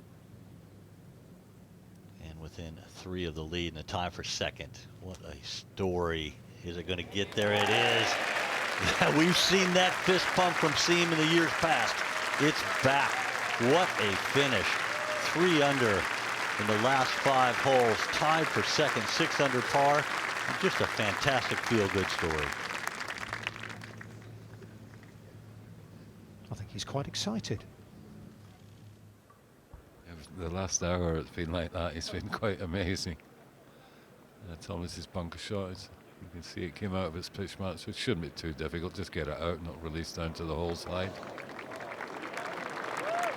Simples.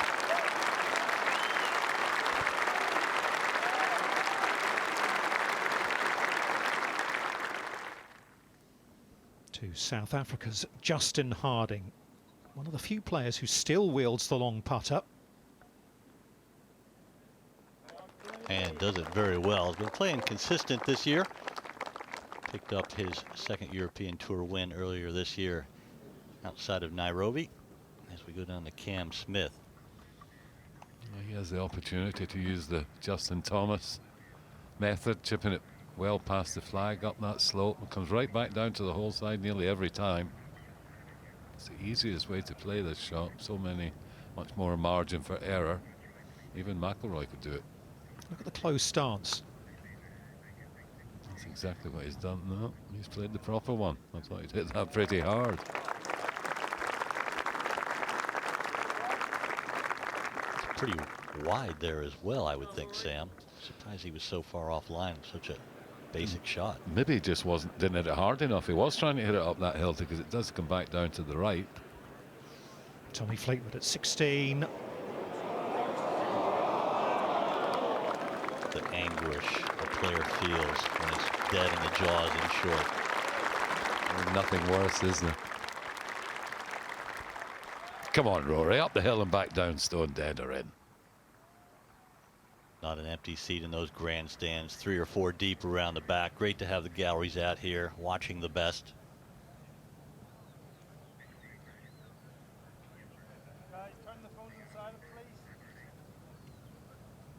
Twice on this hole he's been concentration broken.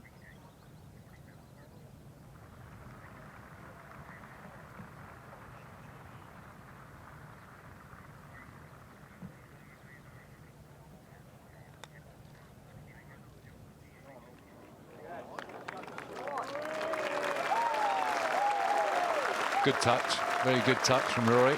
Looks much further in that camera angle, doesn't it, than what we just saw? But it's only about 3 feet, I think. So much goodwill, isn't there, for Rory McIlroy? That round that he played at Portrush a couple of years ago on the Friday when he was battling away to make the cut was one of the best experiences I think I've had at an Open. From one popular player to another in Poulter, his tee shot at 6. Sam, you were always a very much of a crowd favorite. How much does that bore you when you're playing in the UK and getting all that local support? It doesn't get better. It really doesn't, you know, and you feel that people love you and they want you to do well and you want to do well for them. It's a kind of joint effort, especially in the Open. Quite extraordinary. If it lands a couple shy, it'll get over that ridge based on trajectory. Beautiful weather conditions out there. It is warm, it is sunny. You can see a little bit of a heat haze there at the bottom of the picture, but there is a fairly keen breeze out there as well today. Wonderful rounds of 64 for our leader Colin Morikawa and the Argentine Emiliano Grillo today.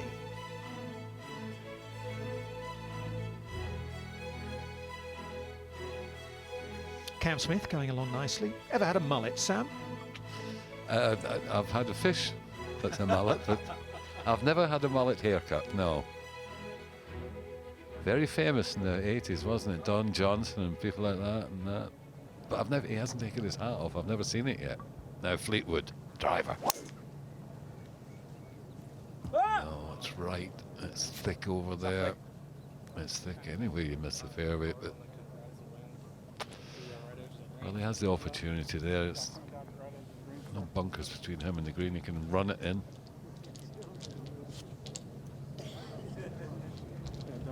Well, he admitted coming into the week, he's not striking it as he has done for 2 or 3 years previously.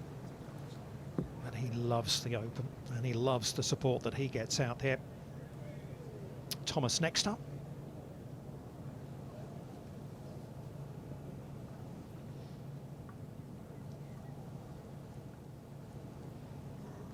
Just got wonderful, very high hands at the top, almost go right up between his shoulder and his head. Huge widths, and then just cracks it. Just delicious. Speaking of delicious, look who's next on the tee. Adam Scott. He's not got a bad swing dome, has he? We'll come back to him.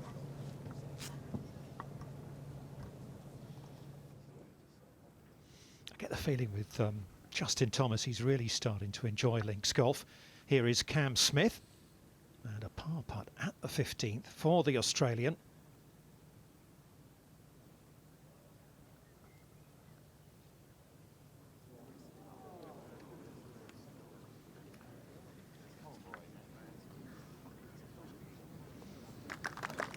Third bogey today for Smith, and it brings to end a nice little run from the 8th hole, 4 under, between holes 8 and 14.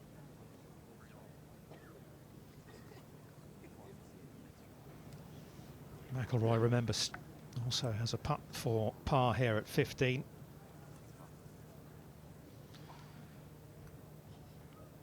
Could be crucial. 1 under par at the moment.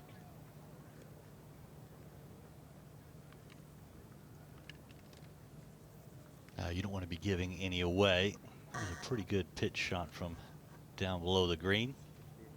Nicely done. Certainly been holding out better today. The putter is the great equalizer in golf. No question about that.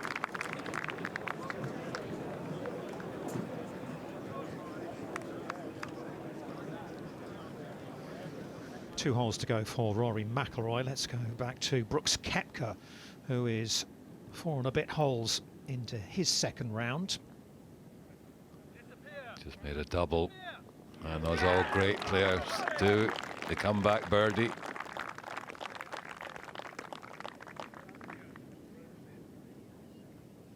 Excellent.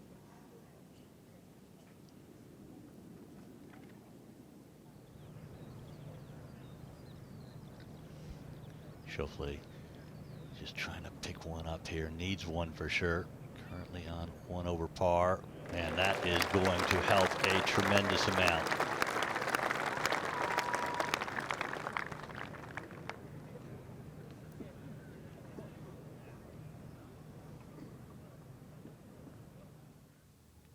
Mexico's Abraham Ancer. Par 3 6th, 165 yards today.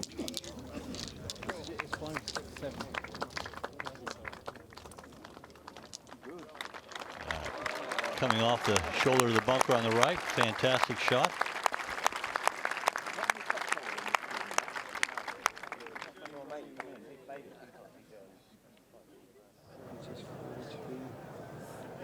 like 46 and stuff at Kiowa, weren't they? Yeah.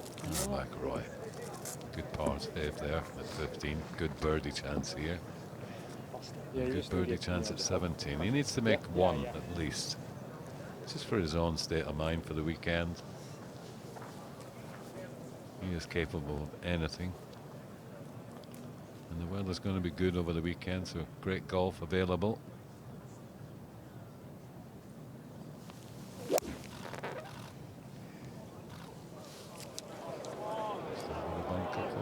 Oh, Rory, wrong club. And that could be, I don't know how fast it come off that bunker face, but it looked pretty quick. And if it's come to the front face, he's no shot. He'll have to. Anyway, we'll wait and see. Yesterday, A that poor gap one. wedge flew like. Yeah, but yesterday was also blowing 50. Yeah. Danny Willett, the 2016 Masters champion. Look at the amount of break he's allowing.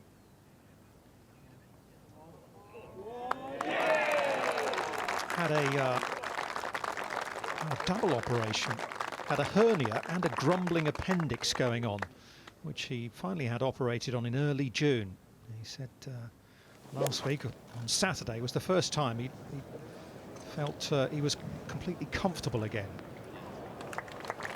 Patrick Reed finds the 16th putting surface.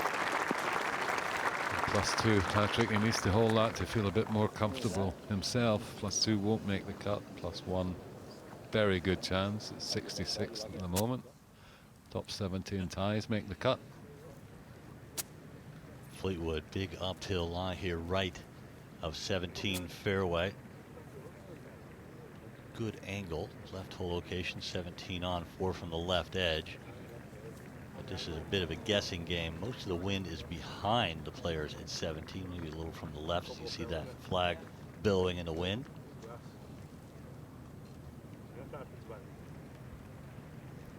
Certainly not an easy shot, a hollow. Just to the left of the green.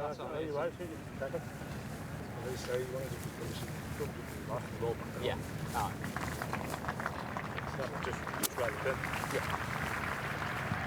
An odd lie like this, uphill, ball above his feet, out of the rough, downwind there, you get a good look at the lie of the ball. Pretty uncontrollable as far as spin. Look for this to be right center of the green. Didn't come out, way short.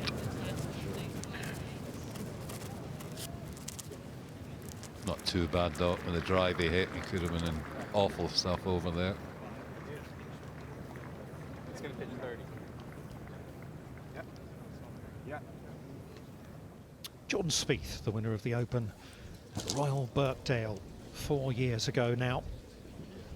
Not too far away from his tee time.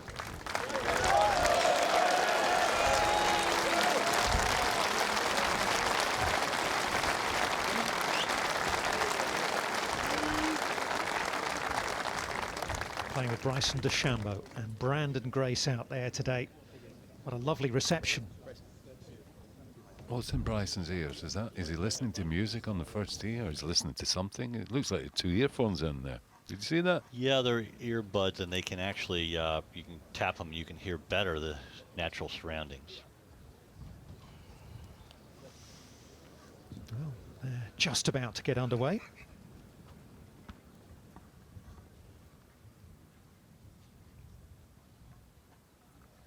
This is game number 42. On the tee from the USA, Jordan Spieth.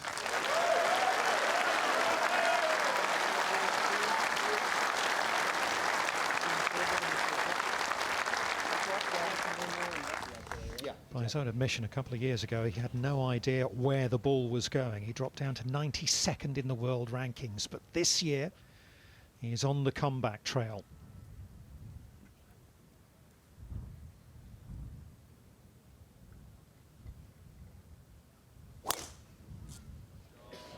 Starts it off left, trying to cut it back into the fairway. Some of the worst rough in the golf course to the right of the opening tee shot, and that one's perfect.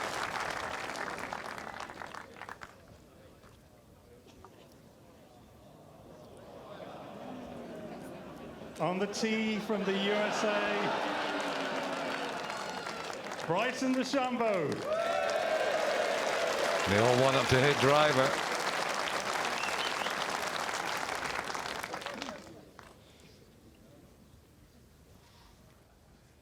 He's such an exciting, if a bit off the wall, golfer.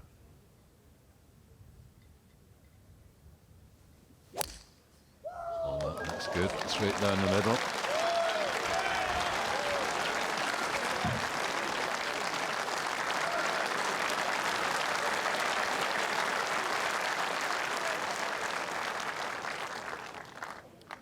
On the tee from South Africa, Brandon Grace.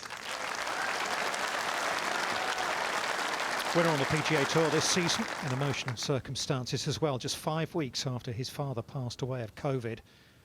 Rather disappointing 72 yesterday for Brandon, although he did fight back. 3 birdies on the homeward 9, could have been much worse. Holds the record for lowest round in majors, 62. That's not the start he was looking for. That's pretty thick in there.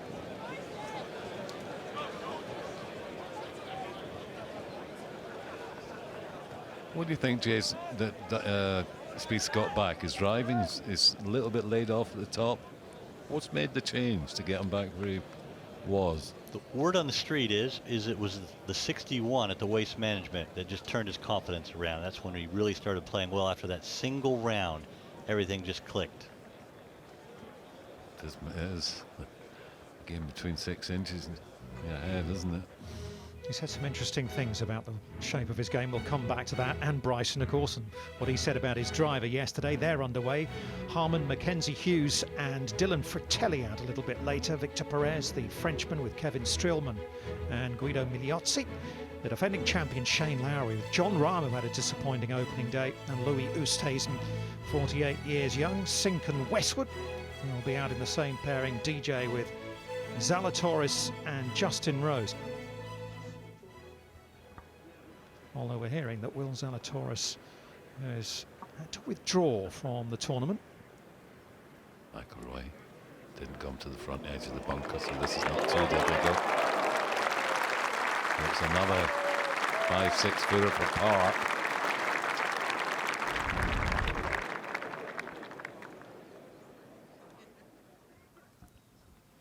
Lovely uphill lie there. See this right just under the ball. Keeps the club face. Look how open the club face is going through there. Just to get the ball up and landing as softly as possible.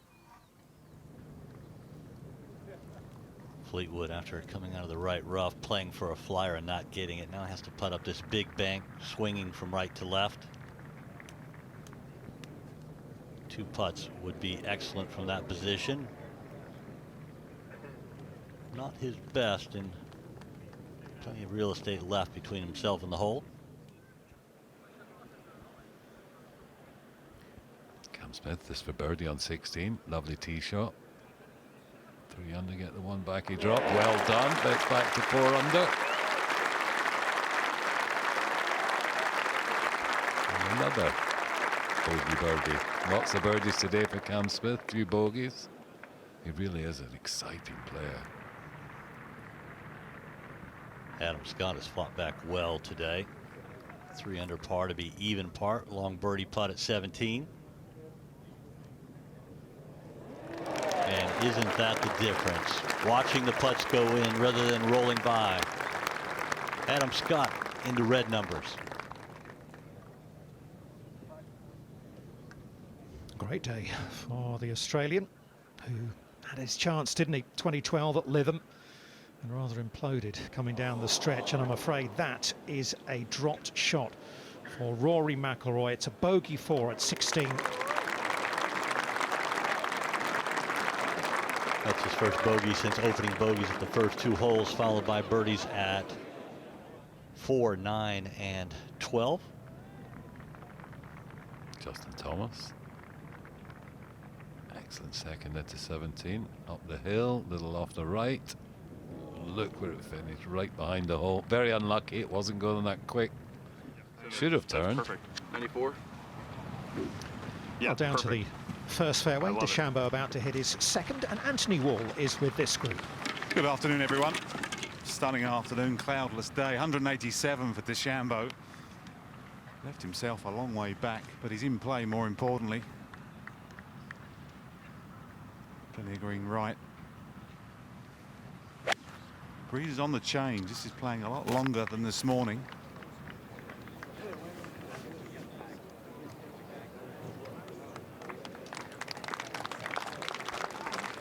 It's okay from DeChambeau, not his best.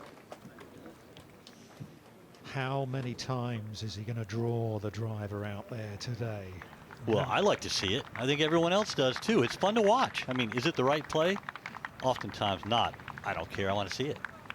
I agree, Jay. There's that other excitement to the when it does go right. It's just extraordinary. Just trying to hack one out, Grace. Really sitting down in the roots. Quite surprised he was actually aiming at the pin, but he's got lucky. Done really well. That was a good 2 foot underground.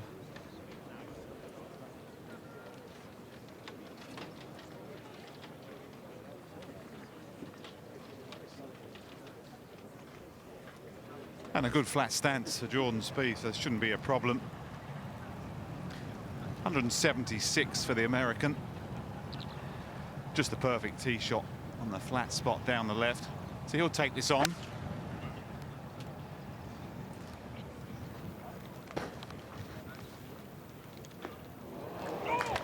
Delicious. Wonderful shot from Spieth. He really does like to lead and is well capable of it. Saw Fleetwood's putt from the front right fringe come to this point. This is for par at 17.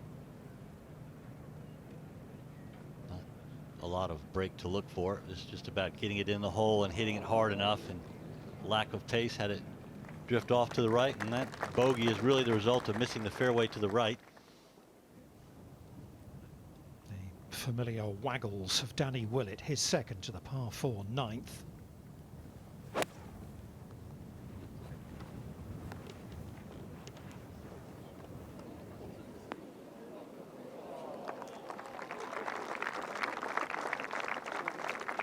Fantastic shot from Willett at the ninth. Beware the uninjured golfer. Now the legend, Phil Mickelson. This for par at 18. I'm afraid it's not been his week. 10 over yesterday, 1 over today, and it's a 72. But the great man. Don't think he's playing at Sunningdale next week, the British Seniors Open. Yeah, let's get a weekend off. Not what he was looking for. But thanks for coming, Phil. Yeah, I think that surprised a lot of people, especially after his wonderful victory at the PGA Championship. I think everyone expected him to be a contender. He contended here, remember, 10 years ago when the Open was staged at Royal St George's. 64s for Morikawa and Grillo, or Grillo, as some call him. How about Danny Van Tonder? Round of 66. And Marcel Siem fist pumping his way around to a 67 and into contention at the Open Championship, having played on the Challenge Tour, the second tier of European Tour golf last week. Won the tournament to get his Open spot. Corey Connors 2 under par for the Canadians, so he goes into the weekend in pretty good shape. Justin Rose among the afternoon starters. Fleetwood coming towards the end of his day's work. Not quite the move he would have hoped to make. Sergio Garcia, who's been back in Spain in Borriol with Dad Victor and his young family, just getting warmed up for the Open. Harrington, two-time Open champion, round in 68. Well done him. Andy Sullivan coming out to 12.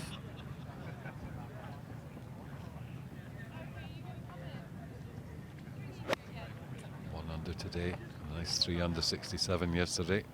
Does he like it? He should. Is it another stone dead birdie? Andy Sullivan going to go to 5 under. This is game number 43. On the tee from the USA, Brian Harmon. Like the start he had yesterday, birdied the first 3. He looked very comfortable playing links golf, didn't he? Really did out there yesterday.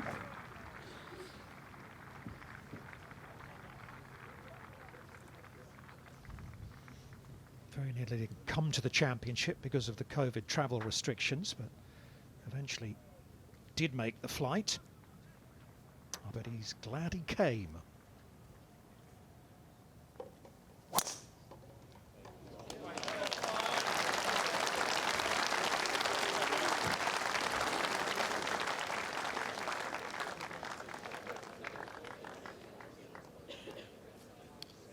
On the tee from Canada, Mackenzie Hughes.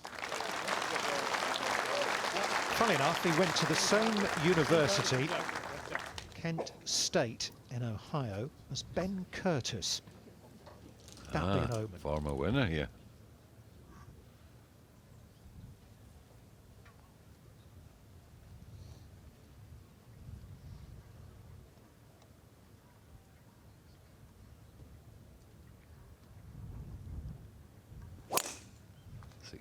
Yesterday. Hughes leaking right. Doesn't generally kick straight there. Will go to the right, feed down. On the tee from South Africa, Dylan Fratelli. Another one off the reserve list to make his way to Royal St George's. Grew up in South Africa, but has lived in Texas for quite a few years now. Went to the University of Texas. He was a college teammate of Jordan Spieth, who was a couple of years below him. Excellent 66 yesterday. This was some 3-ball, 66, 66 and 65.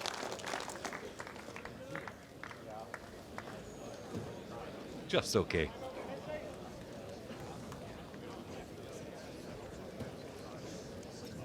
Right, let's make our way up to the first screen and to Bryce DeChambeau.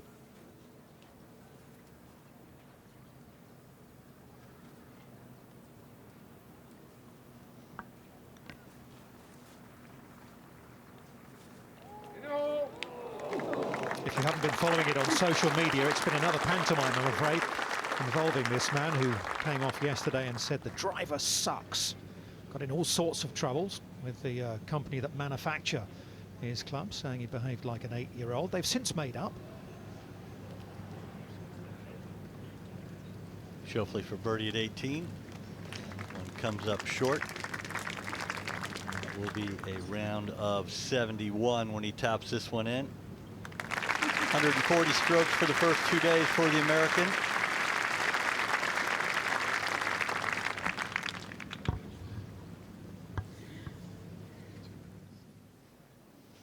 Back to the first birdie putt for Spieth.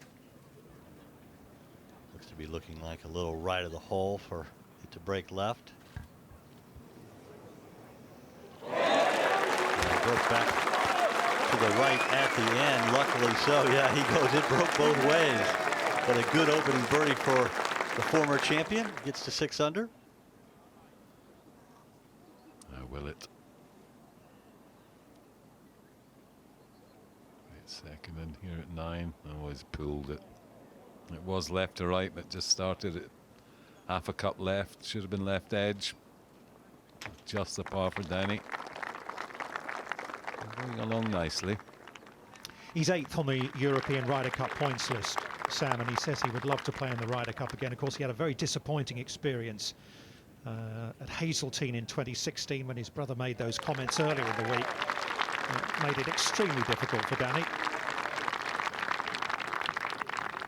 Lovely birdie for Andy Sullivan. Well, as many of you will know, one of the voices of golf, sadly, not with us for the 149th Open. The late, great Peter Alliss, who died a little earlier this year, and there will be a special announcement down on the first tee to recognise his contribution to golf. Ladies and gentlemen, on behalf of the R&A, I would now like to take this opportunity to pay tribute to someone who, sadly, is not with us today, the great Peter Alliss. As the voice of golf for the best part of 60 years, Peter brought us so much joy, humour and insight to the millions of us watching on television. We are honoured to be joined today by Peter's wife, Jackie, and members of the Alliss family, and warmly welcome them to the championship. Jackie, could I ask you please to give us a wave?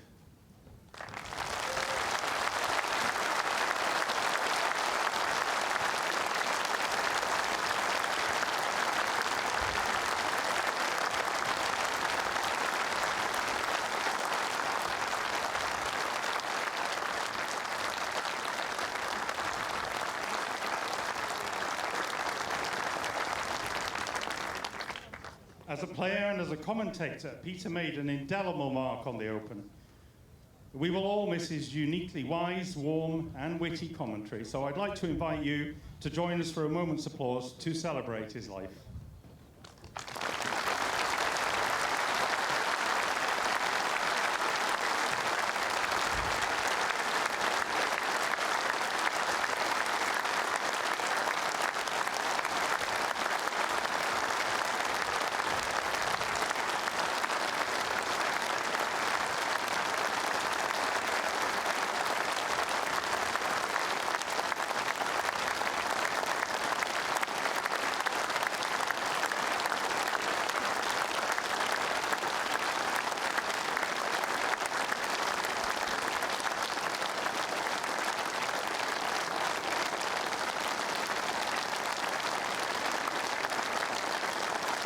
Thank you, and thank you also to Jackie and her family for being with us today. Thank you.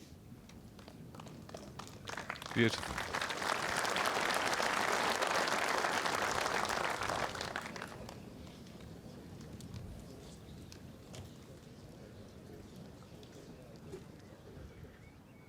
Well, we head out to just over to the 18th there. That's next to the first. That was a beautiful tribute to a great man. And all generations that's come to this Open Championship and met Pete Alliss knows how much he meant to the R&A, but also to golf.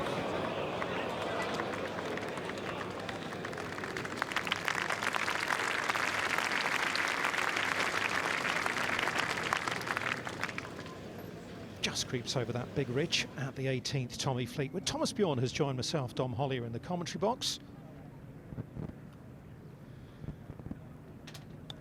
McIlroy on 17. He's going the high route. This looks good. Lovely shot.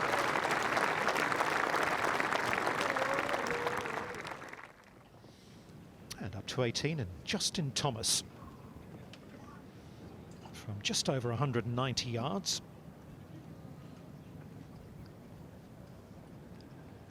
He's just trying to hold this one in there. Started left of the flag and hold it up into that breeze. What a goal shot. This is beautiful from Justin Thomas. Not played excellent this week so far, but he'll be there for the weekend now. Cam Smith, easy to recognise, isn't he? Chance for him at 17 to move to 5 under.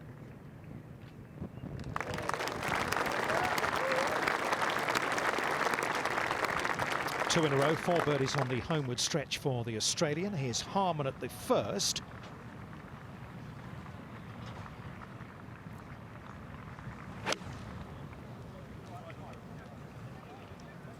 It's a great round of golf yesterday from Brian Harman. We're off to a good start here as well. You've got to love the way he goes about his business, quietly, but very, very nicely playing. Par putt, McIlroy, 17.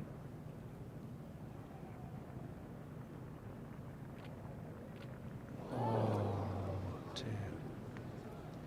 That is back-to-back bogeys, I'm afraid, for the second time today for Rory McIlroy. Remember, he started his round with 2 in a row, and that is just at the wrong time, and that takes him into the uncomfortable zone at the moment. He's inside the cut line, but only just at the moment. Well, here's one that's off to a not so great start as well, but this will help. Young Victor Hovland. Put a smile on your face after a couple of bogeys early on. And to Paul Casey, the Englishman. Chance for him to get back to 2 under where he started the day.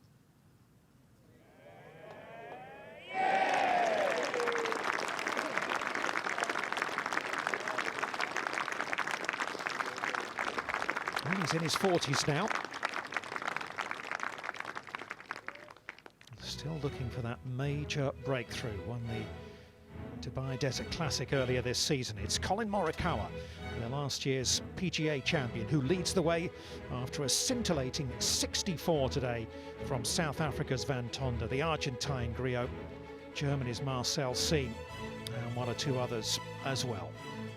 Day 2 of the 149th Open.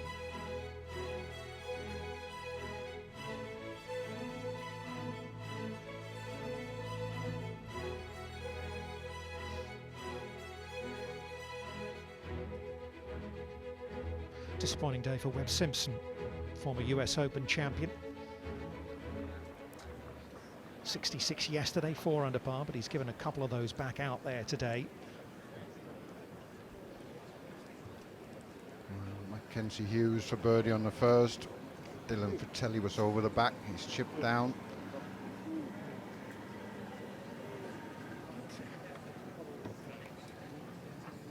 As always, when you've had a nice first round, you come out and you just want to continue that momentum you had yesterday.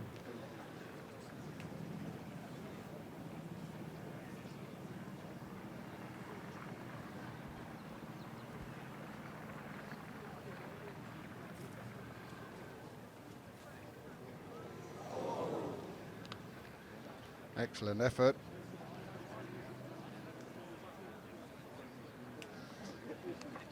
It's a 4. That's okay. He had a share of the lead at the US Open through 54 holes. He did drop to a share of 15th place, but that gave him a little bit of confidence. And top 50 world ranking at that stage got him into the Open. It is his debut performance. Here's Fleetwood at 18 to cap things off with a 3.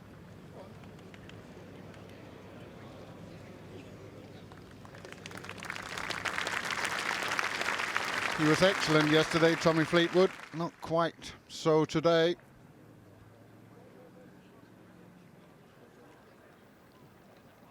This is where Dylan Fratelli chipped it 2 from over the back. A lot of work left here. Down the hill.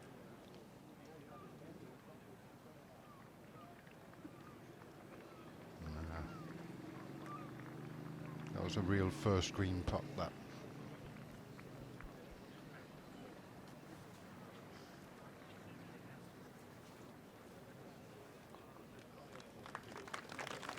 Drop shot at the opening hole for him. Let's go to Andy Sullivan, who's going nicely. Come on, Win. Hit it now. Missed many fairways out there today, has he? Yeah, just on the wrong side of that ridge that runs alongside the middle of the 13th green. It's a tough par 4, the 13, so that's okay.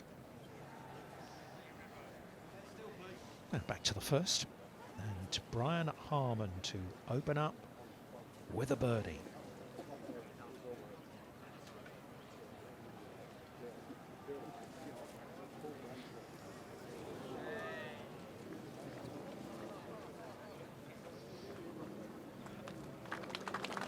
Yeah, you'll be a little bit disappointed, but you know, you get your round underway in an Open Championship with a par. It's never a terrible thing. Tony Johnston has joined Thomas Bjorn and myself, Dom Hollier, in the commentary box. Nice to see you, finally, Tony. Thanks, Dom. I've been running around between different stations. Whew, I'm out of breath. Oh, he scared it. Scared it.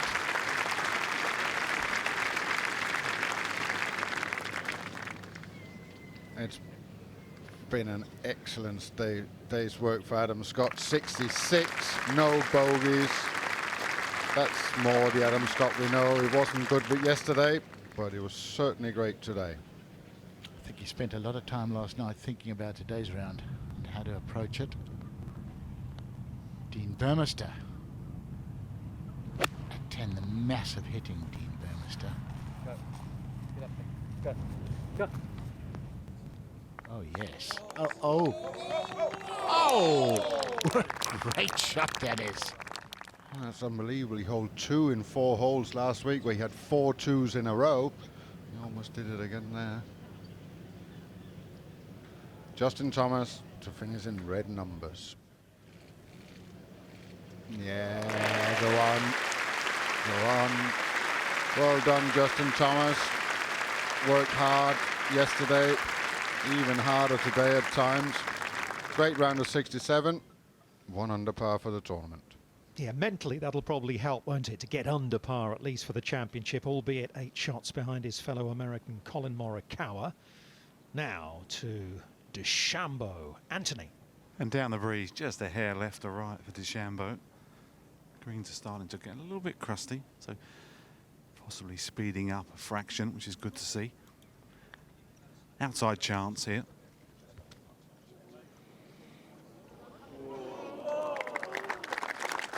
Decent try.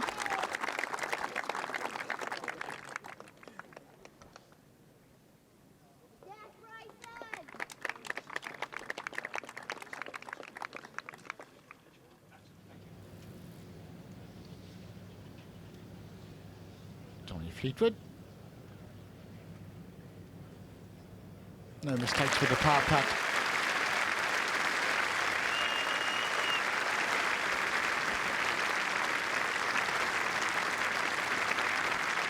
Were up behind Shane Lowry, of course, a couple of years ago at Royal Portrush. He said it was a strange experience going out not being a fan favourite. Of course, all the cheers were for Lowry on that final day.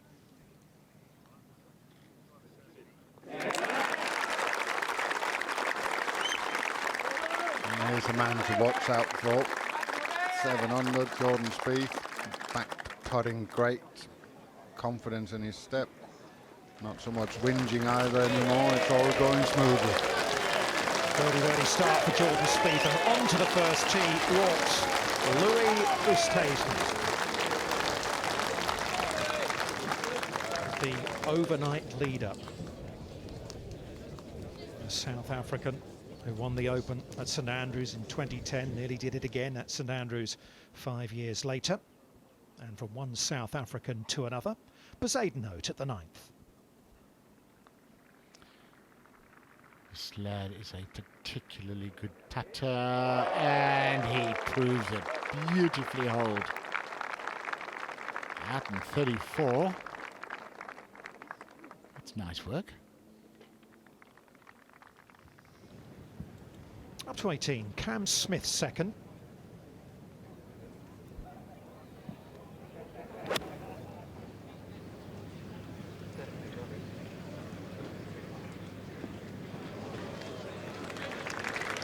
Been very impressed with this guy these 2 days. Got off to such a shaky start yesterday, but he's grinded it out, and that's what Royal St George's is all about. You just keep plodding along, don't make too many big mistakes, and here he is at 5 under par. Difficult putt coming up.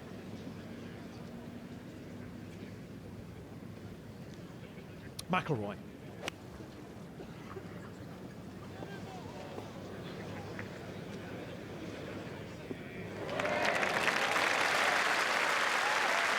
Okay. Decent wedge. You don't never really know what to expect from McIlroy with wedges these days. It's exactly what the position he was in yesterday, coming down 18. 1 over par, hold the birdie putt then to shoot a level par 70. Sullivan over the ridge at 13.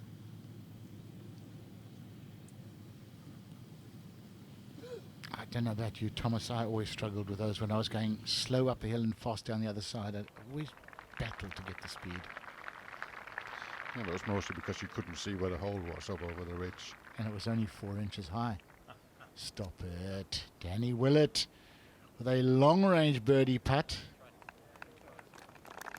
Nicely. He started early today, hasn't he, Tom? Thomas Bjorn. He started early. Gloves are on. Here we go again. Brooks Koepka for a much needed birdie at number 7, the par 5. Had that double bogey at the 4th. That followed a drop shot at the 3rd, but he's made 3 birdies now, Koepka, so really mixed bag for him. Level par on his round. And there it is for you. 4 players at 6 under par. Spieth with that birdie start has moved it to 7 under, and within 2 of Colin Morikawa at the top. Sullivan and Willett, the 2 Englishmen flying the flag for the home nation. We are in the far southeast corner of England, in the county of Kent. They call it the Garden of England. And this wonderful stretch of links land. You've got Princes on one side, you've got Cinque Ports just down the road, some wonderful golfing options. And this is the Big Daddy, Royal St George's. Garcia, Johnson among the afternoon starters. We'll be watching them. Really good stuff from Matthias Schmidt, the young German who surely will be turning professional pretty soon. 65 blows, that's all for him out there today. And once again, we wander back to the first tee, where Shane Lowry, who won 2 years ago at Royal Portrush, is about to get underway. Lowry playing with John Rahm,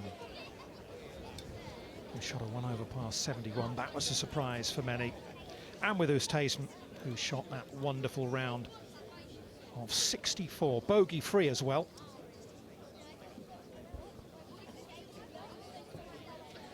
Couldn't get 2 more human guys than the 2 players in that frame. This is game number 45.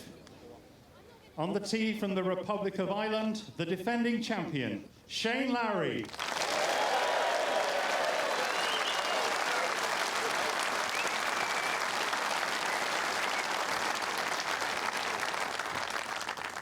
Who will desperately be hoping for a better start than he had yesterday. Bogey in round 1 for Lowry out of the blocks.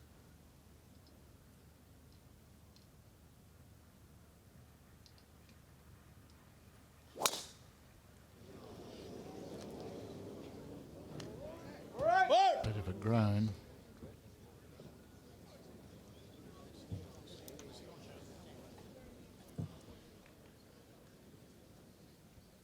On the tee from Spain, John Rahm.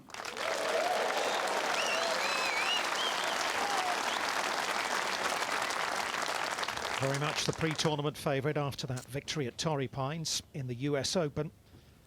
Had that horrible double bogey at the 9th. A couple of birdies on the card as well, but he will be looking for much better out there today.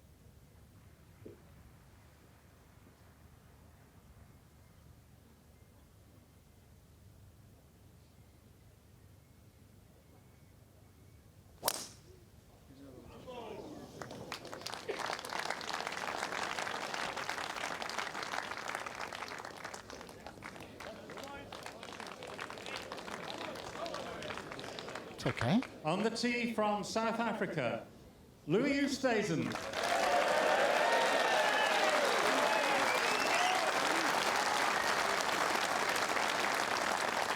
So it was just about the perfect round he felt yesterday, looking back on it. Yeah, you don't hear players say that too often. And if there is such a thing as reincarnation and I can come back and I'm asked which swing I want, there it is.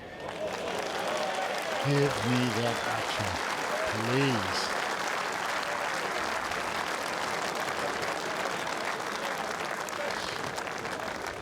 It's impressive how he keeps going. You would think that all these second places in major championships will eventually get to you and get fed up with it. But he's just driving himself hard to win another one. I'm afraid we are not going to have Patrick Reed around for the weekend at the 149th Open. Oh. Oh, man. Then he'll be thinking if the wind comes up, two could still make it. I mean, that is just the most fantastic effort. Oh, you've got to be joking. What a putt.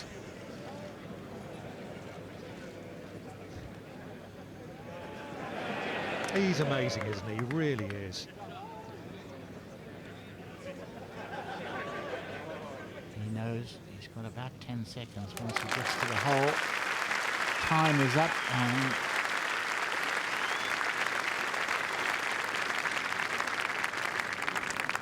disappointing for him. We go to the third.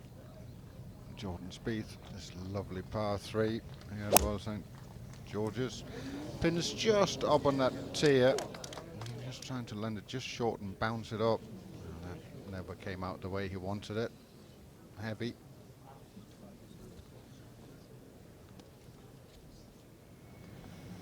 Right, back over to the 18th. And Cam Smith. Pretty similar range to Reed up the slope. Oh dear. Dear, oh dear. He's to get in and have some lunch. He's run out of energy.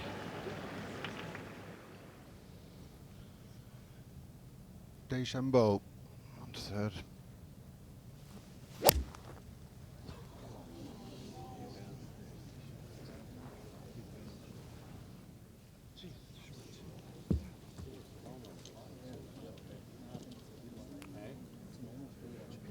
Just makes it that little bit tougher.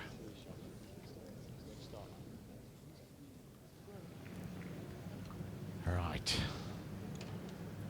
Rory McIlroy. This would be a good time. Yes, yes, yes! And she goes. Well done, Rory. Even par. Ooh, his lunch is going to taste so much better now. Little bit of a buffer. As I said earlier, an absolute carbon copy of yesterday. It's exactly what he did. 2 level par rounds of 70 for McIlroy to Ian Poulter at 8. Also level par for the championship.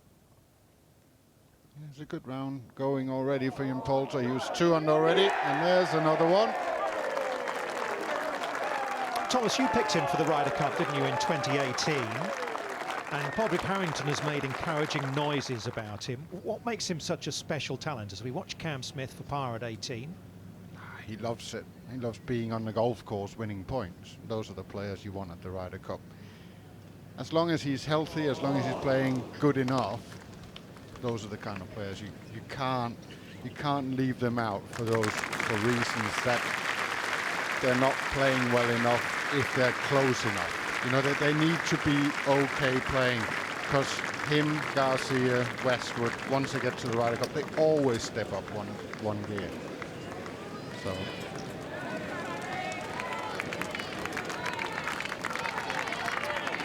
well, he grounded out McIlroy, didn't he?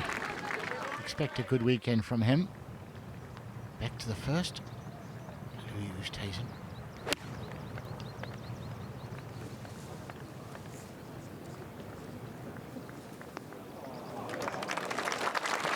Just beautiful. It's a very easy game, isn't it? If you're Louis Oosthuizen. Excellent stuff. Well, Jamie Spence is going to be following this 3-ball around. Afternoon, Jamie. Yeah, afternoon. Looking forward to this. Lowry, 155. He had a lie there, and he's played an absolute beauty from there.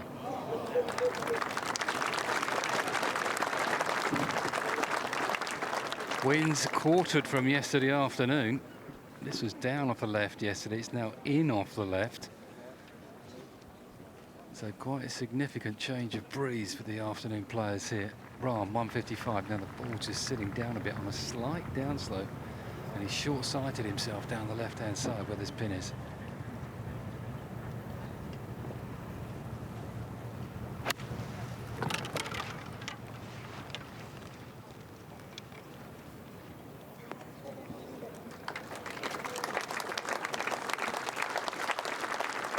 Three good shots into the first. bodes well for this group. Birdie start for Jordan Spieth, but he's short of the third green with his tee shot.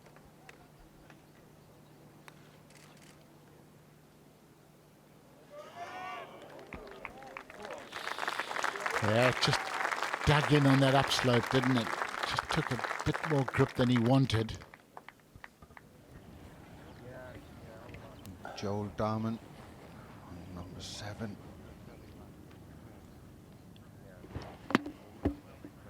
Oh yeah, that looked like he was going to miss right, and it just came back in the end. Lovely putt. Second birdie of the day for the man from the United States. Paul Casey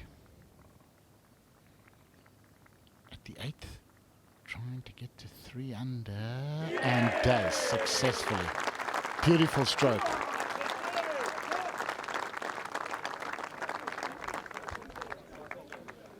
Yeah, Casey and Poles out together. They'll be edging each other on.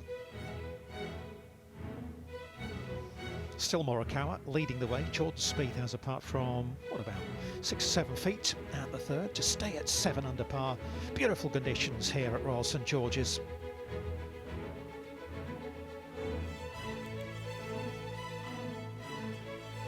Oosthuizen underway and in close at the first.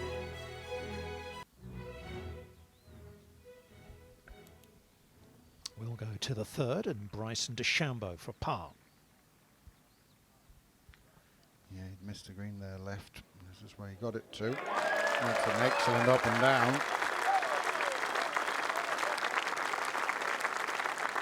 Must have got that one out of the middle of the club face.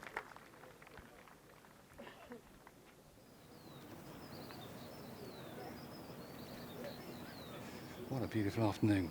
This is got a bit of breeze out here. Course in great nick, great galleries. It's all good. It's better than good on this brilliant golf course. Royal St George's. Rom couldn't stop that.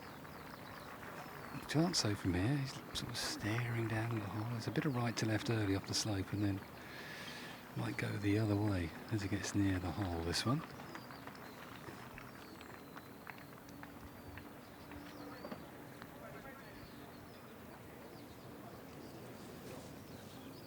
He'll be determined to get on a low one today. I'd be very surprised if Rahm doesn't shoot 67 or better.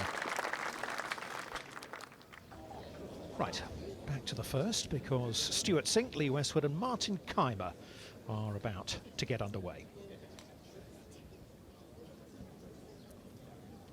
This is game number 46. On the tee from the USA, Stuart Sink.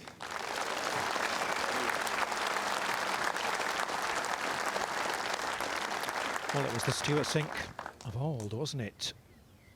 Out there yesterday, bogey-free round of 66 for the 48-year-old who won the 2009 Open up at Turnberry, breaking the hearts of both Lee Westwood and especially Tom Watson.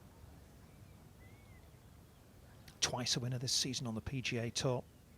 He's in good fettle.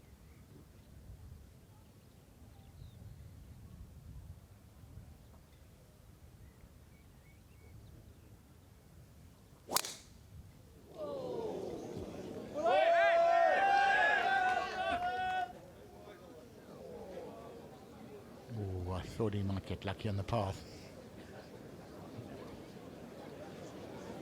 On the tee from England, Lee Westwood.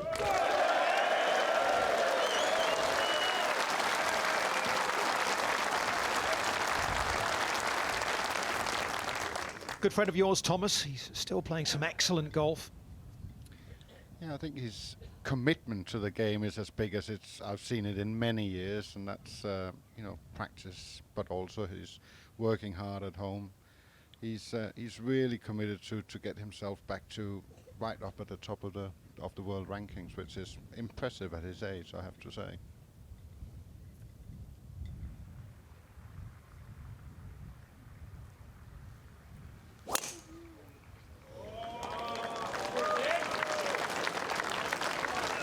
He still believes he can win a major championship, and he certainly has the golf for it. On the tee from Germany, Martin Keimer.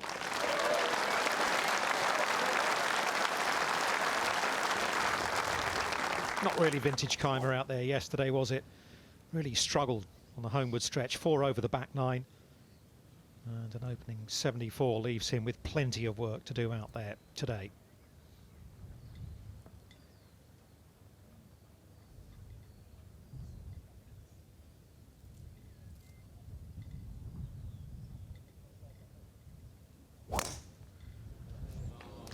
He's a little bit of a mystery at the moment, Martin Keimer, two-time major champion, former world #1, won the Players' Championship. But I honestly think him going as a vice captain to the Ryder Cup might give him a kick in the right direction. Just sitting on that bogey and watching everybody else play might just hurt a little bit to just put it into the right gear. Lowry. Ooh, there was always a bit of right to left. It sort of tries to come back at the hole, but not enough. Jordan Spieth for par at the 3rd.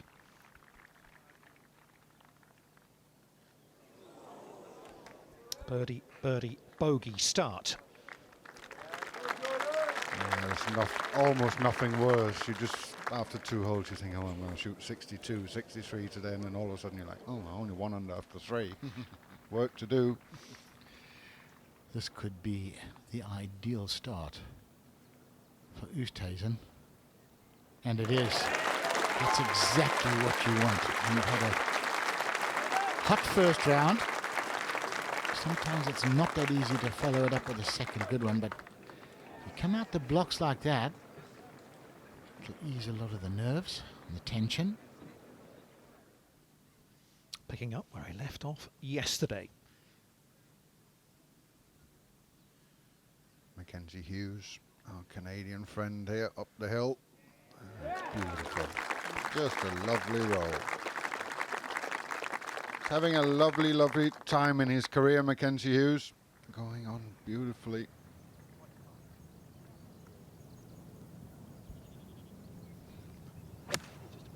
Poulter at 9. Lofting one in. Oh, yes.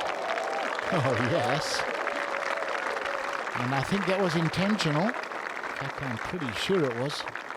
Talk about knowing your golf course. You're at the 11th hole, tough par 3. It's not played that long today. They moved the tee quite a lot forward here, but it's a tough pin position, and this was for par.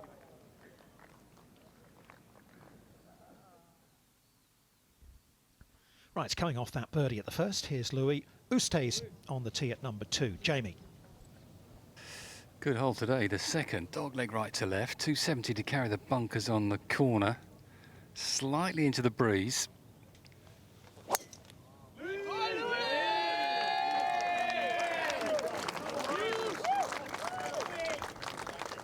You would love to see it, wouldn't you, Tony? You would love to see it. Oh, like you cannot believe. I know you can't be biased when you're doing commentary, but everybody loves Louis. He's as nice as they come. Harman has had issues with a fairway bunker. This is for a bogey. Yes, well done, well done. Damage control. You can't mess with those fairway bunkers, can you, on the second, on the angle of that dogleg? They are deep. Iron for Lowry at number 2. Driving it in low, Lowry. And that's the choice, really. Lay it up to where Lowry is or take the bunkers on. What's Rahm going to do?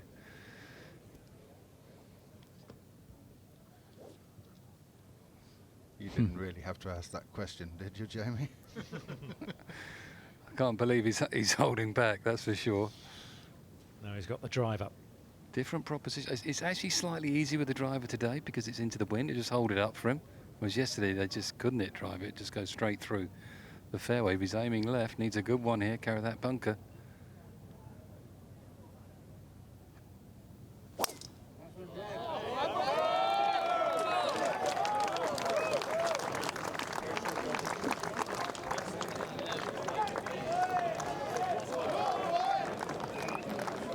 Excellent. call him Rambo for nothing. Great drive. Up here and I feel hurt now. Yeah, that's if anything, what got me. yeah, if anything is touch or hurt. So can I hit this club? Fourth hole, Speed. Yeah, and a beautiful angle, Dom, from Spieth. Yeah. Control this afternoon, looking confident. Familiar pin up the back. No, but if I hit one more, I have to start it. They would have played this 2 or 3 times, but now they know the gig here. You've got to carry it all the way. There's no point trying to run this. Too steep, 188. Yes, good strike goes last few.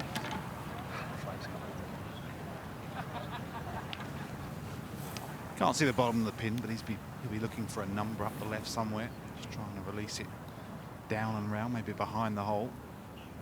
Take that slope out of play.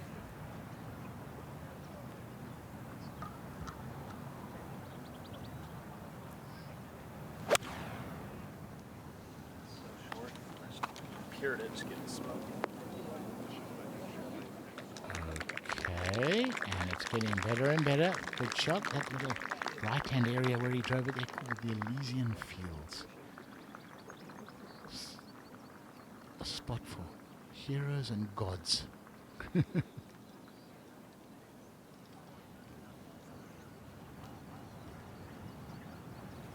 175, so just a fraction nearer for DeChambeau.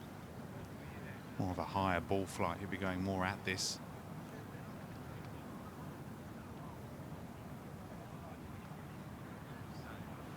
Yeah, it's looking for some control on these iron shots. They've been a little bit floaty this afternoon. Here's another one. And that is a monstrous mound and slope. If you don't get over that, that's where it goes all day long. Brendan Grace is down there as well. It's like they're putting up a wall or a wave there. Well, this is Paul Casey on 9. This is for 3 birdies in a row. There you go. These two Englishmen are having a lot of fun. I think Abraham Hansel is just trying to hold on to their shirt tails. Poulter likewise has a chance of 3 in a row. To the turn, this is Andy Sullivan at 14. Short of the green in 2, out with the putter.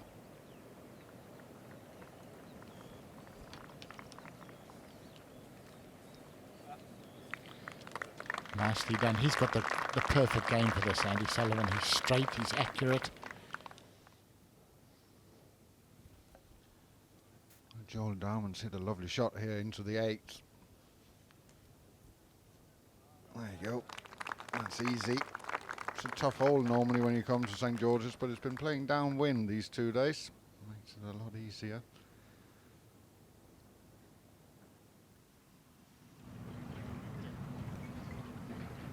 Sixth ball we saw dive into the rough. Chopped it out to here. And should have some spin on it. Yep. That's a good shot from where he was.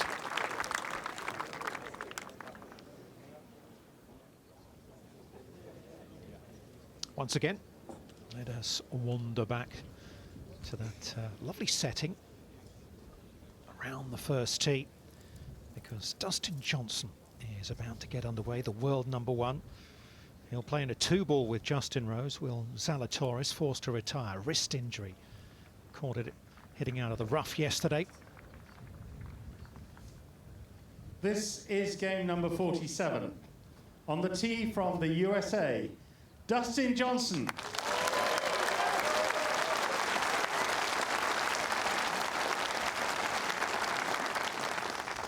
Got it going nicely yesterday, then dropped a couple of shots mid-round and then came back with 2 birdies on the back 9 to shoot a round of 68.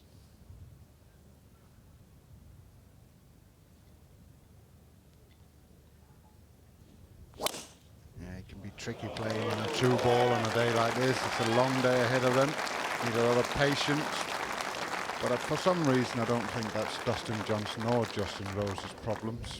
They will just go about their business out there and play it nicely. On the tee from England, Justin Rose.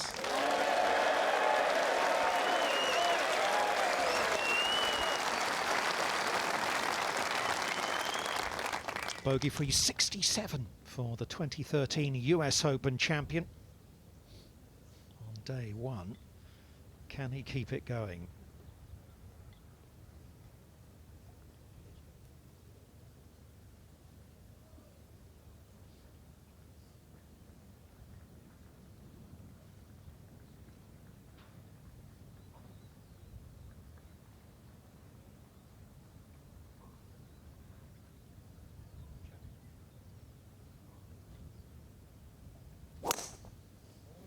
A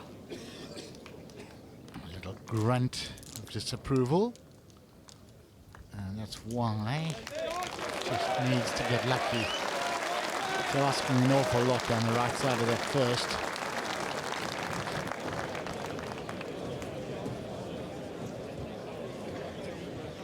Head up to the second. Oosthuizen. It's all about hitting it in between the number 2 and the number 8 here. Big slope right of the green here. You really don't want to mess with it. It's a little short, but that's okay.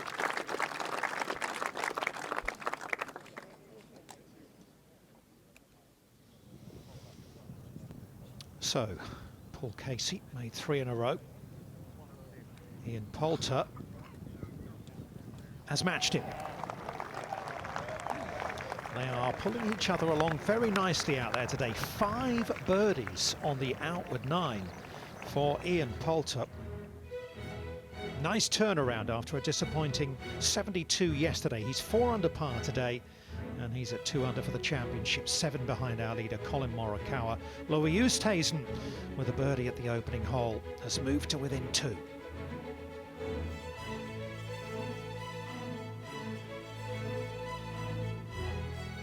Got 3 very different South Africans there in terms of styles, haven't you, with Van Tonder and then Justin Harding.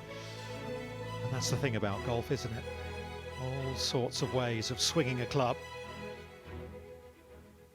as long as you produce the right results. This is his range too, Jordan Spieth. Nobody,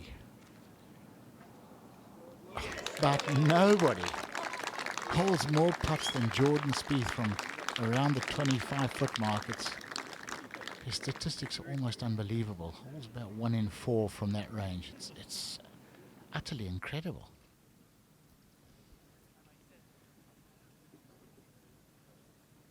Oosthuizen on 2. What, 25, 30 feet maybe? Yeah, that was never a pace, that one.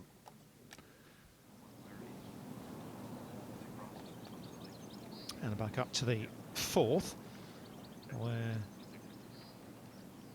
we find Bryson DeChambeau.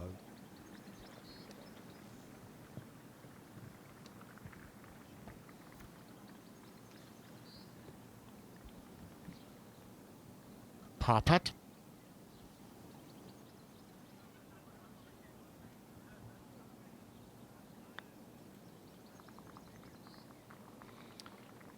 Shows how difficult it is to 2-putt from down on the bottom level on the front of the green.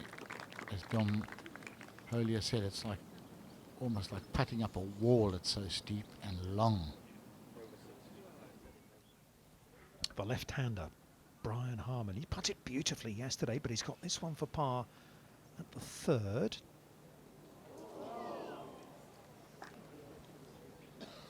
What a difference today makes.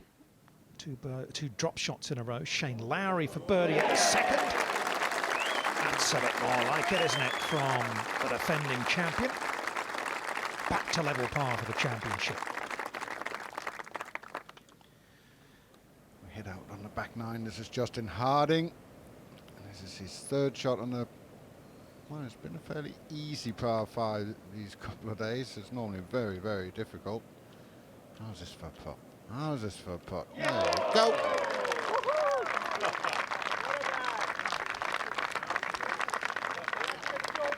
Wonderful, wonderful stuff. An eagle 3 for Justin Harding. He moves to 6 under. By the way, Andy Sullivan in the group ahead did tap in for his birdie and is also at 6 under.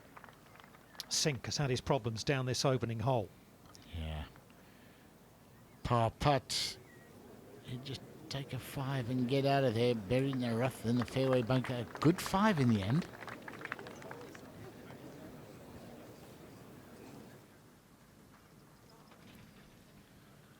And John Rahm has done all the right things on the second. Good tee shot, nice wedge into here. Can he finish it off? It's difficult when you putt out towards a slope that then slopes down behind. You think the putt is quick and it's actually a bit uphill to that hole. It's difficult to commit 100% to it. Koepka doesn't mess about. Chance to get to 2 under. In she goes. Just starting to make his little move. Yeah, 2 under par, a little bit of a roller coaster, including that double bogey at the 4th on the outward journey. He'll be looking for at least, what, 2 or 3 more birdies on the homeward stretch. Mackenzie Hughes to stay at 5 under, this at the 3rd.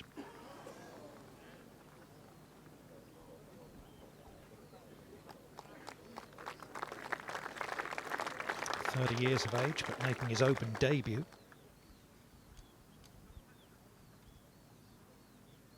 Tapping for Louis here on the second, no problems. Big improvement for him over the last sort of 12, 18 months in that department. Yeah, his short putting has definitely become a lot better over the last couple of years, I think.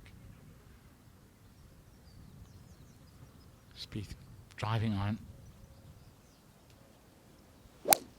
at 5.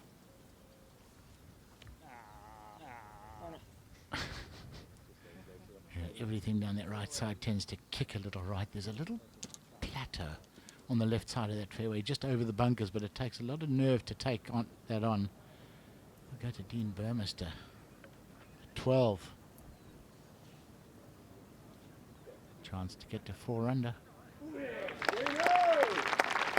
Great move around the turn. There's a lot of South Africans now, isn't there, Tony? They're really coming through. Yeah. I mean, a big bunch of them. It's not just 1 or 2. Yeah, plenty of them.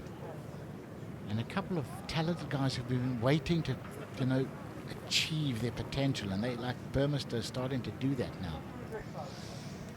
Justin Rose standing in the really deep stuff at the 1st. Ball above his feet. Yeah, it's tricky, this one. Just a down slope there to land it on. There you go. You just want to get it just on the front.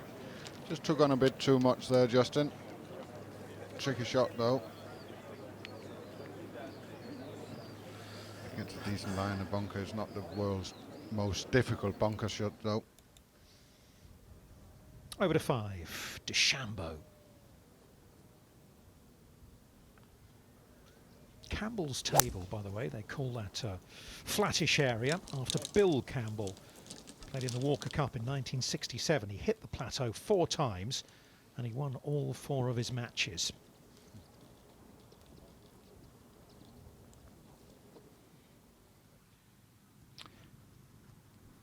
This is Jack Senior. And he gets to 4 under. Nice stroke.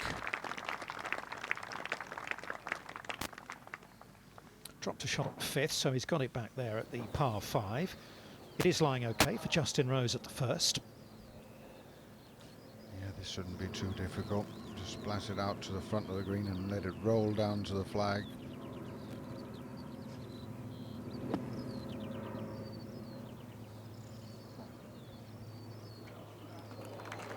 Beauty, absolute beauty. And that was the plan. You could hear how much sand he took with it. The intention was to get it to run out to the hole. And he's going to escape out of there with a bogey. Not the ideal start, but it could have been worse.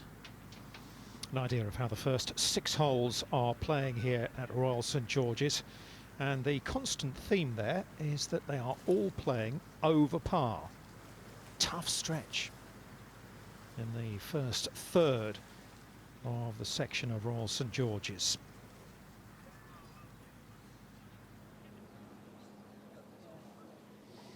Well, it's going to be a drop shot at best for Justin Rose at the opening hole, but Dustin Johnson is eyeing this one up.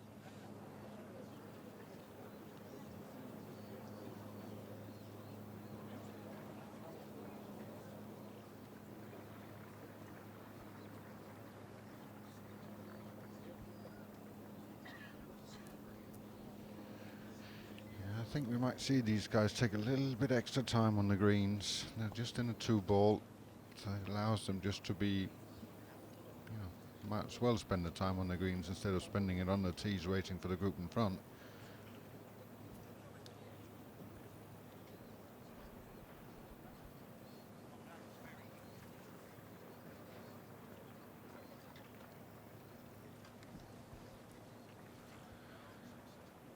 Down the hill. Right to left. Is he going to stay? Oh. Nice putt though.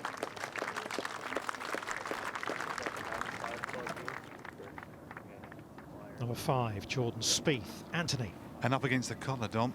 It's not that easy for Jordan Spieth. 201 yards with his back pin at 5.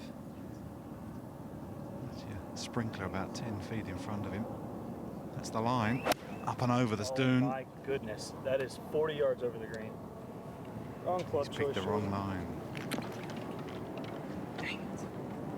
I mean, that's 1 inch from being in the fairway. Well, the implication from what he's saying is he's got a huge flyer there. He's saying 40 yards over the green. To Daniel Berger playing the 9th from the rough.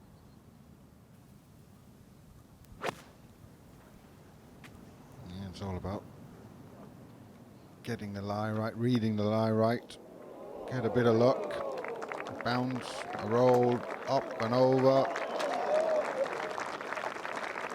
and 2.5 feet for birdie.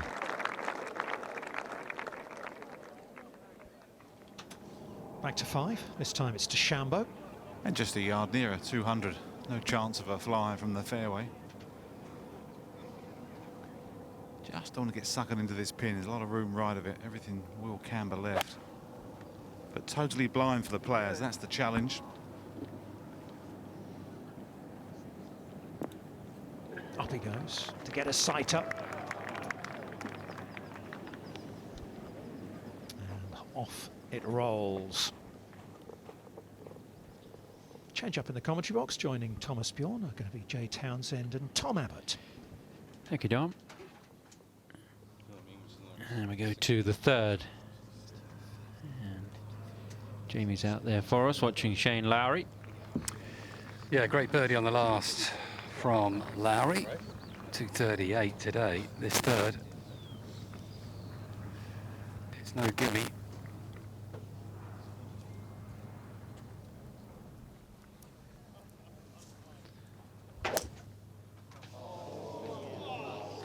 Well, there you show.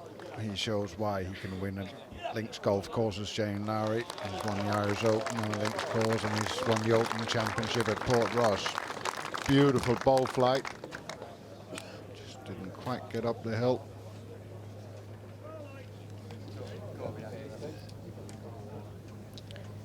Now, the overnight leader, Louis Oosthuizen.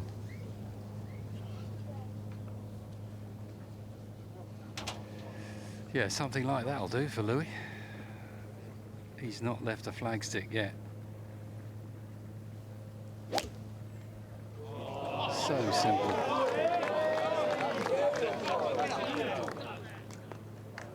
That's such a good looking swing. It even looks good when he hits a bad shot. Doesn't quite reach that top level where the hole's cut. A fairly straightforward putt, not having to go up the step diagonally. Quiet, please. It's a real contrast of styles, isn't it? Rahm and Oosthuizen. Power from Rahm, finesse.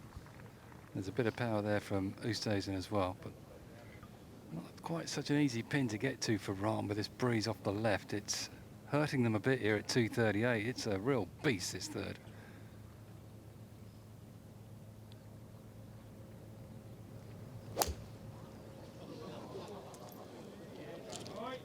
Just drilling that little cut shot in there to right center. Gets a forward kick. And we're Look at that. You could lay a beach blanket over all 3 of those balls. Good shots, not great. Finesse is winning out at the moment. Oosthuizen 7 under, and John Rahm is 1 over for the championship. So we go to Andy Sullivan.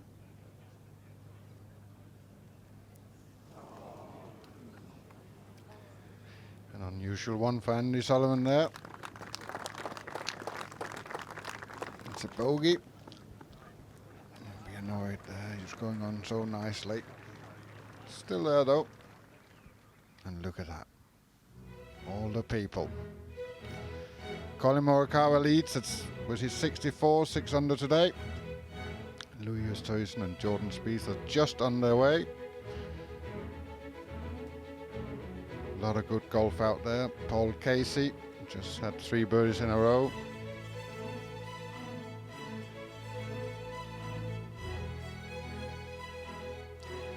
Nice stuff for Johannes Veerman and Matt Wallace today. Tommy Fleetwood, not so good. This is Jordan Spieth with his 3rd at the 5th. Just that rise up there, Jay. It's tough to get the pace right. Yeah, he was bumping it into that bank and just flew it a couple of yards too far, so only 1 bounce into the bank rather than 2 as we look at Daniel Berger at the 9th. A short birdie putt to get to 3 under par. And his game has really come back strong after dealing with some wrist injuries. And that with a putter for DeChambeau. Very similar line to Spieth. This is pretty simple, just up the slope.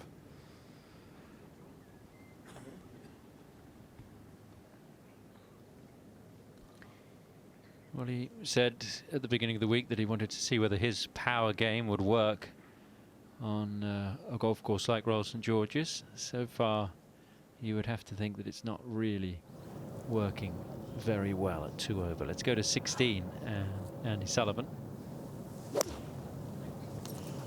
Sully, dickhead. Get lucky. Is he going right?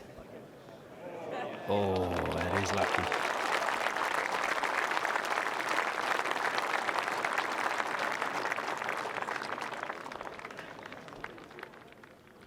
We go to the 11th, a long par 3. This is for birdie for Victor Hovland. That's been some golf shot in here. And when you can hit a shot like that, you can also make the putt. That's a lovely birdie from Victor Hovland. There won't be many 2s on that hole today. Takes him to 2 under par after an iffy start. 3 good shots in here at 238 just to get it below the ridge here for Oosthuizen. Putting up this ridge, and it will go left to right on top. Won't do much going up the hill.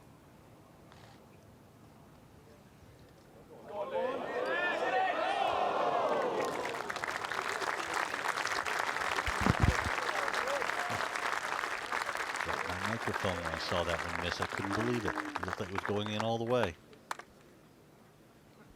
Apologies if that disturbed you at home.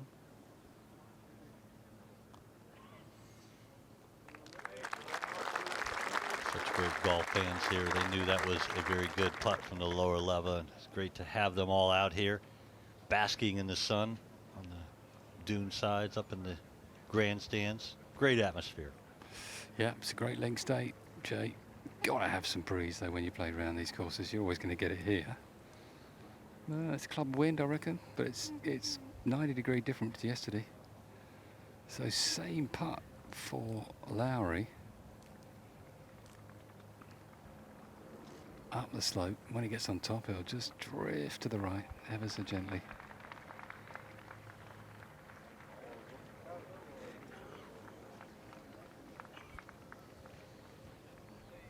I think Shane is relishing being back in front of this crowd. He really missed the energy of the spectators during the time where they were not allowed on the PGA Tour. His last win coming at the Open 2 years ago. He's had some good weeks this year, a good week, good showing at the Players. And then a couple of top 6 finishes at the PGA Championship and the Memorial. This man obviously in some good form as he putts from the lower level here. Yeah, Tom, it's 2 putts really, isn't it? You try and give it a little bit of a go, as Louis did, get it up to the hole, but from this sort of range, take a 2-putt and wander off to the difficult 4th.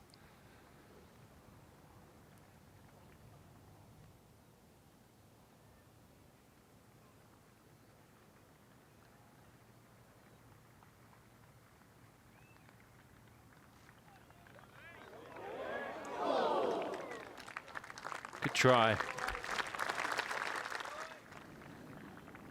Go ahead to 5. Spieth for par. It doesn't matter if you hit it at 40 yards over the green as you thought. If you can chip it and put it like that. First par of the day. Birdie, birdie, bogey, birdie, par. As long as you're making more birdies than bogeys, that type of golf is okay. Sullivan for birdie at 16.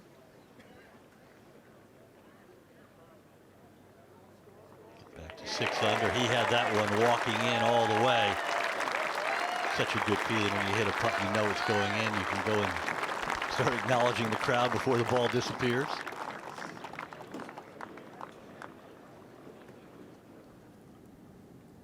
Now par putt for Bryson.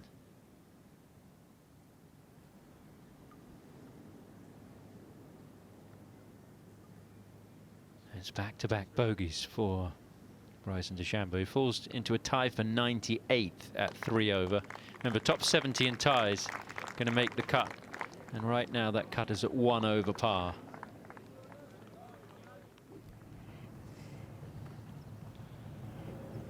Dustin Johnson on the second.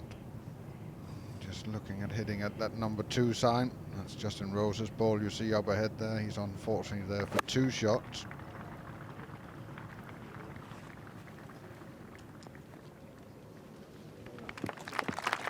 Exactly what you're trying to do. It's easy to be disappointed, but it's the right thing to do. Just hit it in there, left of the flag. Shane Lowry made his 3 here. This is for John Rahm to make par.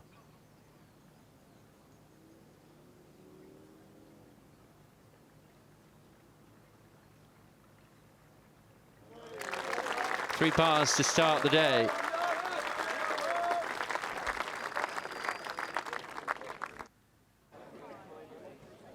The only tree on the golf course there, to the right of the third. There is a little tree just to the right-hand side of the first. And I asked one of the members, I said, hold on a minute, there's a tree there. And they said, it's not on the golf course, not technically.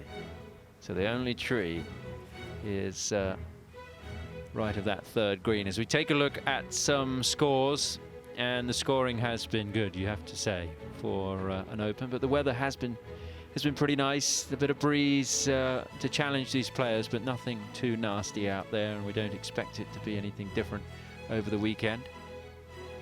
It's going to be 26, 27 degrees in London, a couple of hours drive away, in the 80s degree Fahrenheit range. A little cooler down here on the coast. Second round of the Open.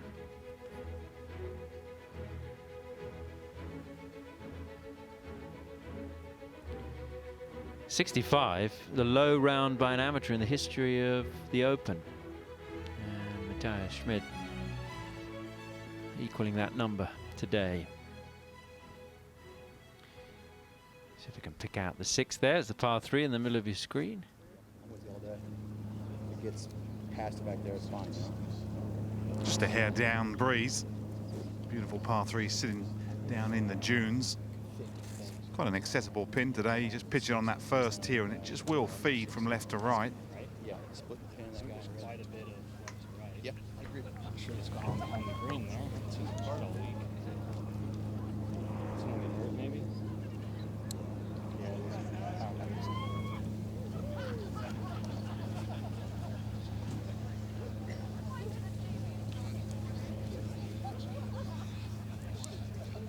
Yeah, we've got a buggy at the back of the green. I think someone might have slipped over on the 130-year-old grandstand at the back of the green. So rightly so, the players are just taking a moment.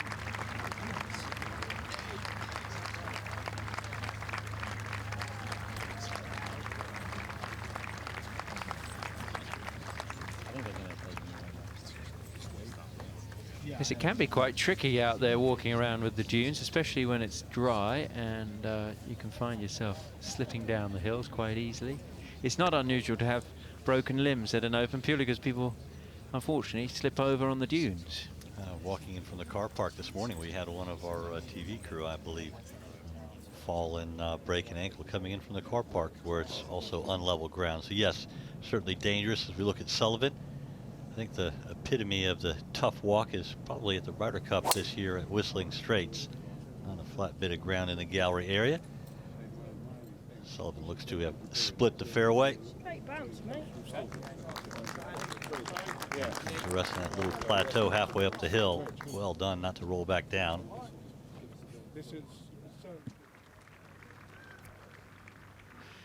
Justin Harding back on the 15th. And this is for par, so I'm rolling that long putt on the last hole. Another beautiful putt.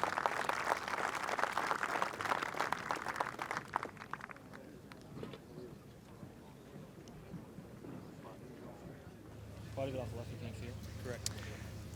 I think everyone's absolutely fine. The gentleman just fancied a free ride back to the clubhouse. I think he's absolutely fine, loving the attention. Now 165 for Spieth. Just trying to lay back a little bit here and just let the contours do the job. Wind is quartering off the left, which will help the ball flight.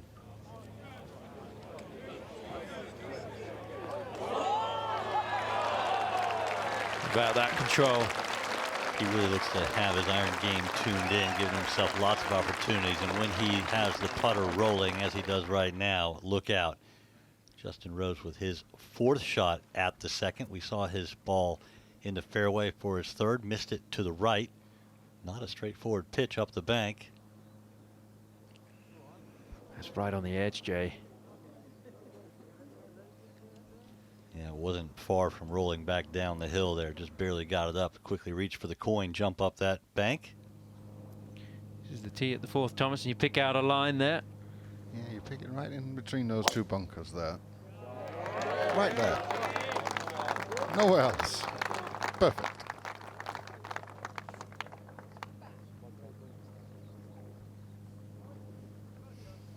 That straight shot is okay as long as you can aim it, Thomas. If you can't aim it, it doesn't do you any good.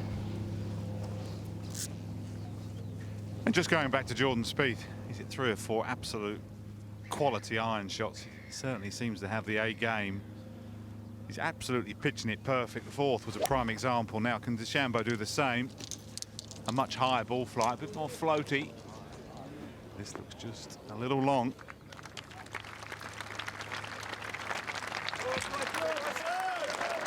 Normally we see DeChambeau play without much wrist action. Right there today, it looks like he's trying to cover more with his right hand and square it up than what we normally see.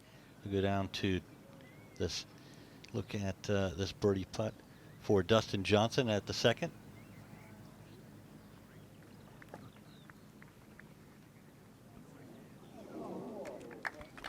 A lot of players like Rose there have been victim of going for the flag and then making the mistake, and it's so much more difficult if you miss it to the right. Dustin Johnson playing safe but not being rewarded with the birdie. Let's go to 16.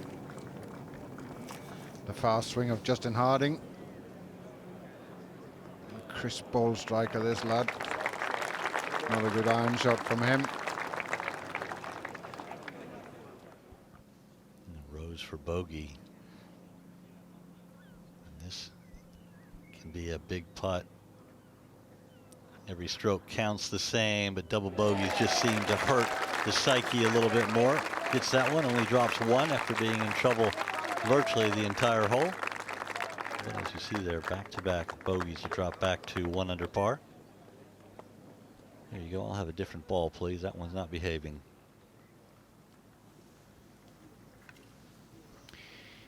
You can go to the open.com. You can download the Open app. It's tremendous. Everything you need to know about the Open. And you can follow along if you're not able to watch our coverage. And even if you are, you can complement it by going to the open.com. They do a great job with their media here at the Open. And the RNA put a lot of effort into that and making it a success. So we take a look at the 4th and this group's tee shots.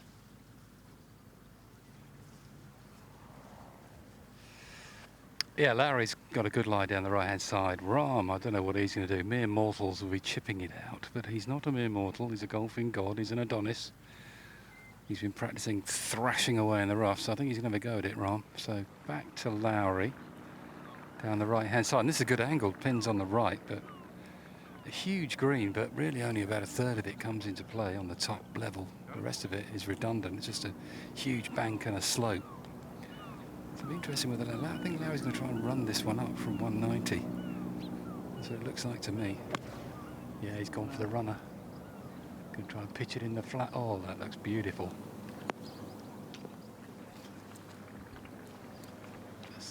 Slight flyer there, I think. Yeah, went straight through it, Jamie. Just over the back. Right, Thomas, you might get this out, but there's no way I would. He's taking it on here from 180. This is sitting down. Well, I mean, he's got legs and leg strength like nobody else in the game of golf, this boy. Give it a big old whack. Steep.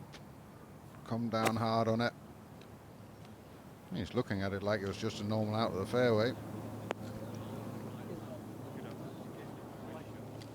Just scooting up over that bowl at the front, and it's worked out so well.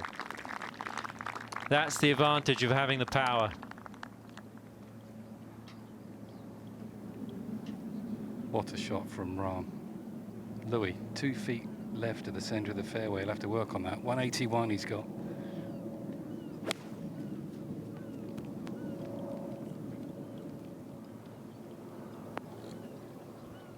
Stay there. Right on the edge. It's going to be okay.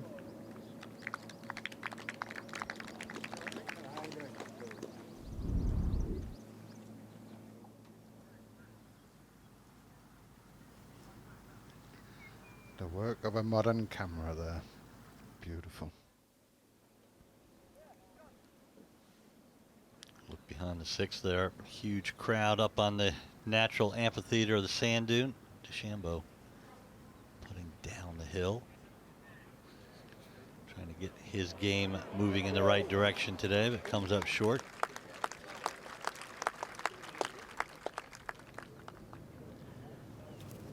Bit easier this pin position than yesterday on 17. A bit further back on the left today. That's on the right yesterday. It's more inviting. Not the best.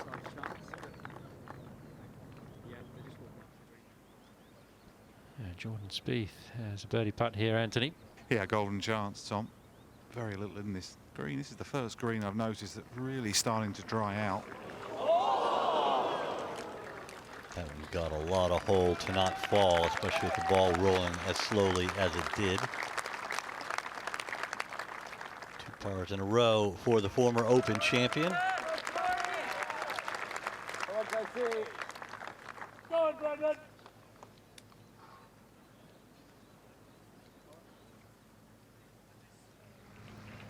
This is the par 3 third, and Dustin Johnson.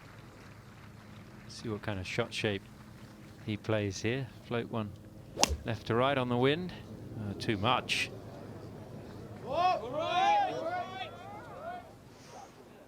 Be careful clattering that one into the gallery there.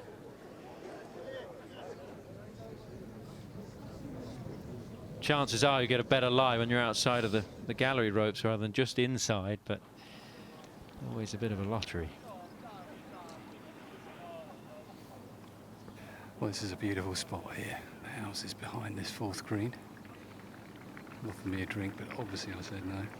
Obviously. Gentle little chip down. He's got a great chance here, Larry, getting this close. If not, he'll fancy this one from a good lie.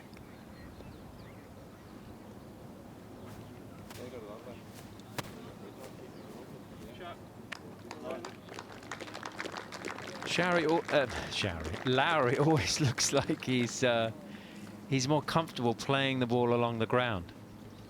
Yeah, he's got really like loose hands. That doesn't mean he doesn't have great technique, because he certainly does have great technique, but loose hands, and he loves just shutting the face down and roll it on the ground. Growing up in Ireland, I'm sure that's how you learn to play golf. Andy Sullivan not not quite enough pace on that. There's a good indication of the homes there behind the fourth greens. Quite unusual to have homes bordering a hole in an Open Championship. You could say there are homes bordering the 1st and the 18th at St Andrews in a way, but have the gardens right there. It's a good spot to watch the golf, and they've got a good view of Louis Oosthuizen for birdie. Haven't they just, Tom? What a lovely spot. Some lovely properties over there. Louis down the green, left to right for his 3.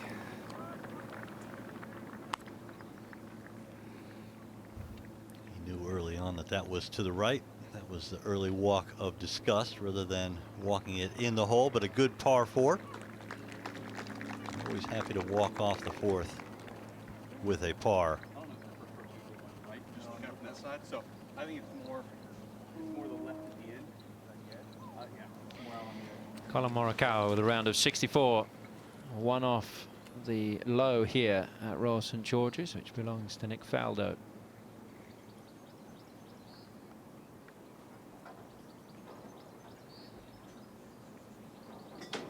Rahm hit that brilliant shot out of the downhill lie in the left rough. Jamie Spence, who's watched a lot of good golf over the years, and certainly surprised him that he could get it to this position. So this would be like stealing a shot and a half after the drive. Shouldn't be a tremendous amount of break in this one. Currently on the cut line at 1 over par.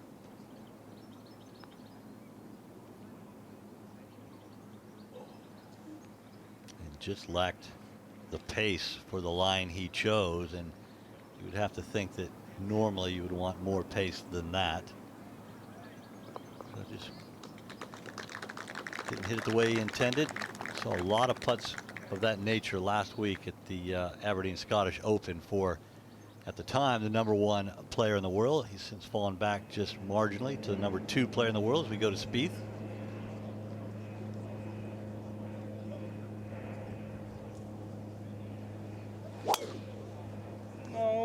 And this wind change just helping the players back into it at 7. This is heading right. Oh, bunker. The marshal there giving you an indication of how difficult it is to stay up on those dunes. And it looks like he's found the sand. See much in this golf swing? No, it's looked the same always. He's obviously got a couple of things in his golf swing that if he was a junior, you would try and change it. But who fiddles with golfers at this level?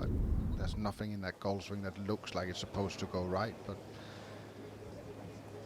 DeChambeau just slightly spinning out of him a little bit this afternoon. His top half's definitely working quicker than it should, hence the spinny motion. He's given that a dig, and this is also going right. Got the crowd moving.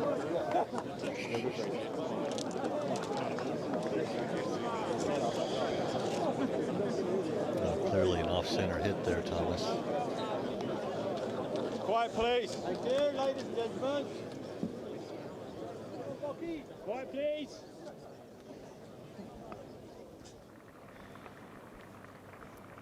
Danny Willett here. Just knocked it just short of the green. This is for an eagle.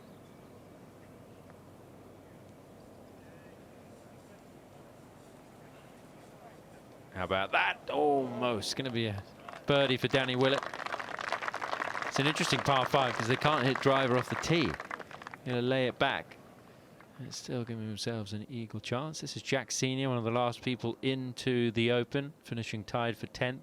66 on the final day in Scotland last week to grab one of those 3 spots that's up for grabs if you finish inside the top 10.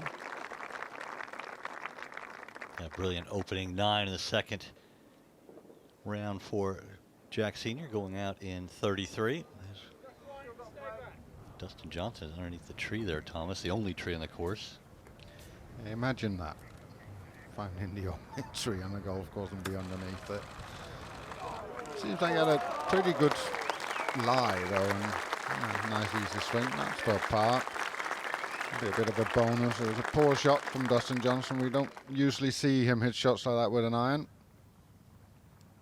Sullivan going with the 3 wood. at the final hole of the day. Par for matching rounds of 67 for the affable Englishman. Doesn't even bother looking, knows that's in the fairway, and well done.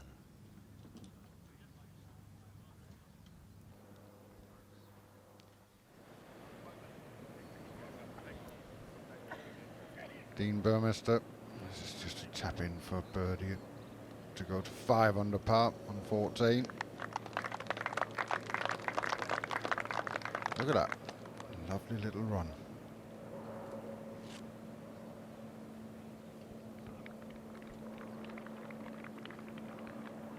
Quick check of the first page of that leaderboard. Not much change at the very top. Jordan Spieth giving chase. Andy Sullivan now with a nice couple of days. A man who broke onto the scene 2015 and has not been able to kind of follow up the form that we saw from Andy Sullivan that made his name. You know, he had a lot of success early, didn't he? He did. He won 3 events, which earned him a place in the Ryder Cup, and kind of just hit a little bit of a flat spot, but certainly seems to be coming back to his best, winning again, and he always enjoys the game. And he has such an infectious nature. You want to watch him, you want to be around him. It's good fun. Dustin Johnson, this for par. Played a very good shot from underneath the tree that, well, Tom is not sure about it being the only tree in the golf course. I'm told by the members it definitely is. But I think you could hit, I mean, there's some members that probably could hit the tree on the first. Well, it is to the but right. It's out of bounds, which right? is out of bounds Yeah. in the tenant village area. Yes, it's not on the course property, but you can see it, so yeah. I like the way you're thinking, just confirming.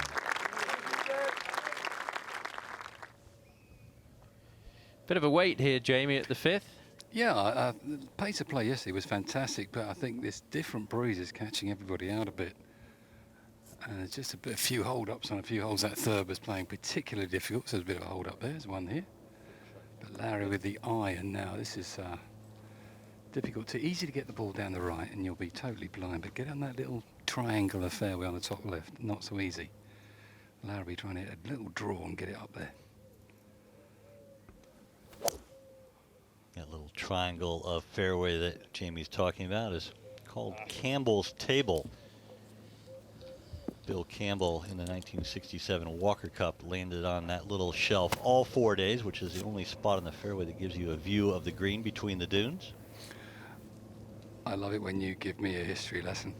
Oh, well, you know what? I wanted to get that in there before the local guy. You called it the triangle table, so well, you know, the man from Utah, yeehaw. So convincing, Jamie, wasn't it? Now, Louis, he hasn't missed a centre of fairway. And he's not going to miss another one.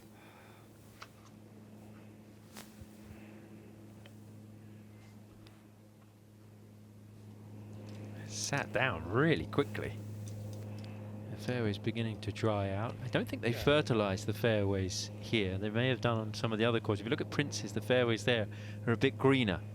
I don't think they did it here. And that's the way the members like it, to play firm and fast. And over the first couple of days that we were here this week, it was just so soft because of the rain, but now we're starting to see it beginning to dry out, beginning to firm out, and you see more yellow out there in the grass. Is what the yellows and browns that we kind of expect on the links course in the summer. Taking it on, DeChambeau. What has he got here, Anthony? Yeah, 284. He's the best in the world out the rough. There is no doubt about that. Just needs to get lucky with a bounce. He's the first player that I've seen try to hit a 3-wood or some kind of fairway wood out of the rough. Yeah, absolutely. It's caught me out a few times over the years. You think he's hitting wedge, and he hits 3-wood on the front edge.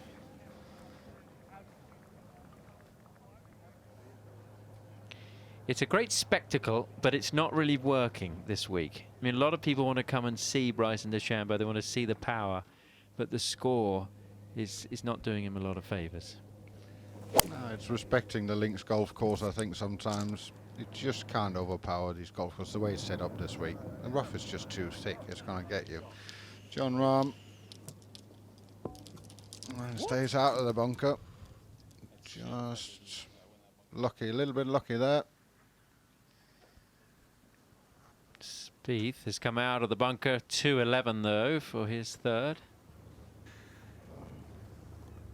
Yeah, and a deep bunker it is, so he's done well to get it back in right in the centre of the fairway. So opens up the green a little bit, just up the right-hand side, 2-11 as you say.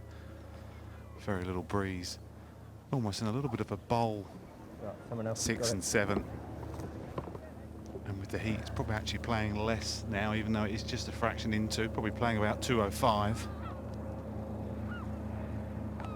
And after an errant tee shot, you're just trying to give yourself maybe a 15-footer at best, really. Give yourself a chance for a 4.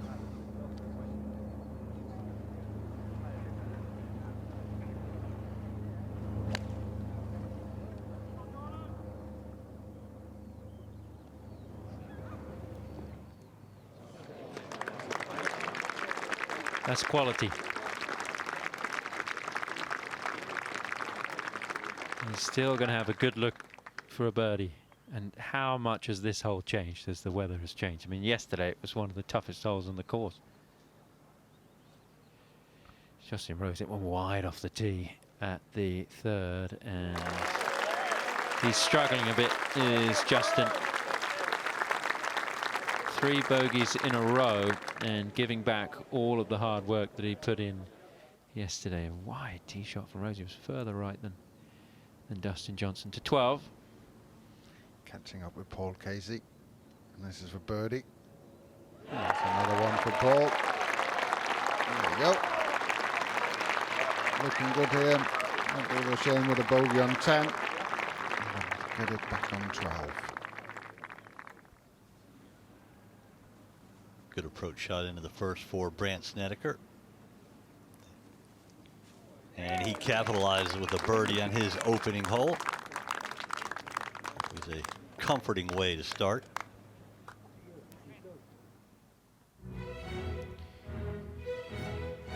A couple of rounds of 64 on that first page of the leaderboard. And we had a 64 yesterday from Louis Oosthuizen. Will anybody break that number over the weekend or maybe later today? There's certainly pretty good scoring conditions out there at Royal St George's.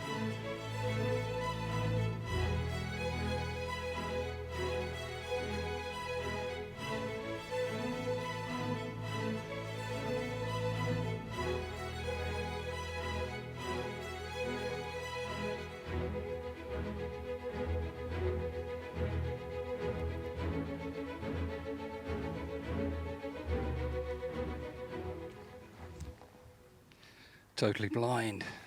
Shane Lowry, our defending champion. 2-year defending champion. At least earlier today they had a few clouds to aim at in the sky, Jamie. Yeah, there's nothing there to aim at, Tom. And that one's going to go over the green. It's not too bad as long as you don't do to the left there. It makes it more difficult, doesn't it? Because that ridge comes in on the left. If you go straight at the flag and a bit long, it's not too bad. Look at that. That's really down cock of the hand from Shane Lowry there. Maintains a low ball flight that way. Louis from the middle of the fairway. Again, he can see it just about. 201. They can drive this green with a wind the other way around, by the way. Yeah, I was talking to Bryson DeChambeau earlier in the week, and he said, yeah, I'd give it a go if the wind was in the right direction.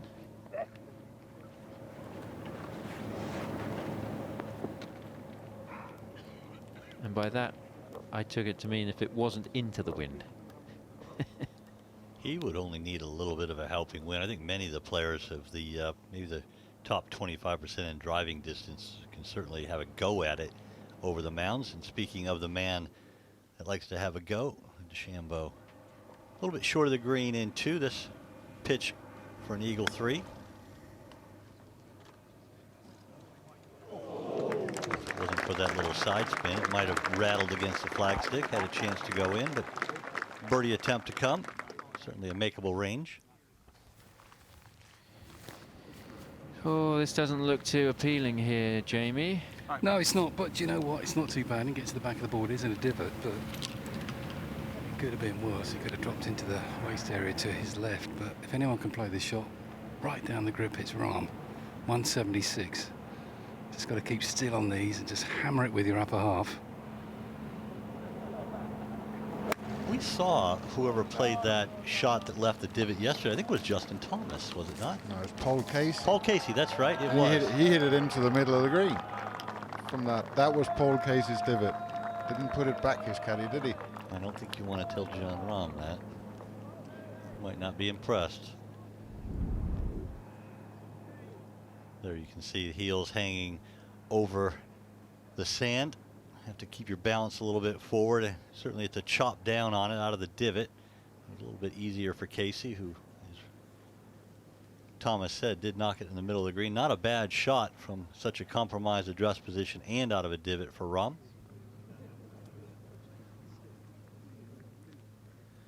Brandon Grace, he needs something going, and this is for eagle on 7. Come on, come on, come on. There you go. Back to 1 over par for the tournament. And with Brandon Grace, you never know. That's wonderful 62, lowest round in a major championship a few years back. Jack Sr. second to 10 after going out in 200 par 33. Finds himself only 4 behind the lead. Going from really nowhere to towards the top of the leaderboard and the greatest major championship of all, based on that good finish last week in Scotland. We go to Spieth at 7. Let's get it to 8 under par. Sort of yesterday you're thinking, how's this championship going to play out? You know, where's the excitement going to come from? And today we've seen the storylines begin to emerge. You could have a Spieth Morikawa battle, Oosthuizen trying to put his name in the hat, and you would expect someone like Dustin Johnson to make a move today and get into the mix for the weekend. Trying to climb up there, but it's going to roll away. Too far right.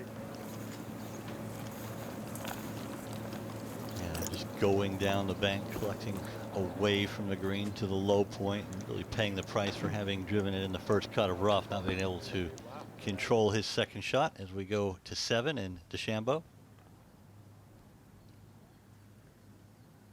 Well, not unlike Brandon Grace, he needs something to start happening.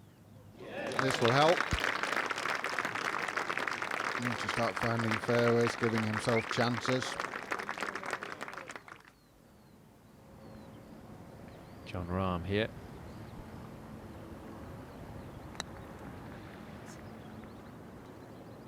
Yeah, nicely done. He's the full package, John Rahm. He's got it all.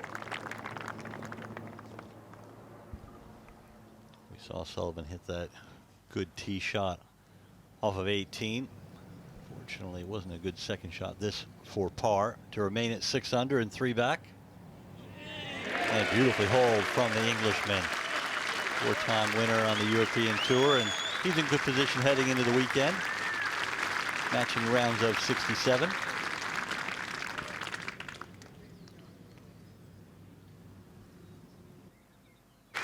Gives you a great indication of how close we are to the water. Some of the venues on the rota, you don't get that close to the water. You're right here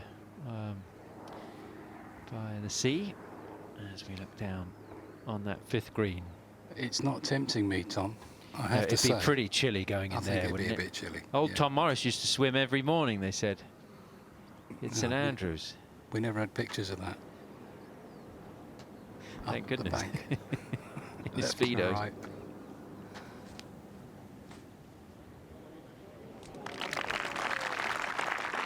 Excellent from Oosthuizen, just excellent. Great pace.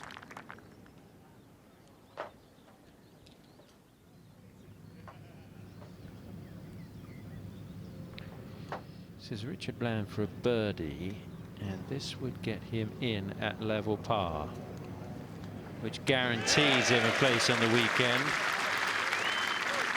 1 over likely to be good enough. Level par definitely good enough. And a great finish to his round. 3 under in the last 5 holes for Richard Bland. We go to Lowry, chopping it from back left at the 5th, and that was a bit heavy-handed.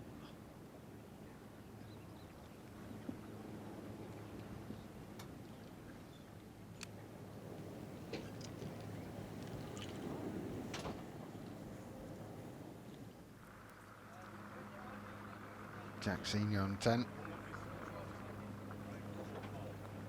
Going for another birdie here. I never really got that one pace or line going.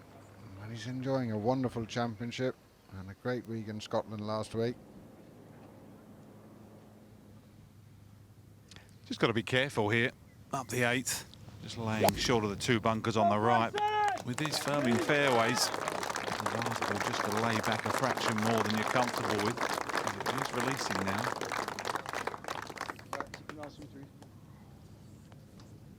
And the crowds are building. They're sensing something special with Jordan Spieth. He's in complete control today. Missed a couple of putts, but he's also holed 2 or 3. Maybe he wouldn't have. Well, he always thinks he's going to hold them anyway. We might not have done. Now, same play. Just trying to nestle it behind the 2 bunkers down the right. Fraction of helping breeze, but really only maybe half a club. So not a factor.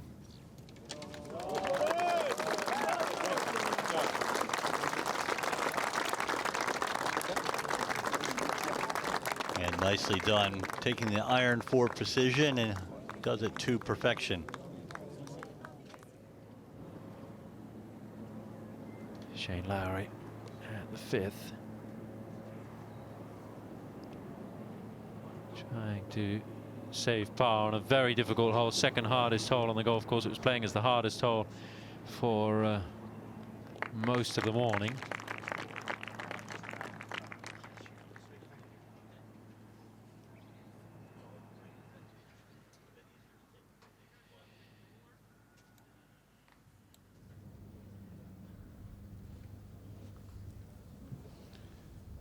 On the tee, from England, Connor Worsdall.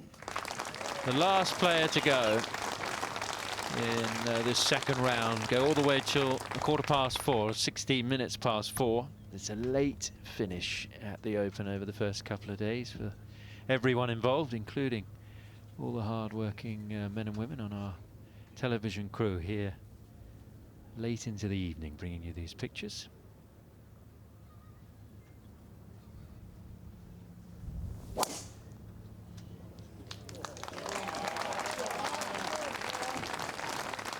Got a bit of work to do.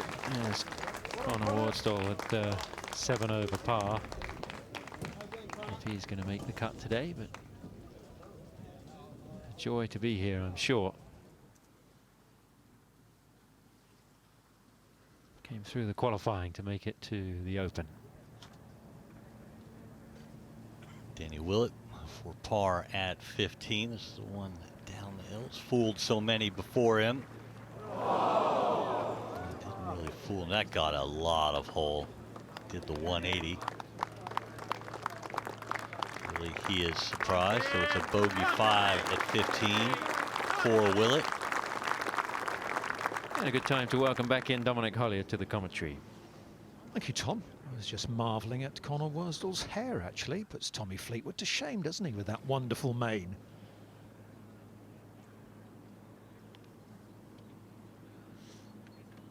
Dustin Johnson with a par putt at number 4 for the world number 1.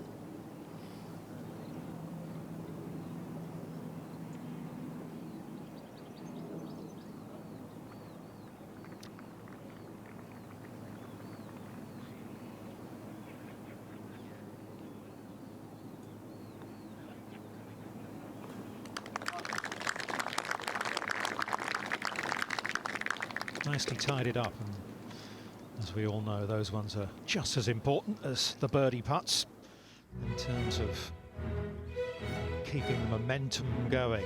It's a nice little vantage point. We've seen her before at past Open Championships here at Royal St George's. That's that little garden shed just behind the 4th hole. Great view of the action and the world's top players, and it is a major champion on top. Colin Morikawa, stunning 64 today. Jordan Spieth, Louis Oosthuizen, the major winners are lining up at the top of the leaderboard here at Royal St George's in the 149th Open.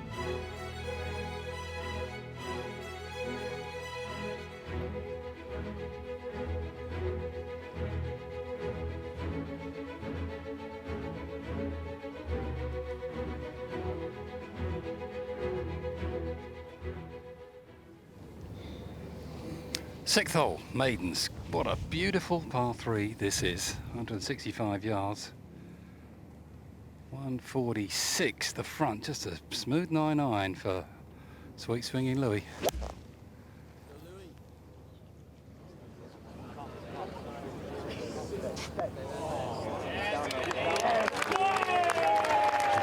Kicking in off the bank. Very good shot. That is such a nice swing to see. Jamie, why is it called a maiden? It's because they used to play over the hills to the left of this green, and they thought they looked like the Jungfrau, which are in the Alps. So that's why they called it the maidens. Young woman, maiden. Does that answer your question? Yes, it does. Fantastic. Thank you. You can keep them coming. Be a wedge for Rahm, down off the left. Good flag for him, the way he shapes it in there. The sneaky little bunker just right at the pin there.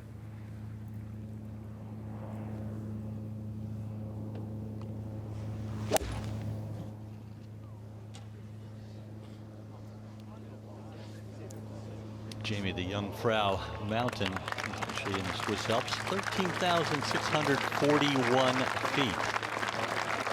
An amazing mountain right there that this hole's named after. Yeah, the sand dunes aren't quite that high. But apparently it had the same shape, and that's Apparently the so. name. A great vantage point for all the people out here. Great to see the spectators, and this is a hole you gather to. And it's gettable, this pin, as we just seen. Let's hope Larry can get inside them.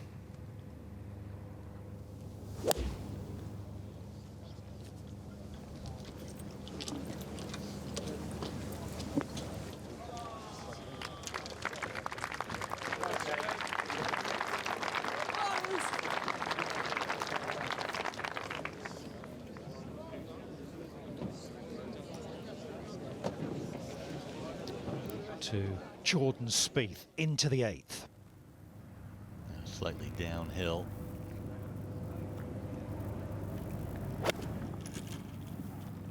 Back right hole location there, plenty of green to work with.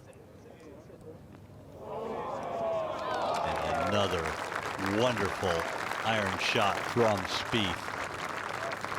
Matter of will the putter cooperate. Back to 5, and Dustin Johnson with the iron. Just trying to find the tabletop. Quickly down for the tee. He likes it.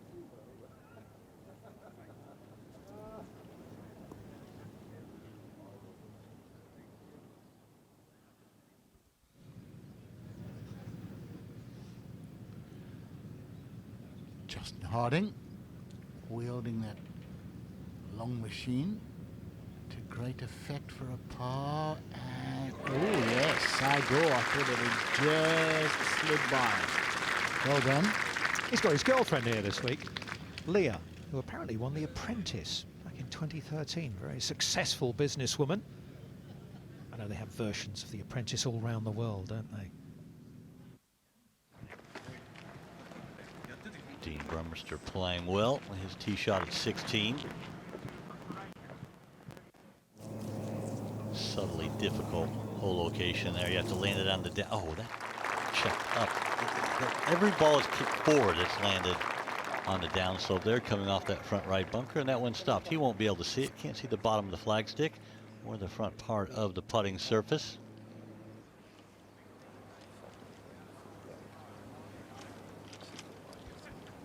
Oh,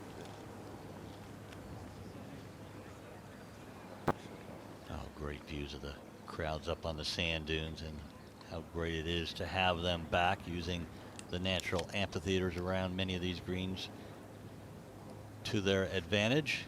I'll tell you what, Jay, if you stand up, you're going to slip down that bank. Yeah, it gets tough, especially if it gets dry. There's some fun and games. As soon as someone gets up there, oh, I did read yesterday, Jamie, that a woman had gone up there very carefully with a glass of bubbles in her hand, sat down, and of course the grass was all lying one way, and she just slid all the way back down the bottom, much to the amusement of everybody else around her. But did she spill any of the bubbles? Yes, it went all over her. Oh, shame. Looking for a break from the right for the defending champion. And he did. When you start sliding down the hill, you're supposed to hold up your glass and not spill anything. So he needs to work on the slide. He doesn't need to work on his birdies. That birdie gets him back to even par. Much loved character. Of course, it was such a popular win at Port Rush 2 years ago.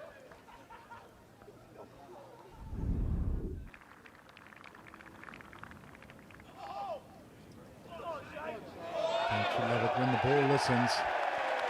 Beautiful. Yeah, the celebration when he went down to Dublin. And the night that he won, went down to the local pub, it was just wonderful.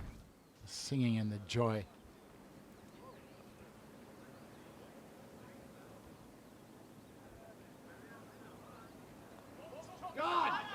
Doesn't take advantage of the precision iron shot. That's a bit disappointing. It seems like Oosthuizen giving himself a chance every opportunity as we go to DeChambeau. At 8, he's missed the putting surface.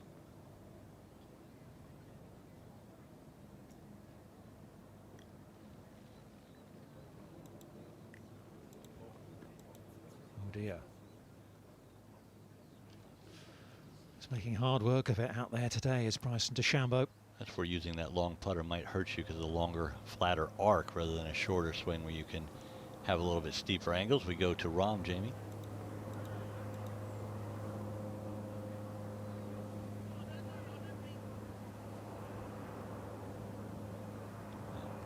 Jamie will be back with us in a moment.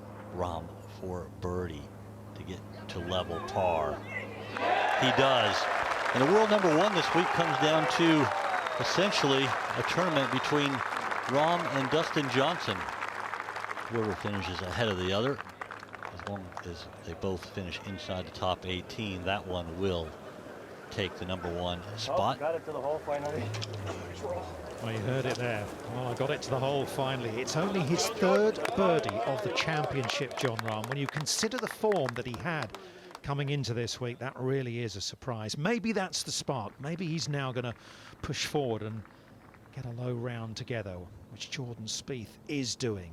Another chance for him. This is his range.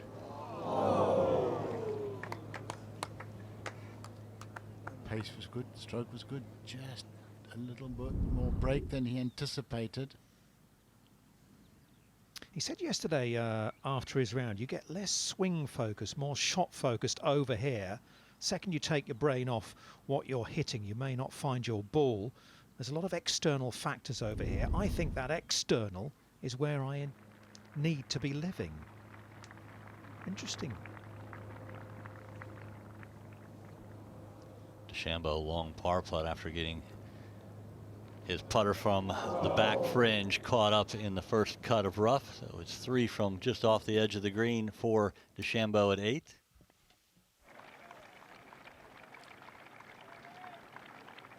Burmester. Yeah, but look, he's putting downhill there. It's amazing that tee shot didn't kick on, but he's left it shy. Maybe a little bit nervous of exploding it past.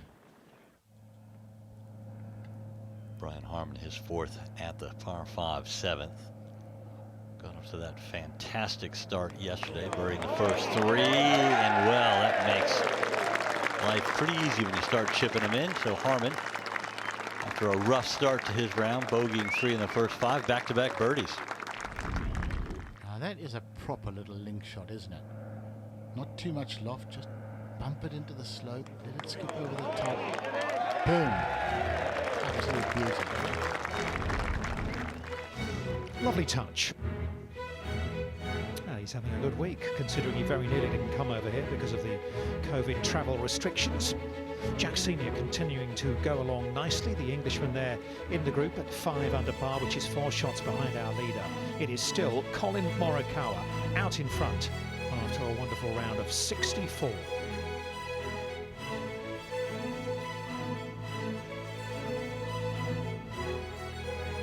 Good stuff from Tony Finau today. 4 under par 66 for the American. Still only the 1 victory. Amazing, isn't it, really? Such a consistent player. Week after week after week. As we go to Dustin Johnson. Good tee shot at the 5th. This his 2nd. He got it up on Campbell's table, so a view of the green, which is pretty rare at 5, and he took advantage of it.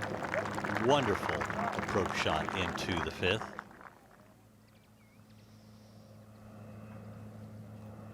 Mackenzie Hughes to move to 5 under at the par 5, 7th. Oh, what a nice stroke that was. That wasn't a push. It was a nice release of the putter head. You could just see the toe just past impact, passing the heel of the putter. Great release. That was one of the things that Tiger Woods does so well. I almost said did, but I'm not writing him off yet. Beautiful pictures. Looking down over Royal St George's, and an opportunity for us just to take a pause for a moment and bring in David Bonsall from the R&A. Is the immediate past chairman of the Rules Committee of the R&A. David, it occurs to me you've had quite a quiet week out there on the rules side of things. How's it going? Well, indeed we have, and I think that's partly because the weather's fairly benign, and of course it's a very big property, so all of the TV towers, grandstands, etc., the essential elements of an Open Championship are set well back from play, and these are some of the best players in the world, so they're not hitting it all over the place as the members might. Yes, good point, although frustration there for John Rahm. Now, you were part of the Rules Committee who made the changes that we've seen over the last couple of years come into golf. Are you pleased with the way that they have worked out, the simplification? Yes, to some extent simplification, more modernisation. I think what we were trying to achieve was a way in which every golfer, whether at the top professional level or amateurs all around the world, and whatever type of golf course they play on, could understand better some of the principles behind the new rules. And we were able, I think, to make appropriate changes to be consistent and true to a lot of the principles of the game which have been applied for many decades, and also to write it in a language which people could feel was more accessible and more modern. And I am pleased. I think it has settled down very well. And I think most players would agree that it's been fun and it's worked well, and they understand it better. Yeah, here, David. I think they've been a huge success. Just one thing, I don't know whether you can answer this one actually. The cutting of the lost ball time from 5 minutes to 3 minutes. How was it decided 3 minutes would be optimum? Well, we obviously did consider many aspects of pace of play when we were making these rules proposals, and it just felt to us that we looked at statistics of balls being found in professional events, and very often a ball, if it's going to be found, is found pretty quickly. And if it's not found, then searching around for 3 minutes seemed on balance to be long enough. Of course, we went out to the world of golf a couple of years before we actually implemented the changes, said that this is what we were intending to do, and had a few experiments ourselves and invited others to experiment to see what they thought. And on balance, the view coming back was it was a fair enough period of time, and I think actually it has worked quite well. I think you're absolutely right. So well done to everyone who was involved in that. Thank you, David, and let's hope you continue to have a quietish week. We shall see. The wind and the weather could change, but the players are good, and let's hope so. Excellent stuff. David Bonsall, who is, as I say, from the R&A, but also a member and past captain here at Royal St George's. He handed over the claret jug to Ben Curtis back in 2003. Great approach shot from Dustin Johnson at the 5th. Chance for him to move 2 under. And this would really be the reward of the brave tee shot, getting it up on the high plateau. World number 1 doesn't disappoint.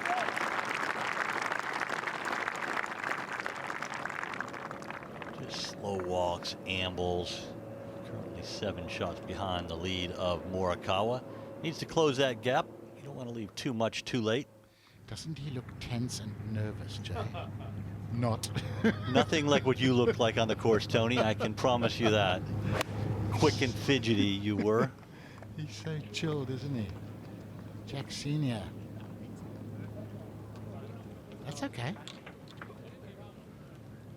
Over the ridge a little long, but it's okay. Paul Casey not too far away from out of bounds at 14. A big bank to run it up right there.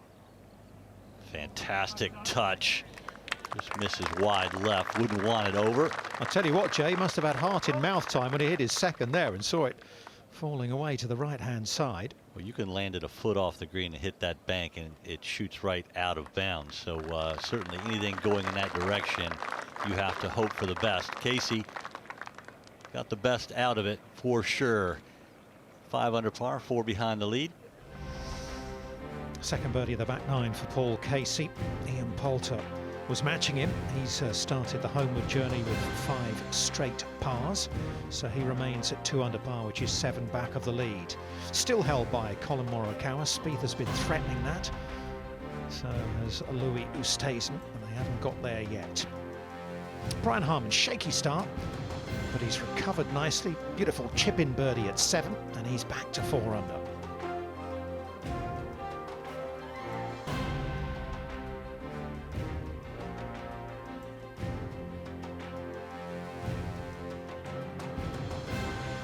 Brant Snedeker made an eagle 2 at the 17th yesterday. Highlight of his round. Good days for Johannes Veerman, who's been playing nicely on the European Tour recently, and Matt Wallace as well. Aaron Rye, who won the Aberdeen Scottish Open in October of last year, I do beg your pardon, to collect his 2nd European Tour title. Also going along very nicely. 140 for a 1030 and 125 for a 10. And if you're going to cut it, we take 5 off. You get 135. I feel like the 53 is not going to get there. Okay. For some reason. This poor new caddy for DeChambeau having to go through these numbers and learn this stuff. Wow. I mean, I think if you hook the 53 in there, that you can land it. Yeah, you can. The flag and have you it come can back? exactly, and it's Okay, going to so have enough. we're saying it's going to hurt about 3 or 4 yards now with this type of shot. Correct. So just under full. A full one of these is 40. Correct. Yes, just under a full. Landing it 3 paces right as flag. Sorry. I know you got your you're good. pilot's license very recently. You were talking me through the complications of working stuff out before you land and take off. That's nothing compared to this, is it? No. Landing on a 400-foot dirt runway beside a river is nothing compared to what this guy goes through, but they've worked it all out and worked it out perfectly. Maybe misjudged the wind a little bit and pulled it. Fantastic shot, obviously. Just kidding about that as we look at Oosthuizen. Lowry and Rahm are both laid up to wedge distance, just about from bad lies. Louis from the middle of the fairway game, 5 tee shots on the long holes, and he's in the middle of the fairway in every one. 275, 245 the front, reach easily, slightly into the breeze, but he can get to this pin.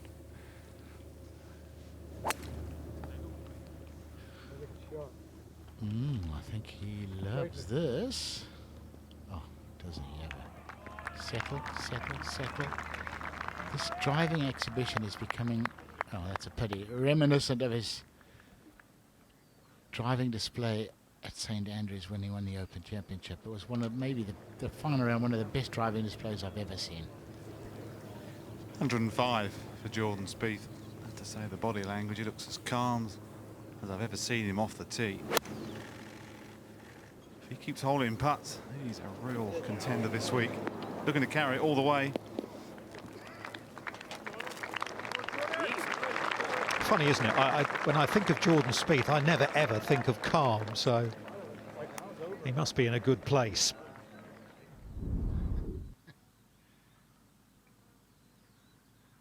Isn't it great to see him back playing well again? God, look at that, how he kept the hands leading, squeezed it out of there with a slab of a divot. Dustin Johnson at the 6th, 165 yards today.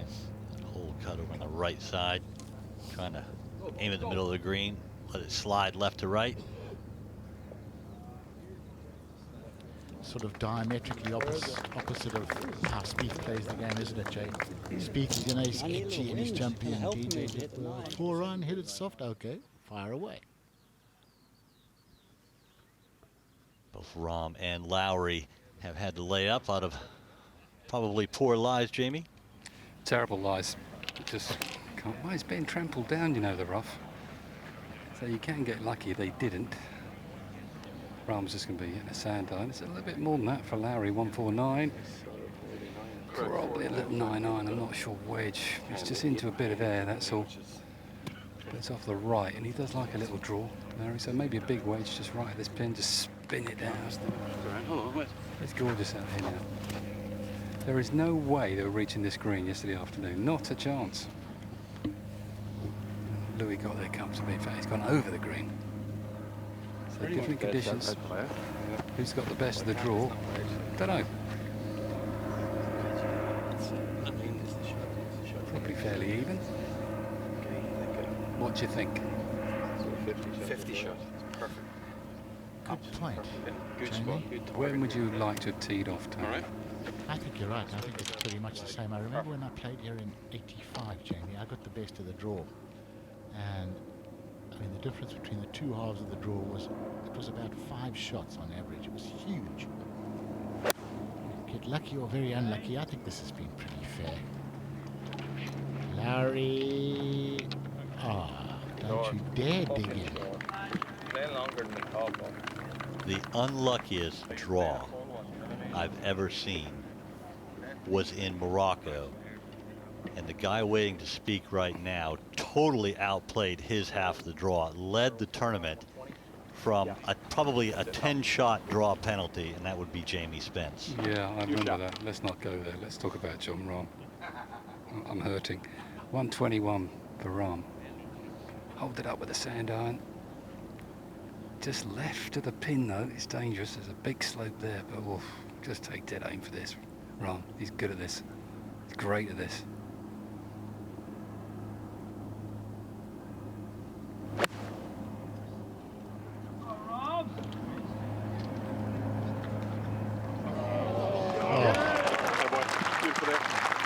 Stunning shot. Well, we did wonder if that birdie was the spark that was going to get him going. It could well be. Here's Jordan Spieth. Another chance for him. Well, that's about 3 putts from 20-odd feet that he hasn't holed. What's going on? Well, you know, he does leave the odd one short, and I think part of the reason is he's such a great putter from 25 feet is because he dives them in. They go in at the perfect pace. So occasionally he'll leave one short, but generally speaking, his speed on those is wonderful. They also did a study. We're going to get to watch him putt a lot, not only this afternoon, but throughout the next 2 days. They did a study. He's the only player in golf that his backswing speed, the movement of the putter, is the same as his through speed movement of the putter, which no one else does. Everyone else takes it back and kind of accelerates through. So something just for you to watch at home, a bit out of the ordinary for Spieth's putting.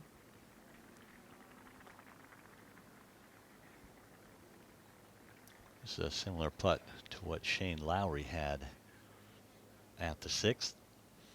Yeah, so there's a little bit of right to left on this at the end. Definitely, and Rose could use the help. Yeah, poor start, isn't it, for Justin Rose? 3 straight bogeys.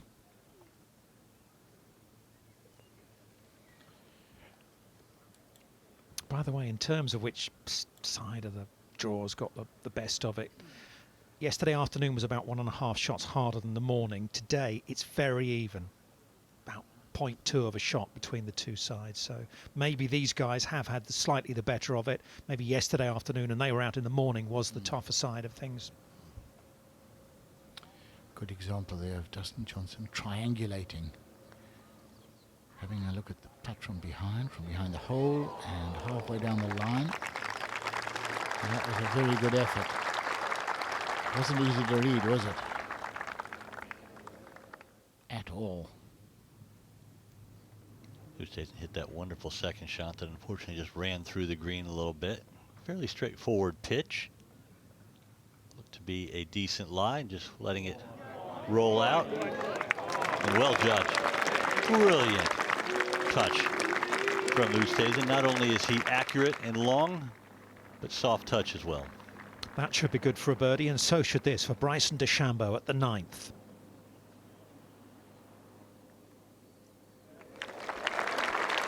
Yeah, very nicely done. He knocks those in with authority, DeChambeau. Good comeback. For the birdie, Lowry. Big gallery full in this group, as there should be. Right to left down this green. Come on, come on, come on. Gosh, that was a good effort, wasn't it?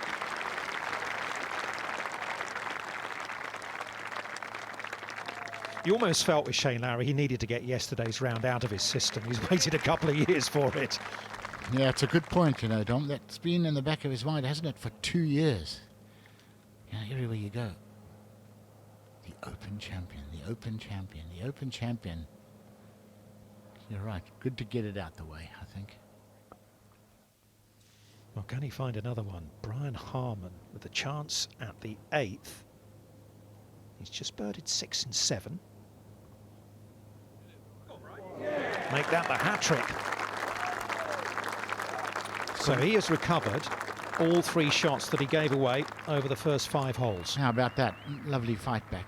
He's got such a beautifully balanced posture at address for the putting. Even weight on both feet, level shoulders. Looks like you could hand him a right-handed putter and he could do nothing and putt right-handed with exactly the same stance. Tricky putt for Rahm. I read this left half, but Lewis went left. He called in Adam to have a look. He's not sure about this, Rahm. I think he's just going to go and bang it in straight.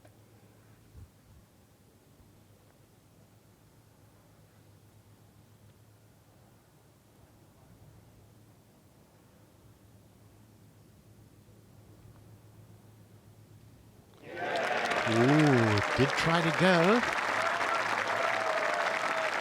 Joe, you were sitting there next to me indicating it's going to go right to left. You were spot on, but a beautiful pair of birdies back to back.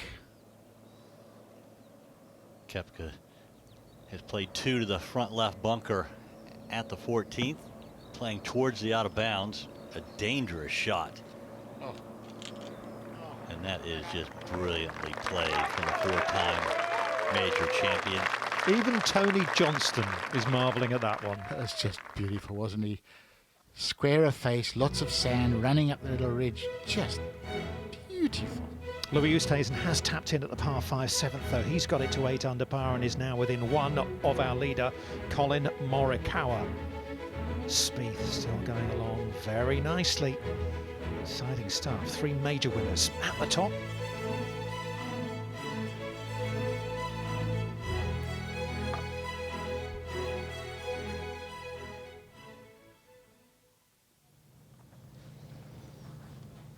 And with the crosswind, northeasterly, just a little bit harder this 10th.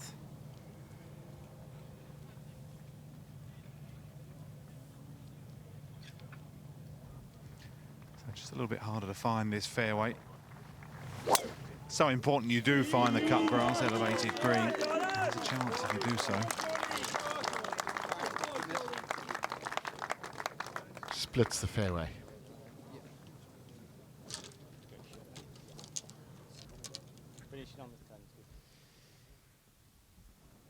Paul Casey has this shot coming over a mound. This is near impossible. Within 10 feet of the hole is a great shot. Landed right on the precipice of the hill, taking everything out of it. That you could have your best shot in a month of Sundays and not do that again. Take your whole practice bag of golf balls there, Joe, and not good. Television flattens everything. He landed that right on top of a long ridge. Oh no. Oh no, wait a minute. Pan left, pan left. I left my window open. Thing about that is that Casey, that could have come back to his feet as well, couldn't it? Just as easily. I mean, that was a 4-inch diameter landing area he's landed that on and nailed it. Beautiful view with Ramsgate just across the way from Sandwich Bay to where we are, just there on the left as we're coming into picture, the great links of Royal St. George's. Poulter.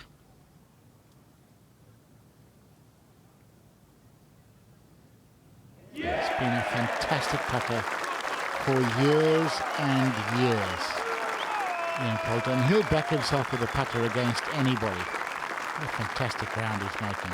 I thought last week that Ian Poulter's body language just told me he knows he's playing well, and he expects to play well, and he is. You can just tell with Ian. He's always positive, but just the way he was walking. Down breeze, this 8th, just for position, 450-yarder, anywhere on the fairway, really. There is a bunker up the right. Sit down. Asking for it to sit down. It's heading right.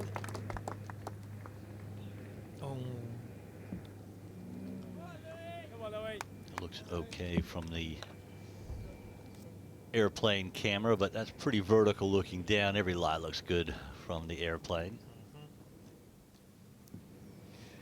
Yeah, Humpton Hollow, this fairway, not an easy one to hit. It sort of cambers off both sides, really, but just avoid the 2 bunkers up the right, and you're going to be okay.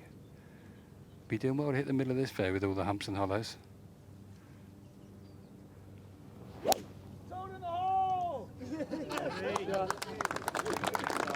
don't think he's looking for in the hole. He'll be happy within the fairway. And once again, pretty much splits the middle. But seeing the middle of every fairway in a links golf course is going to be formidable come Sunday afternoon. It's an exhibition from Oosthuizen so far. These are difficult fairways to hit. Make it look easy. Not quite so easy off the tee for Larry. I think that's his issue at the moment. Light the candle! Driving that one low, trying to chase it down there.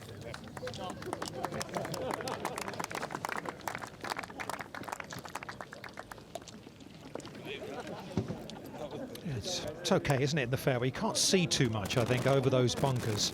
So I'll be playing blind into the green, which is down in a little, over the humps and hollows and down in a little dingly dell there. Johnson at the 7th. And you really want to, those are the spectacle bunkers right there. And you really want to just venture a little bit towards the right one, but split them, and he does. What an athlete, Jay. I mean, I think he could have excelled at any sport he'd chosen to play. He's definitely in the top 2 best basketball players on the PGA Tour. The other one might be another U.S. Open champion in Gary Woodland. 155 shot then, 56. If you're trying to land it on the pin, yes. Yeah, one pass, yeah. Okay.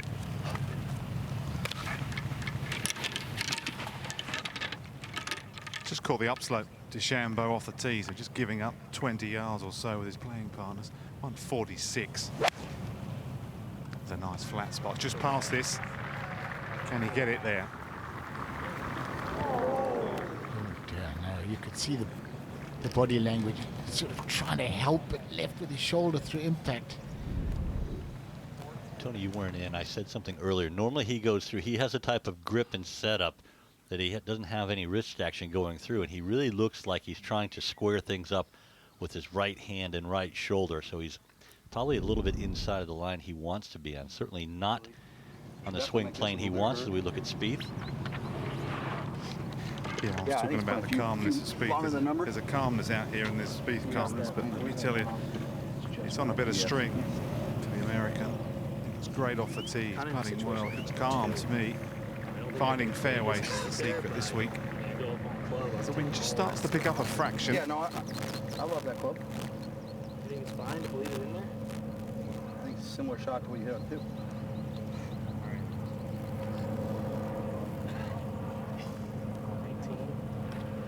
Yeah. 115 yards. A much easier shot, some 31 yards nearer than Chambo. So just trying to cut a gap wedge in there.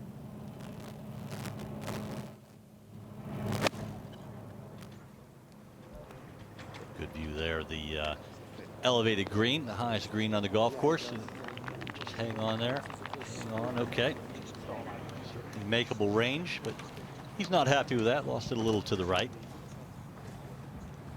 He's either got the longest left-hand index finger in the world, or it just floats in the grip there, Jay. It's always looked strange. It just looks about 8 feet long, doesn't it?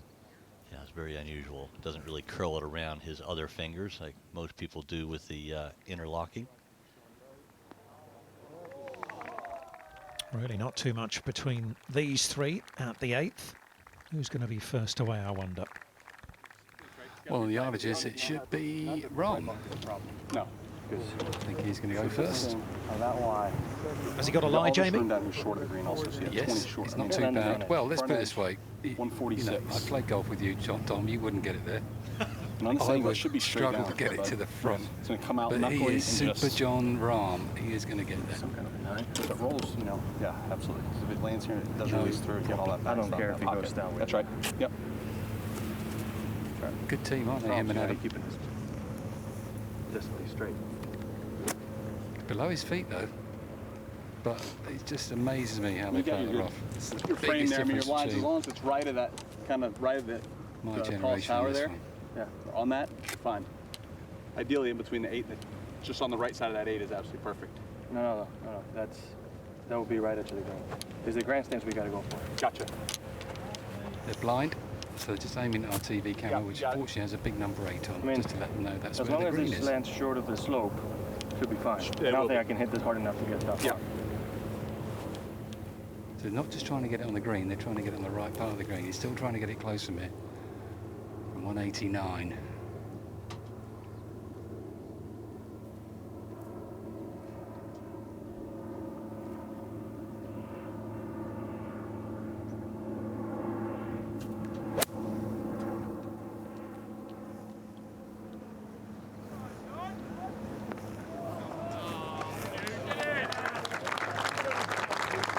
Put the brakes on. Put the brakes on.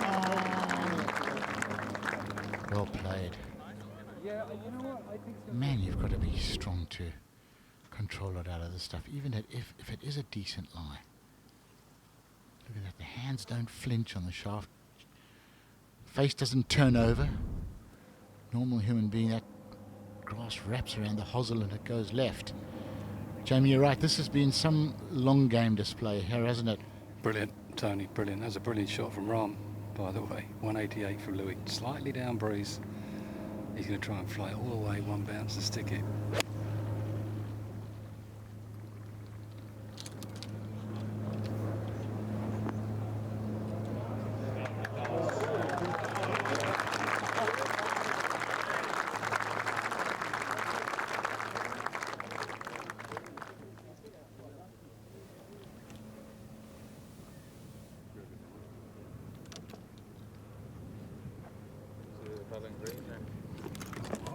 Larry, 182 he's got. So very similar, all three players, but the pin is cut on the right-hand side, just over a mound.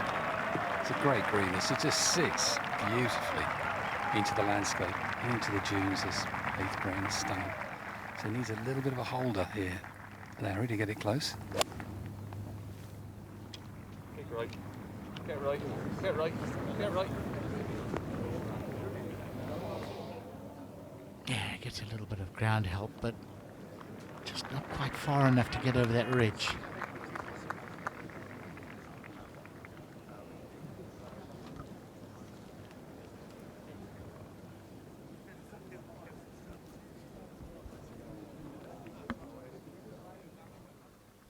And DeChambeau was pretty much unplayable in the bunker and just nudged it forward and then lobbed it up pretty much stone dead. So he'll have a little bit of work for his 5.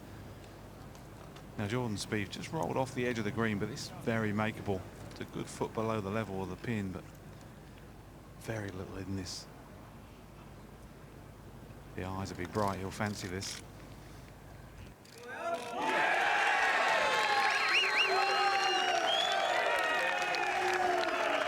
He pours another one in. And he moves alongside Oosthuizen at 8 under, just one off the lead. He's back.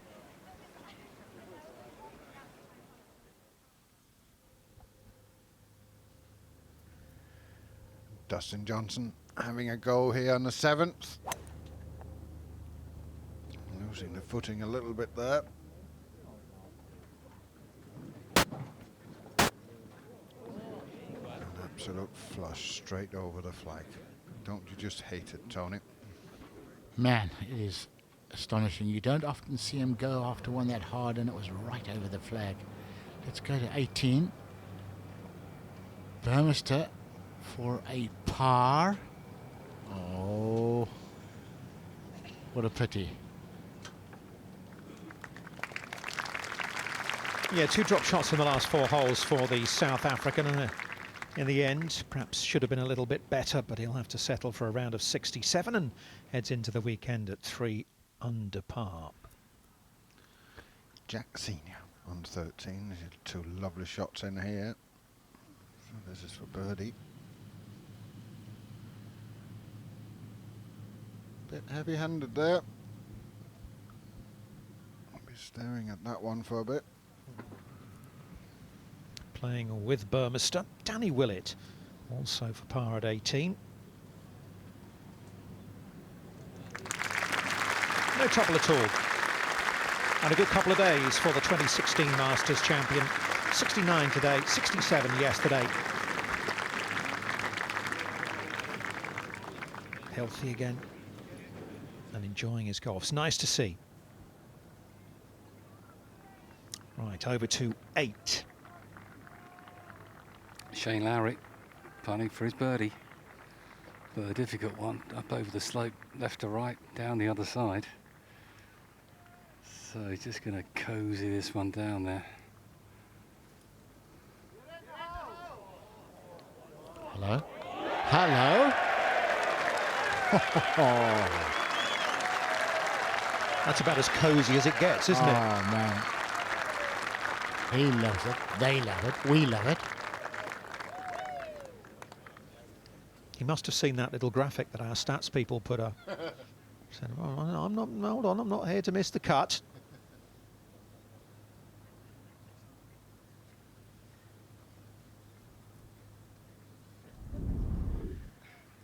Yeah, it's not always an easy week when you come back. There's so much going on when you're the defending champion, handing the trophy back, press conference, all that. Just about finding his way now, Shane, getting into the golf. That's a lovely putt. Gets him on his way now.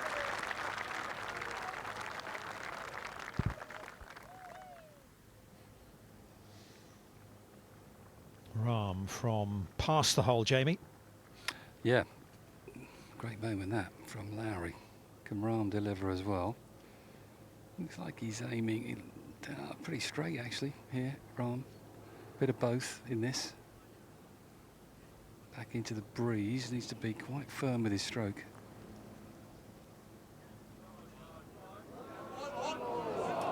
Ooh, the searching, good putt. He's playing well today. He really is.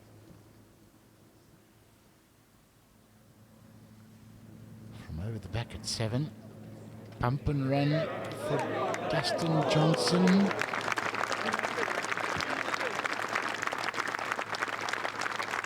He made that look like he's played links golf all his life. That was easy.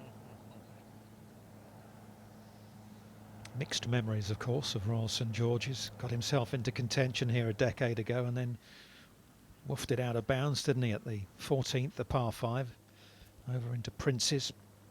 That proved to be the difference as Darren Clark went through to win. Yeah, it's hotting up, isn't it? Top of this leaderboard. Oosthuizen aiming down the right. Familiar routine. Now just relaxes into it. There you go, and off you go.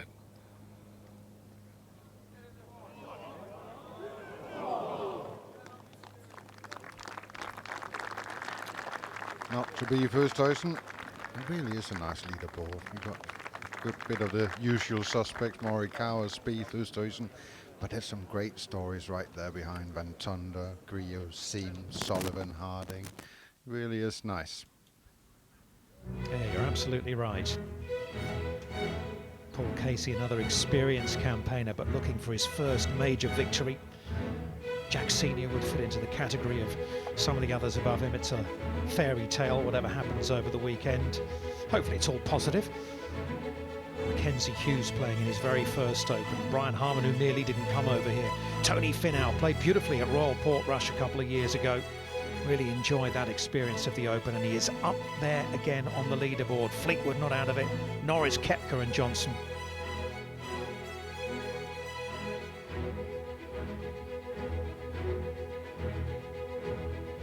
Very impressed with Scotty Scheffler both last week and this.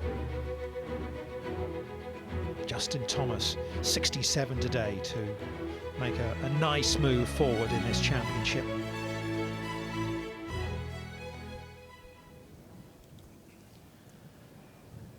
Well, we call it the long 11th hole. It's not that long today, 184 yards, but the pin's tucked on the left-hand side over that bunker. Still a very tricky shot. Not for Jordan Spieth at the moment, though. Lovely iron shot. Yeah, that's a nice tee change. It's shorter and it's way further left, so completely different angle. Almost a different hole. Harman. Little backstroke down the hill.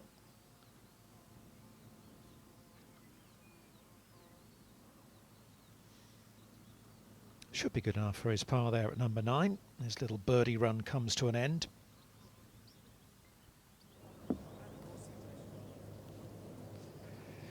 Short par 4 ninth, wind off the right, slightly hurting, but not really. It's just a one bunker to think about down the right at 270, hence Lowry's got the iron.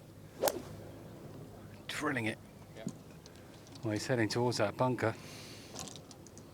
Needs a bounce, I think he's got it. Yeah, that's good. Just dug in, didn't it? That's perfect. Well, this is where Rahm took double, isn't it? Hitting that bunker yesterday. He's got the fairway metal out here on the 9th tee. We might drive it down here. Take it out. Get it all the way down there. Elected play this club. Sort of brings it into play, I think, guys. I don't know. Yeah, it's a bit of a strange choice, this one, I think. You think you'd go one or the other, Thomas, wouldn't you? Yeah, I think this is the one that also is so easy to turn over on a right to left wind, and the rough down the left is not great.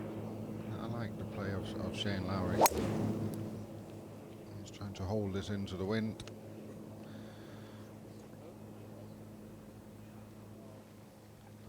Yep, scuttles back onto the short grass. It's good now. Decision vindicated. Johnson, we saw the chip. And for the easiest of birdies,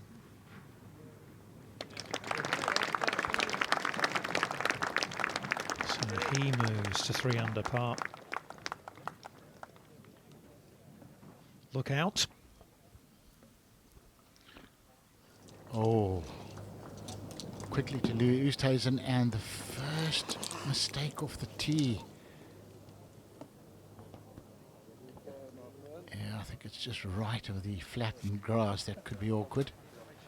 First one that he hasn't drilled.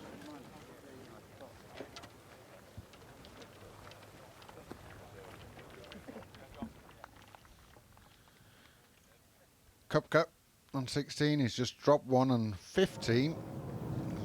To hitting this one close, he's going straight at it.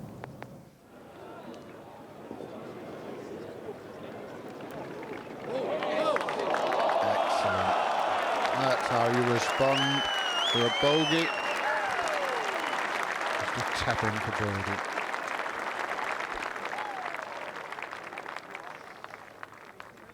Let's head up a hole to number 17.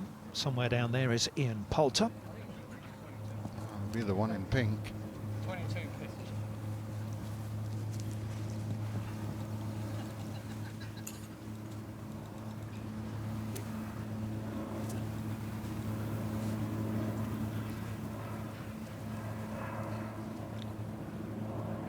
Got a nice round of golf going today, Ian Poulter.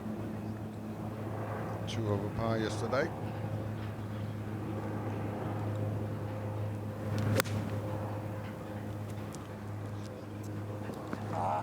Bit of a stab there into the ground. That's nice.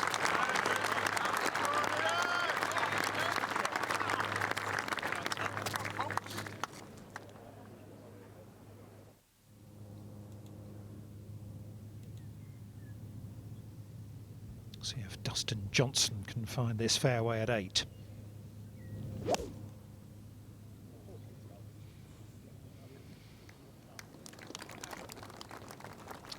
Nice. Must have got a little boost last week.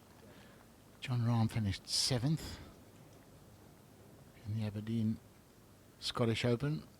Dustin Johnson didn't tee it up anywhere and gained his #1 position back in the world ranking. So a little bonus, and maybe I would just like to stay there now.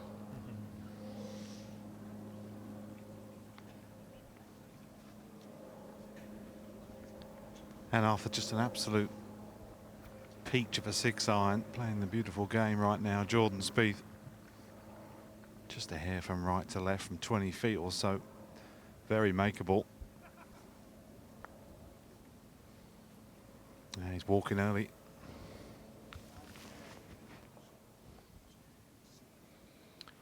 Yeah, even he can't hold all of them. With Spieth, you think, well, you can't keep making 20 and 25 footers, and he just keeps doing it time and time again. Second bogey today, I'm afraid, for the 2017 Open champion. Had that wonderful finish, didn't he, at Birkdale?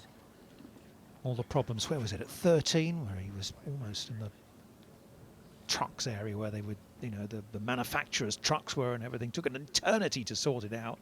And I think he shot 4 or 5 under the next 4 holes, wasn't it? It's amazing stuff. To hold off Matt Kuchar. And the win there. And pretty much the same putt for DeChambeau, just slightly a little bit more under the heel.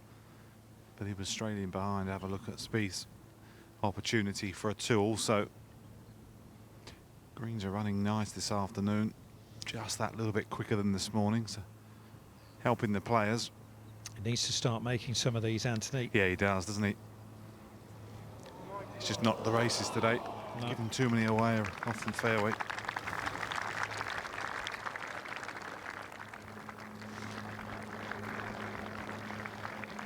.157 for Larry on 9th. 9-iron to this left-hand pin. Go, go, go, go. What a sweet iron shot that is. High, soft draw. Always look to be on line. Yeah, he's warming up nicely now, Shane Lowry. Rolling in a few putts. Yeah, you can see it, can't you? You can feel it almost. He's in the groove. Rahm.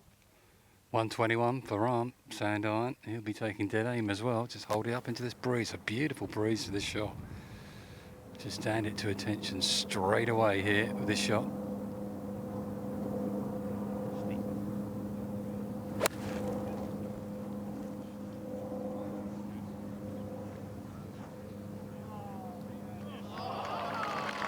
Hello.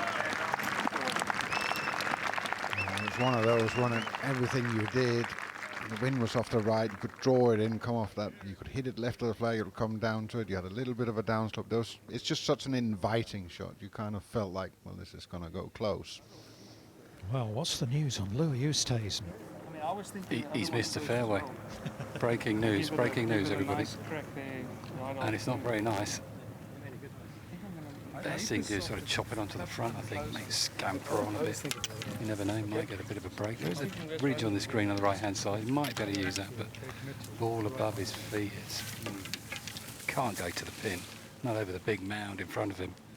So just aiming well right. Course management comes into play here.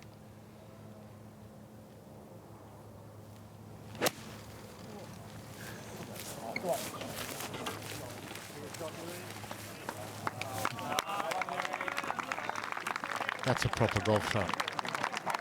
Now, overhead look at the lie is deceptive.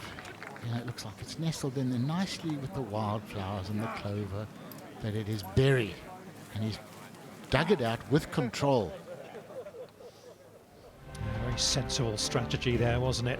And I can tell you that Louis Oosthuizen has never gone this deep in a major championship without dropping a shot. He has looked very steady out there so far. Now you've done it.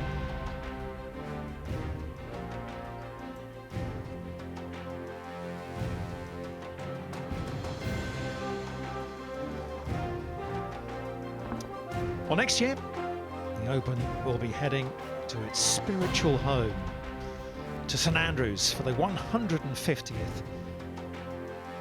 Open Championship, and there is a ballot for tickets up there because demand, we know, is going to be super high. Sign up now at theopen.com for your chance to be part of that historic occasion. Paul Casey has reached the 17th green. This is for birdie. Good effort. This is about the time where you're hanging on to your number. You know you're in with a good chance for the weekend.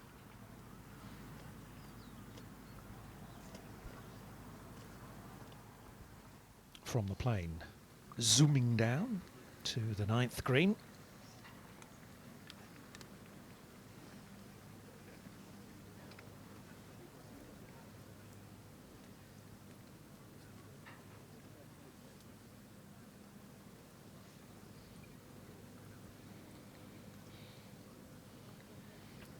Great scene, isn't it?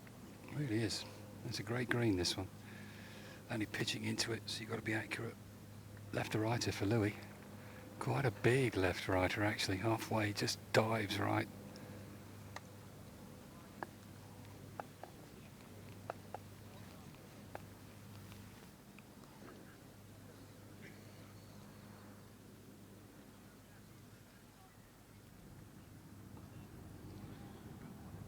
Such an inviting shot this. You just see the flag there, just right of number 8. You just see the top of it.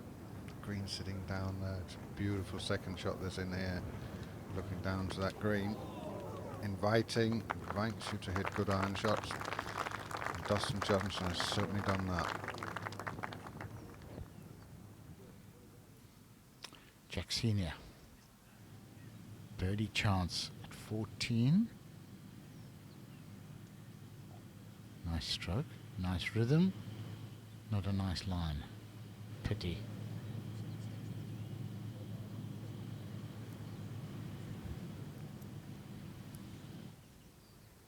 Back to 9. Yeah, he's having a second look at this one. I don't blame him. You sort of think, well, he's got to go left to right this part, but just got a feeling it might hold up a bit more than we think.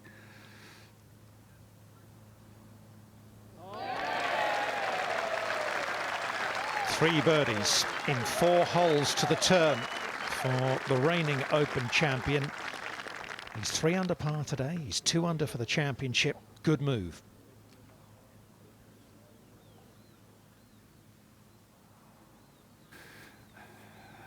And Rahm straight in. He saw the putt of Oosthuizen and went straight round his marker. So he's straight in there, left to right here for Rahm. Be a huge cheer if this one goes in. Tournament favourite coming into the week. Needs to get a move on. Plenty of time though, but he could do with this.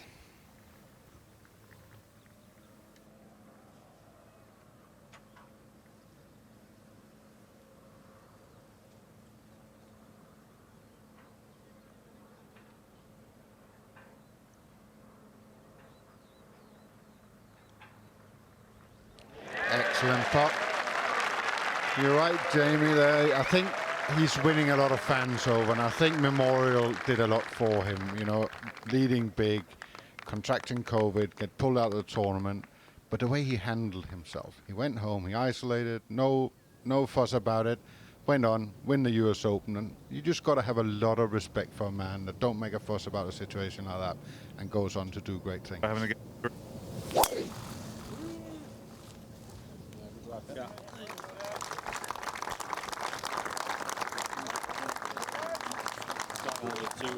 Oh, steady.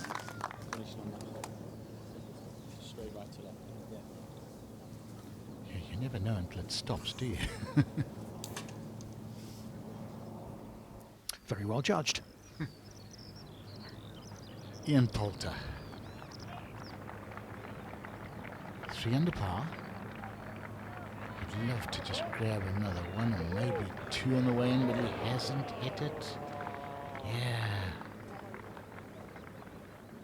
Positive putter normally. And Jack Senior, this will. That's a bit of a shaky one. Yeah, that's a bad bogey. And a good birdie opportunity on 14. And we walk away with 6. To 8. And Dustin Johnson for his 3rd birdie in the last 4. Thomas, that sort of emerald green is vanishing out of the greens now, isn't it? Just starting to get slightly drier, browner, which will make it nice and interesting on the weekend if they firm up a bit with this breeze. Well, you certainly want to have that shiny look on Sunday. You want to have a little bit of shine, you have a little bit of, you know, yellowness to the greens, and just ask a few more questions on the chipping, pitching, and certainly on the putting as well. Kind of not only having the pace, but reading a putt, what it does in that, if the grass is dry or if it's a little bit greener. Just ask a few more questions of the players.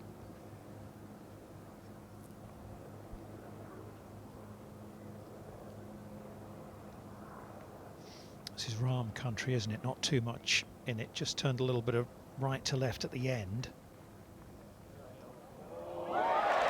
And he's judged it perfectly, Dustin Johnson. And he moves to 4 under par, and the world #1 is definitely getting in the mix.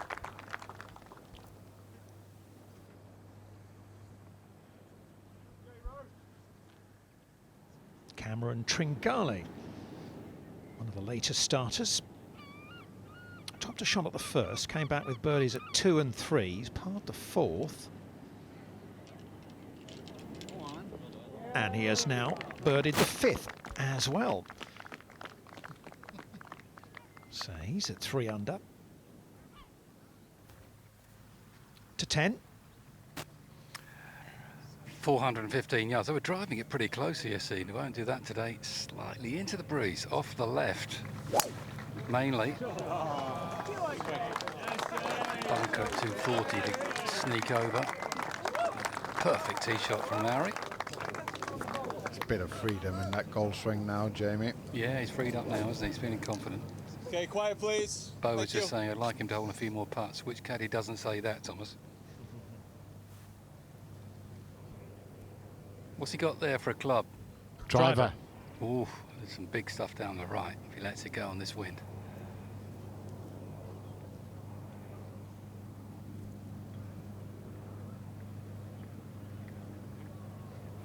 Yeah, this is perfect as well. Big old cup. You know what they say, Jamie? Touch hold, cash in pocket.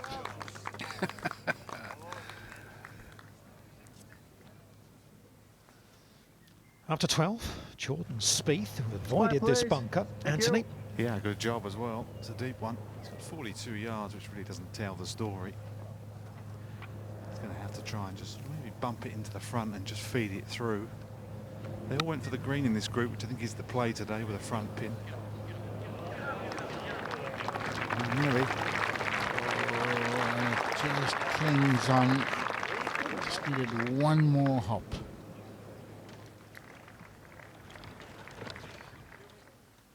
Back to 10. Oosthuizen, last to go. Driver for him as well.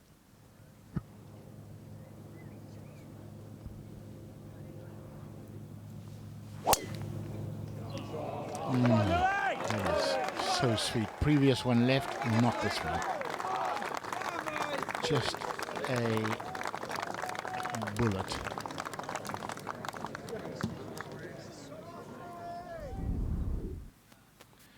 Oh, this is worth looking at again, isn't it? I mean, it looks just as glorious in full time as it does in slow-mo. Keeps beautiful flex in that right knee, massive shoulder turn. Head incredibly still. and just unleashes it. It's a thing of beauty. And look at the balance and poise. Oh man, I'm so jealous. Up to the green. Quiet day for Dylan Fratelli. Dropped a shot at the first. All pars since then, but he's got a chance here. And he takes it. First birdie of the day for the South African. Nice. No man in the world stays down longer on a putt than he does, Don. It's incredible. Such self-control. Won't look up until he feels it's just about there. Kopke for birdie on 17. It's been an up and down day for him. There we go. That's an excellent read. That tough putt. He's done a double bogey and a bogey there early on, but he's fought his way back. Brooks Koepka is very much in this golf tournament. It really does bode well for an exciting weekend, doesn't it? So many good players up there, so many, as Thomas Bjorn was saying, surprise packages, so many fairy tale stories could be written over this weekend at Royal St George's, which kind of deserves it, doesn't it? We've had to wait a couple of years, but the Open is back and back with a vengeance as well. Ian Poulter moving closer towards the leaders.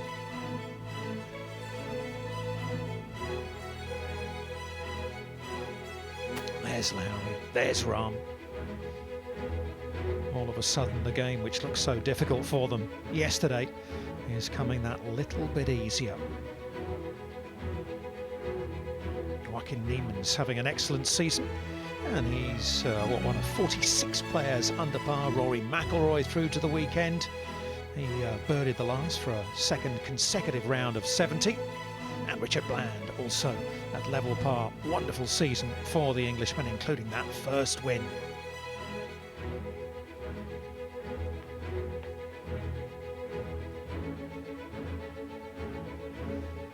Still looking as though it's likely to be 1 over par in terms of getting through to the weekend. 70 and ties advance. And after a magical pitch out of the absolute clag, he's got a birdie chance we all didn't think he would have. Right to left, up and over the slope. It's a good par in truth. He was buried.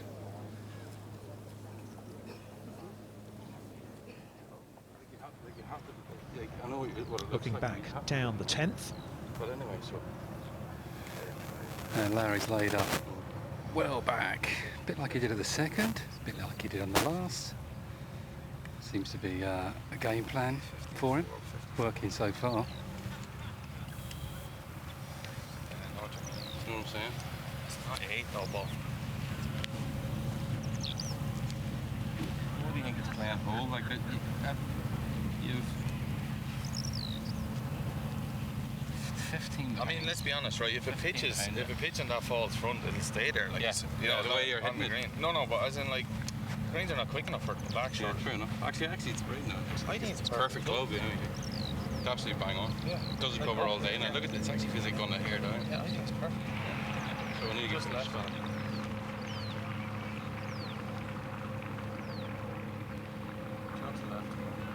Yeah, it's perfect. All right. So 158 for Lowry. 9-iron. Same shot as he hit on the last, to be honest. Go. Go.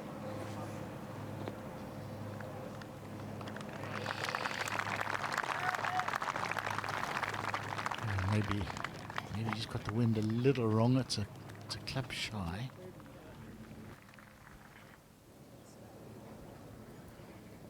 Well, he's been rolling in a lot of these first 2 days. There's another chance for Jordan Spieth for birdie. And another one right in the centre. Perfect speed, perfect line.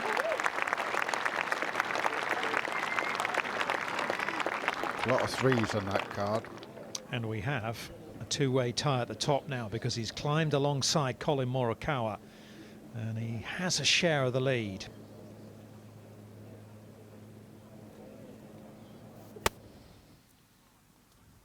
And that's where these two groups are relative to each other. Spieth, DeChambeau and Grace over on 12. And here's Oosthuizen at 10. From 111, just a sand iron for Oosthuizen. Needs to keep it just a bit left of this pin. There's a runoff area just to the right. Steady, and that's what I was talking about. Hang on, hang on. That's okay there. That's where Jordan Spieth hold it from, I think. I'm not sure how Rahm's got it on top of this knoll. It's incredible. It looks like it's on top of a mountain. 300 yards. You'd never get it there. But he's got a great lie and a great look at it.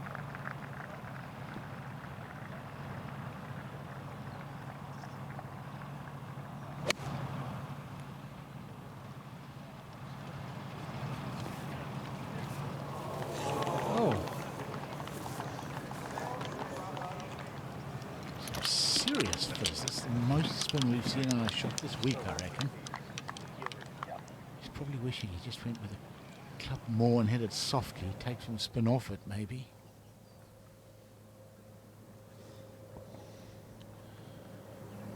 Well, it's right there in front of him, Dustin Johnson. It's quite an easy pin position off the fairway, this. Everything helps you back towards the hole. Nice shot. Starting to look like the Dustin Johnson we know again.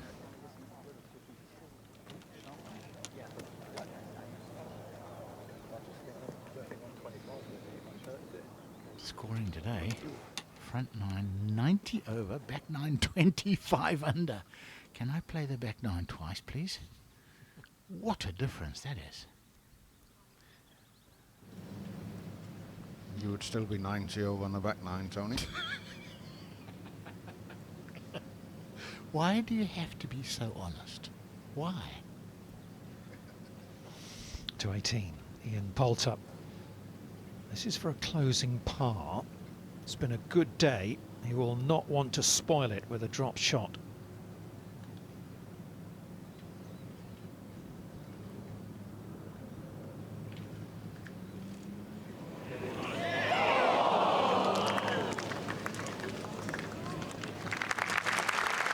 It's a shame, but it is an excellent round of golf from Ian Poulter. He was disappointed after yesterday. 66 minus 2. A lot of work to do on the weekend to be in it come Sunday. Wow. This is a great birdie opportunity for Casey on the last. To get to 6 under.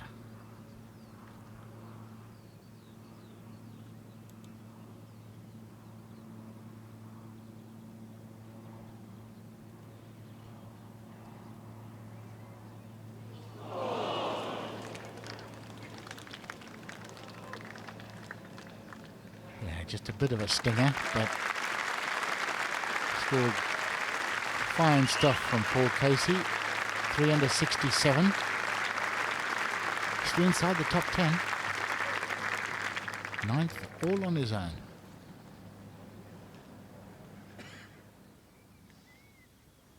To 10, Rahm, birdie putt.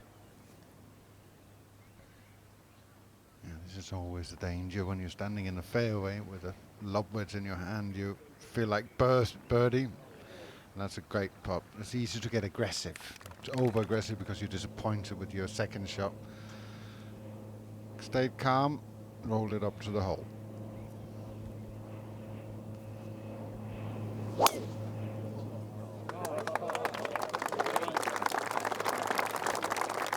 Just gave it a second late look.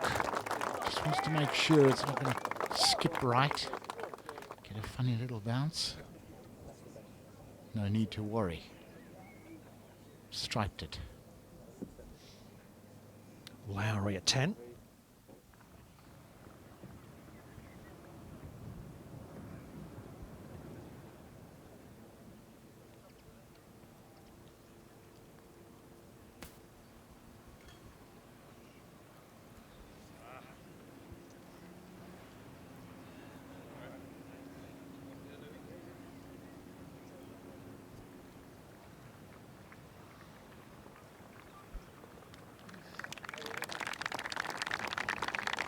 through the etiquette there, and he knocks that in. He just makes sure he's not standing on Louis' through line in case he knocks it a foot or two by.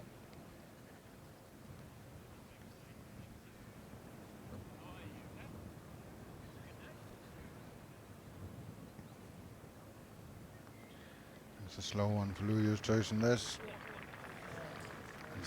And we saw it with Jordan Spieth. It was an easy putt, straight up the hill. Just have to get the pace right, which is not quite enough.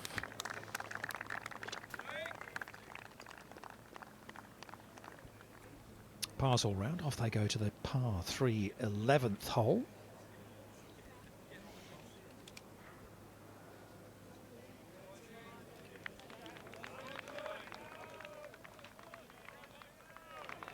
Jonathan Jigger Thompson. He's 6'9". Played on the European Tour, didn't he? Sort of 3 or 4 years ago now. Actually lost out in a playoff at your tournament, didn't he, Thomas? Made Yeah, he did. Yeah, he did. He did. He's a big fella, but he's a nice, soft lad. A gentle giant. Well, it's not been a great day so far for this man, Justin Rose.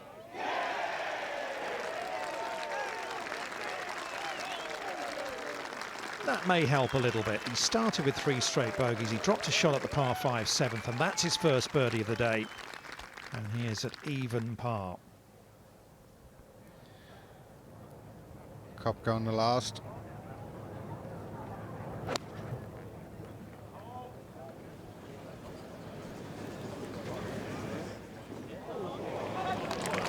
you go. Just excellent iron shot for Kopka. Strange day for him. A lot of birdies in there. 7 so far in his round.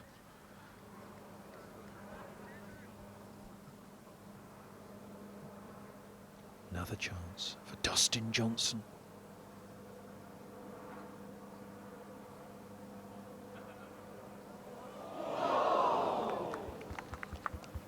So close. That would have been for 4 birdies in 5 holes. Not to be.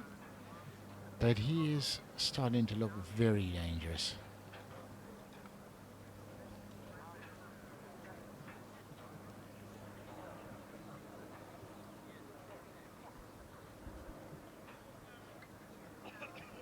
The white posts, it can only be the 14th hole, the par 5.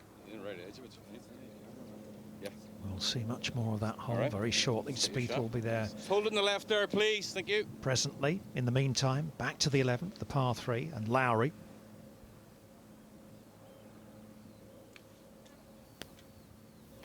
Move the tee up here on 11. Way up, 66 yards. But they put the pin in the back left.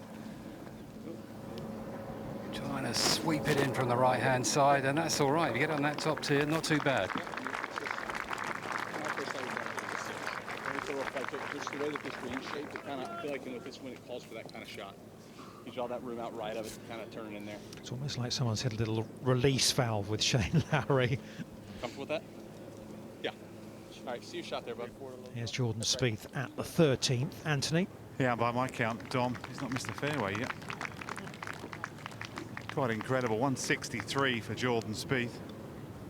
61, playing 13, 14. Great stretch of holes at St George's. Back into the breeze, just a fraction, so he's just looking right, just trying to turn this one over.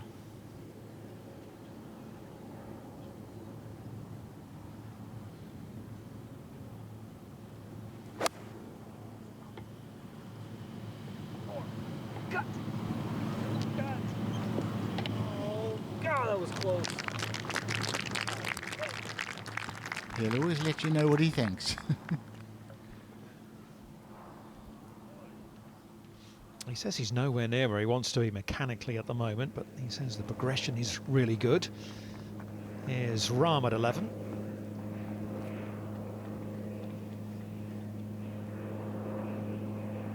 This is an inviting shot for John Rahm.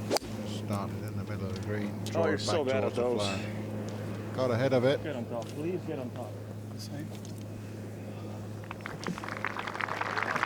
And that's how one of the best players in the world hits his bad shots.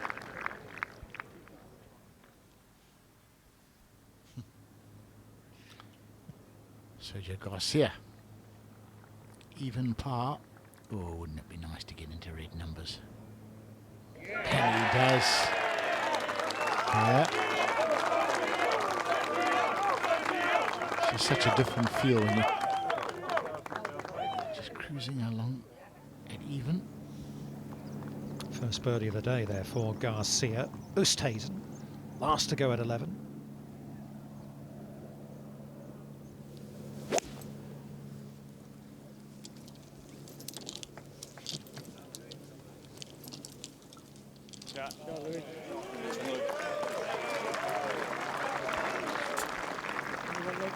So easy. Apart from that errant drive at 9, it's been exhibition stuff, hasn't it, from Oosthuizen. Up to 18, great approach shot. Can Koepka convert? This is for 3 straight birdies to finish off. And that is mightily impressive from the 4 times major champion. 66 for Koepka.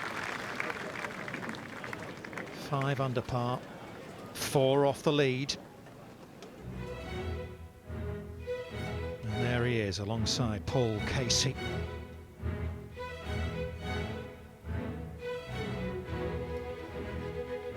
Beautiful evening. It is just coming up to about 5:45 here, local time. And we've still got quite a bit of golf, haven't we? Dustin Johnson only through 9 holes. We will take it right through to the conclusion for the world #1.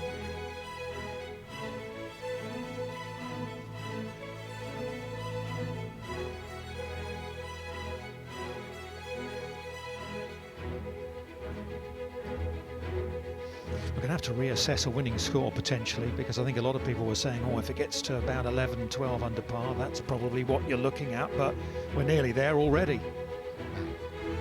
It's a tough test, this golf course. It's a tough test. I suppose we've had a bit of wind, but not too much.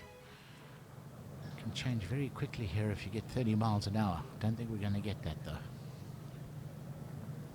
Just aim this one down the left-hand side. Cut it back into the middle of the fairway. Hanging out there a little bit.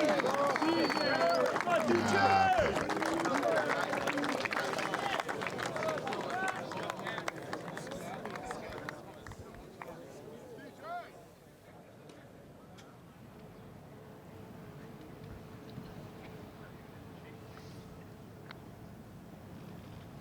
All the way across the 11th green, Shane Lowry. Oh. Oh, misjudgment. Oh, my God.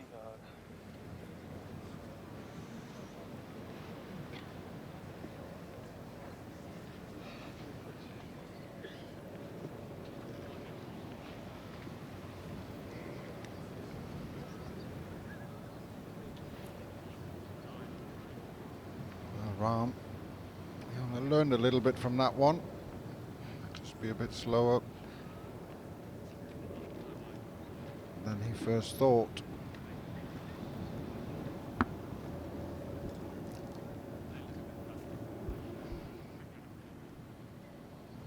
All right, it's too late. No more pictures, guys. It's pretty easy to put your phone on silent so it doesn't click when you hit the shutter. This would be a wonderful birdie 2 at the 11th.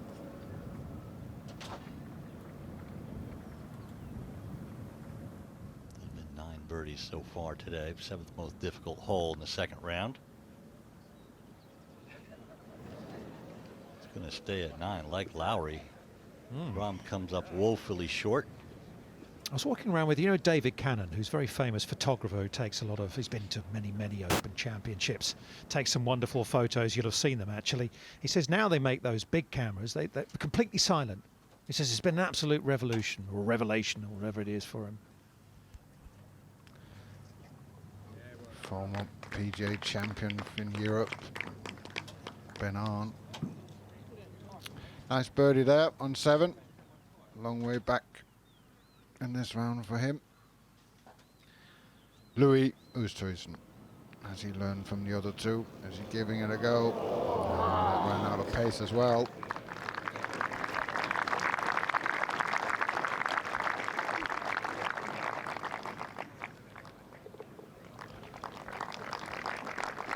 And like the other two, Louis just had a tap in as we go over to Jordan Spieth. And quite a slow one, Jay. Pretty flat around the hole as well. Just on the 20 feet mark. He saw Brandon Grace's, so a good chance. Stress-free golf. And you mentioned Brandon Grace. He's currently 4 over par and really did the damage at the 9th hole where he made a quadruple bogey 8. Did bounce back to the birdie 3 at the 10th and all par since. Spieth remains co-leader at 9 under. A little bit of tidying up here for Shane Lowry. Yeah, it's just a right lip putt, this one. It's all about being positive. There you go. Never in doubt.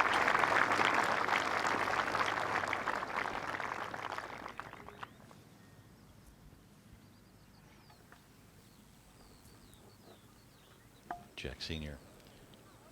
for birdie. See the bowl he's putting around. Headed to 5 under. Let's drop back to 3 just to get to 4. Just lacked the pace to get to the point where it wanted to break right to left.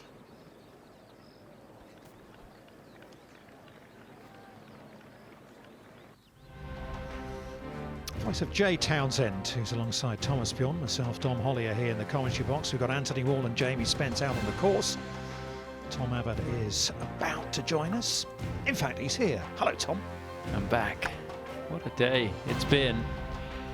And it'll be interesting to see whether the lead at the end of the day is 9 under par, 10 under par. Will we go lower than that? Or will Colin Morikawa be leading on his own come the end of the second round here at the Open?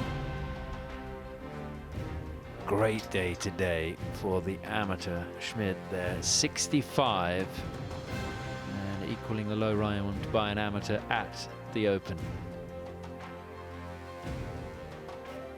Sergio Garcia, one of the late starters, still quite a bit of his round to go. Stuart Sink looking to make the cut. It's been a year for the more experienced players. Phil Mickelson, of course, talked about, not this week for Phil, but of course, amazing PGA Championship. Stuart Sink, a winner on the PGA Tour. And the cut hanging around 1 over par.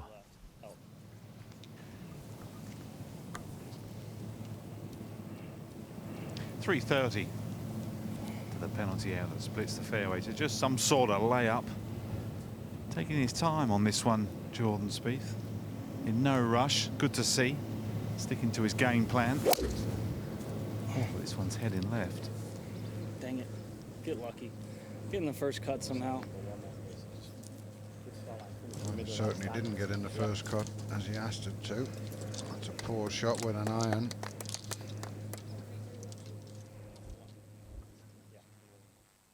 Shane Lowry. Just an iron on this short par 4. Playing for position. A couple of bunkers up the right side you want to stay away from, but as close as you can get to them, you have the better view.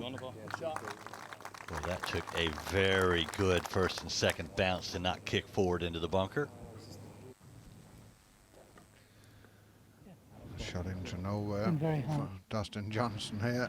Just a flag sitting on top of a hill. Not his best. Good for length. The line was a bit off.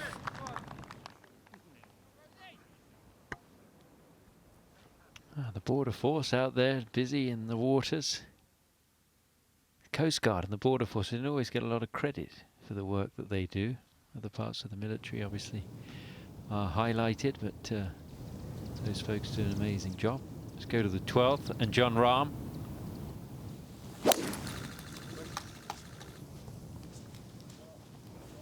Are going to cover? Nope. Wondering if it was going to cover over the mound that it just kicked to the right off of, but in the fairway, not a problem.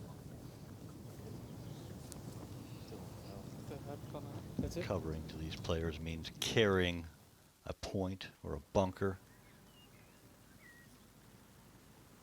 The wind is there, as you just saw a moment ago, with the wispy grass just blowing away a little bit, but it's kind of a friendly wind. It's not the super heavy wind as we look at Oosthuizen. Tee shot at 12. Unlike the other two, he going with a hybrid.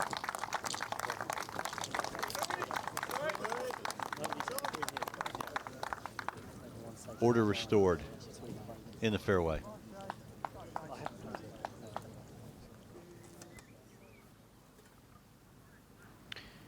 A beautiful scene here at Royal St George's.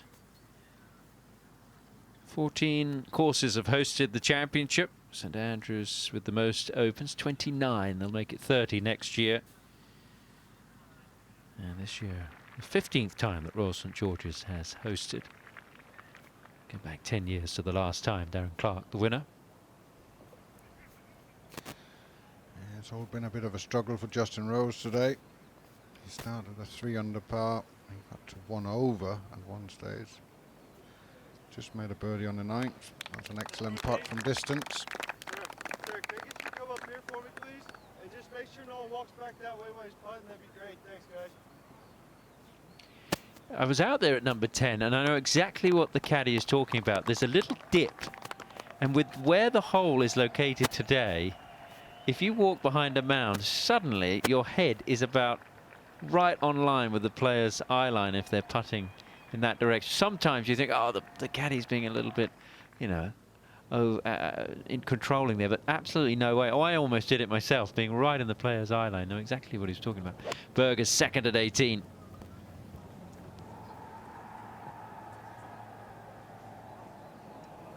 Yeah, that's going to work out nicely. A chance to get it to 4 under par.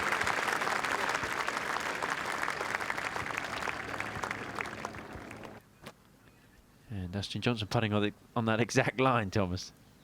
Yeah, I hope all the crowds have stopped now, so you can focus on this. There is nothing worse as a player when you look up and then in your line behind, there's all of a sudden just a head that appearing. It just takes your focus away.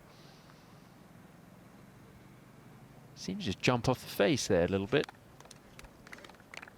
Yeah, you get sometimes just a little bobble early on these kind of greens. And that's what you've got to take with them. Link screens are different. You can be much more aggressive on your putting. Joel Damon second at the 18th.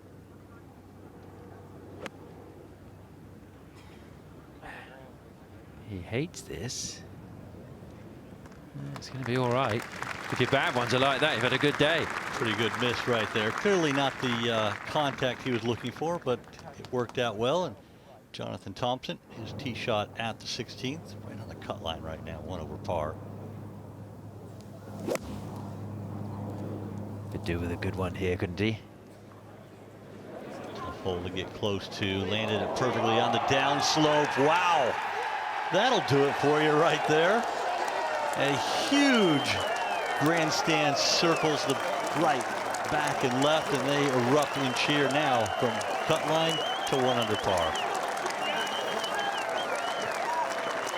We thought we'd see a moment during the championship here at the 16th that would stand out. It's a fantastic arena, and what a moment for Jonathan Thompson. He's a big guy, isn't he? But he's got a good touch. And it pitched him right at the perfect spot and just released down to the hole.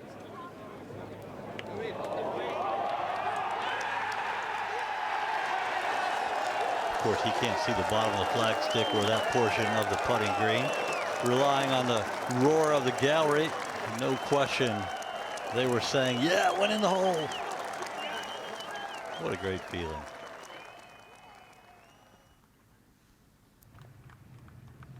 Big calm out here on the 12th, but you can see the flag there. That's where he's going. It's only a wedge. 112 yards is only a sand iron probably for John Rahm. We go straight at this. This should be dancing around the hole, and it is. Excellent shot from John Rahm. We'll talk about Louis Oosthuizen being an exhibition today. I feel John Rahm and Shane Lowry both have been exhibitions as well. Lowry from a similar position, 108 yards. Just took that a little left. The sand wedge in hand. These players are really looking to get it inside of 10 feet.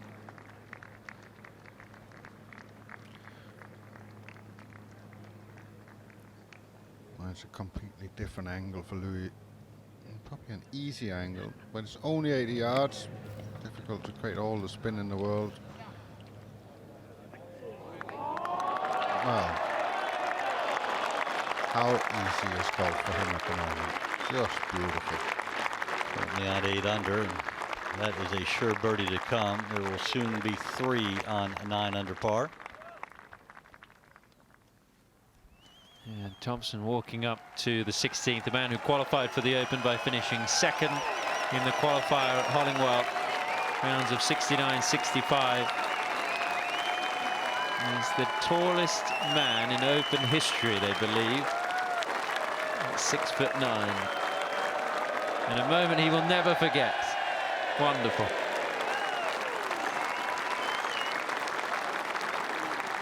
Plays his golf on the Challenge Tour. He's 107th in their rankings. They call it the Race to Mallorca. He's not had a great year. His best finish was tied for 17th.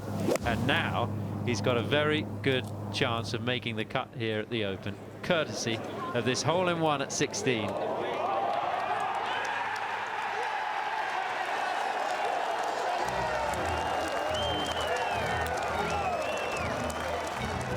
First appearance in the championship. Going to go back to the Challenge Tour, having played a bit of golf on the European Tour last year. A wonderful moment for him.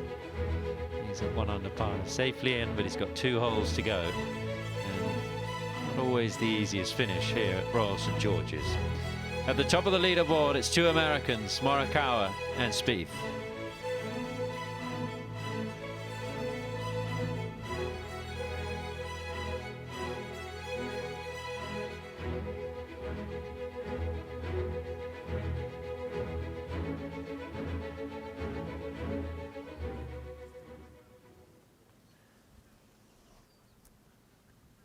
Lengthy birdie putt for Shane Lowry on the 12th.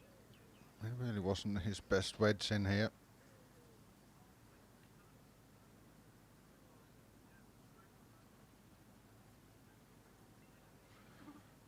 A little bit heavy-handed.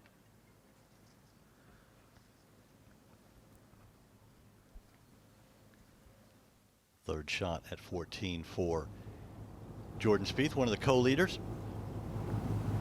108 yards after having chopped out of the left rough. One behind front right hole location. It's a tough one to get right. Careful for the, ooh, just hung on. There's a big slope, not more than a foot away from where that ball came to rest. It would have run it off the green well down into the rough, but not a problem now, living on the edge. Go down to the 12th green.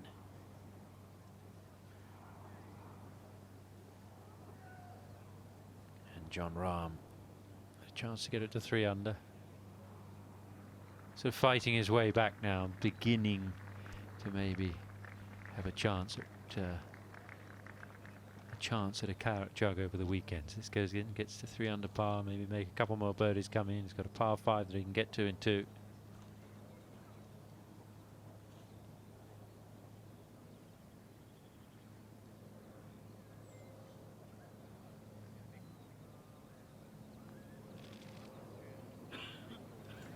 Caught a lot of the hole. He was a betting favourite at the beginning of the week. They love a bet here. Yeah, both of last week and this week so far, Rahm has really not had the ball falling in the hole. It seems like it wants to lip out rather than fall in. And it's amazing how those things kind of run in streaks.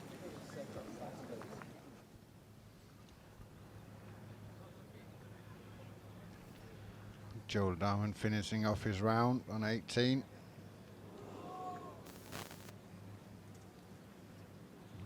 Raced it by a little bit.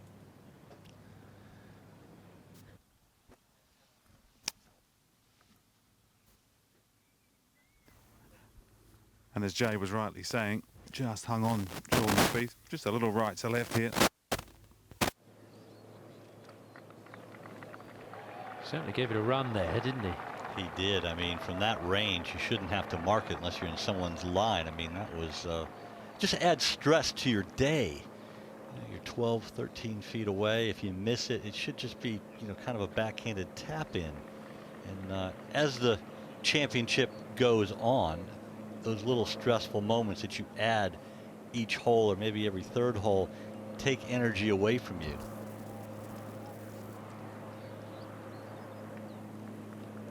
Well, it hasn't been his best golf yesterday or today, Bryson DeChambeau, but this is for eagle.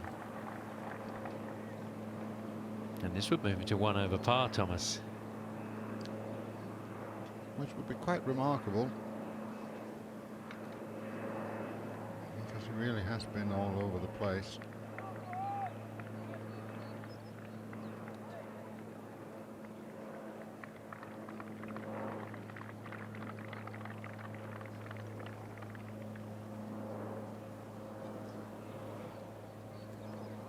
That would have looked good for a long time. It was right on line, and just as it lost pace, went across the front of the hole. A birdie 4, but he's going to need at least one more in the last 4 holes.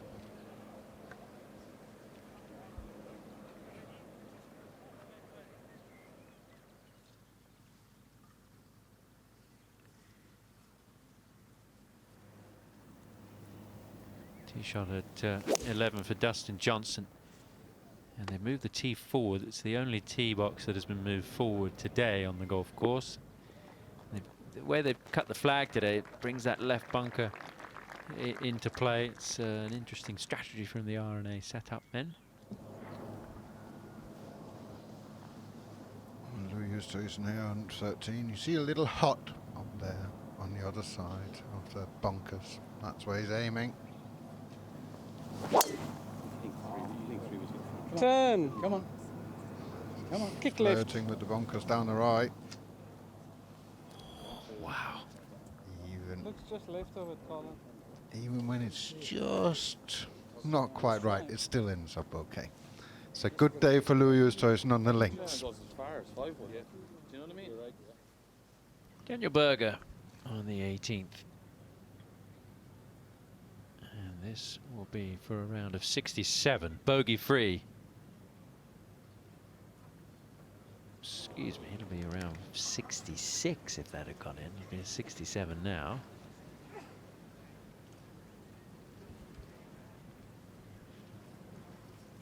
Just nice to see him back and healthy. He struggled with a wrist injury for a while. We'll go back to Berger's putt in a moment. This is the comeback par putt for Spieth.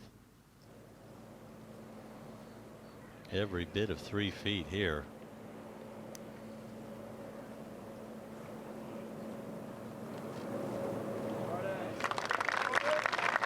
Later in the day on these greens, it must start to get in your head. There's a little bit of growth, maybe not as true as they were at the start of the day. Yes, but unlike a few years ago, as Lowry gets ready to go here at 13 with an iron in hand, which is a bit surprising. And now they can tap down the imperfections in the green. When they made the rule changes a couple of years ago, that was one of them that is not talked about that much, but I think as much as anything, it's had more impact on the game. When they did the 5 minutes to 3 minutes searching for a lost ball, you can putt with the flag stick in and that kind of stuff. But fixing spike marks and that type of thing makes playing late in the day a little bit easier. And how many players as a percentage would use metal spikes still even today, do you think? There's not many left. There's a couple out there. Everybody looks up when they start walking across, and then you can hear the spikes like it was in the old days when everybody was wearing them. But no, there's not many these days, but there are a few around. But I still think, even soft spikes and, late in the day, you're still making marks, and you kind of some drag their heels a bit, and there's just a little bit of marking going on, especially around the hole. So it does help that you can tap it down. And I think, if you look at it as a whole, it's probably pretty fair. Why should you have these marks that nobody had early in the day? Why should you have them at the end of the day? And when you're playing in an Open Championship, teeing off at 4:15 in the afternoon, it is a different golf course than it was at 6:30 in the morning, that's for sure. Dustin Johnson, a chance to get it to 5 under. World number 1. Bit of a back and forth between himself and John Rahm at the moment, at the top of the official world golf rankings. Just running out of pace there, not quite tap-in distance.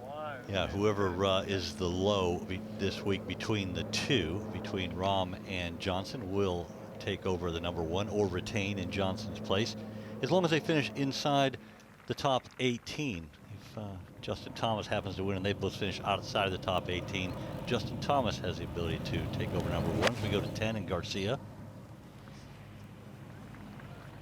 Second for Sergio. Oh, yes.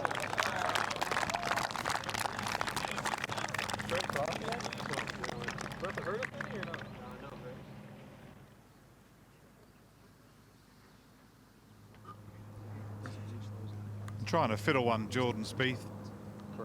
Trying to negotiate 5 fairway bunkers. It's a great par 4, 15. It's one of the best back into the breeze. Changing conditions, just slightly quartering a little bit more than it was an hour ago. So this is probably playing 20 yards or so longer. But I feel Spieth can open his shoulders just a little bit more than 14. He seems a little bit tight on the par 5. Good lines, man. Yeah. That's excellent. Just beautiful, straight down the middle.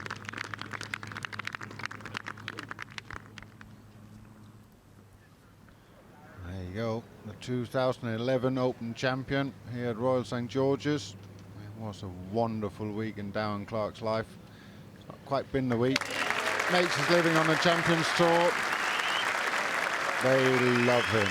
They absolutely love him and don't know why. He won in his 20th start in the Open 10 years ago. With Clarke and Mickelson playing in the most Opens before they managed to get the win, and you wonder whether he will ever come back to Royal St George's to play in an Open again. It looks a little emotional.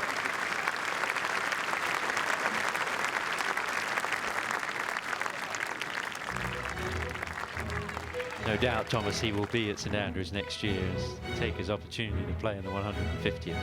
It'll take a lot to keep Darren Clarke away from Open Championships, that's for sure. 3 players tied at the top. Louis Oosthuizen knows what it's like to lift the claret dark jug. So does Jordan Spieth. Colin Morikawa would love to know that feeling come the end of the week. Morikawa has a chance to do something that never been done before. Become both the USPGA champion and Open champion in their first attempt. All right. The members play this the other way, don't they? They play it from a tee on the other side.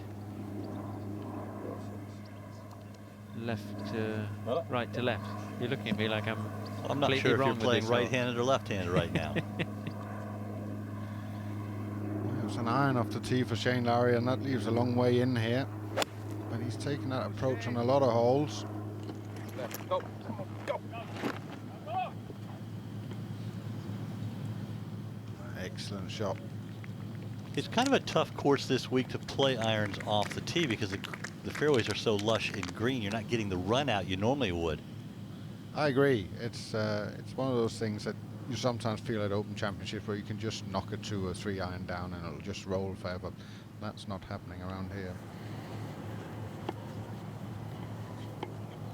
Great tee shot. Co-leader Oosthuizen, 161. Look at the flag up there just right of the TV tower, hanging limply. Perfect evening here. Almost 6:15. Just one of those evenings where you want to go out and play the links without a breeze, nice weather. If you're playing this links, you better have your game. There's some easier ones just down the road that certainly are also very good golf courses. Dylan Fratelli with his second at 14. This is always a bit tricky, this second shot, when the pin's on the right there. You just feel like you're hitting straight towards that out of bounds. So everybody's trying to chase it in, being a little bit more green. It's difficult chasing, but he's got a wonderful job of that. What a golf shot that is. Brilliant from Dylan Fratelli.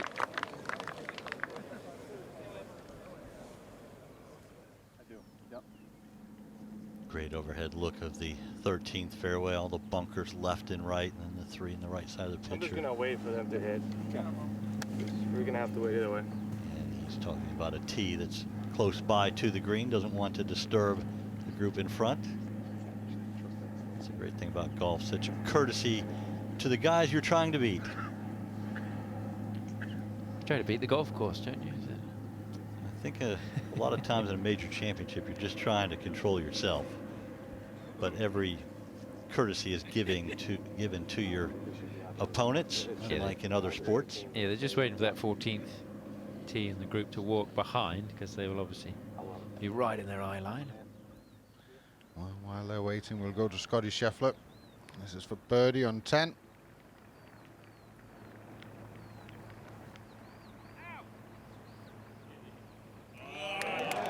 Beautiful.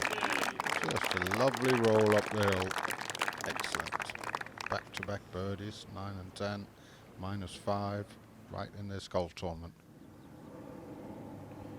Now John Rahm ready to play his second at 13.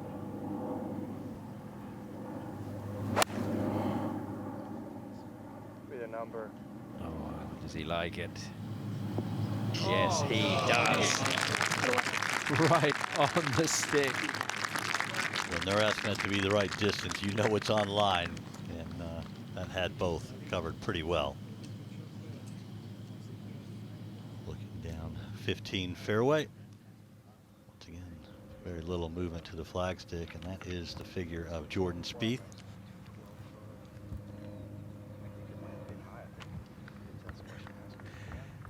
Yeah, different hole, Jay, 15. Not much of a breeze, but what a difference when you have a 15, 20 mile down breeze and just half a club into. So the American's got 208. I just feel like if it's right at it, it's Ball good, is just a but if it's fraction hanging below his offline, feet. I don't think it And with his carries left on hand that pin, great. just needs to be careful he doesn't tug this. I think the other one's just flying with the type of shot you want to hit, just flying pin high, you know? Yeah, and I'm not going to fade it. Just hit that good strike you had on 5 with that club, 4 with that club. All right, come on, give me one. Just needs to guard again. Coming up a little bit short. So much more green pin high here. Make 4 and run.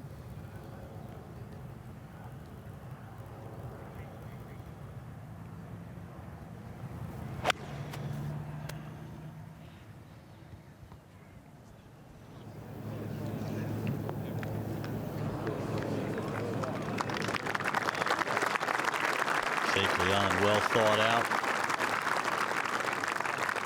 Looks like a benign green up there, but it's anything but. To the 10th, Sergio Garcia, this for his 3rd birdie in a row. Excellent. The whole group made birdie here, all of them. Sergio, Yusin Lin, amateur, and Scotty Scheffler. Nice golf. And that's the old Captain Harrington. Look at me. Look at me. I'm playing well, Captain Harrington. Sergio certainly wants to play in the Ryder Cup come September. Just got to deal with that ridge there, isn't he? He dealt with it well.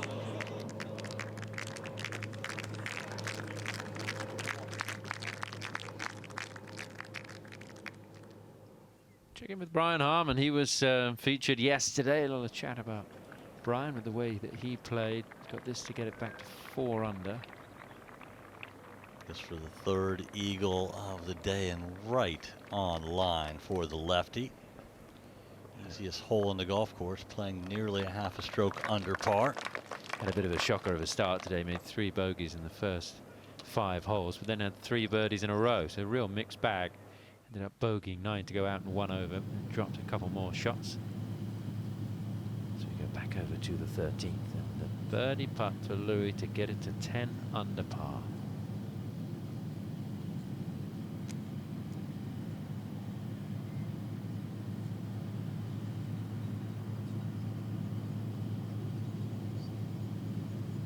Potentially the first man to get into double digits under par. Great speed and great line. Former champion at St. Andrews. Oosthuizen looks to be in great form. Opened with a 64, 4 under par through 13 holes today. Has rarely put a foot wrong. And Louis had 6 runner-up finishes in major championships. He does have a major to his credit. He also finished 3rd in the US Open. So his incredible record in majors and consistency. Okay. Rahm for birdie.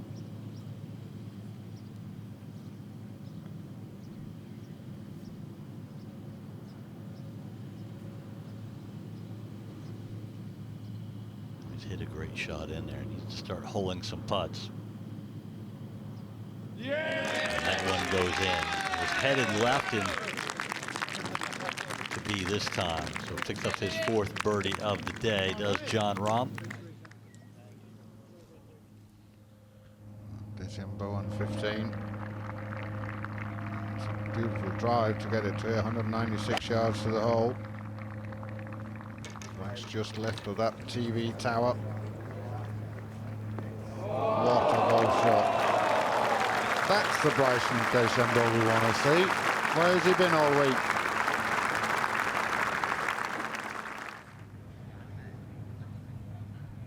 Now DJ, 2nd at 12.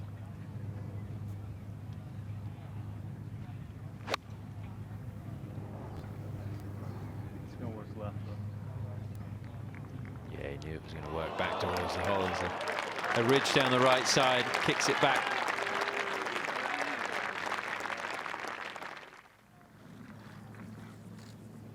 Birdie putt for Spieth. Another one that he's given a good wrap. Well, he's holed so many putts today. He's thinking he can make it from anywhere and starting to get possibly a little over aggressive. And all you have to do is miss one of those coming back, and all of a sudden they're not rolling with such pace to hold them. Well, we saw the second shot in here from Dylan Fratelli, so this is his eagle try. As the second shot was exquisite, the putt was not so much. He's had a tough year, Dylan Fratelli. He missed a lot of cuts. He missed 3 straight coming in here. This is better. If you were setting up the golf course tomorrow, Thomas, what would you want to see? Would you want to see it shorter and more exciting, or would you keep it the way they've had it? No, I think the weather forecast is too good to open it up. I still want to see it being a test. I really would like them to maybe keep trying to dry these greens out a bit and make it a bit faster. Just want to see a bit more run and a bit more imagination in and around the greens. Oosthuizen on the tee at the 14th. What was your ideal shot off this tee without much breeze? Well, I was fortunate both times I came here. I was swinging quite well, and so I felt like I could hit it as hard as I wanted, and I couldn't go left. So I was really comfortable on that tee, just aiming down left and just hit it as hard as possible, and just felt very comfortable. But as soon as you're a little bit doubtful with where you're going, that's a very difficult tee shot. Yeah, that out of bounds. You can see the fence right there, just looms down the right. Jon Rahm with an iron. There's the ditch, they call it the Suez Canal, that runs across. That's why they're not hitting drivers.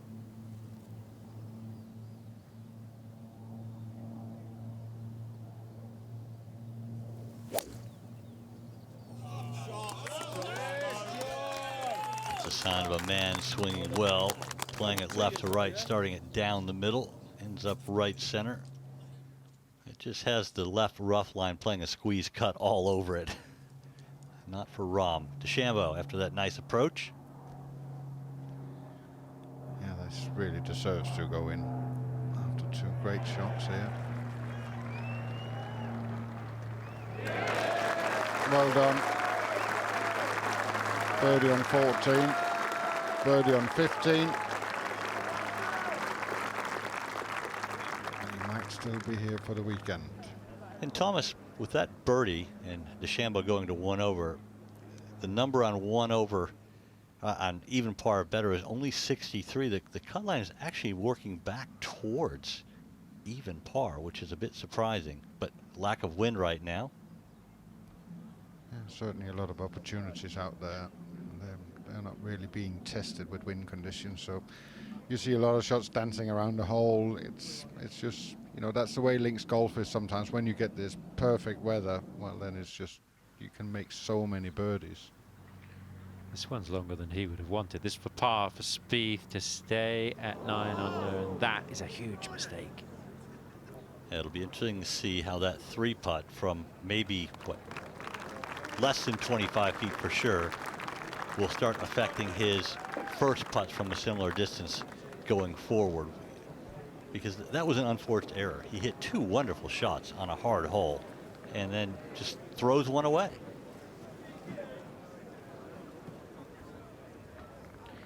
A little bit of breeze, but not anywhere near what it was yesterday afternoon or even earlier today. It was quite cool out there this morning. Beautiful late afternoon, early evening here in the town of Sandwich, which is walkable. 15 minutes walk from the clubhouse, right on the water. Down at the bottom of the picture right there, Sandwich Estates. You're staying in one of those big mansions down there, aren't you, this week? Yes, all on my own with a chef. You do live right.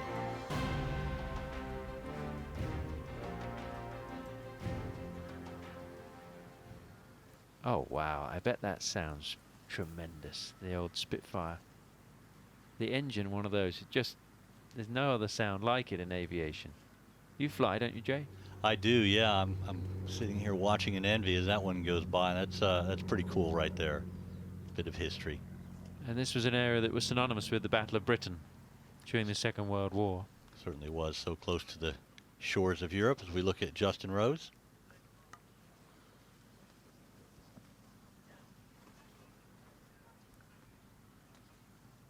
There you go, Justin.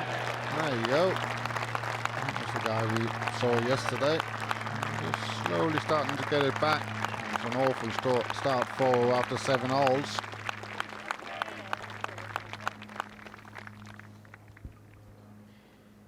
Jonathan Thompson here at the 17th for another birdie, coming off the hole-in-one.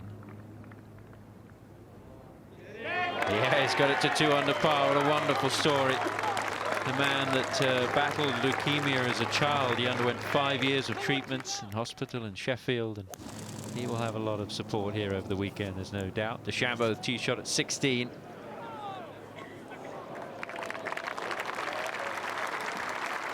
Well done.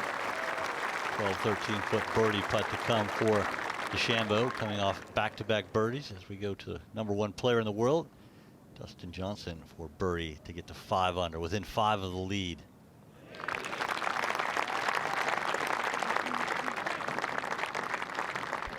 He just goes about it. I don't think he thinks about it too much. He doesn't get involved in everything that's going on. He just plays his game.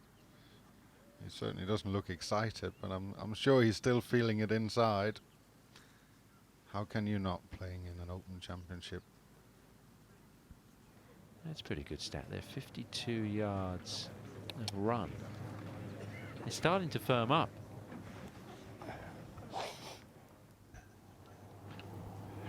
.273 for Shane Lowry. Same length he hit his tee shot.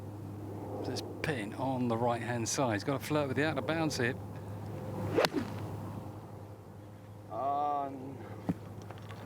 He's having none of it.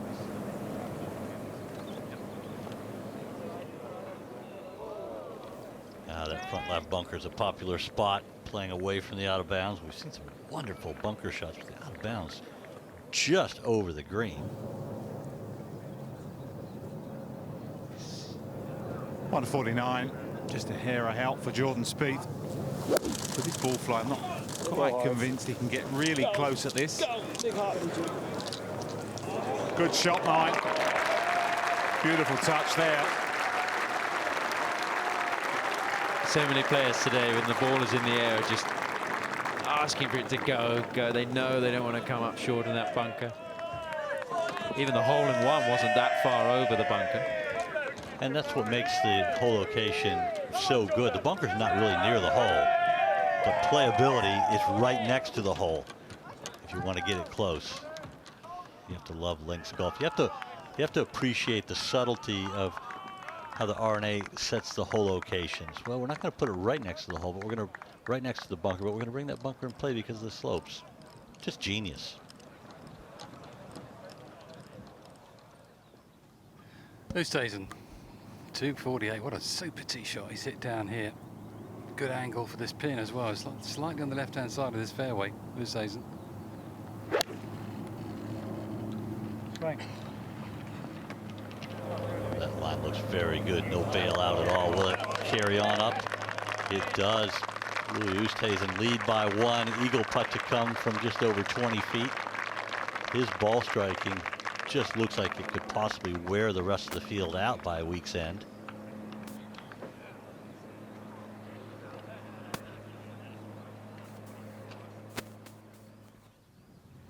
Par putt at the 18th for Jack Senior.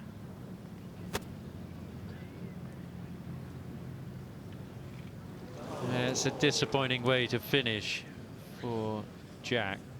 3 bogeys in the last 5 holes. He was going well. And it's going to be a round of 71, so 1 over. He's going to be in for the weekend at 2 under par, but he'll be disappointed with that finish. At one point had it to 5 under par and was really looking good. Chipping away, birdie here, birdie there, but well, you can see right there the shake of the head. Not what he was looking for today, but great to be here this week after being nowhere before last week. Oh, finally, there they are. We normally see a lot of these two, Lee and Helen. Level par, Lee Westwood, battling to be here for the weekend. Right. Well, that will help. Great shot. That's the way he's been playing golf for the last couple of years, Lee.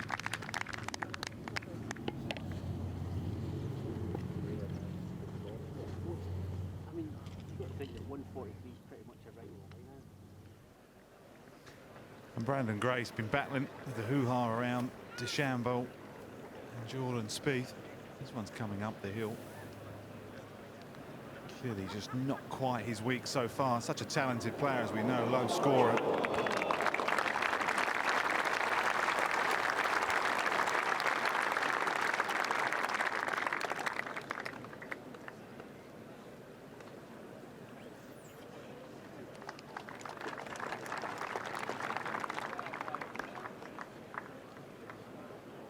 I think it's pretty fun out there, isn't it, Anthony? Having missed the Open last year, we've got a great atmosphere once again.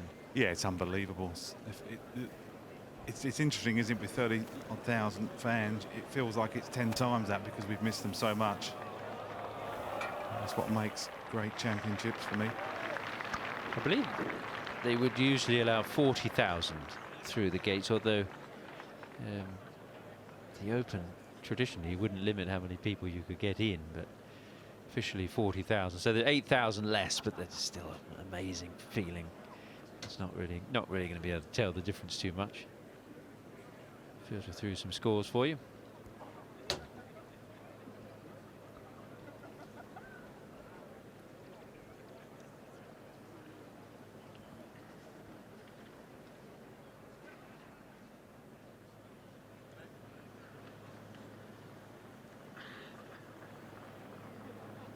Keep the birdie run going for DeChambeau.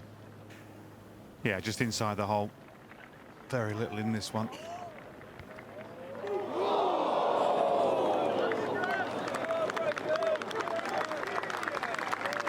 It didn't drop. It looked like it was going to for 3 in a row. So close. A couple of holes to play. Bryson at 1 over. Not guaranteed. It's now a tie for 65th, Jay, so it is slipping towards a level par cut. Might not be enough players on the course left for it to go there. Well, the thing is, coming in, you've got 16 with a short iron, 17 with a short iron, 18 with a short iron. So with no wind, there's certainly birdie holes. 15 would be the lone really difficult hole in the last 5. And probably about as close as Jordan Spieth could have got that wedge. And you're absolutely right, Jay. 3 great chances. This one just outside the right. Got a great feel today. Yeah, you missed that one short one, and that just changes things. He's a great champion, but that was a massive unforced error at 15. I just think it will have a little hangover effect for Spieth coming in. As we see this group finish up at the 16th, it's time to welcome back Dominic Hollier. Thanks, Tom. Lovely time of the day, isn't it? And it's nice to see the sunshine out there. I think late yesterday evening it got quite chilly, and I think a few of the spectators took the opportunity to wander home. They are sticking around tonight, and why wouldn't you when you've got the stars of golf out there?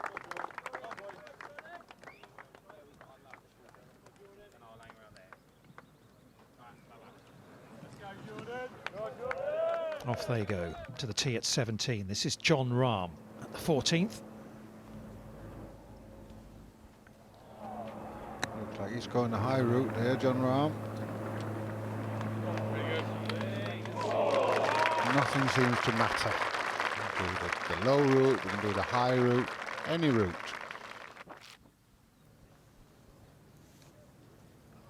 Ball sitting down a little bit here at 15 for Harman. This one just begs to be hit past the hill, past the hole, up the hill, and then watch it just come back down. Let gravity take effect. Will it go in the hole? Great imagination and execution there from the lefty. Beautifully judged. Well then, this is to go to 12 under par. Good line, good line. Louis Oosthuizen. 12 under par. Little run there, birdie 12, birdie 13, eagle 14. As the guys were saying, you've got good opportunities on 16, 17 and 18.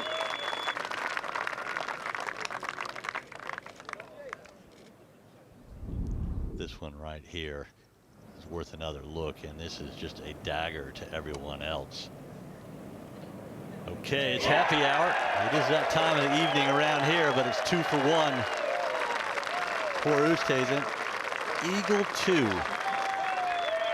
3 shots clear of the rest of the field. You can't help wonder, can you, that in the same sort of way as we watch Shane Lowry, that Jon Rahm came back from the disappointment of what happened at Memorial, whether Louis might have something to prove after what happened late in the US Open at Torrey Pines.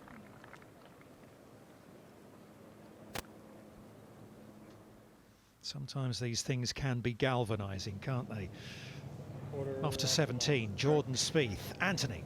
And with the pin back left on, he can be more aggressive today with driver, no question about it. Trying to rip this one down the middle, Spieth. Still not missed the fairway. Missed one fairway at the par 5. With an iron, believe it or not. Hasn't missed one with the driver today. Damn it! Ooh, he thought he had missed the fairway, but it's okay. If it's in the fairway, I get a wedge to a bowl, so it's a half stroke. Mackenzie Hughes from short and right at 15. How will he play it? Will he go past the hole? Oh yeah, here we go. Here we go. You play it up to the sprinkler head, roll it back. Oh, you need to roll it up one more foot. Has a chance of going in the hole, but brilliantly played. Great imagination. I love it. Yeah, he obviously made Brian Harman go up there and mark his ball, because that was exactly what he intended. Scotty Scheffler at 12. Big drive, no surprise there. Oh! Very, very close to an eagle too.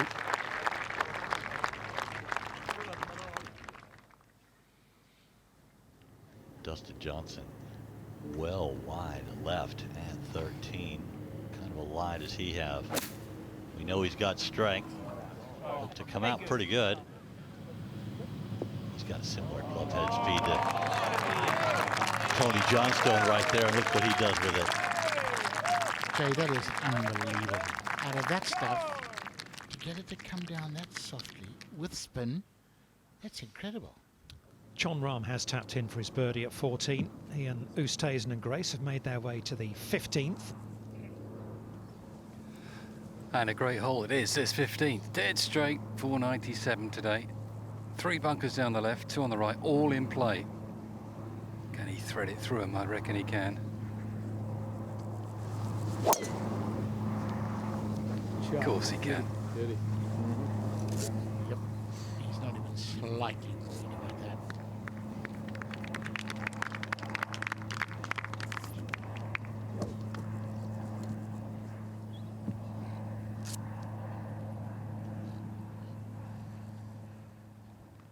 Third player in this group, Fratelli. How's he going to play it? Oh, going for the same thing. Oh, this one a little bit closer to the sprinkler head. A little bit more momentum coming back, but not enough. What a thoughtful hole location right there, giving the guys the opportunity, if they want, to use the bank. We go to Scheffler. Just a simple tap in for his birdie to get to 6 under.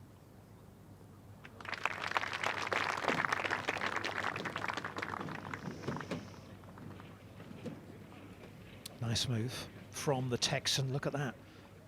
4 birdies in 6 holes around the turn for Scheffler, who came over last week, played in the Aberdeen Scottish Open and played nicely as well. So he's acclimatised. Morikawa was there. Jordan Spieth. Look at that. He's having a good day, and he's 4 shots behind. How does John Rahm feel? He's made 5 birdies, 5 under par today, and he is 8 shots behind Louis Oosthuizen, who at the moment is going along like a train.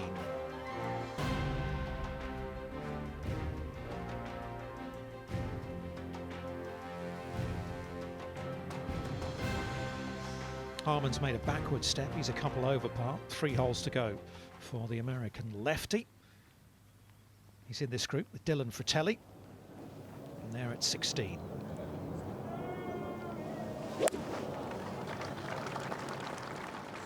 Cover. Go, please. Yeah, pitch point has to be short and right of the hole. Normally on that bank coming off the bunker, the top of the screen right there, lands on the downslope. Of course, we saw Jonathan Thompson do it perfectly as we look at Spieth out of the first cut. And just giving up a little bit of control as these greens continue to firm late into the evening. 104 over the top. Okay. He's fly short of that. 118, but the real numbers are around about 104, 105. There's no question this will release for Spieth. Just got to be mindful missing this left. So just there on the side of caution. It sounded a little heavy. Yeah, I think it was.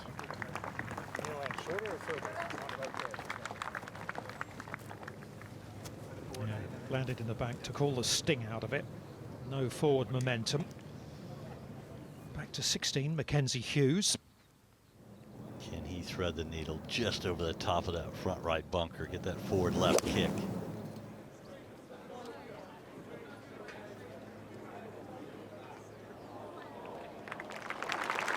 Good shot. Looked like the wind's changed there a bit, Jay. Those flags on the right of the grandstands were down and off the left. It's been about an hour since we've really seen the flag blow much. It's just they're fluttering once in a while. Back up to 17, and DeChambeau is in the thicker stuff down the right, Anthony. But a good lie. With the spinning parts on the ball and the flight shouldn't really be an issue. Actually might help him slightly if he can manage to pitch it about where Spieth's ball is. Naturally it should release 15 or 20 feet. A little bit of a backstop behind it, so he can be reasonably bold with this. Needs a birdie, I think, doesn't he?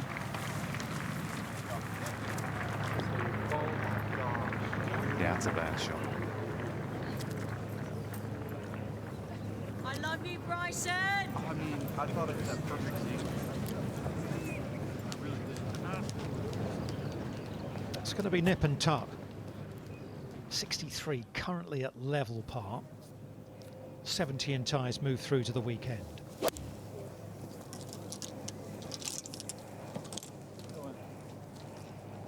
A little bit easier shot for a lefty in that you can aim it up the middle of the green and play a draw around that slope short and right of the hole.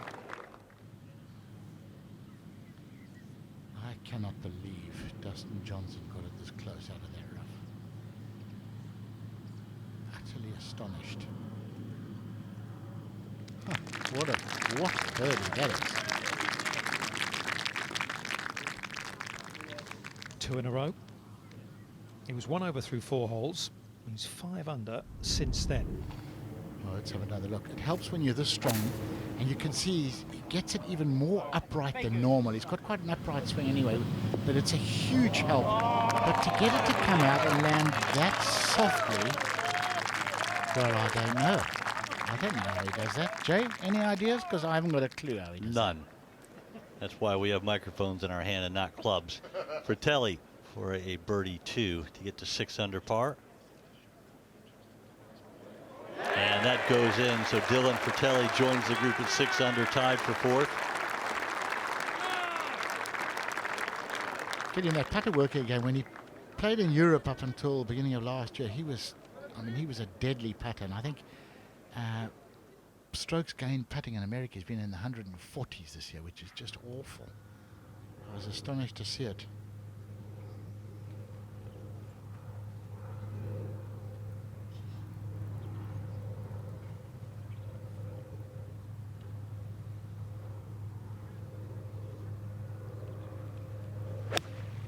Oosthuizen second to 15 after a perfect tee shot that split the bunkers.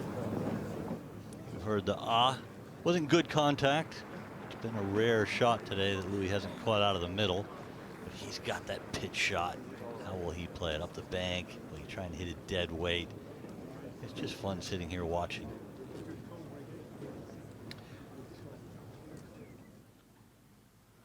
Go to Hughes. Birdie putt at 16. Line goes end over end. Just overrated a fraction. Good stroke, good roll. To 15 again. This time it's Shane Lowry. 197 for Shane Lowry. Here from the fairway. Exactly. Okay. All right. Yeah. Got to pitch it up 5 yards on the green down the left-hand side. You can get to this pin, back left.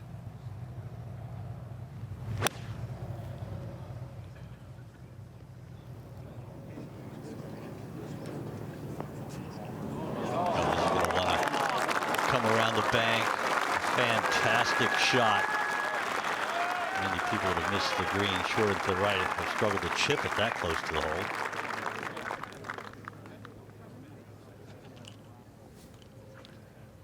Rahm's ball sitting down in the right-hand rough, but he did miss the bunker, so he can't moan. 190 yards, but it's a jumpy old lie, this one. Might pummel an 8-iron. Try and pitch it on the front of the green. Pitch it about 170 max and just chase it down the green.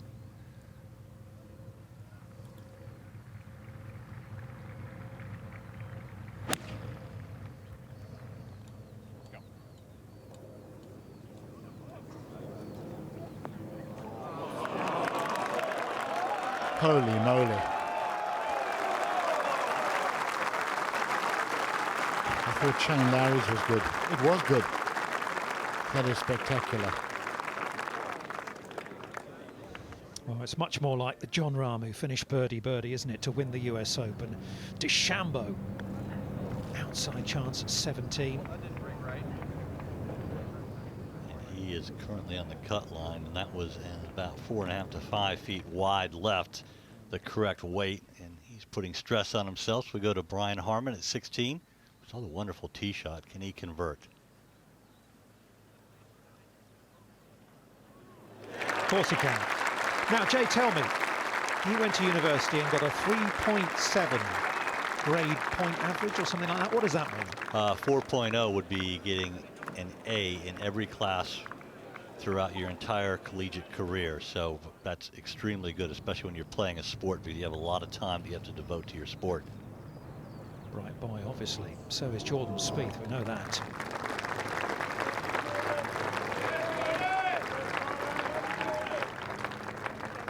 He's going to have to settle for a par at 17. But it's a good par after having a suspect lie just barely off the fairway. So sometimes it's actually a good 4 when only had a wedge in hand for a second. That was the case for Spieth. There's history here. Aiming well left, away from the out of bounds, teeing up on the right side, using the angles to his advantage. Of course, by history, I mean he was chasing, having a chance to win when Darren Clark won here 10 years ago and hit it out of bounds and took himself out of contention. Well, this is a big part, isn't it, for Bryson DeChambeau? He is on the cut line at the moment at 1 over par. This is a par putt at the 17th. Currently, 1 over par is tied for 66, so it's 5 places away from being an even par cut at the moment.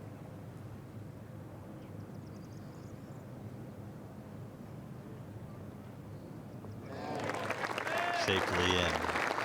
But that was a nerve rattler right there, even for the former US Open champion. Well, is he going to play it up the bank? Because he hasn't seen what you've seen. Oh, it's a fun shot, Jamie. I know. I think it's the only shot. It's tough to get it close otherwise. And he's gone conventional. That's one of the better shots we've seen played dead weight and not up the bank. Up the bank, it comes back every time within 18 inches in the worst case scenario.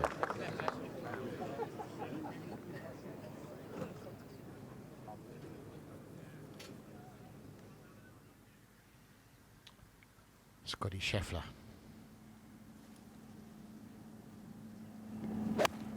It's quite calm out there now. Barely a breeze, flags hardly moving. Can take dead aim, which he does, and that's pretty good. He's got that to jump out of the pack at 6 under.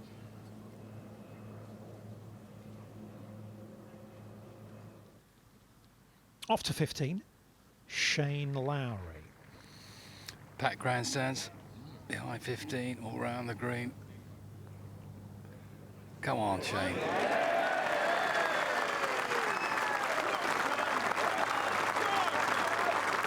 First birdie of the back 9 for the Irishman.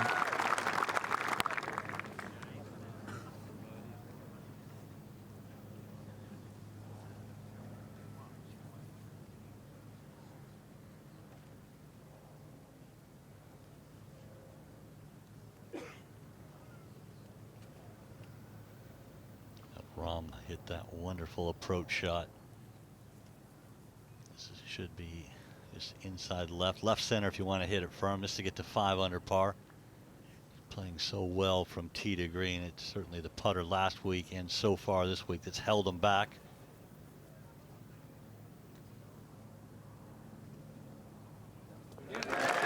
Nicely done. Strange that we should be saying that, Jay, because normally he is pretty darn handy with a short stick, isn't he? Yeah, he was going great with the putter until he struggled last week at Renaissance and just really never got the short putts going in. He had a little bit of a stretch where he did shoot 29 on 9 holes, but other than that, it just really wasn't going his way. 6 under the last 10 holes for John Rahm. Oosthuizen to extend the lead. This to go 4 ahead.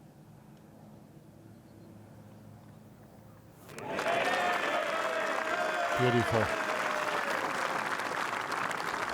That was for par there. That was to keep his 3-shot lead. He played that wonderful pitch from below right of the green. Of course. That's okay. You've watched a lot of shots today, Dom. That's all right. Louis liked the way you were thinking, though. Probably would have come close to front, but not Still really bogey free. I just think it was a little bit old. 3 holes of his second round to go. And Oosthuizen in command at Royal St George's.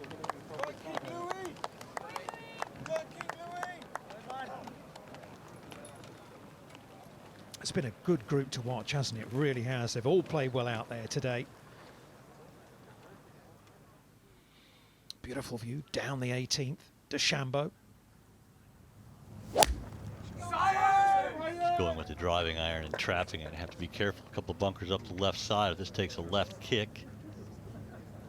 And there is a bunker behind that mound, but ooh, just missed it. Wow. That's living correctly. It did settle down in the first cut of rough, but not in the bunker.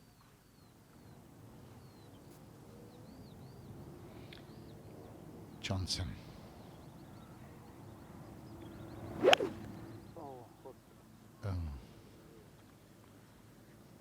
Remember, last time round here, shanked a 2-iron over the fence out of bounds on the last day in contention. I wonder if there's just lingering in the memory banks there. One of those, isn't it? Just as you come down, don't go right, don't go right. Absolutely. Spieth with the driver at 18. There's a bunker up the right side that's 220. Excuse me, 320. That's your target, but he's going to the right of that. Oh, he's gotten lucky. That is not too bad where he is. Whew, that stuff 5 feet further right, Jay, is just, you need gelignite to get it out of there. Scheffler for birdie at 13 to get to 7 under.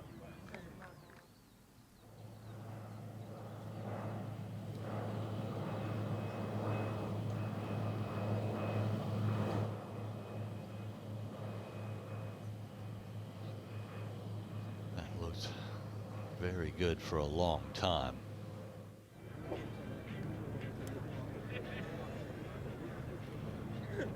Dylan Fratelli. Giving this a good clout down 17. Left very little in. Just fizzing around the hole. Fine shot.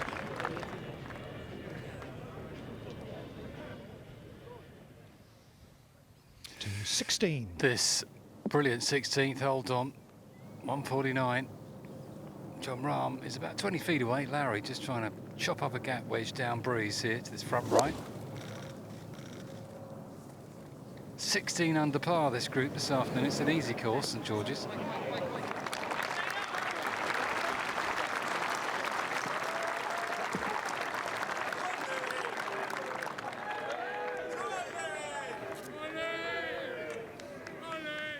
Giving us a treat.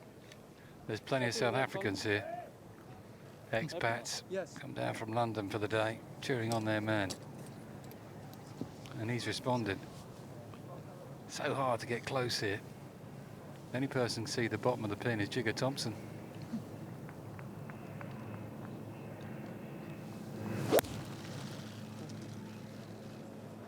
Did he get that chunky?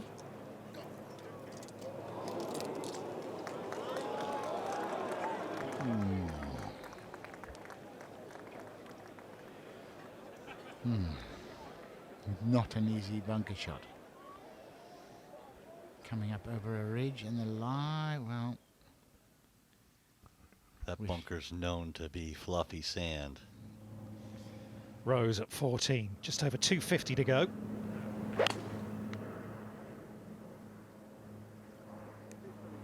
Be nice to get a birdie or eagle out of this for the home stretch, and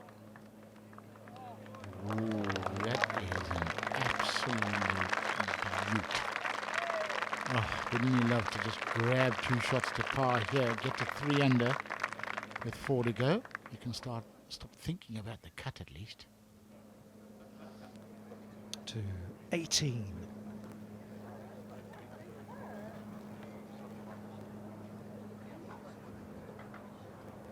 Drawn a good lie. Got lucky. I think if it actually hit the fairway, it might have even gone in the fairway bunker. Actually 2 yards nearer to Shambo, but he's got no interest in playing just yet. Big moment for him, so he's hanging around. Spieth playing ready golf. 158 to this right-hand pin. This is one to stay away from. No real control, so this one's going to have at least 20, 25 feet of release on it.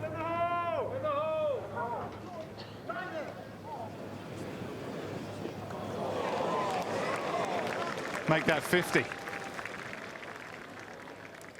Well, I had to take that front right bunker out of play, and should be a fairly straightforward pitch coming back. Paying the penalty for missing the fairway there, Spieth.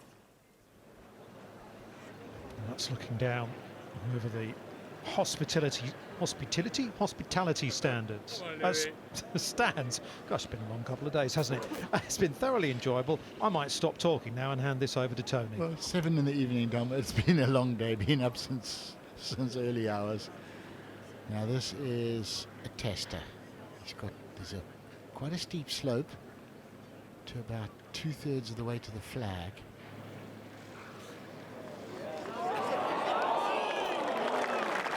And you just couldn't risk getting cute, because if you don't quite hit it, it comes back all the way down to your feet.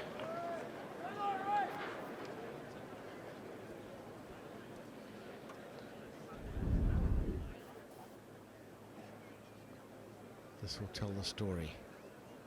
You cannot leave it short of the upslope. If you're going to err, do what he's done and err 6 or 7 feet long. What a great shot that is.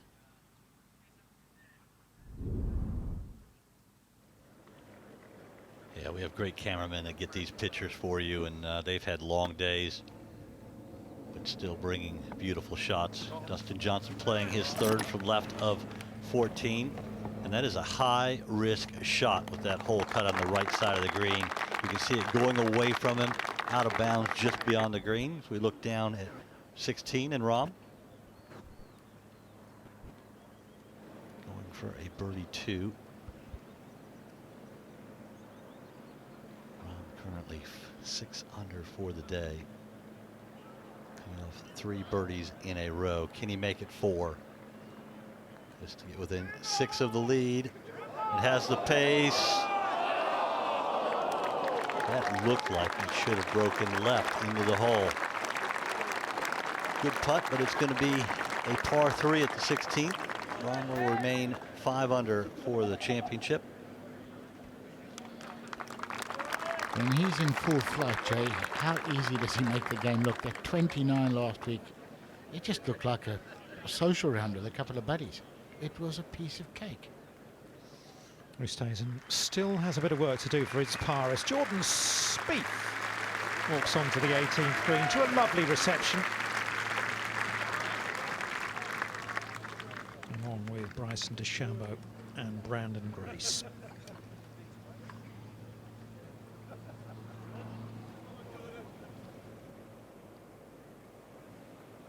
So on the chip, can he make the putt? This is for birdie for Johnson.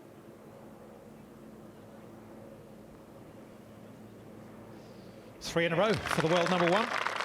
So he's at 7 under par, 5 behind Oosthuizen. So the top 4, Oosthuizen, Morikawa, Spieth, Johnson, all major champions. And ball sitting down for Spieth. Tricky one down the hill, a lot of topspin on this. Played it well, really well. Great day for Jordan Spieth. Yeah, you must have enjoyed it out there today, Anthony, watching that. Yeah, he's been stunning. He's on a bit of string. He's putted well. He's barely missed the fairway. A beautiful game.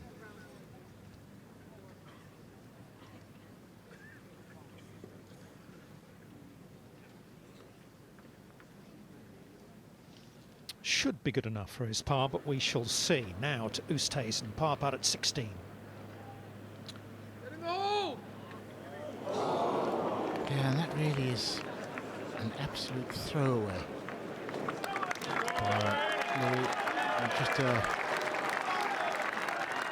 short par 3, straightforward shot. The way he's been playing, that was just bread and butter. Maybe, I don't know, a bit of fatigue, slight loss of concentration, but in an Open Championship, don't just give shots away like that with a 9-iron.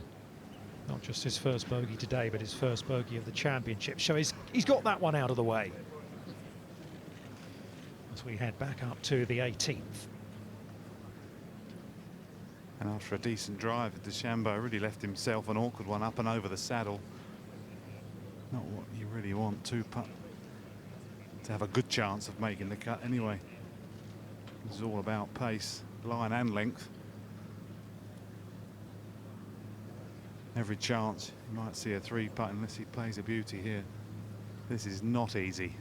And needs 2 putts to probably make the cut. And players like Bryson DeChambeau, they want to be here on every weekend.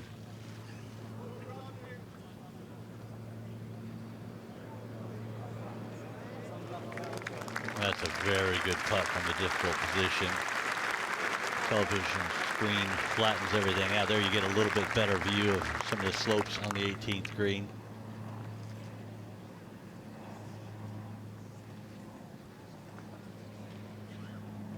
Great effort, wasn't it? And he knows, got to have it at the worst 2 putts. Justin Rose, with a familiar tucked up left sleeve under the armpit for an eagle.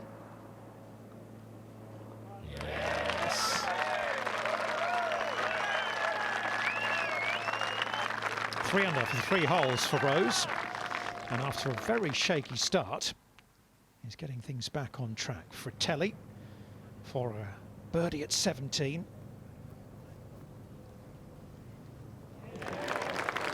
Well done.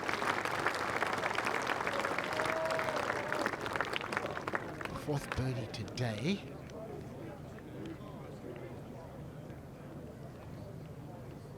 That's great work. Yeah, he joins Dustin Johnson at 7 under par at the moment. The top of the leaderboard dominated by South Africa and the United States of America. Certainly not at the top of the leaderboard, but grinding away out there. DeChambeau for par at the last to get in at 1 over. It is currently the cut line. It could move. It could go to even par by the end of the day with the wind down, but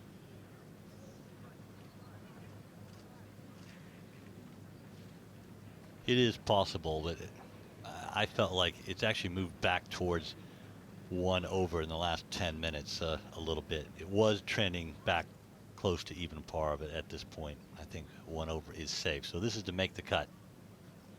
It's a little bit longer than this camera angle shows you. It's every bit of 4.5 feet.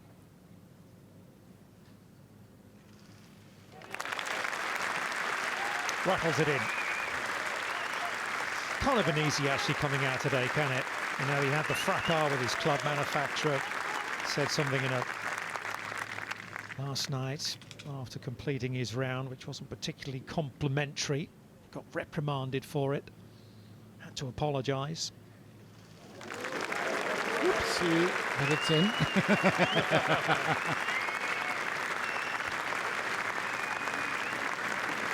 65 yesterday, 67 for Jordan Spieth out there today. And he will head into the weekend at 8 under par, which is currently 3 behind Louis Oosthuizen at the top.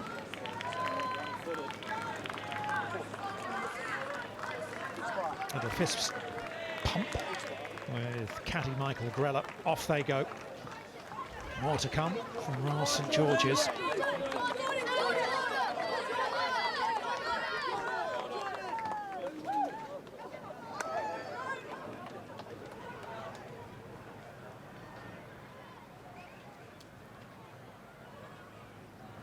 Climbing the steps to the walkway. They don't stop the spectators. Flow around the 18th green, first tee. Tony Johnstone loves stairs at the end of the day. I parked him somewhere where he had to climb about 6 flights of stairs. He wasn't happy last night. Yeah, but each flight was about 50 stairs, my goodness.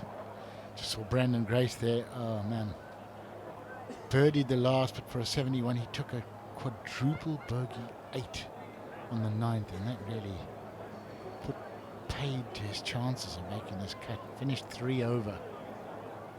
Ouch.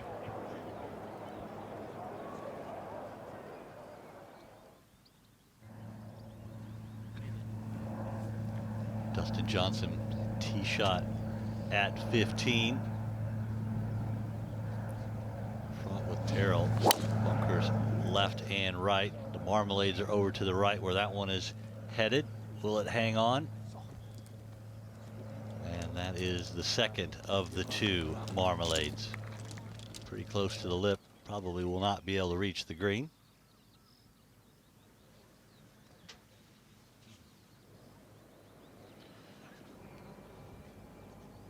Scheffler found the front left bunker at the par 5 14th, and will run out.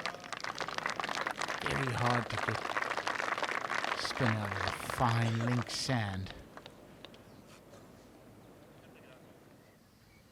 On the tee at 17, our leader Louis Oosthuizen.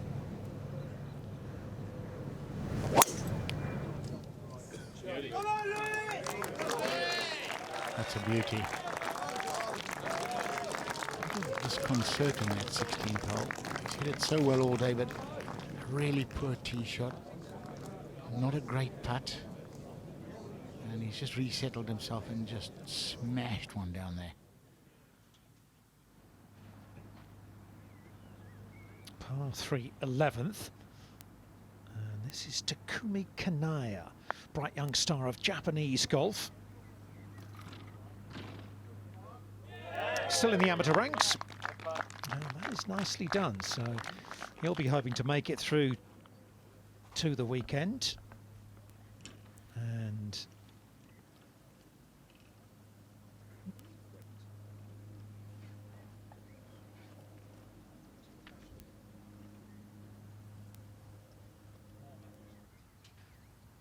they've just got you confused there. Former Asian amateur champion, now in the professional ranks. And he's won a couple of tournaments over in Japan already. As I say, they're expecting big things of him. And what a great example being set by Matsuyama. Thomas Bjorn's back with us.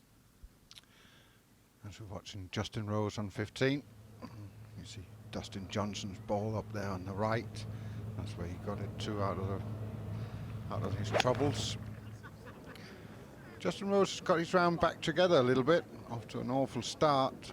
Started the day at 3 under, then moved to 1 over par. He's now back to 3 under. That just hangs on. It's a different angle. Like it's playing. Of course you got that backstop. Like it's 49. I think it's playing 40. This is playing 40 all day. And you got the backstop. I think it's a normal one, you know. Yeah. Just need a good finish. Exactly. Got it? Yep. Well, Lowry, been his policy most of the way round to lay back. 49. 149 yards. Just the most beautiful, natural action, isn't it? It looks like he's particularly perturbed about mechanics. Just gets up, just a graceful swing, boom, straight at it.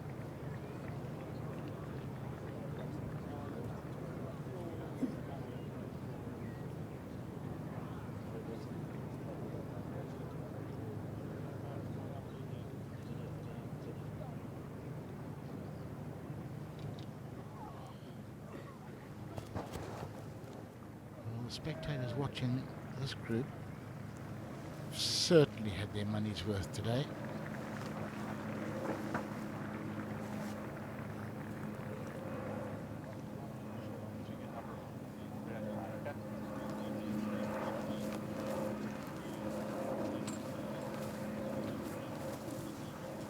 Don't be fooled by the overhead shot of the lie. thick down at the bottom of this grass. Seems to make no difference whatsoever to Ram. Yes, it's going to run out a little bit. I mean, the angle he had to that flag over the bunker, that big drop off on the left, just might as well put him on a peg.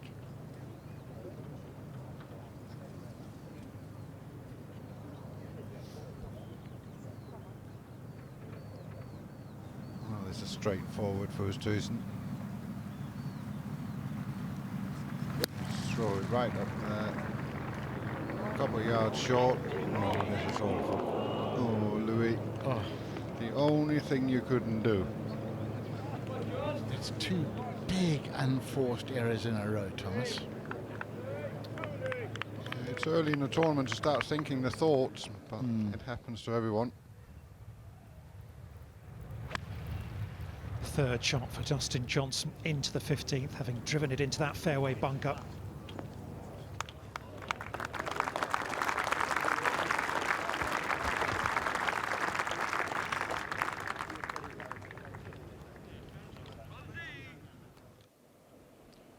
Scheffler.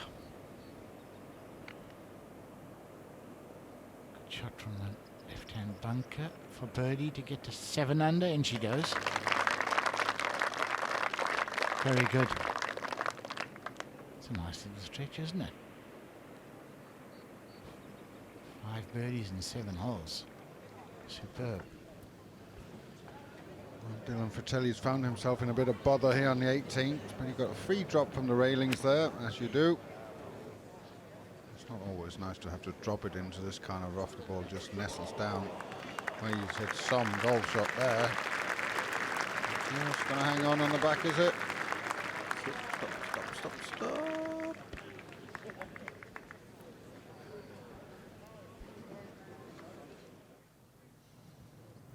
Right, back to Oosthuizen at 17. Just got to get this down in 2 now. Just find a way to get it down in 2 and then just have a little reset down the last. Just get the mind slightly unscrambled. Got the putter. Yep, and quite rightly. All about the speed. Not enough room to work with any other club in the bag, other than maybe a hybrid or a 3-wood, but this is the shot. Oh, it's definitely the right club. It'll be fast when it gets on the green, this one.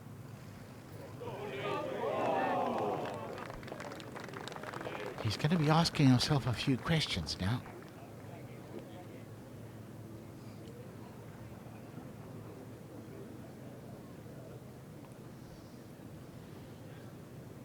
Well, we'll come back to all of that.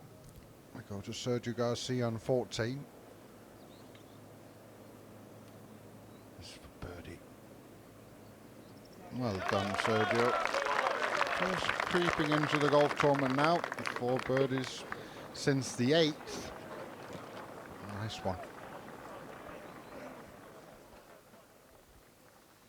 Back to 17. Birdie putt here for John Rahm.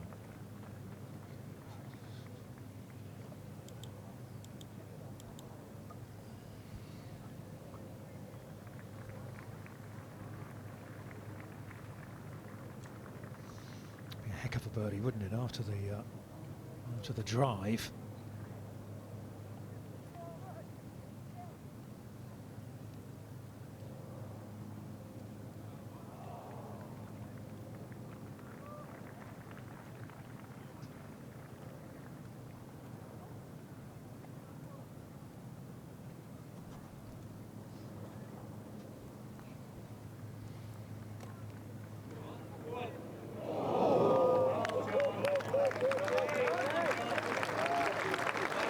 Good effort.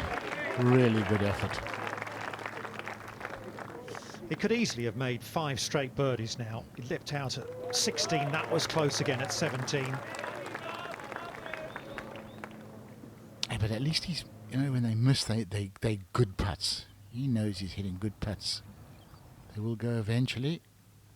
This is tricky for Justin Rose. There's just all sorts of humps and things going here. You've got the line to think of, the pace to think of. It's just a tricky putt across that 15 screen. A little bit of work left there for Justin Rose.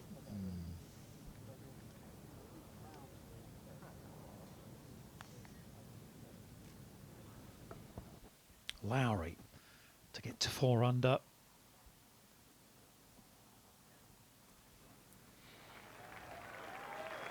Thank you. Turn that sound up. We're loving hearing fans and spectators again. Isn't it a joy to have them out there?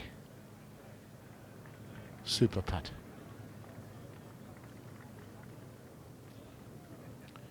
Now, Louis Oosthuizen, that bogey at the last. First bogey of the tournament. It's almost... it just sort of pops your bubble, you know. I am human. Don't drop another one, Louis.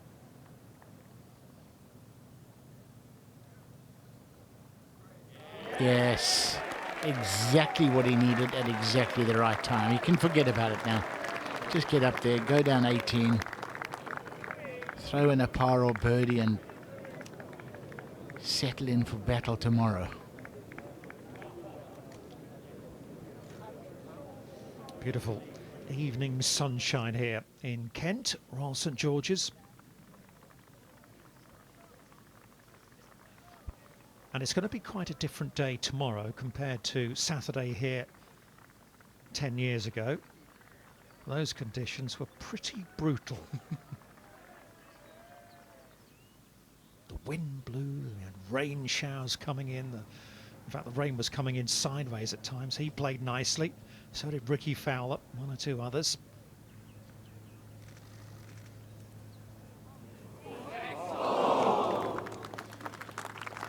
Ah, positive and aggressive. What did you shoot on that Saturday, Thomas? I actually got no idea. I try to forget most things about this place when I leave it. Fratelli out of the rough to the back of the green at 18. And pretty good. He's got that for a closing par. And for a round of 67. Johnson for bogey at 15.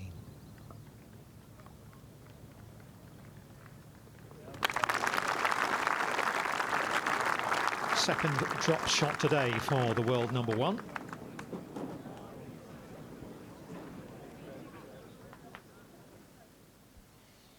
Fratelli. Watch his head. He will not look up until it's in the hole. Beautifully done. 67 it is. Back in 31. Great back nine.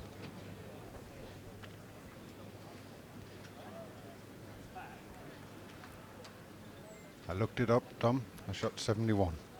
Well, very well done. Thank you. Got it? Yeah. I just remember thinking, how can they stand up out there, let alone play golf?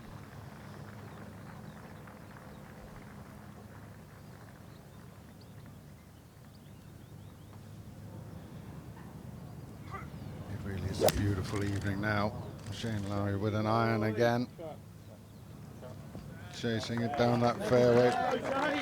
That's been his preferred choice of club on most tees this week. Nicely done. Iron 2 for John Rahm.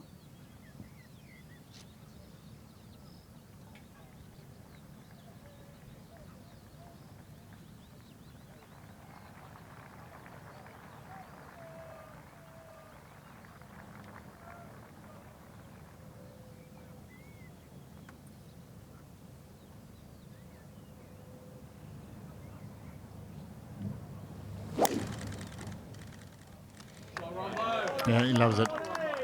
And you're right, Tom, what a glorious evening this is. You know what, the fans deserve it. They've waited 2 years for this. The RNA deserve it. Setup of the golf course this week is just brilliant.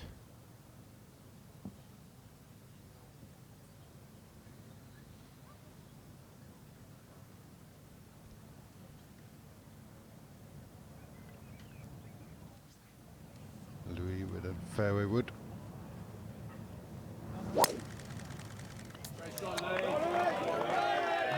carry player there, looking after it.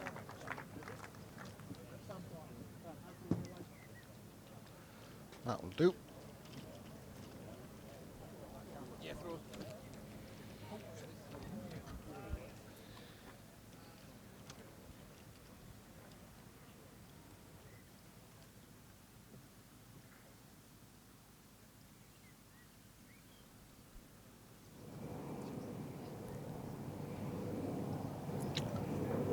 T. Get the flags up the right, wind, what there is. Down and a fraction off the left. Started on the TV tower and let it just ride into that flag.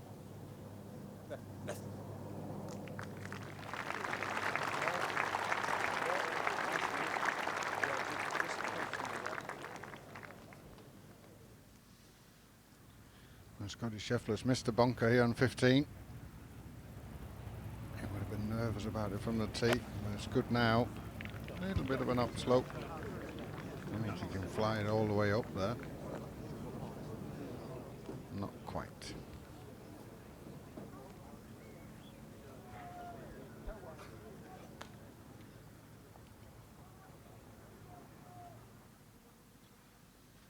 To 16 again, this time Dustin Johnson.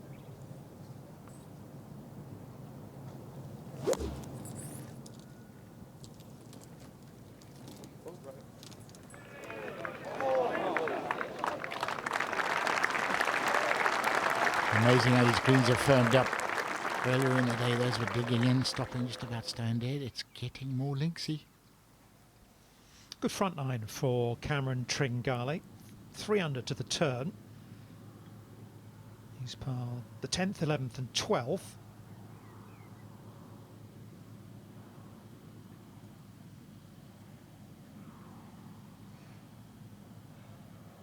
And he'll have that to stay at 4 under.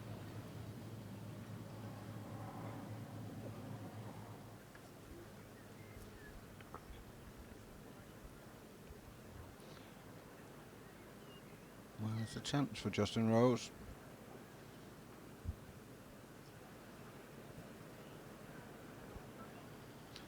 Been impressed with him today. Oh. A lot of players would have folded after that start. We talked about it before, 4 over after 7 holes for today's round. He's got it back to level par for today. 3 under for the tournament. Couple more chances coming up.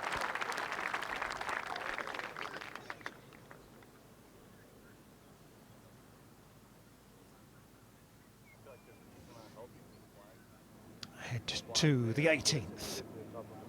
Right here? Yeah. So 69, 68.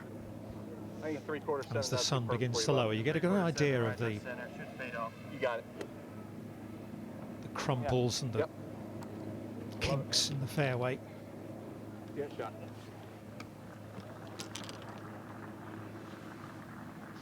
198 yards to go for Rahm.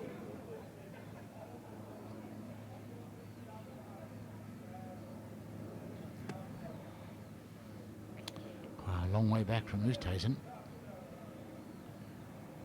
53 yards. Quiet, please. Thank you. On the more conservative route. All right, pal.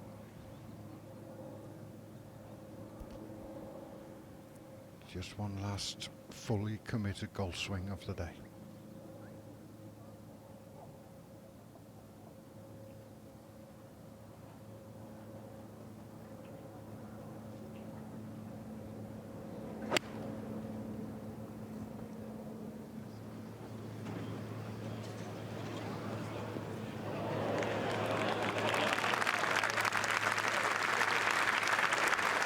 He's been fantastic to watch today, John Rahm. A few putts have slipped by, but he's played amazing golf from tee to green.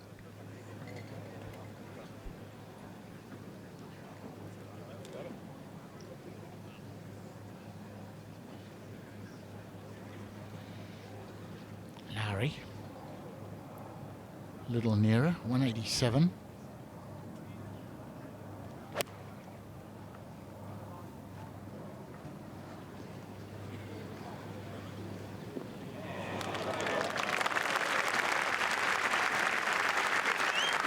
Super shot.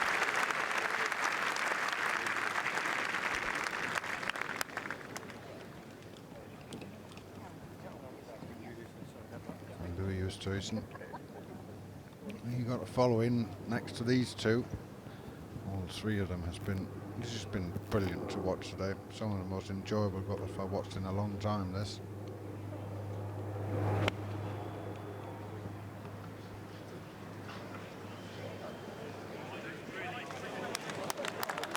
And they don't disappoint up the last either.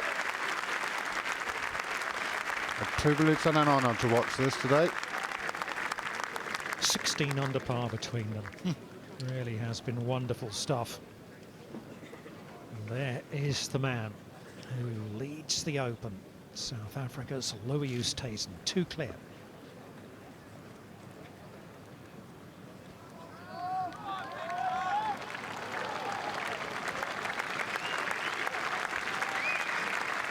If you take out 16 and 17, I think Louis would like to just keep going and play the next 18 holes.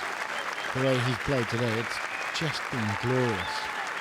Well, this, as you said, Thomas, this whole group, what an absolute joy to watch golf of this caliber.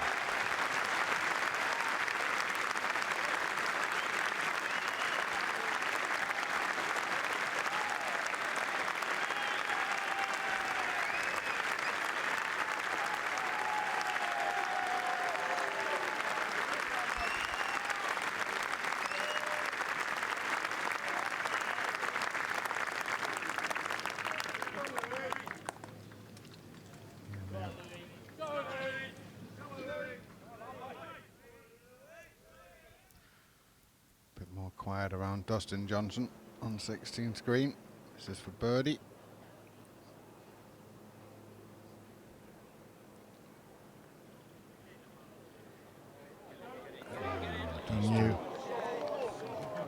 He knew, Tom. He knew he hadn't hit it. It was all about the line, he thought. We all do that sometimes.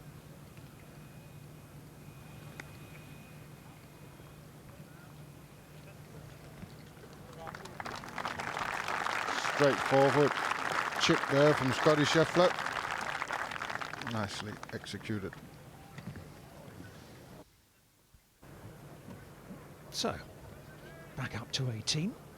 All 3 players here have a pretty good look at birdie. And it's going to be Rahm first.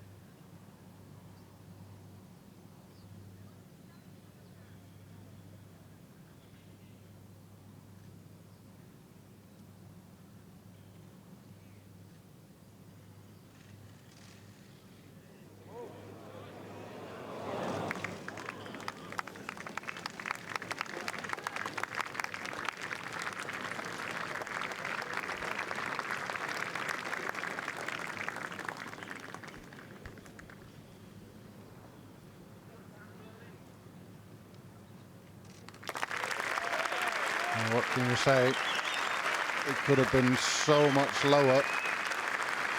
But when you shoot these kind of scores at a major championship, you've got to walk off the golf course happy. 65, was it? 64 even. That's some round of golf. Well, yeah, that could easily have been 61. Maybe even lower. Tremendous stuff.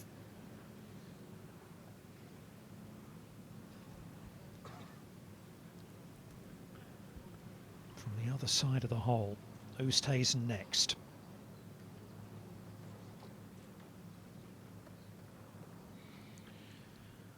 Well, this would put to bed a little bit of the niggles of 16 and 17.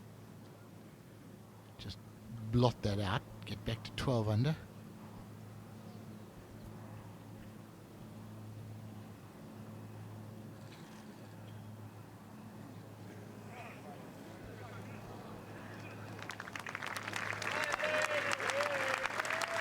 So just a par for the South African. 64 yesterday, 65 today, just the one bogey in 36 holes. It has been wonderful stuff, and I do believe that ties the overall total for 36 holes, the low 36 holes at an Open Championship at 129.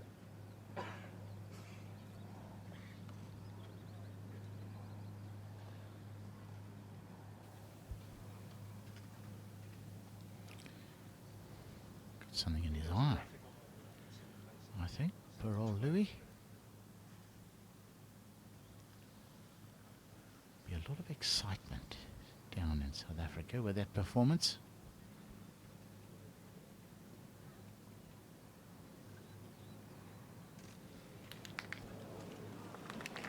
Probably the worst putt he's hit today, Shane Lowry.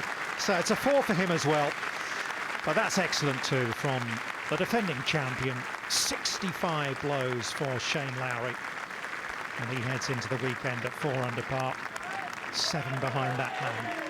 Our leader, Louis Oosthuizen. Lowry may need to produce what he did 2 years ago on Saturday at Portrush when he shot a round of 63.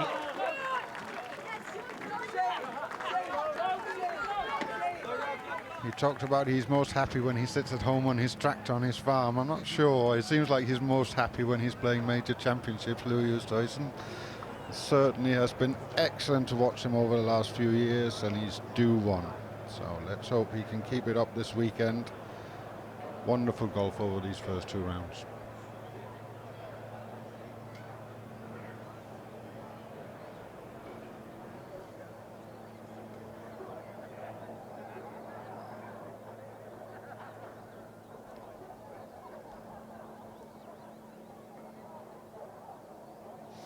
You can tell, look at Rahm bouncing along. He is delighted.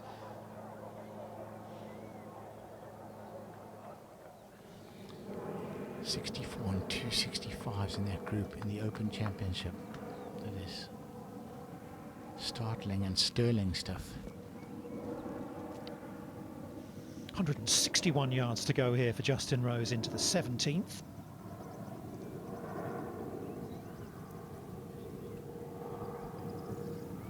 Bit of a tricky pin from this kind of distance. You don't want it to be too aggressive.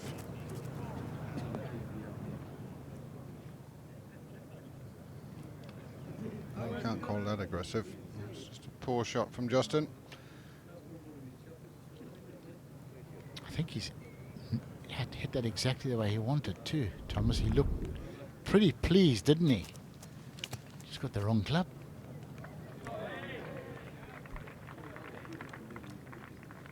Well, it's not a bad drive, is it, from Dustin Johnson?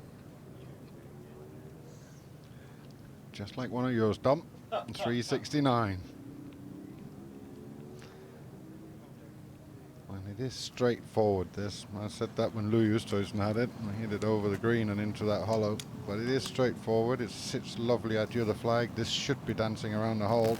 Set him up for another great birdie chance.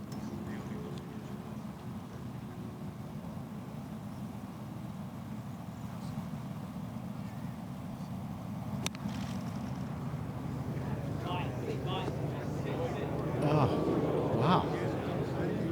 Same mistake Louis Oosthuizen made. But they both went left of the flag with a pin position like that. I mean, too dangerous. You sit and think, and it's so easy to say, why don't you just go in 10 feet right of the flag and give yourself a chance? But Sergio's had a bit of trouble here on 15, so this is for par.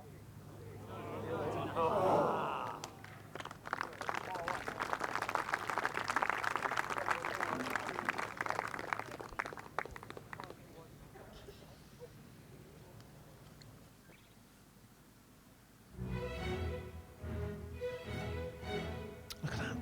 Louis Oosthuizen, Colin Morikawa, Jordan Spieth, Fratelli, Scheffler at 7 under par. Scheffler still with 3 holes to go. Danny Van Tonder was absolutely delighted. It's been a good day for the United States, for South Africa as well. Paul Casey, 68 yesterday, 67 today for the Englishman. Brooks Koepka's not out of this yet, nor is John Rahm. There is an awful lot of class up there, isn't there? And the defending champion has kept himself in it after a Friday 65. Well done, Shane Lowry. Rose, Garcia, more major champions in the mix. Danny Willett, Webb Simpson.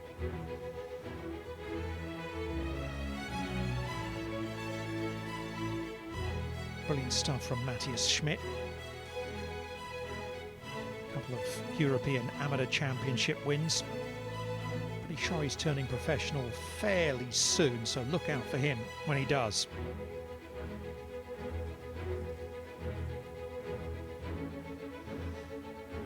Cut line is pretty much solidifying, isn't it, at 1 over par now. Looks like it's going to be 70, well, nearly 80 players through to play the final 2 rounds. Justin Rose.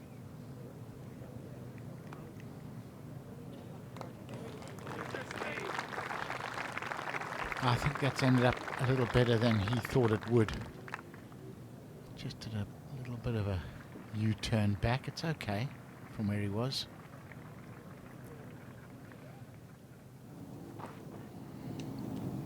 Scheffler on 16. It's a massive hard hit wedge that straight up in the air. He's not liking it too much though. An outside chance.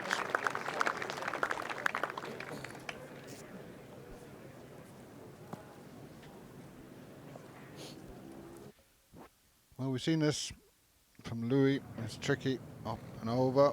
It's quick when it gets on the green. Excellent executed from Dustin Johnson. He'll be annoyed with himself that he put himself in that position. But sometimes you do, and you've got to have to recover. Back to 16, this time Garcia.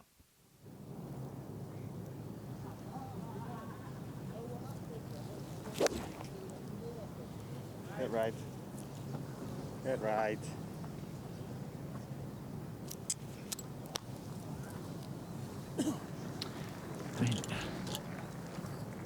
Yeah, he's not happy by his standards for the short iron. That's just a poor shot. Well, this is one of those putts where you have to make a decision. It is really, really fast going down there. So you either got to stand up and commit to your line and hit it hard into the back of the hole, or do you trickle it just in the front door? What would you be doing, Thomas? Trickling or blasting? Well, when I was 25, I would definitely be blasting it. Now, I'm not sure it'd make it to the hole. It's amazing when you get to 85, Thomas, how difficult it becomes. You just missed one too many coming back, Tony. It's true, though. It sort of adds up, doesn't it, in the subconscious? You know, he's not certain. He hasn't made up his mind, and that's the thing to do. Step away, just get clarity of thought.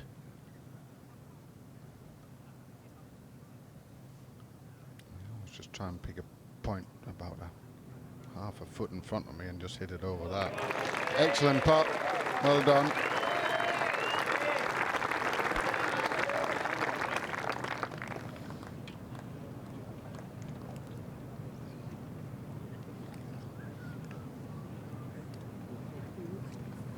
Since that was quite important, didn't you, for his karma? As is this for Dustin Johnson. It was a beautiful putt up the bank, wasn't it? Almost came to a rest right on the top and then just trickled over and trundled down. Taking a look at it from all angles.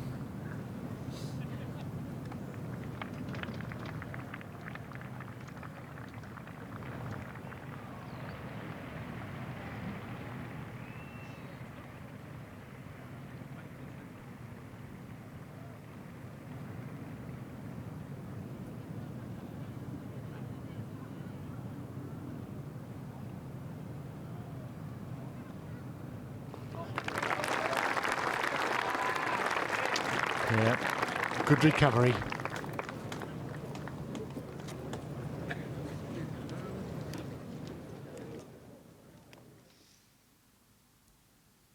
with Garcia and Scheffler. Yushin Lin from China. Right.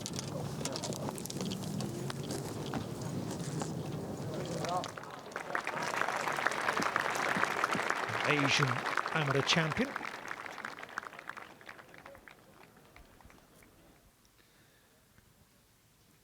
We find Lee Westwood on the 18th fairway. And 1 under par.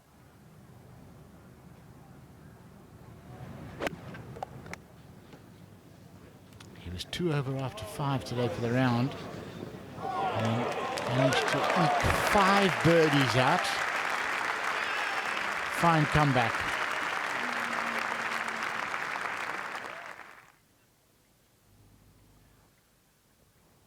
Can't believe there's somebody still on 14. That's the Open Championship for you. He's just heading towards the bunker up to the left. Oh, just missing it. That should be too difficult a chip across the green.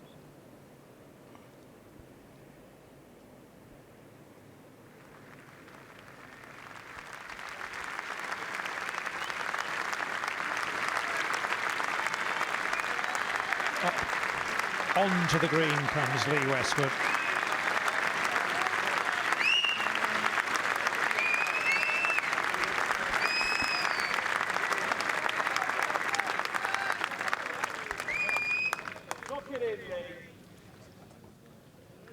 It is great to watch him at this age, and obviously with Helen, his wife, on the bag. It's some partnership they built over the last year or so on the golf course. Still haven't had the honeymoon. Well, not really, no. Well, no, he was trying to tell Helen, I think, that the US Open was a honeymoon because he took her over to California, but she's not having any of it. Absolutely not. It's never going to fly, is it? Garcia. Good putt from long range.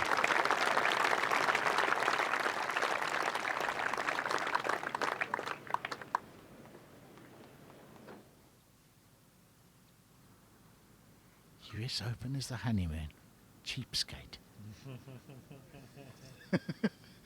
That's never going to get by, Thomas, is it? Never.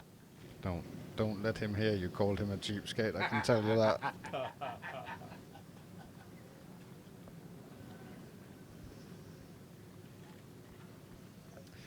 Well, Martin Keimer has been playing with Lee Westwood today. And Stuart Sink, bad day I'm afraid for Sink, the 2009 Open champion, 7 over par. Playing this final hole. Keimer is 2 under par today. Birdie here could see him through to the weekend. Oh, this would be wonderful. Oh, no. He knows it. Absolutely. The agony. Yeah, he's just going through that time at the moment, Martin. Things are not going for him. Nothing worse, missing the cut in a major championship by 1. It really is devastating. You just want to be there for another 2 days, build a bit of confidence. We're waiting for Westwood. I was speaking to Helen the other day, and she said, "Tell me, we played 2 practice rounds. Is there a big bunker on this golf course?" It kind of shows where her mind is at on this course when on the 4th hole she hadn't seen that big bunker. Well, that's because he hits it too straight, doesn't he? He doesn't go near that stuff. Could birdie chance. Get to 2 under. Sleep in a little later tomorrow. That claw grip has just transformed his late career. Look at that. Boom. Dead center. Fantastic.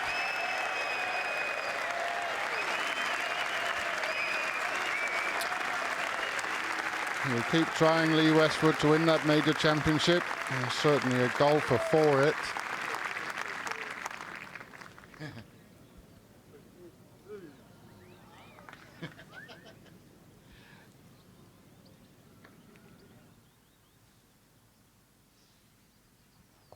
Scheffler at the 16th to get to 8 under par alongside Jordan Spieth.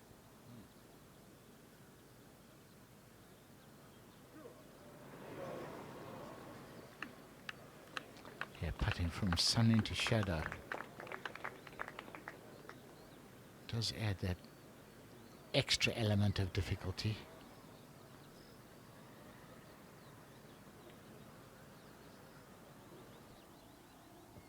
And back up to the 18th.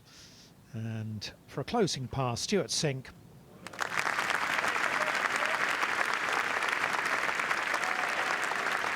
It was all going along very well, wasn't it? John actually took an 8, triple bogey at the par 4 15th, which everybody expects to birdie. What a pity. Well tried, Dad. Back down the 18th.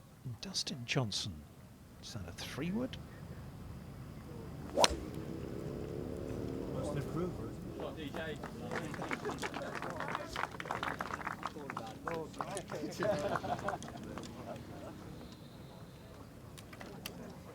Yeah, one of them's up top. Zalatoris, I think. Yeah, young kid.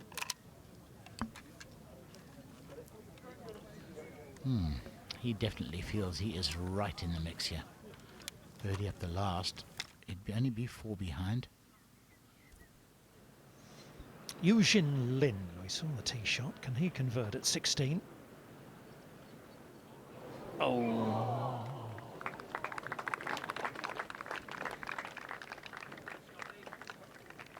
Par finish should see him safely through to the weekend as we go back to 14 and Tringali to get to 5 under.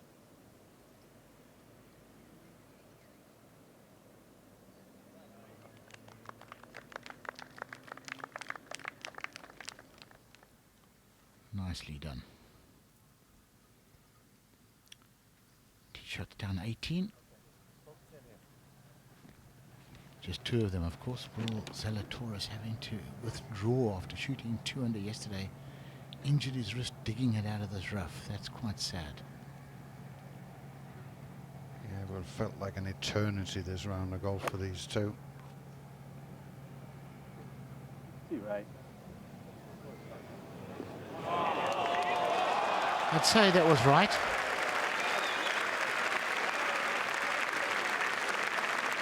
Gorgeous shot. It was worth staying for, folks, to watch that.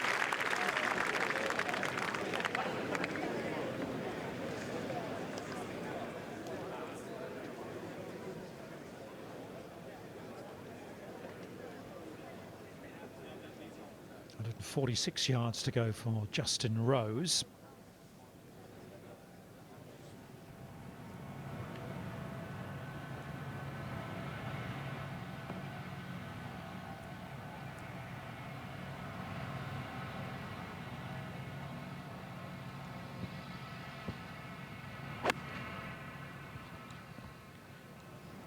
Be expecting 15 feet with a good shot.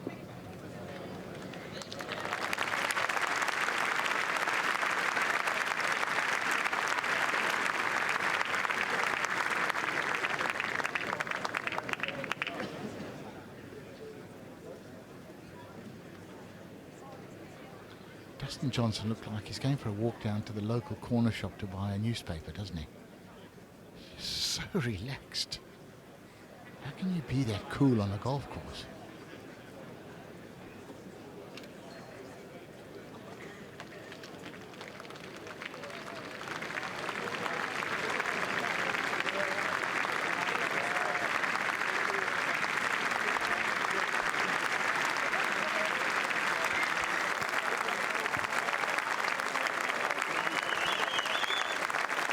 It is a most welcome sound, isn't it?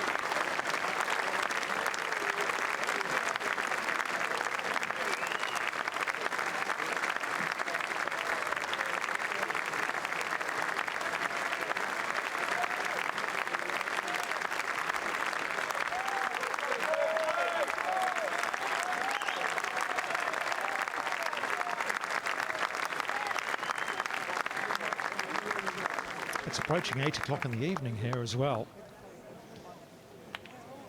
It's pretty close to Thomas Bjorn's bedtime, so he's heading off, and Jay Townsend has stepped back into the booth. Yeah, some of us still have the energy to last till the end. Touch of wind down off the left. That is correct. Scheffler discussing the breeze there, and Bit of an awkward lie and not a good angle here for the American.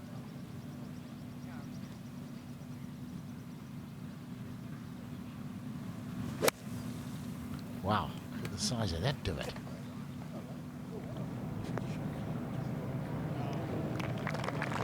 That just creeps over the edge right there.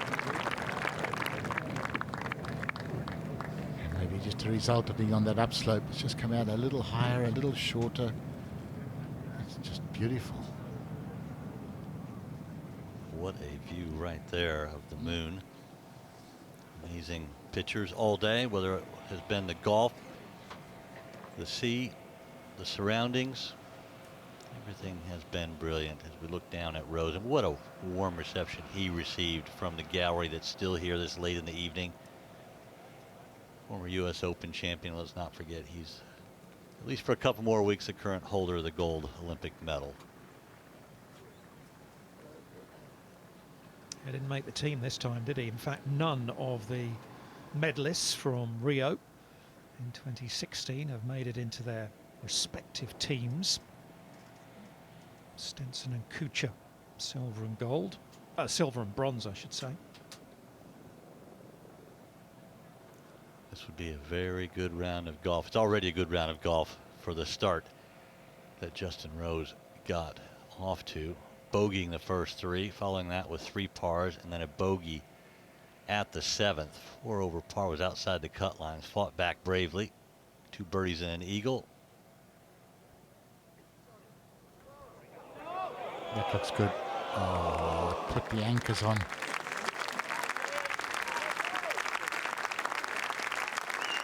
You can get a little bit of dew coming out of the ground, can't you, at this time in the evening? Just slows things up a little bit. Especially in the shadows, not in the sunny holes, but in the shadows like 18 right now, certainly so. That's a point well made. Great comeback there, 32. He'll be around for the weekend, and certainly he's not afraid to go low, knows how to win a major.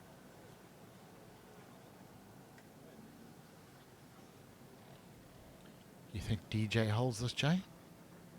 To get to 7 and within 4? I would even back you to hold this one, and you're pretty twitchy. He's not very twitchy. You can count this one. Just to get in a tie for 4th position on 7 under. Birdie number 7 today for the world #1 Dustin Johnson.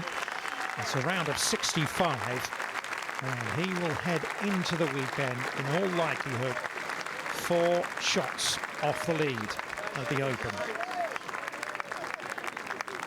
He's talked about wanting to have the Grand Slam. He's got a couple of them. He's got a Masters title. He's got a US Open to his name. How he would love to add the Open to that list.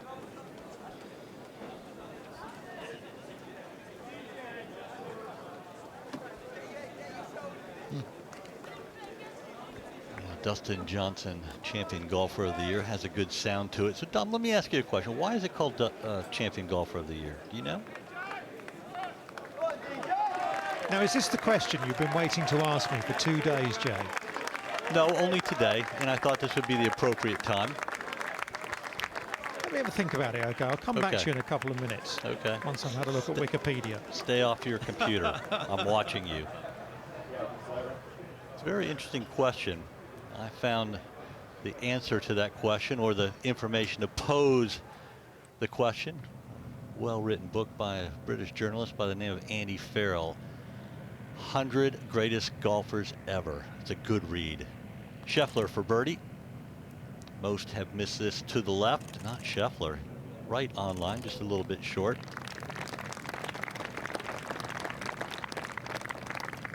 He's over there in the corner pondering. I'm sorry that Dominic Hollier can't come in at the moment, so I'll just finish this putt up for Scheffler. He won't get it. He can ponder all he wants as long as he stays off his computer.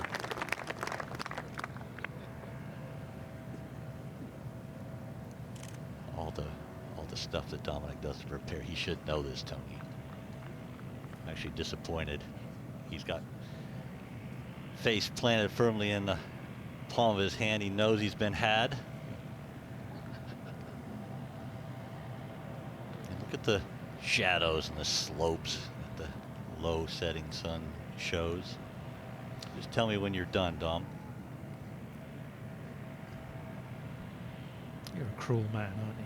It's like playing with a dead mouse, like a cat, just pushing it around the floor. I'm enjoying you squirming. Let's see if the lefty can read this one. Lynn, fabulous talent. Just sent that well to the right. He started that a good 4 feet, Tony, and still missed it on the low side. You know the answer, Tony? I'm staying out of this. I didn't really ask you. I was just wondering if you could help Dom. I'm afraid, Dominic, I am useless to you.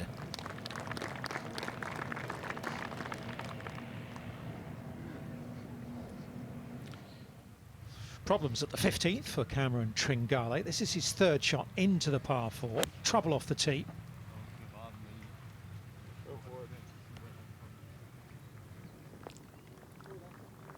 Oh, doesn't seem happy, but the result is superb. Jay, I'm embarrassed to say I heard the explanation for this yesterday. Yeah, that's because you were around when I posed it to Allison. And I can't remember the answer.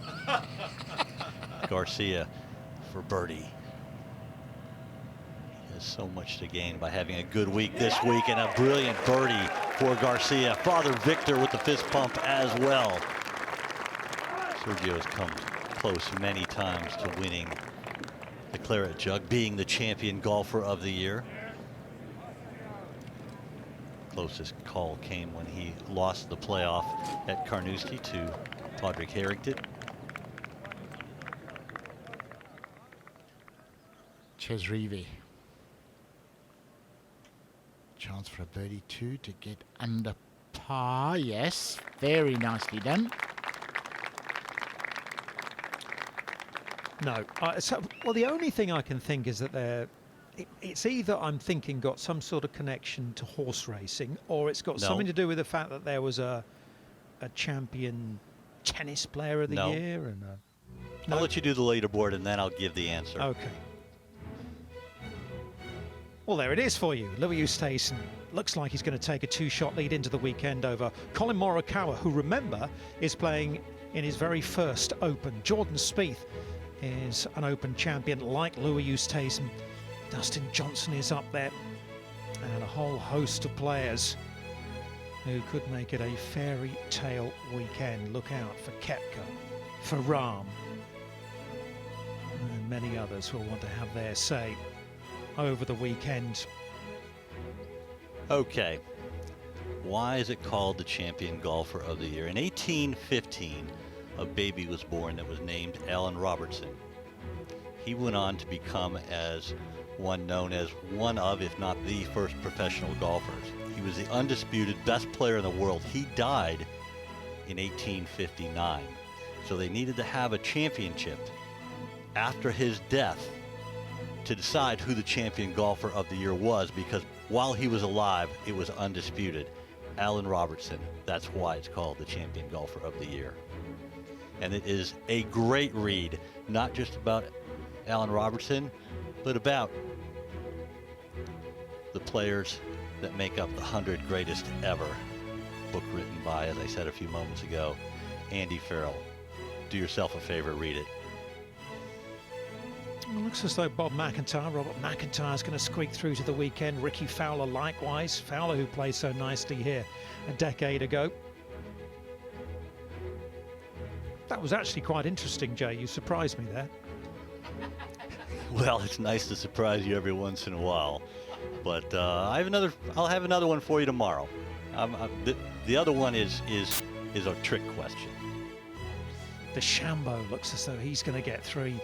Had to fight really hard. Unfortunately, not so for Francesco Molinari. I think he made a triple bogey at the 6th hole, the par 3, which really derailed his round. He was going along nicely. Henrik Stenson, who won at Troon, is not through. Tyrrell Hatton's going to miss out. Jimmy Walker, a former PGA champion. Miliozzi's having an excellent season.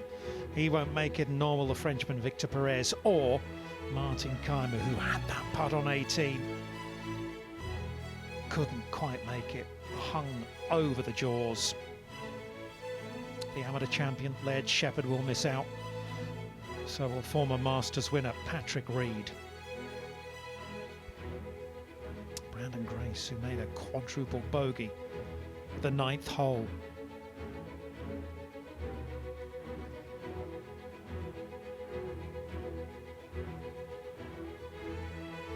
Tony else, a former two-time champion golfer of the year, has finished at 4 over par, so no weekend play for him.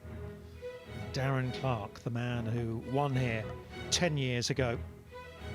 What a wonderful walk it was for him down that 18th hole to collect the claret jug and his first major title at the age of 42.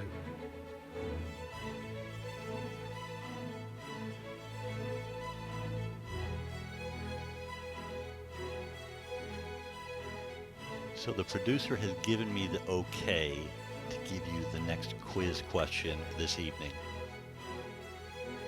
You just said the claret jug, so that's a clue to this question. What has former champion and all-time great Severiano Ballesteros done at the Open Championship that no one before him had done and no one will ever do again? Scheffler, tee shot at 18 while Dominic Hollier ponders. I think I've got him again. You didn't know that I was a quiz champion, did you? Well, Stay off your computer now. I know that Alison Whittaker was going to give you a little quiz coming down from Scotland, and you point blank refused to play sport. So no, we should just turn around to you and say, don't care, not playing. No, I didn't say that, Tringali. Oh, that one comes up short. I just said I'd rather play the quiet game. It was only an 8-hour drive. She failed at the quiet game. Shame. That's a drop shot for Tringale at the 15th hole. It's going nicely this year over on the PGA Tour. 40th in the FedEx Cup standings. Aggressive play here with Garcia going with the driver. That bunker up the right is in play. A couple up the left as well, and that one is headed left. Bounce left. Bounce left. Just going to bounce left, preferring to be in the rough than in that little round one-stroke penalty. That's great. Dominic Collier's making faces over there again.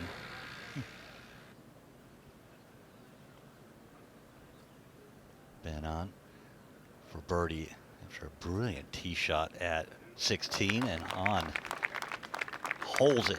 It's a wonderful shot. That gets him to 2 under par.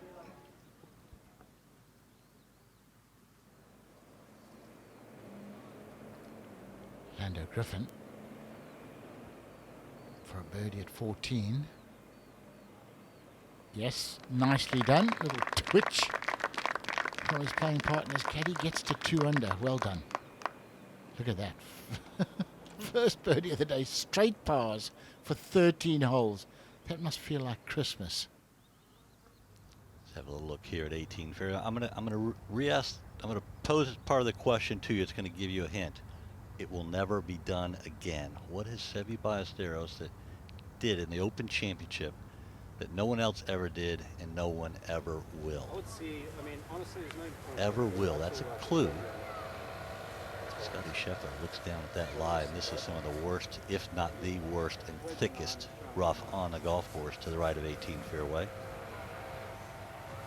I wonder how many other people are sitting back at home looking at the TV making funny faces like Dominic Hollier. Tony Johnstone has his face firmly planted in his palm. When you say somebody will never do it again. Never do it again. That is so definitive. It must be able to work. Absolutely never happen again. Seve will hold this record for eternity. Quite looking forward to knowing what that is. Let's watch Scotty Scheffler first. He has found the cabbage. I don't think there's any chance he can get this to the green. Actually, he needs to avoid the bunker right over there. Oh.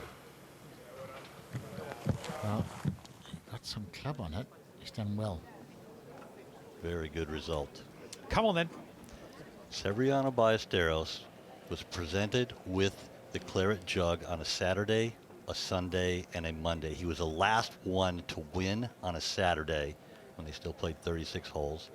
won on a Sunday at St. Andrews, and he won at Lytham on a Monday after a weather delay. The Saturday is the key. Well, you never know. They might schedule the Open Wednesday to Saturday one year. Good luck with that. Lynn, second to the final.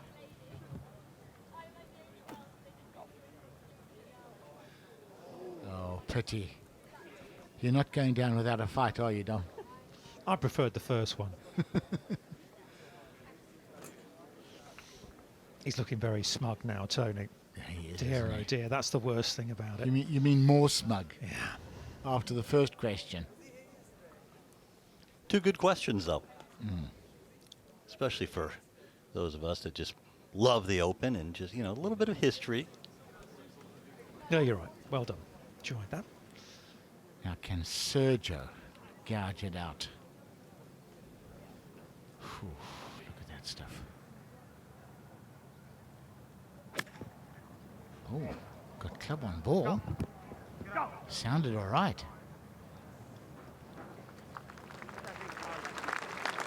Massive mound he has to putt over, really kind of a hump. Goes up and then back down, but good result from where he was.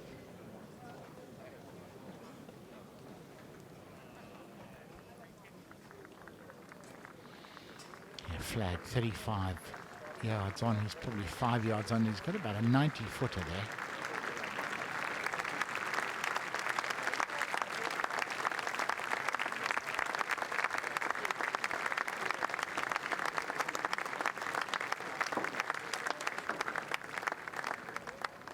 Scheffler has walked all the way up to the green, pacing this one out.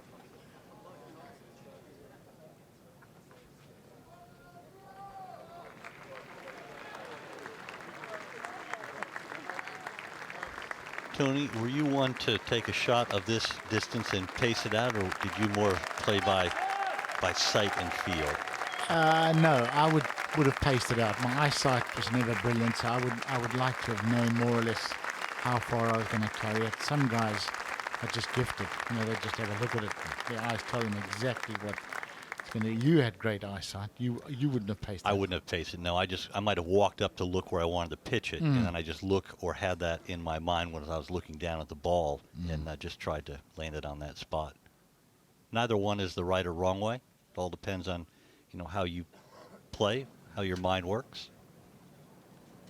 Slightly awkward. He's got to come over the corner of the bunker, or is he going to throw it a bit further than that and try and hit a flatter part of the green? Well, that's a good question. I think you want to fly it over that that hump coming off the bunker.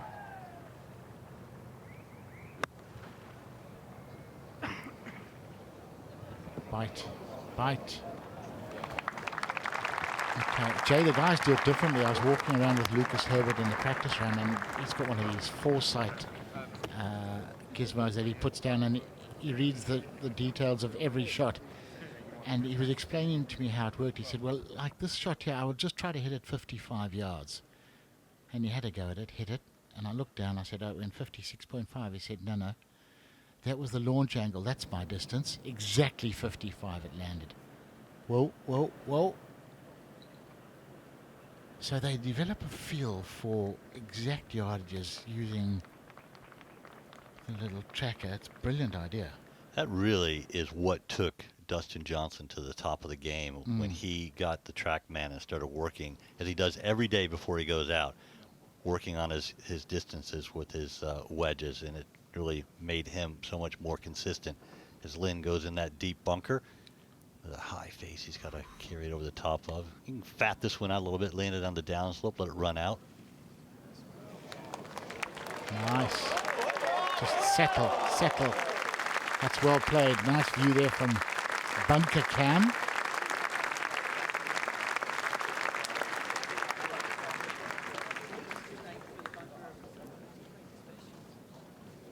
Good lad. He's one over.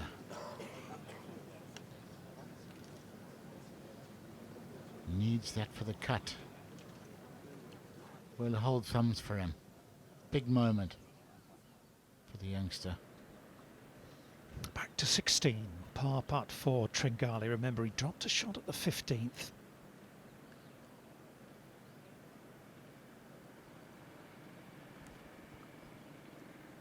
This is a slowish putt. We've seen many come up short. Not the case for Tringali. Goes in with plenty of pace and a good save. Nicely done for the American. Remains 4 under par. And that was a huge putt after coming off a bogey at 15. Don't want to start giving them away in pairs.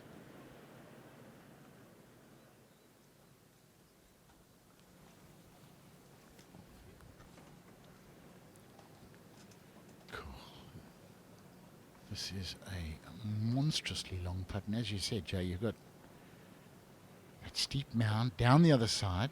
It's going to go left to right up the hill, right to left down the hill, and gauging pace is not easy. You know, actually, it's a cute little trick right here. You see where he's nearly the same level as where he is at the hole, maybe uphill a little bit. So if you take the mound out of play and play it almost like a flat putt, because it loses up, gains down. Mm-hmm. A little bit of tricks for you at home.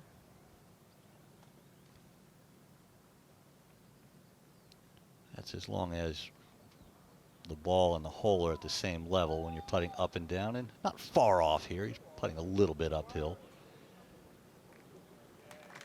Just gives you a chance mentally to take a mound that is equal amounts up and down, you know, out of your computer. It goes around in your mind.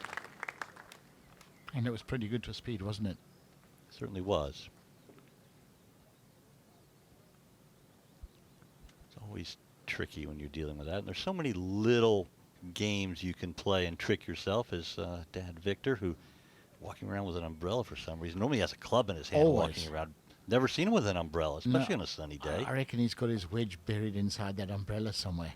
Still plays golf every day. Loves it. Every day. Just loves it, doesn't he? What a supporter he's been for his son. They don't come any better. He's been enjoying having him back in Boreal with the rest of the family for the last couple of weeks. They've been playing a lot of golf together.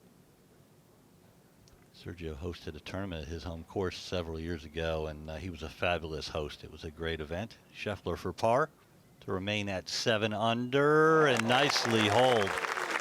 Scotty Scheffler in the clubhouse with a 66 following his 67 in the opening round. Played very well in Scotland last week, one round where he shot 63, so he's got the putter working. Yes, he's adapted rather well to links golf. I think it's a bit of a myth, actually. I think they used to say that, you know, young Americans couldn't really work it out. It's not the sort of golf they play. I think they actually enjoy this sort of golf, the creativity that's involved in some of the shots. No doubt, it's so different from everything that we have at home. I mean, we have links style courses, but you can't create a real links course unless you have the turf, and I have never seen the correct turf in the United States. We have some courses that look like it, but, you know, it's the soil structure, the composition of the soil that really makes it bouncy. Great fans out here. Look at that.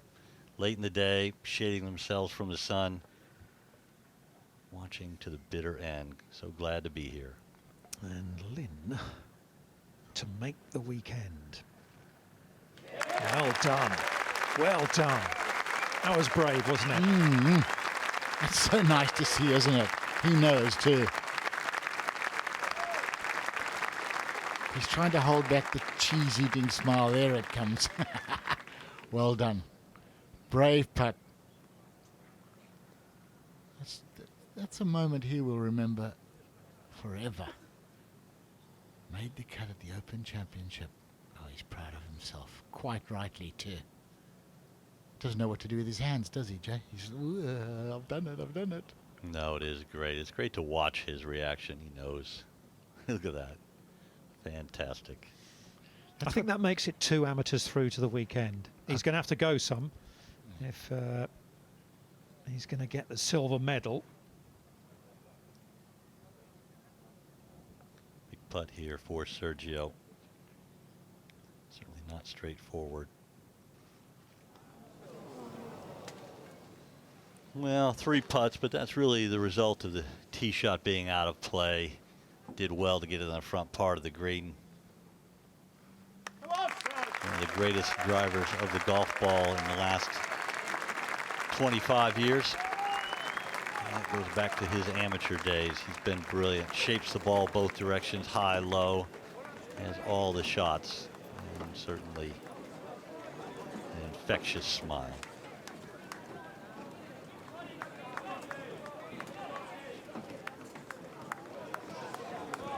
Well, not too many players left out there now, so very much looking as though that's how it's going to look at the top of the leaderboard heading into the weekend.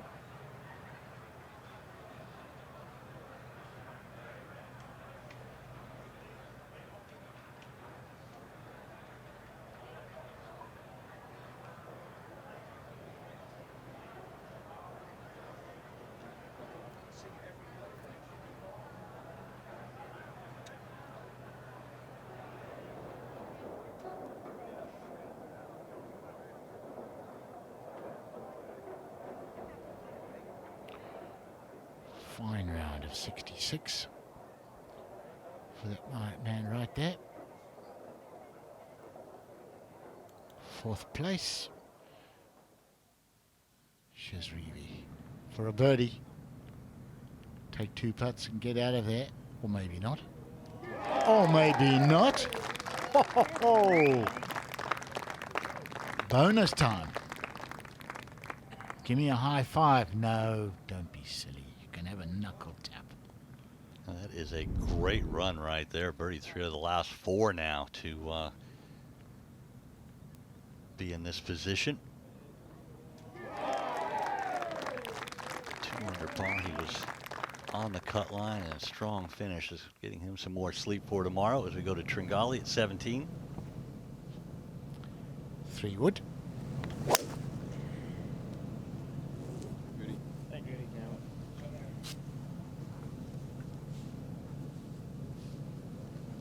Right in the side of that hill and kicks right. You can see it going back downhill a little bit. Luckily not finding a divot.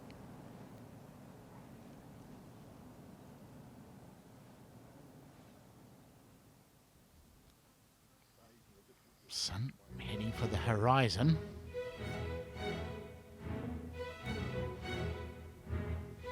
Well, one of the fairy tale stories out there at the moment has been the performance of Marcel Siem, who lost his playing rights on the European Tour. He's been back on the Challenge Tour. He won last week with his daughter caddying for him, earned his spot in the Open Championship, and look at him now, inside the top 10. Dreams may come true. They do come true at the Open Championship. They have come true here at Royal St George's in the past. Think of Ben Curtis. Todd Hamilton the following year up at Troon.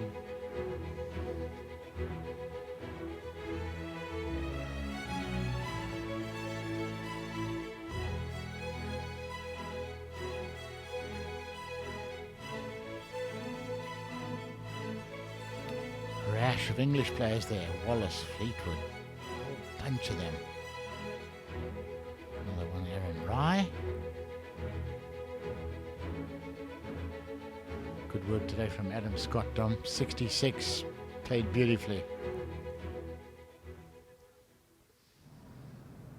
Yeah, it'd be lovely one day to see him make amends, wouldn't it, for what happened at Royal Lytham back in 2012 when he looked odds on the winner, didn't he, and then had a collapse, really. It's all you can call it over the closing 4 holes, letting in Ernie Els for victory. Of course, he went on then to win the Masters, which was lovely.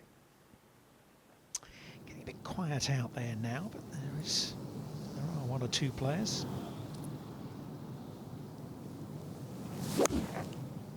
Lanto Griffin is in the final 3 ball. Here he is at 16.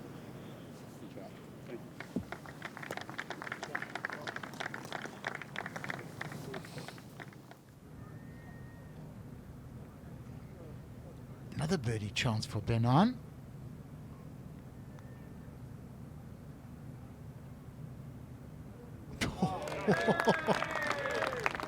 The putter's alive.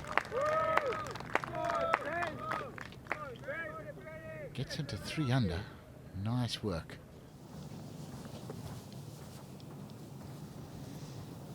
Well, we saw Connor Worsdal this morning, didn't we? Getting underway.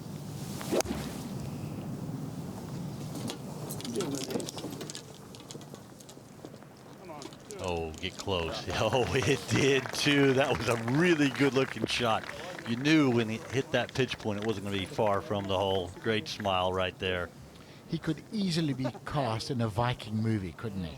Oh, definitely looks like something out of Braveheart or something along those lines. Shield and a sword. Nice shot.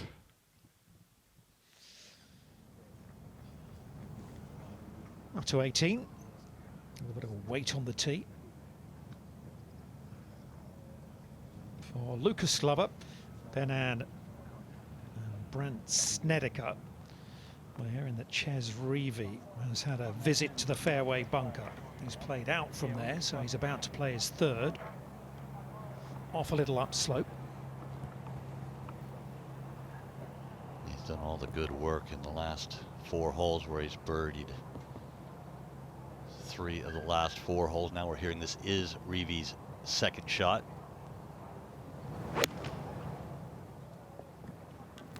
Looking at up and down, normally a good sign.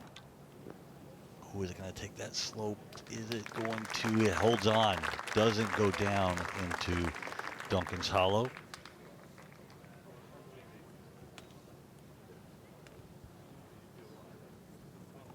Playing with Eric Van Rooyen, the South African, and Harris English, who are 2 and 1 over par respectively. So Van Rooyen needs a birdie at the last to make it through.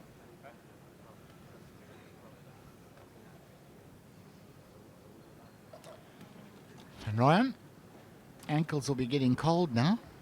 Temperatures have dropped. Big shot here for Eric. He'd love to just nestle this in stiff.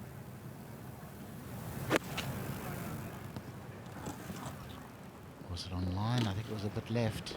No, a bit left. That's not what he wanted. He wanted that within 6 feet. He'll have to hold a snake. Off they go. Let's go back to the tee, and Benan first away. And he's got a fairway medal in hand. There's a bunker up the right center you can see just to the right of his head and above. It's 320 yards to reach today. That's why they're not hitting driver. Most of them aren't. Take that bunker on, you're playing to a more narrow area, and that looks perfectly placed and short of it. Well done. So you see the right bunker? Yeah. The left edge of that, and you got the green side bunker? Yeah. And the right edge of that, that's your window right there. Nice concise instructions for Brant Snedeker.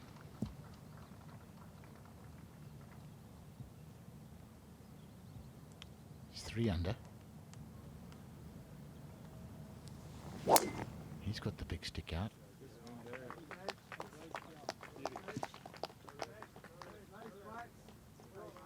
Lovely. These guys must be feeling a little tired now, you know, when you're off, you know, between 4 and 4:30.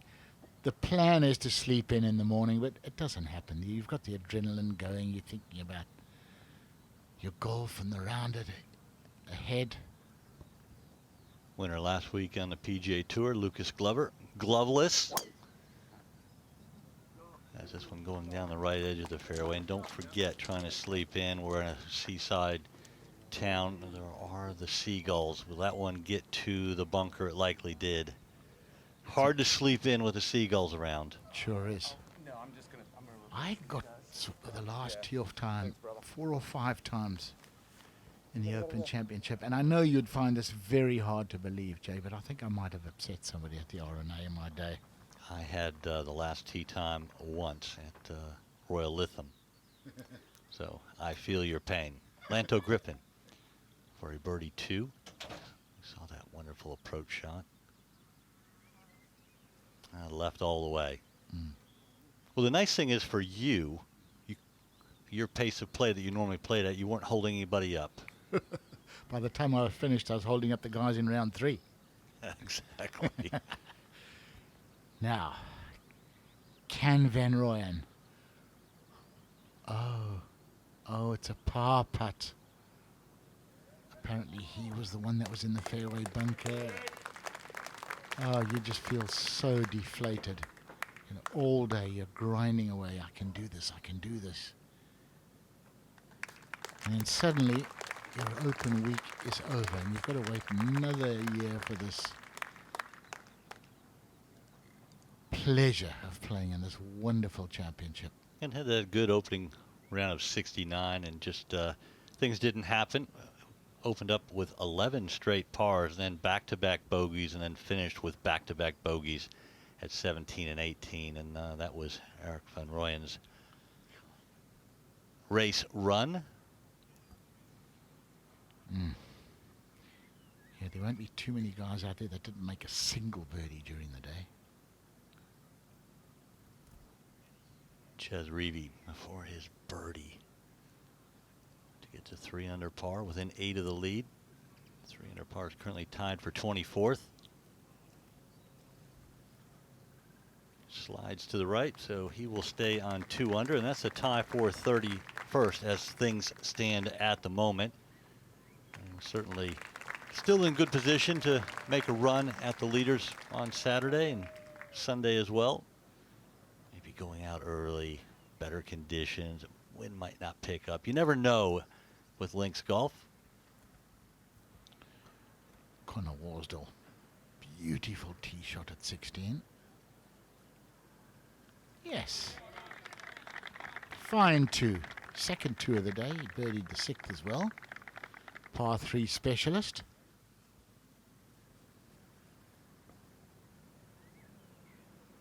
And Harris English, last player on the 18th green in the group that teed off at 3:43.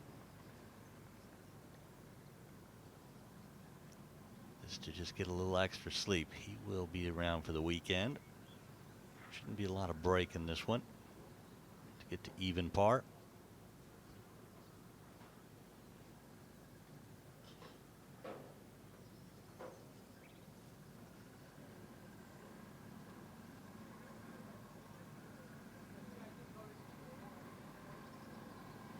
Well done. Good birdie at the final hole. I think he could sell that one to a few people come Sunday afternoon. Great way to finish for the American. 5 under par, 65 after an opening 75. So great fight back for Harris English. Kanaya for birdie at 17. Plenty of pace. He was trying to walk it in. Needed a birdie finish, currently on 3 over. They know how things stand. On 175 yards. It's quite a weird feeling when you come down in these last few groups. Stands have emptied.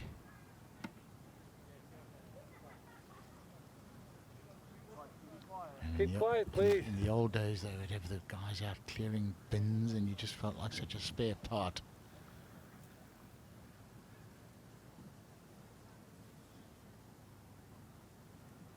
But birdie here, he'll certainly be a lot more lively when he finishes tomorrow. Certainly no stranger to winning big events. He won at Wentworth, the BMW PGA Championship, and a fantastic shot in to the final green on this Friday afternoon, or evening as it is right now. Just past 8:30 in the evening, local time.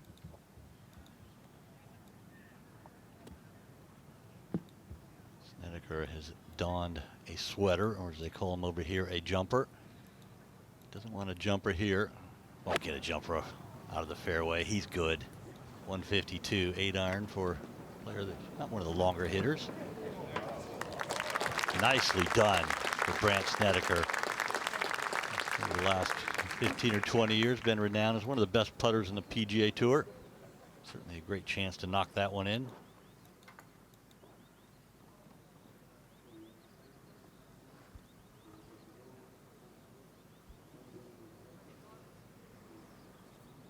Lucas Glover couldn't continue his good play that took him to victory last week. That is a very nice shot, and it will be hopefully his penultimate shot in the 149th Open Championship. Of course, Lucas has a major championship in his back pocket where he won the U.S. Open at Bethpage Black just outside of New York City. Go back to 17 and Tringali for another birdie.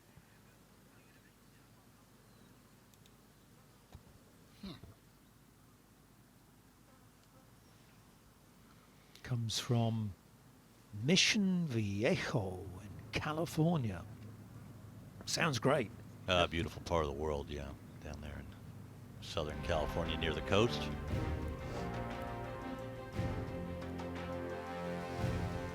Well, the 2010 Open champion Louis Oosthuizen is right up there, 2 clear of Colin Morikawa. Jordan Spieth, who won at Royal Birkdale in 2017, also riding high.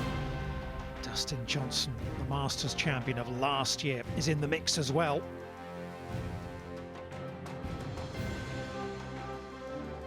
Andy Sullivan, the leading Englishman, as in the first group yesterday, shot 67 today.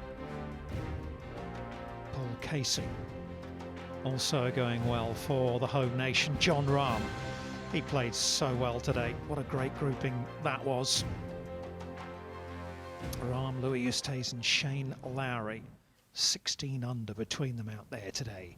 Tringali down the home hole. And going with the popular club here, 3 metal.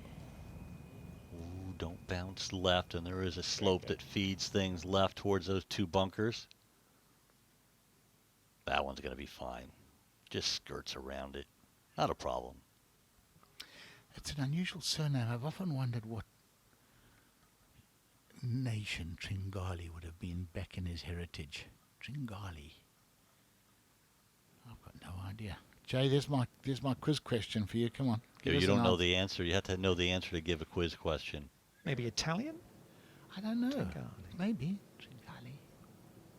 On for birdie, though, while you two try and figure out the answer to your own question. Is to get to 4 under, within 7 of the lead. Ooh. Just slides by, lack the pace. Still a good 2 opening days for Ben on. 67 and a 70. Well poised for the weekend.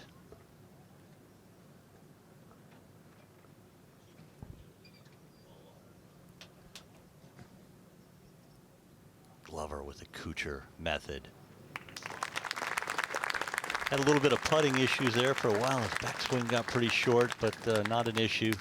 Disappointing opening round. That's what really ran his race to 75.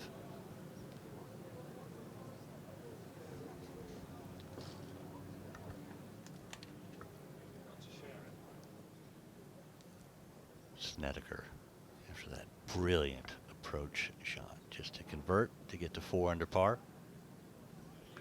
Unlike Ant, he does hole it. Well played for Brandt Snedeker. Such a good putter. I always say the great equalizer with that 31 on the back 9. Fantastic run.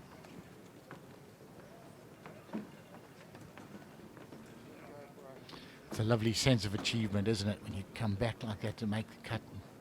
Well, he's made it comfortably, but to put yourself into a good position in the tournament. Beautiful feeling. Get yourself set up for tomorrow. Final group on the 17th hole. Griffin second into 17.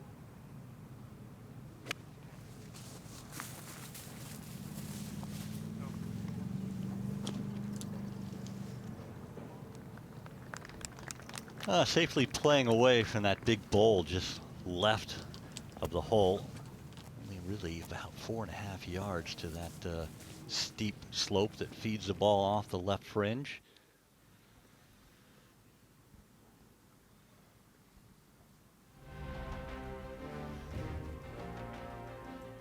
Late on Friday evening, it's been an excellent second day at the 149th Open at Royal St George's. We have a lot of top names at the top of the leaderboard, among them 2-time major champion and world #1 Dustin Johnson. I'm going to let Tony describe this one because it's one of your favorites, Tony. It absolutely is. Look at this. I mean, it's knee-height rough. It is thick. It is juicy. Coming in over the bunkers, high, soft, and with almost no spin on it. You've got to have a special talent to do that. Jordan Spieth hit a good tee shot at the first. Always a nerve-wracking tee shot. His second shot to the first. This was going to be a foreshadowing of things to come. A brilliant shot. And he would go on to make that one at the first and follow up with a birdie at the second. Dropped a shot at the third, but at number 4. Hold a few of those out there today, didn't he? He has got his putting boots on once again. Colin Morikawa. His second shot into the first. Would make that for a birdie after the most shocking display of putting last week. It's a new week. Morikawa's third shot after being in a little trouble off the tee at the par 5 14th. Lengthy third shot as well, and that was well played. Morikawa hold that putt for birdie as well. His last birdie of the day to finish at 9 under. Meanwhile, Louis Oosthuizen, the overnight leader, after shooting a 64 on day 1, bogey free as well. What a way to start. Good drive down the first. Beautiful strike.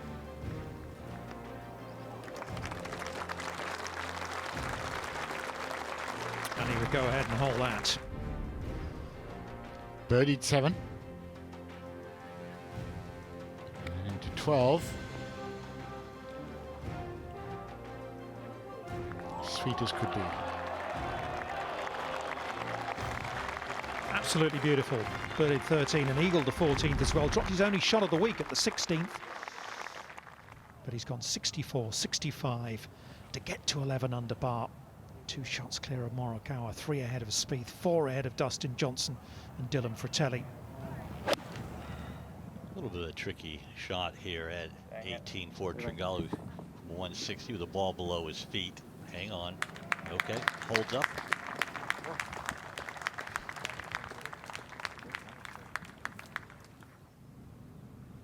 To 17, Connor Worsdal. He's just birdied the 16th, came through regional and final qualifying just over the wall at, over the reeds at Prince's. Oh!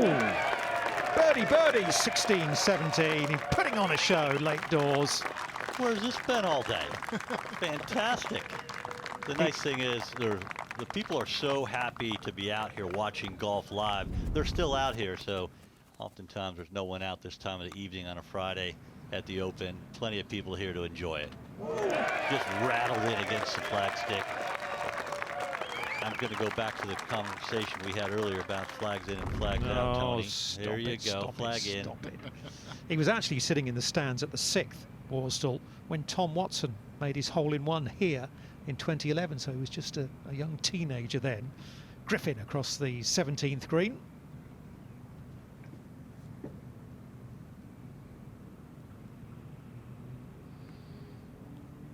All pars today, just the one birdie at 14 for Griffin.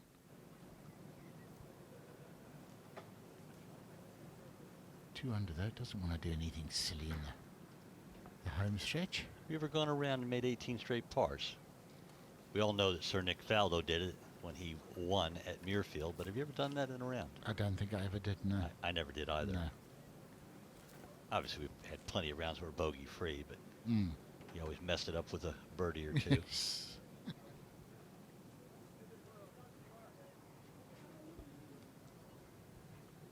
Got to have a special kind of patience to do that as well.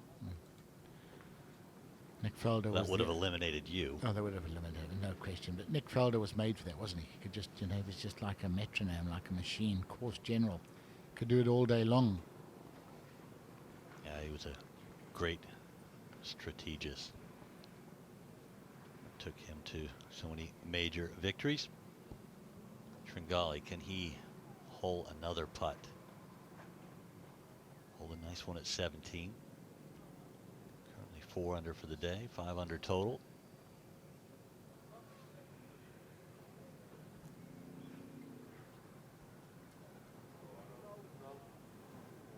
Good try.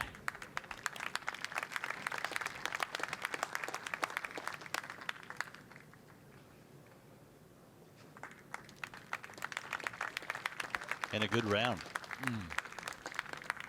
Round of 66 following a 69 yesterday. Well poised for the weekend.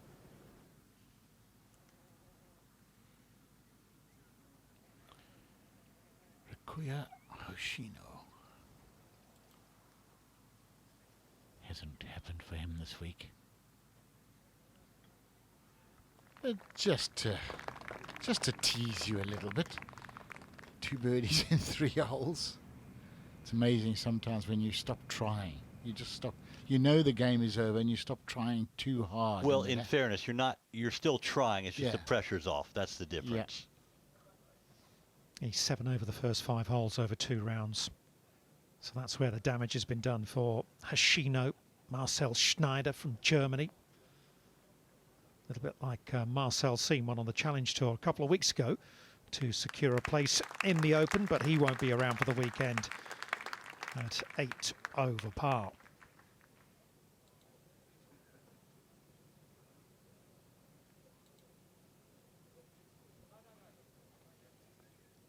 Kanaya for birdie.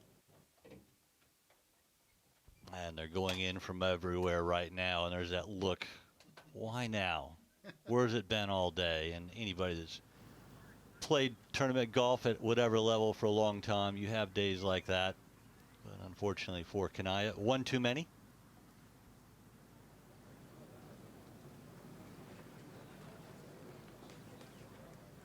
And the final group has reached the final tee. You can see the sun getting low in the northwestern sky. And this is Lanto Griffin with the fairway medal.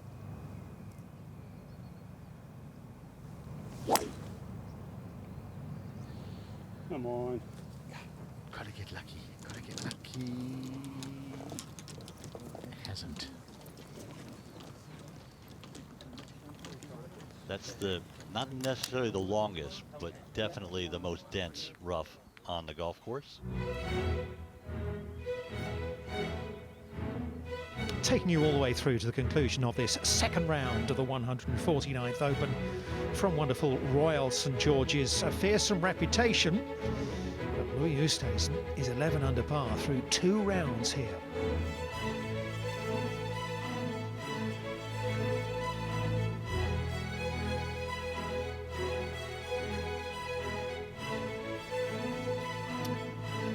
Danny Van Tonder only played in his first major championship at the PGA a couple of months ago. When I look there, I see Brooks Koepka well poised, 5 under par, 6 behind, but he got off to that terrible start and through strength of character and mind, fought back bravely for that round of 66. Well, John Rahm may yet come to regret his slow start to the week.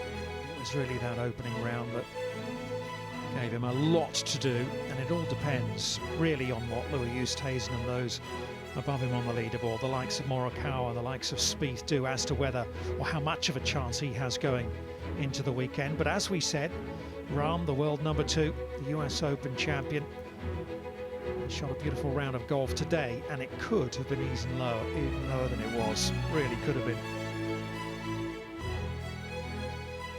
Moving down towards the cut line, there's Matthew Schmidt. Excellent 65 from the German.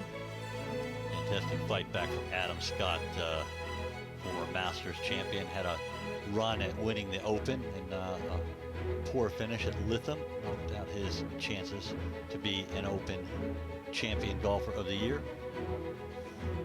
Harrington and Fitzpatrick both through to the weekend, as is Xander Schauffele and Rory McIlroy, and 2 Richard Blands, the man who won for the first time this season on the European Tour at the age of 48 in his 478th start.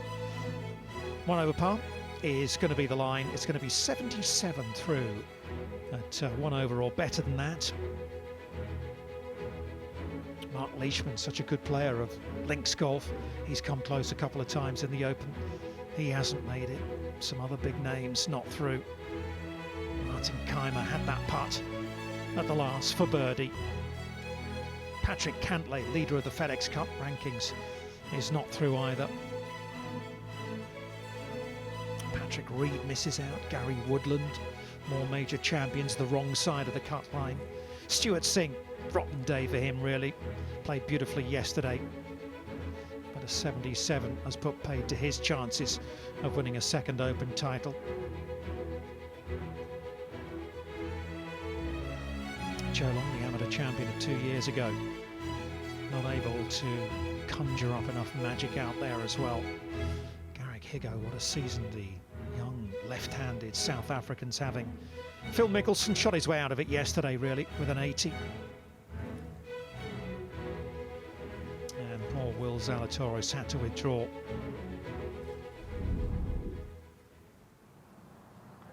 There you can see the tee shots for the final group. Hoshino in the bunker, Worsdal first cut of rough, but this is the tough one right here for Lanto Griffin. Unlikely to be able to reach the green. Just looks like an area that's been fertilized and watered.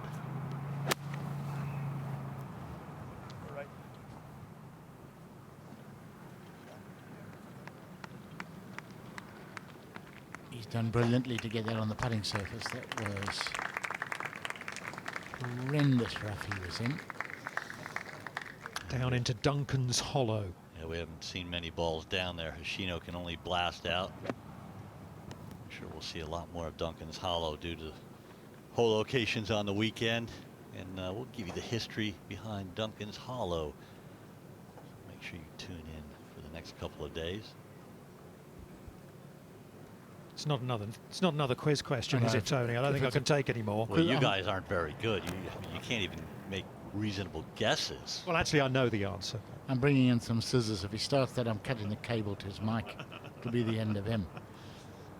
Could Worsdal finish with 3 straight birdies? It would be a dream finish, that's for sure.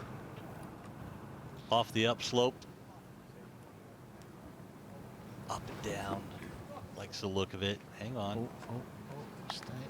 It's a weird feeling, isn't it, Jay, when you come in here last and you sort of walk up the 18th thinking, you know, is there actually a golf tournament going on here? Other than the grandstands, there's nobody, there's nothing. It's almost become a ghost town. Doesn't matter when you tee off, though, as we both know. It's such a great feeling playing in the greatest of all championships, the Open Championship. Hoshino, his third after blasting out of the bunker. A little bit of mound in front of him. It has a nice level lie. He too has had a good experience. Anyone that plays in the Open, it's a positive experience.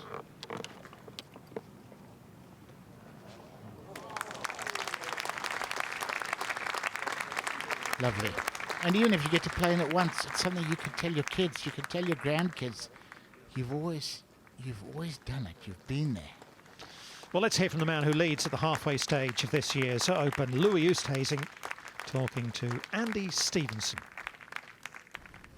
Well, Louis, a record Open halfway score. How pleasing is it to follow up a great first round with a super second? Yeah, feels really good. Played well again. You know, feeling in a good spot for the weekend. You look so comfortable out there. Is it that comfortable a feeling? I just, you know, feel like I'm swinging it well, and I'm taking the course a little bit on off the tee with my driver, and you know, so far it's been comfortable on the tees, but obviously, you know, you can get a day where you don't feel that comfortable and you'll change a bit, but you know, hopefully this weekend I can just get out there and play the same golf I played up to now. And do you feel you're still going to need many birdies over the weekend because scoring is so low? if the weather stays the way it was this afternoon, I mean, we got lucky with that the last 9 holes, and if the weather stays like that, you can definitely expect a lot of birdies, and it's a really good leaderboard. So I need to play good golf this weekend. Enjoy it. Thank you.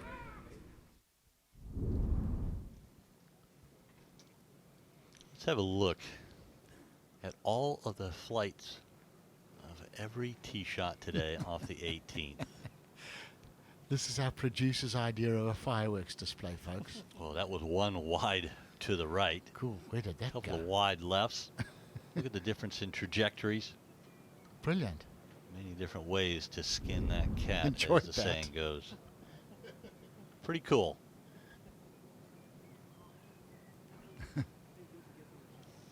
I did like the way, sorry, Jay, that Oosthuizen finished up yesterday, and he spoke to one of our colleagues from Sky Television, Tim Barter, who asked him, what have you learned from all your experiences, you know, winning the Open in St Andrews and all the second place finishes that you can take into the weekend? And he said, there's a long way to go. And that was it. Yeah, that's the best way to think about it.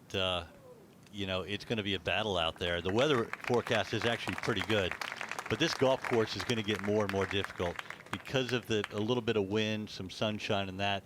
From Thursday morning to Sunday afternoon is going to be a real transformation in the turf firmness and the way the ball bounces and reacts when it lands and rolls in the fairways. So the fairways are going to start playing more narrow. The fairway bunkers are going to be more in play because of the ball running further. It's going to be a different game this weekend.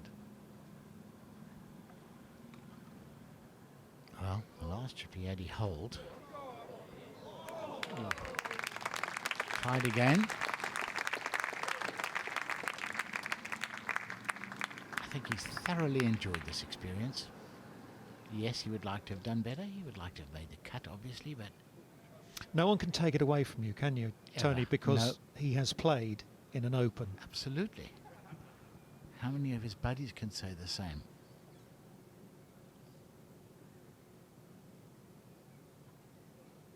And you know, when he's 60, he'll still be telling his mates, you know, when I played in the Open. And they'll be going, oh my goodness, here we go again. But he's done it, and it's an honor. And to make it through both stages of qualifying is really tough. Because it's nerve-wracking, and you have to be at the top of your game. Even in the first qualifying, there's so many good players there just dying for an opportunity to be here and get a start at the Open Championship. So it's pressure-packed, not many places available, even at the first one. So, yeah, hats off to all the guys that played their way through both qualifying stages. Well, Lanto Griffin is going to be safely through to the weekend. What time's he going to start? It will depend on this putt, what time he sets the alarm. This is for an hour extra sleep right here. And every golfer values their sleep.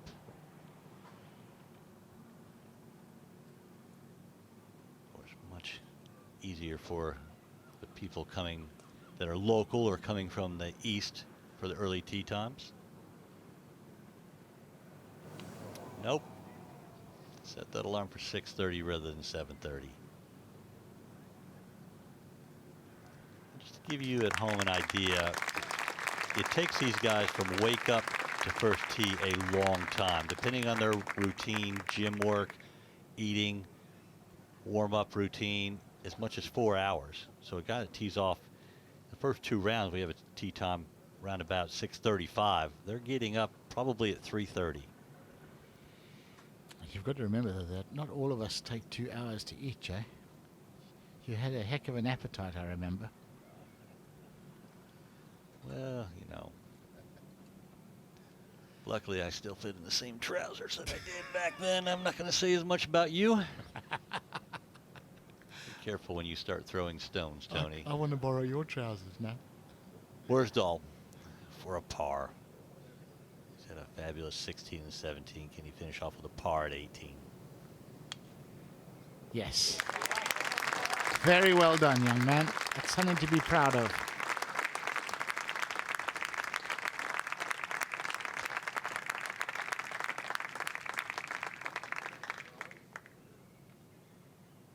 all his family and friends will be proud of him too. And no doubt he will be putting himself up for qualifying next year as well for the 150th Open, which of course is back at the home of golf in St Andrews. Well, we've seen the first tee shot of the day, and we've now seen the last putt of the day. So from first to last, that is it. The halfway stage of this year's Open. Mikuya Hoshino will not make it through to the weekend action. And it's been a fantastic day. We've seen some incredible golf. We've been blessed with good weather, a great golf course, and it's only a little bit a taste of what's to come for this weekend. Who's your winner, Jay? I'm going to have to go with Dustin Johnson at this point. He's 4 behind. He really looked good today. Tony Johnston? Who else? Louis Oosthuizen's my man. That's it. End of story. Oh, don't blame you. I better go for someone else then. I'm going to go for Jordan Spieth. All 3 good choices. And there's so many good choices. We're spoiled for choice. Absolutely. So many stories still to be told at the 149th Open at Royal St George's. We've had a cracking couple of days here, and we are all set for what promises to be a wonderful weekend of golf. Do join us for our weekend coverage. But for now, from Kent and Royal St George's, it's goodbye.